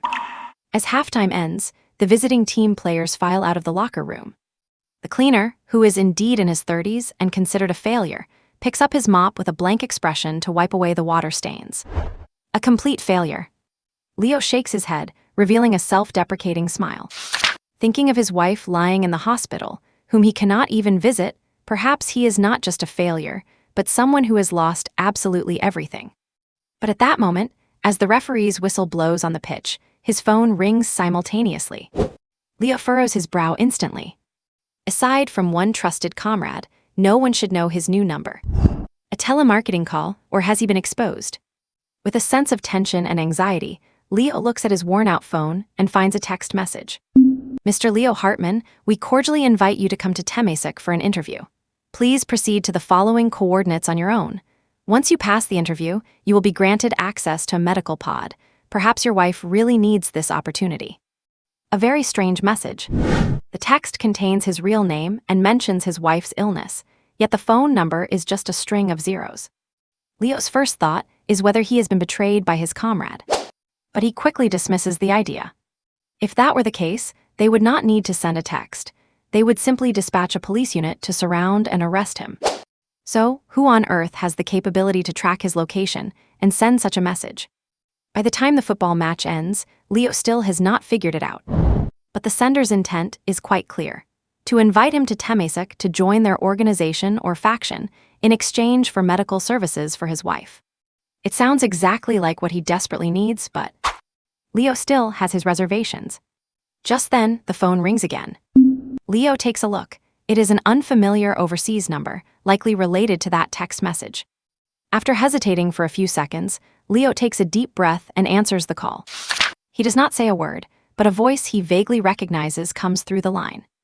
Leo, it is Kang. You must trust that message. This is a chance, a real opportunity, do not miss it. Also, my daughter asked me to send her regards to you. The call is disconnected immediately. Leo looks at the hung-up phone, lost in deep thought. Kang, if he remembers correctly, that was a cellmate he met in prison, a very well-educated man from China. He went to prison for illegal experiments, though it was later revealed that he only did it out of desperation to treat his daughter's terminal illness. Since Leo once had a son himself, he and Kang got along quite well. All in all, Kang was a good father willing to stop at nothing to save his daughter, a sentiment Leo deeply identified with. For someone like Kang to suddenly make such a call, with no explanations or details, just a desperate plea to believe, means a lot. More importantly, since he and Kang met in prison, Kang's daughter would not even know who he was, let alone ask him for regards. Without a doubt, Kang is sending a crucial signal. After clearing his thoughts, Leo's eyes grow brighter. Leo knows that Kang's daughter suffered from a congenital genetic disease that was incurable and even difficult to manage. Patients with that disease rarely live past adolescence. So, by mentioning his daughter, Kang must be telling him that her condition has been effectively treated. If even that kind of congenital genetic disease can be cured, then his own wife's condition should not be an issue at all. Combined with the fact that they could track him down, this suggests that the other party is a powerful, mysterious organization looking to recruit him. And what does someone need a former special operations soldier for? The answer is obvious. Leo does not care about that. He once protected the people, but the corruption of power shattered his beliefs. Now, he only wants to protect his own family. If that is the case, Leo narrows his eyes and quickly dials a number. Once connected, he speaks in a low voice. "I need you to do me a favor." And elsewhere, Kang Hongfei, standing in the laboratory, puts down his phone, collapses onto his chair, and lets out a long sigh of relief. The gene repair serum will be ready soon, and his daughter will be able to live and study like any normal person. Having been out in the cold himself, whenever he thinks of Leo and his current plight, he cannot help but want to hold an umbrella for him. He knows that the phone call he just made could not have escaped the notice of the Empress, and by extension, the boss. Therefore, in the call to Leo, he could only offer subtle hints, hoping he would catch on. And almost the moment Kang Hongfei called Leo, Leo received a report from the Empress. Leo even heard their entire conversation clearly. Leo is not bothered by Kang Hongfei's little actions. For him, he just needs someone who can get things done. Whether it is Leo Hartman or Harley Altman, it does not really matter. Besides, he likes people with weaknesses. However, to what extent can the human repair pod, awarded by the system, really perform? Watching the surveillance footage of Leo's wife being wheeled out of her hospital room by someone disguised as a nurse, Leo muses silently. Time moves on to the next day. After leaving the hotel, Leo does not head to the headquarters of Kanglin Pharma, but arrives at the R&D center once again. After watching Kang Hongfei conduct experiments for a while, Leo finds a conference room to start communicating with the system. Set this place as the primary shelter, Leo murmurs to himself. Large numbers of zombies detected in the surrounding area. Setting this as the main shelter will reduce your security level. Please confirm. The system's voice echoed in his mind. Confirm, Leo said. Soon, the system's voice sounded again. Confirmation successful. Main shelter established. Please name your main shelter. Temasic shelter, Leo said. He had no talent for naming things, nor did he intend to be unconventional. His standard was simply for it to be clear and easy to understand. And very quickly, the system provided feedback. Main shelter naming successful. Shelter dashboard activated. Successfully connected to the temporary shelter, Kinshasa shelter. Intelligent core Queen Bee detected. Would you like to connect to Queen Bee? Leo did not answer immediately. With a flick of his mind, the shelter dashboard appeared before his eyes. Main shelter, Temasic shelter. Temporary shelter, Kinshasa shelter. Manager, Leo. Shelter level, 1.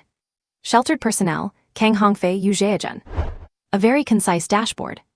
At the very bottom of the panel, there were 3 button-like options: management, resources, and construction. Leo focused his gaze on management.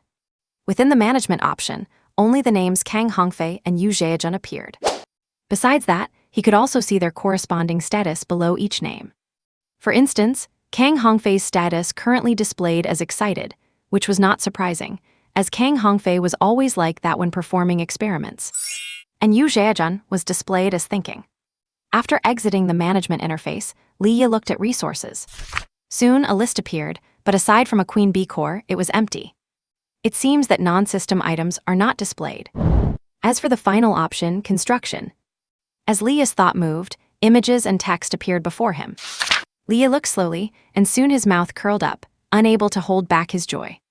Because of the shelter's level, there were not many options available for construction, but they perfectly suited Leah's style.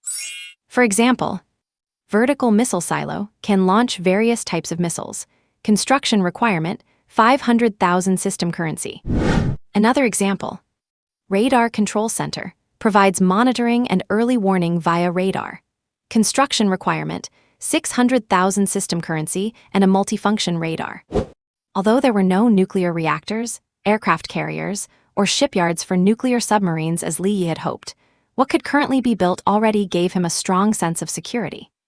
However, construction required a massive amount of system currency, so Lee could only fantasize about it for the time being. After reviewing these three functions, Leah thought for a while, then silently said, "Connect to Queen Bee." The next moment, the voice of the Queen Bee rang in Leah's ear. Queen Bee has successfully connected to the main shelter. Queen Bee will provide you with auxiliary management and control. Would you like to import the hive data? Yes, Leah said without hesitation. Soon, the shelter interface in front of Leah began to change. First, the number of personnel increased significantly. These were all employees of Kanglin Pharmaceutical, though they had not been implanted with loyalty chips. Additionally, many items were added to the resources list, all of which were currently owned by Kanglin Pharmaceutical, such as land, factory buildings, equipment, and materials. It looked quite miscellaneous. But Lee, you did not need to worry about these things.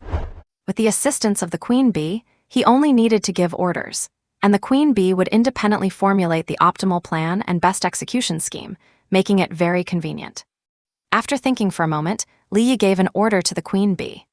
Create a plan to acquire the land surrounding the main shelter, and send the plan to Yu Jaejun so he can oversee its execution. Since the main shelter was placed at the R&D center, this area would surely be insufficient in the future, so Lee planned to take precautions. However, since the new drug had not yet hit the market, capital was tight, so this plan would have to wait for some time before it could be executed. Lee was not in a hurry, time was on his side. And 3 days later, wearing a peaked cap, sunglasses, and a full beard, the man walked out of Temasek International Airport at a leisurely pace. Though he said a week, Leo had only taken 3 days. With the help of his comrade, his wife had arrived in Temasek yesterday and was currently staying at a hotel. He himself had spent some time forging a new identity, and after 2 transfers, finally arrived in Temasek. He had already verified the coordinates sent by that mysterious organization. It was the R&D center of a pharmaceutical company. And after some simple intelligence gathering, he learned that this company, called Kanglin Pharmaceutical, had just changed ownership not long ago. Interestingly, the person who took over the company had yet to make any new moves, even allowing competitors to eat away at their limited market share. Furthermore, there were rumors that a biopharmaceutical laboratory in Temasek had made a new breakthrough in genetic medicine. Combining all these pieces of information, Leo immediately made many associations. What kind of mysterious organization could it be? A transnational criminal group, a secret society, a biopharmaceutical giant. Judging only by surface-level information, Leo could not pin down their objective, but that did not matter. After hailing a taxi, Leo headed straight to the hotel and finally saw his wife.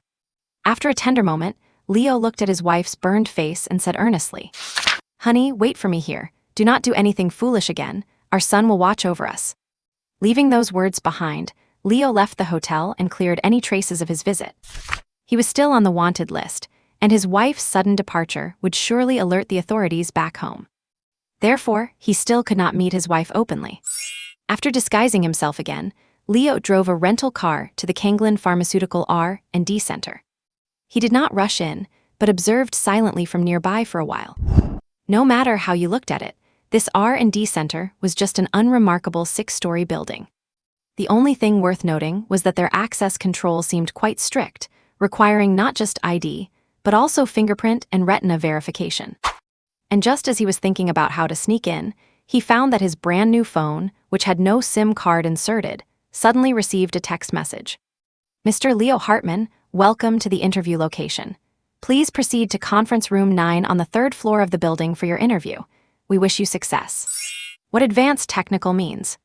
Looking at the text, Leo could not help but marvel, and then, no longer hiding, he walked straight towards the building. The R&D Center.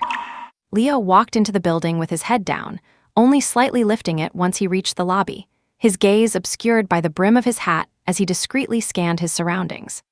He knew there was no escaping their surveillance. But this was a habit he had deliberately cultivated as a wanted man. The security entrance was deserted, not even a guard on duty. As Leo approached, the single-person security gate opened automatically. Leo was not surprised by this. Passing through the gate, he entered the elevator lobby. Before he could even press a button, the elevator doors opened on their own. Leo stepped inside, still keeping his head down, and without needing to select a floor, the elevator automatically locked onto the 3rd level. A few seconds later, the elevator doors opened. Turning the corner past the stairwell, a series of individual meeting rooms came into view.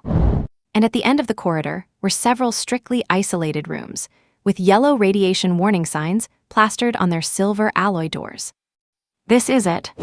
Leo quickly found meeting room 9. Although this was an unofficial interview, Leo paused at the doorway to straighten his clothes before pushing the door open. His eyes fell upon a rectangular conference table, and at the far end, a handsome young man with a unique aura was leaning back in his chair with his arms crossed. This interviewer was around 25 years old. Judging by his build and features, he lacked the shortness associated with the Japanese or the delicacy often seen in South Koreans, so he was likely Chinese. Leo analyzed the situation while consciously taking a seat at the other end of the long table. At that moment, the interviewer slowly opened his eyes, and for a fleeting second, Leo felt as though he saw a flash of light emanate from them. That was not a figure of speech, but a literal description. How can a human's eyes glow? Leo did not have time to ponder the question, for the interviewer had already begun to speak. And a competent organization must have a clear division of labor. Those who kill must only kill, those who set fires must only set fires, and those who dig graves must only dig graves. Therefore, Leo needed a blade in the shadows. This blade had to be sharp enough and concealed enough, which was something Feng Cheng and the others could not achieve. Hence, there was Leo Hartman before him. And for that reason, Leo's first question was, "Are you willing to live your life in anonymity?" If this were in China, and the question were asked by the party, many Chinese people would likely agree without hesitation. But Leo was German, and Li only represented his own organization. Therefore, the question carried only its literal meaning. Leo did not answer the question, but instead asked earnestly in return, "What do I stand to gain?" Li did not answer either, instead pulling out a cigar gifted by Cesar, preparing it, and placing it in his mouth. Exhaling a slowly expanding ring of smoke, Li looked at Leo through the center of the ring and asked in return, "What do you want to gain?" Leo had had many answers to that question in the past. But now Leo had only one response: "Health, my wife's health." That was his only answer. Leo was not surprised by this answer, simply stating, "I thought you would be a bit greedier." "I used to be," Leo shrugged. For some reason, with this brief exchange, the once serious and tense atmosphere suddenly began to relax. Then Leo asked, "So do we have a deal?" Having prepared his mind long ago, Leo answered without hesitation, "Deal." "Let us begin then," Leo said to Leo. "Call your wife and tell her there is a car waiting for her at the hotel entrance." Leo took out his phone and gave it a shake, trusting that this mysterious interviewer would understand his intent. Soon, something miraculous happened again. With no network, no signal, and no SIM card, his phone had autonomously dialed his wife's number. While marveling once more at the technology of this mysterious organization, Leo spoke into the phone. "Darling, there is a car waiting for you at the hotel entrance." After that brief sentence, Leo put the phone away. Now that he thought about it carefully, it seemed that when Kang called him, he had mentioned the word opportunity.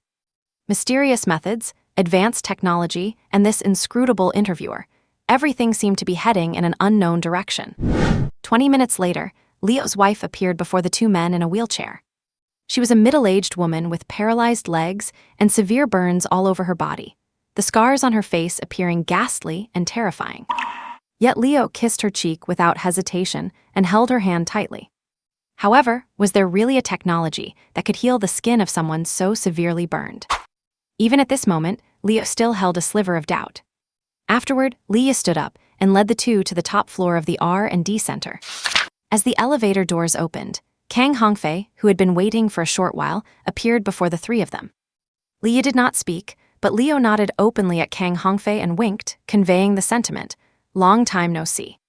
Kang Hongfei nodded in acknowledgement and began to lead the way. After passing through a series of security checkpoints, inside a room deep within the lab, a white capsule the size of a small car appeared before them. This was the human repair pod, a reward Li had recently received. Before this, Kang Hongfei had already learned about the pod's functions and conducted some simple experiments. In short, this was definitely a medical device that far exceeded modern technology and medical standards, to the point that it had shattered the long-held medical knowledge of Kang Hongfei, a professional in the field. Because of this, Kang Hongfei treated this repair pod like a prized treasure. Even knowing there were no issues, he still carefully circled around to inspect it one last time. After confirming everything was in order, he looked at Li Yi and said, "Boss, the repair pod is ready and can be started at any time." "Let us begin then," Li Yi said. As Li Yi finished speaking, the hatch of the repair pod opened, and a cloud of white, icy mist drifted out from within. Kang Hongfei nodded at Leo. Leo peered carefully into the interior of the repair pod, and finding nothing abnormal, he hugged his wife tightly and comforted her. "Darling, this is the most advanced treatment equipment in existence. You will definitely get better." In reality, he was not entirely certain of the device's therapeutic effectiveness. But at this moment, he gave his wife all the psychological comfort he could. After a brief embrace, Leo carefully placed his wife into the repair pod and stared at her deeply one last time. Then, accompanied by the sound of the hatch closing, the woman he loved so deeply was no longer visible to his sight. "I hope all of this is real," Leo prayed in his heart. The white medical regeneration pod was shaped like a teardrop. Its entire surface was smooth and bright, with not a single seam to be found. Once it started running, other than a faint humming sound, there was no sign of movement at all. Leo was waiting anxiously outside the room, watching the machine operate through the glass. Kang Hongfei displayed the true nature of a scholar. Even though he could not see much, his inquisitive gaze never wavered. Liu was equally curious about the regeneration pod. Those who have seen their fair share of warfare know that casualties are inevitable, and external injuries are just a part of everyday life. Even a stray piece of shrapnel from a grenade explosion can be fatal if you are unlucky enough. However, Li's way of thinking was quite unique. "Old Kang, do you think this thing would be highly effective for interrogations?" Li asked thoughtfully. Interrogations? Kang Hongfei was a bit bewildered by Li's sudden question. Leo, who was waiting nervously to the side, could not help but briefly shift his focus due to the question. But he grasped Li's meaning even faster than Kang Hongfei did. Torture the enemy until they are half dead, heal them up, and then do it all over again. Presumably, there are not many people in this world who could endure that, right? If this device really can heal external injuries, it would truly be a masterpiece for interrogations. Kang Hongfei finally caught on to what Li meant. Even though Li was his boss, Kang could not help but give him a look of annoyance. "Do you have any idea what kind of technological level it takes to rapidly heal external injuries? With something like this, never mind benefiting all of humanity, it should at least win a few Nobel Prizes. And yet, in Li's eyes, it is just an interrogation tool. What happened to having a grand vision? Li certainly has a vision. That is why he plans to get several more of these, so he can put one in the interrogation room. It would be absolutely perfect." Inside the room, the regeneration pod continued to run. After watching for a few more minutes, Li simply spoke up. "Queen Bee, connect to the pod and display the repair progress." Instantly, a graphic projection appeared on the glass in front of the three. Queen Bee's voice followed. "Current repair progress is at 1%, with an estimated completion time of 21 hours and 32 minutes. This speed was far, far faster than anticipated. Leo's wife suffered from severe full-body burns. With conventional skin graft surgery, it would take years to complete. Not to mention the surgical risks and various complications, the cost would also be astronomical. Therefore, the repair speed of the pod was enough to be surprising, or even shocking. Leo, who had been constantly restless, finally showed a glimmer of joy. Although he remained skeptical about whether the device could truly cure his wife, at least this speed meant he would see results soon without waiting in agonizing suspense. In that sense, the credibility of the machine had just increased. Once the time was confirmed, Li had no intention of standing around waiting with the two of them. "If anything comes up, just have Queen Bee contact me." Leaving those words behind, Li exited the R&D center. As for the remaining two, they were not only old friends, but also fellow sufferers, so they soon began to open up to each other. Leo was the one who asked the question he cared about most. "Does this machine really work?" Leo asked. "I do not know," Kang Hongfei replied with a straightforward shake of his head. After Li Yi brought the pod in, he had put his lab work on hold to test the machine.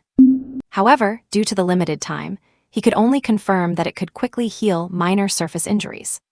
Scratches and minor wounds would heal in less than 10 minutes, without leaving a single scar. If this were put into the medical aesthetics market, it would drive people crazy. As for severe full-body burns like those of Leo's wife, Kang had not performed any tests yet, so he could not give an accurate answer. However, seeing the disappointment in Leo's eyes, Kang Hongfei smiled and turned to his old friend. "You know, a few months ago, I was exactly where you are." "No," Kang Hongfei suddenly changed his tone, "I was even more desperate than you."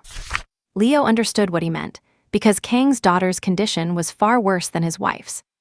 Every second was a countdown, a ticking clock of life. As a family member, Leo could understand the despair of watching a loved one march toward death while being completely powerless to stop it. It was a profound agony that could break even the strongest of souls. "And what about now?" Leo asked, his tone filled with hope. He wanted to hear good news, both for himself and for his old friend. For this question, Kang Hongfei could already give a calm and effortless answer. "Leo, I have never felt better than I do right now," Kang said. It must be said that Kang's answer gave Leo enough confidence.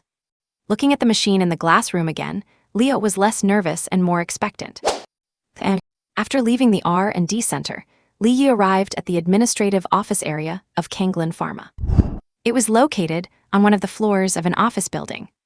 Because of the change in business model and direction, there were only a few employees left on the entire large floor. Li Yi walked directly into Yu Keijun's office, who immediately stood up to offer his seat. But Li Yi waved his hand and sat down on the sofa opposite instead. Then Li Yi said, "Have you reviewed the acquisition plans sent by Queen Bee?" "I am reviewing it now, Mr. Li," Yu replied while taking out tea leaves from the drawer to brew tea for Li Yi. "Then finish looking and share your thoughts," Li Yi said. A moment later, after taking a sip of tea, Li Yi saw Yu Keijun look up again and speak. "Mr. Li, let me confirm. Our company is not accepting any financing or going public, correct?" "That goes without saying," Li Yi replied. Li Yi had no intention of letting others get rich off his success. If anyone tried to use power as a shortcut, they would have to ask his missile silos, which were currently under construction, if they agreed. In that case, we must raise a significant amount of capital before the new medicine hits the market. Yu explained. Once the efficacy of the new medicine is revealed, the market for similar pharmaceutical companies will suffer a devastating blow, and their stock prices will plummet rapidly. At the same time, our company's surroundings, and even the related industries throughout Temesek, will see a surge in value. To maximize profit, we need to invest a sum of capital to make a killing in the financial markets. Although Li Yi was not a financial expert, he understood what you meant. Then prepare an execution plan. Li Yi set down his teacup and went to the window, staring through the glass at the bustling city, with the dusk casting a silhouette on his back. "I will take care of the funding. You just need to get everything ready," Li Yi said. "Yes, Mr. Li." Watching Li Yi's silhouette, bathed in golden light, Yu Keijun felt as if he saw a golden path ahead. For him, this was nothing short of an opportunity to double his assets. For Li Yi, this day was an ordinary one. But for Rio, it was a day of rebirth. Under the watchful eyes of Li Yi, Kang Hongfei, and Rio, the countdown for the regeneration chamber's repair process was nearing its end. 10-9-8. Rio's eyes were filled with eager anticipation. 3-2-1. Rio finished the countdown in his heart, and at almost the same moment, the voice of the queen sounded. "Repair complete, the chamber door is about to open." Accompanied by a series of rapid beeping sounds, a crack suddenly appeared on the surface of the teardrop-shaped human regeneration chamber. Then, white gas sprayed out from within, instantly filling the entire room. The gas dissipated quickly, vanishing into thin air in less than 10 seconds. At this moment, the scene inside the chamber was revealed to the three men. Rio's wife lay curled up, her smooth skin as tender as that of an infant a few months old. There were still some unknown droplets on her skin, likely the medicinal liquid used for the restoration. At the same time, the three of them could catch a faint scent of medicine. Seeing his wife's skin completely restored, Rio was too excited to speak.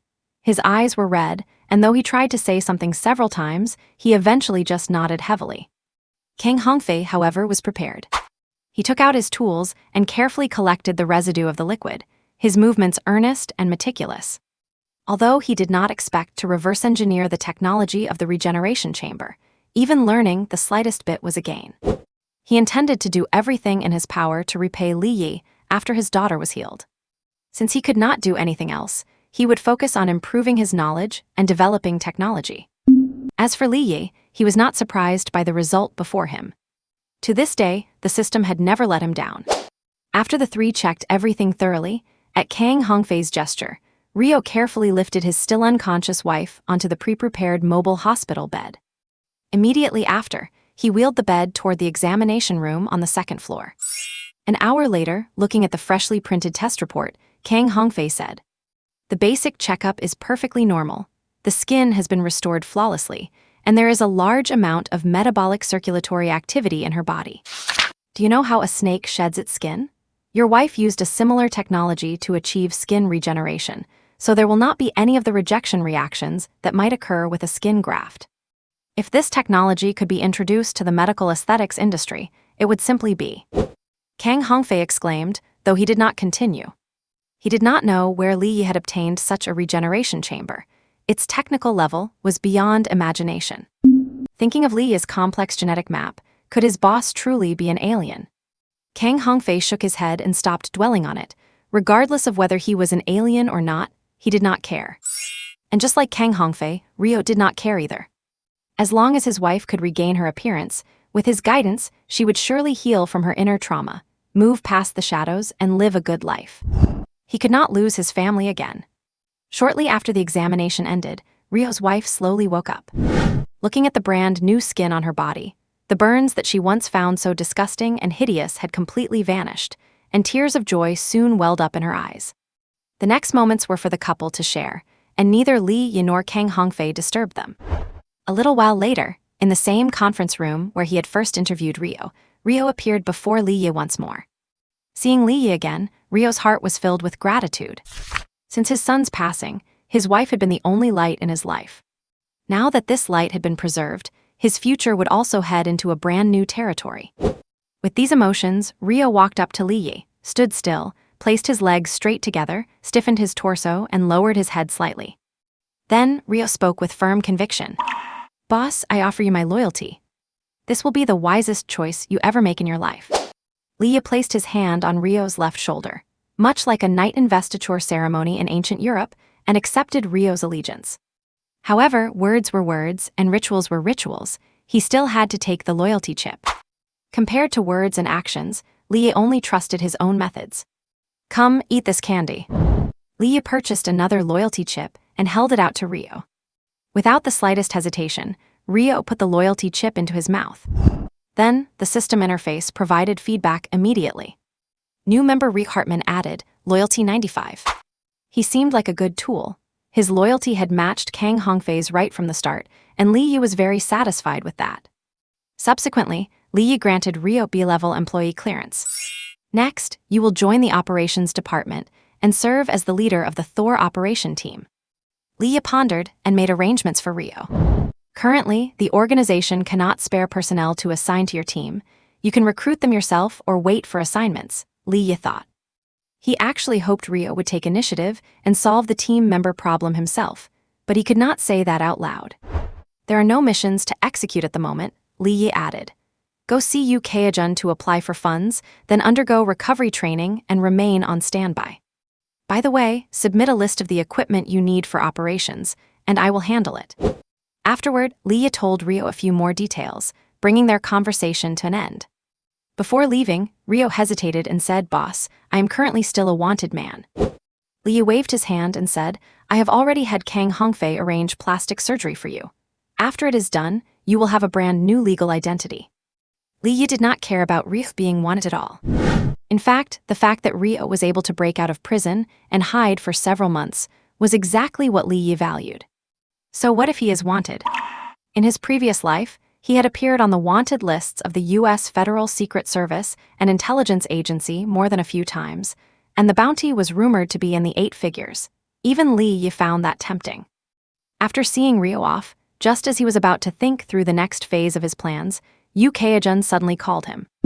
"Mr. Li, there is something I feel I must report to you." Over the phone, Yu Keijun reported, "A European fund wants to invest in Kanglin. I am certain that the company has not leaked any information." Yu Keijun quickly reported the origin of this fund. After the Queen's search and analysis, the background of this fund was presented to Li Yi. After reading it, Li Yi could not help but smile. This is not an investment at all. This is clearly just someone delivering money. Human desire knows no bounds. Take Li Yi, for example. At first, he just wanted enough to eat, then he wanted to survive. And after that, he wanted to live freely and with dignity. At every moment, everyone greedily wants more. Or rather, everyone possesses the yearning for a better life and the right to pursue it. It is precisely because of this that a group of capitalists from Europa have bred even greater desires. They do not just want to live well, they want to live even longer, preferably forever, to remain young eternally. In the past, there was the art of alchemy. Today, there is digital ascension. The foundation that wants to invest in Kanglin is composed of just such a group of greedy capitalists. If you translate it into Chinese, you could call it the Longevity Foundation. This foundation is not actually all that mysterious. To put it plainly, it is just a group of capitalists waving piles of cash, casting a wide net by investing in any project that might extend lifespan. In Europa alone, they have funded hundreds of research institutions, both large and small. The only thing worth noting is why they suddenly chose Kanglin. When Yu Keijun first learned that they wanted to invest in Kanglin, his first thought was that there had been a leak and the research center's new drug had been exposed. But later, he activated Queen Bee, and after meticulous analysis and investigation, he ruled that out. Subsequently, Queen Bee scanned a series of information and eventually came to a conclusion that left Yu Keijun both amused and exasperated.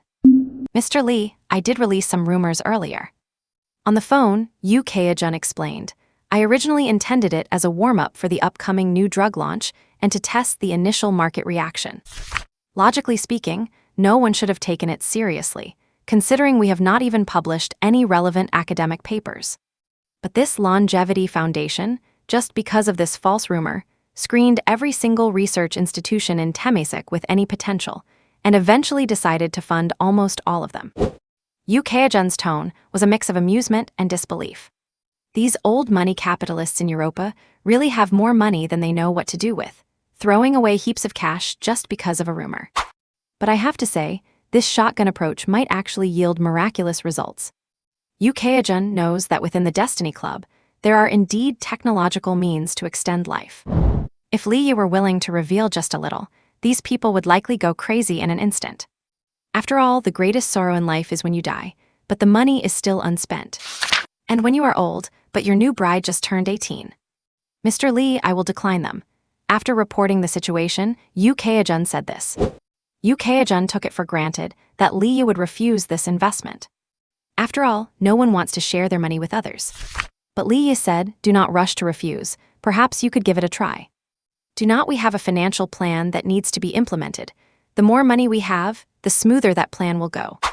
Yu Keijun quickly understood what Li Yi meant. Accepting the funding is impossible, but the money must stay in our pockets.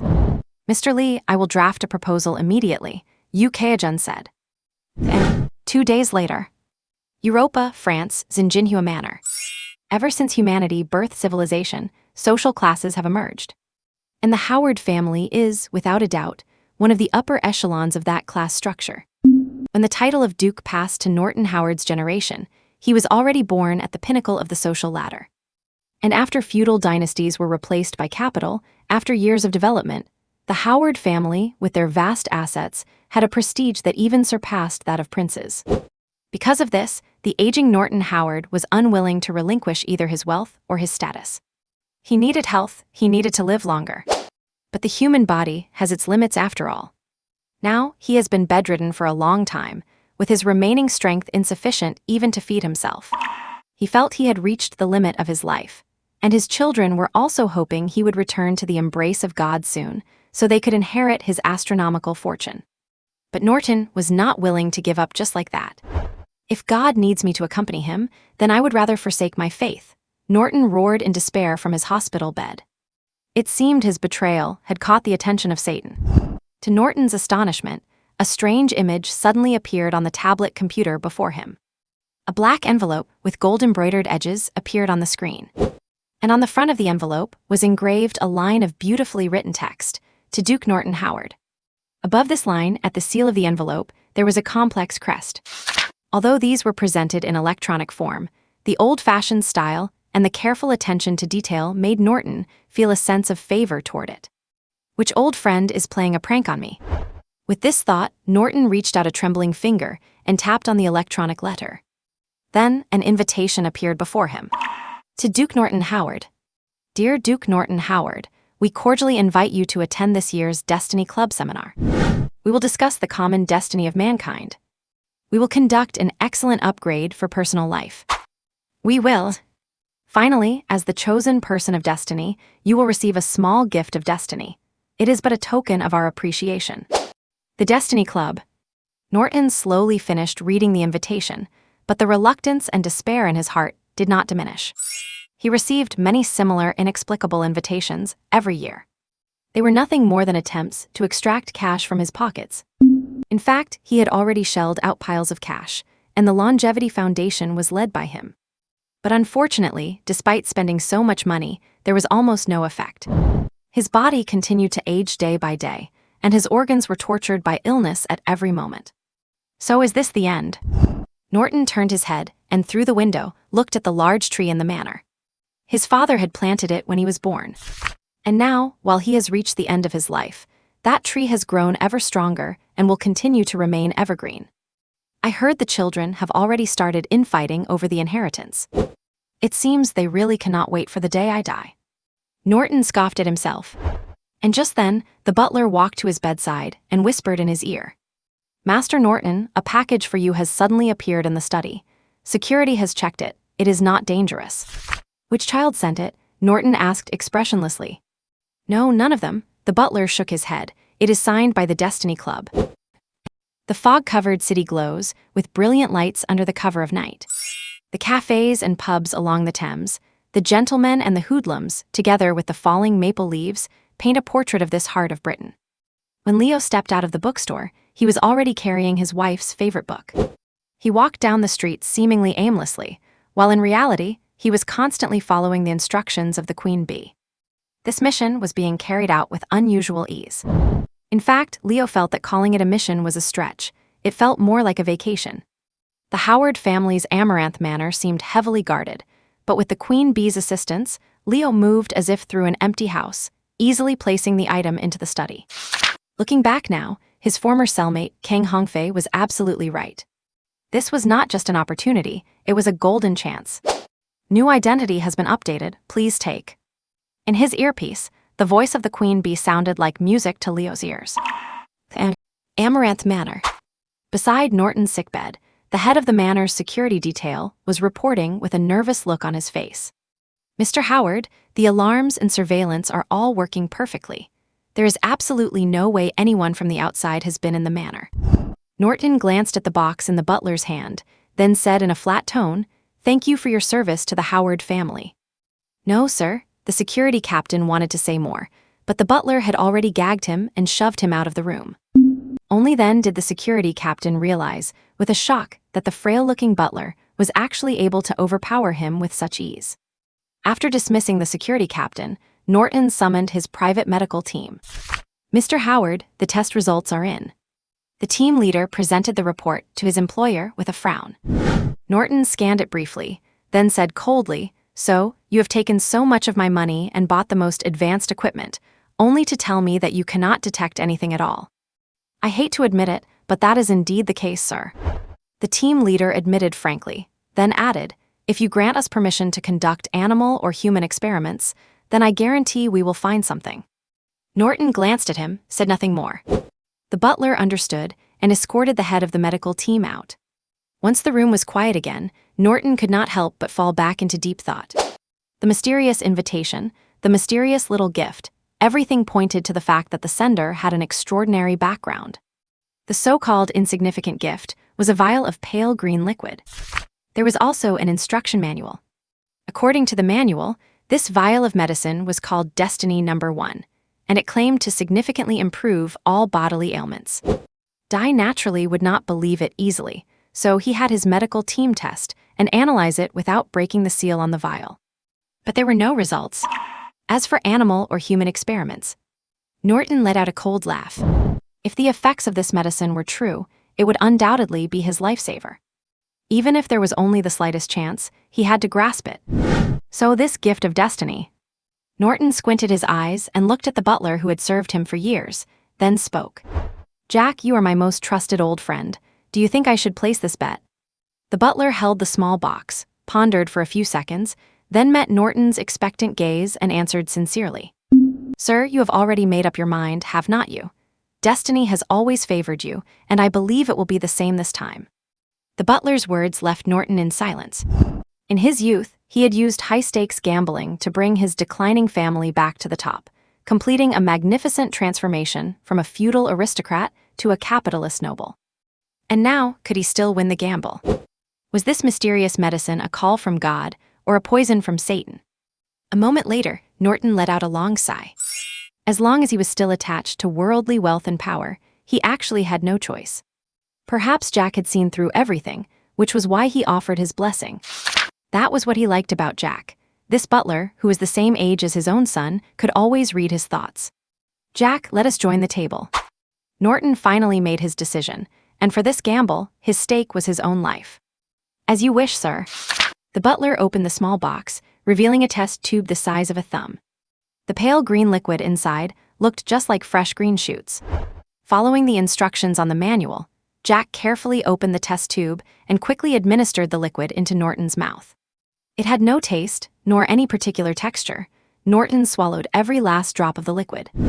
Gradually, Norton felt a wave of overwhelming fatigue wash over him. "Is it over?" That was Norton's final thought. The butler watched Norton lose consciousness, then checked the steady readings on the instruments and began to wait in silence. Norton had a very long dream. In the dream, he sometimes transformed into a fish, swimming in warm seawater. Sometimes he turned into a butterfly sipping sweetness from every flower bud. But in the end, he became a giant tree covered in leaves, standing immovable on a mountain peak, as if it would exist for all eternity. And when the dream ended, he slowly opened his eyes to see his most trusted butler, Jack. Jack's eyes held surprise and anticipation, and a smile played on his lips. He did not know if it was an illusion, but despite not wearing his reading glasses, he could see Jack clearly, even noticing the fine wrinkles at the corners of his eyes. Then Norton instinctively reached out his hand, wanting Jack to pull him up. It was a habit from many years, because for the last 5 years, he had been unable to sit up on his own. But unexpectedly, Jack did not seem to understand his intention. And then, an even more miraculous thing happened. His torso felt powerful enough that, just by the thought of sitting up, he managed to lift his upper body on his own. Norton was too surprised to speak. And the butler, Jack, said with a smile, "Congratulations, sir. Destiny has favored you once again." Afterward, the butler handed a tablet computer to Norton. It was not like before, when he could only slide his finger with a trembling hand. This time, he took the tablet himself and looked through the latest pages of his medical checkup report. The report indicated that many of his ailments had been greatly relieved, and many cells had become active once again. "Is this a miracle?" Norton sighed in wonder. But soon he shook his head. "No, this is destiny." Norton propped himself up and slowly lifted his feet. He wanted to regain the sensation of walking again. Tier I Body Repair Serum is the original name of what is known as Fate Number 1. Its function is to improve the bodies of natural humans and alleviate illness. It has certain curative effects for more basic medical conditions. After professional testing by Kang Hongfei, this serum has very little effect on healthy people in their prime. However, it has immediate results for elderly people whose bodies have accumulated various minor ailments and suffer from organ aging and failure. Unfortunately, however, this effect is not permanent. Of course, this regret only applies to the users. For Li Yi, this is not a flaw at all, but an advantage. Even more perfect is the fact that the price of this serum in the system store is quite affordable. To execute his financial plan, Li Yi needs a massive amount of capital, the scale of which even exceeds what was needed to acquire Kanglin. Selling big toys is undoubtedly one way, and it provides some entertainment to watch as well. But Li Yi has never defined himself as an arms dealer. How much money can you really make selling arms? To become big and powerful, you have to print your own money. Inspired by digital currency, Li Yi ordered the Queen Bee to design a fate currency system. It is actually quite similar to the fate points within the organization. The difference is that points are for internal personnel, while the currency is for outsiders like Norton. As for how to obtain fate currency, it is not just a matter of simple mining. It specifically depends on what Li Yi needs. And right now, Li Yi's need is quite simple and basic: money. August 18th, the 15th day of the 7th lunar month, Sunday, the Ghost Festival. There are not many holidays that Li Yi remembers, but the Ghost Festival is one of them. That night, Li Yi, who was still in Temesek, found an intersection, drew a circle on the ground, and began burning paper money. Before he became a gang leader in his previous life, Li Yi had a friend who was both a mentor and a peer, and also his superior. That guy would always say things like, "Remember to burn paper for me when I die." Li Yi never took those words seriously. After all, he was not thinking about being the boss back then. But when you are in the underworld, your choices are often out of your hands. In short, Li Yi kept his promise, burning paper money for this leader every Ghost Festival, and he had not forgotten about it even now that he was in a parallel world. "Brother Nan, I am burning a bit extra for you. You will definitely need more for recruiting and building your forces down there. And do not forget, you must wear a helmet when you go fishing." As the flames in front of him grew brighter, Li Yi finally stopped his mumbling. The lonelier a person is, the more they will miss their old friends. Even when he was sinking Brother Nan to the bottom of the river, Li Yi still felt that they were very good friends. Men's friendships are always so complicated, yet pure. After burning paper for his old friend across worlds, Li Yi sat in the back of the car and said to Leo in the driver's seat, "Let us go to the airport." "Yes, boss." 10 hours later, accompanied by the smiling farewell of a Chinese flight attendant, Li Yi walked out of first class with Leo behind him. Addis is the capital of Ethiopia and a famous transit city in Africa. Flights to most African cities have to make a stop here.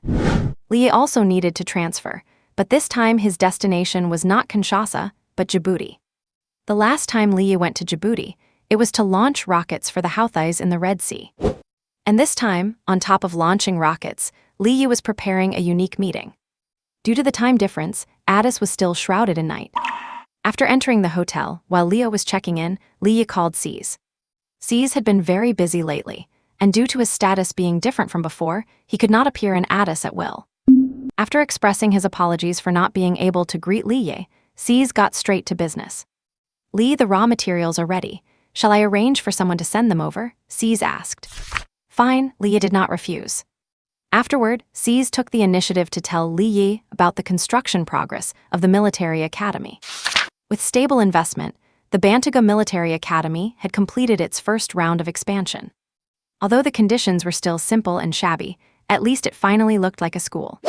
"Continue to invest. The seeds of the future will be planted here," Li Yi finally said. And when Addis was bathed in the morning sun, Leo knocked on Li Yi's door. After entering, Leo placed the silver briefcase in his hand on the table. "Boss, this just arrived." After Leo finished speaking, he stood to one side, hands in front of him, looking around. Li Yi did not pay attention to Leo's movements. He entered the password and opened the case. Then grains of fruit the size of rice, contained in glass temperature-controlled devices, came into view. This was the core raw material needed to produce the Tier I gene repair serum. It had taken nearly half a year to finally cultivate this first batch of raw materials. Next, it just needed to be sent to the R&D center in Temesek, where after special processing and synthesis, the serum could be produced. However, Li Yi did not immediately let Leo return to Temesek with the raw materials, but said, "From now on, keep these items in your possession until we return to Temesek." "Yes, boss." Upon hearing this, Leo immediately straightened his posture and took the case from Li Yi's hands. He did not know what was in the box, but since he had pledged his loyalty to Leo, he would do his job well. Afterward, Leo handed a black handbag to Leo. "This is your gear. Let me know if it is not enough," Leo said. Leo took the handbag, unzipped it, and his eyes lit up. When he arrived in Addis, Leo was still worried about whether he could successfully complete the mission 51 Ye assigned him empty-handed. But now, seeing this full set of equipment that could arm a person to the teeth, he was immediately relieved. Watching Leo checking his weapons, especially the relieved expression on his face, Leo could certainly understand. Only sufficient firepower can provide a strong sense of security. Soon, Leo finished changing, becoming an undercover operative wearing a suit on the outside, but loaded with weapons and ammunition underneath. As for Leo, he remained in his simple, black and white casual suit. After solving the equipment issue, Leo had Leo rent a Jeep, and then the two set off from Addis and drove all the way to Djibouti. Last time, Leo went to Djibouti by train. But in reality, driving yourself might be faster. Before sunset, the Jeep, which had maintained high speed even on rugged roads, finally arrived in Djibouti.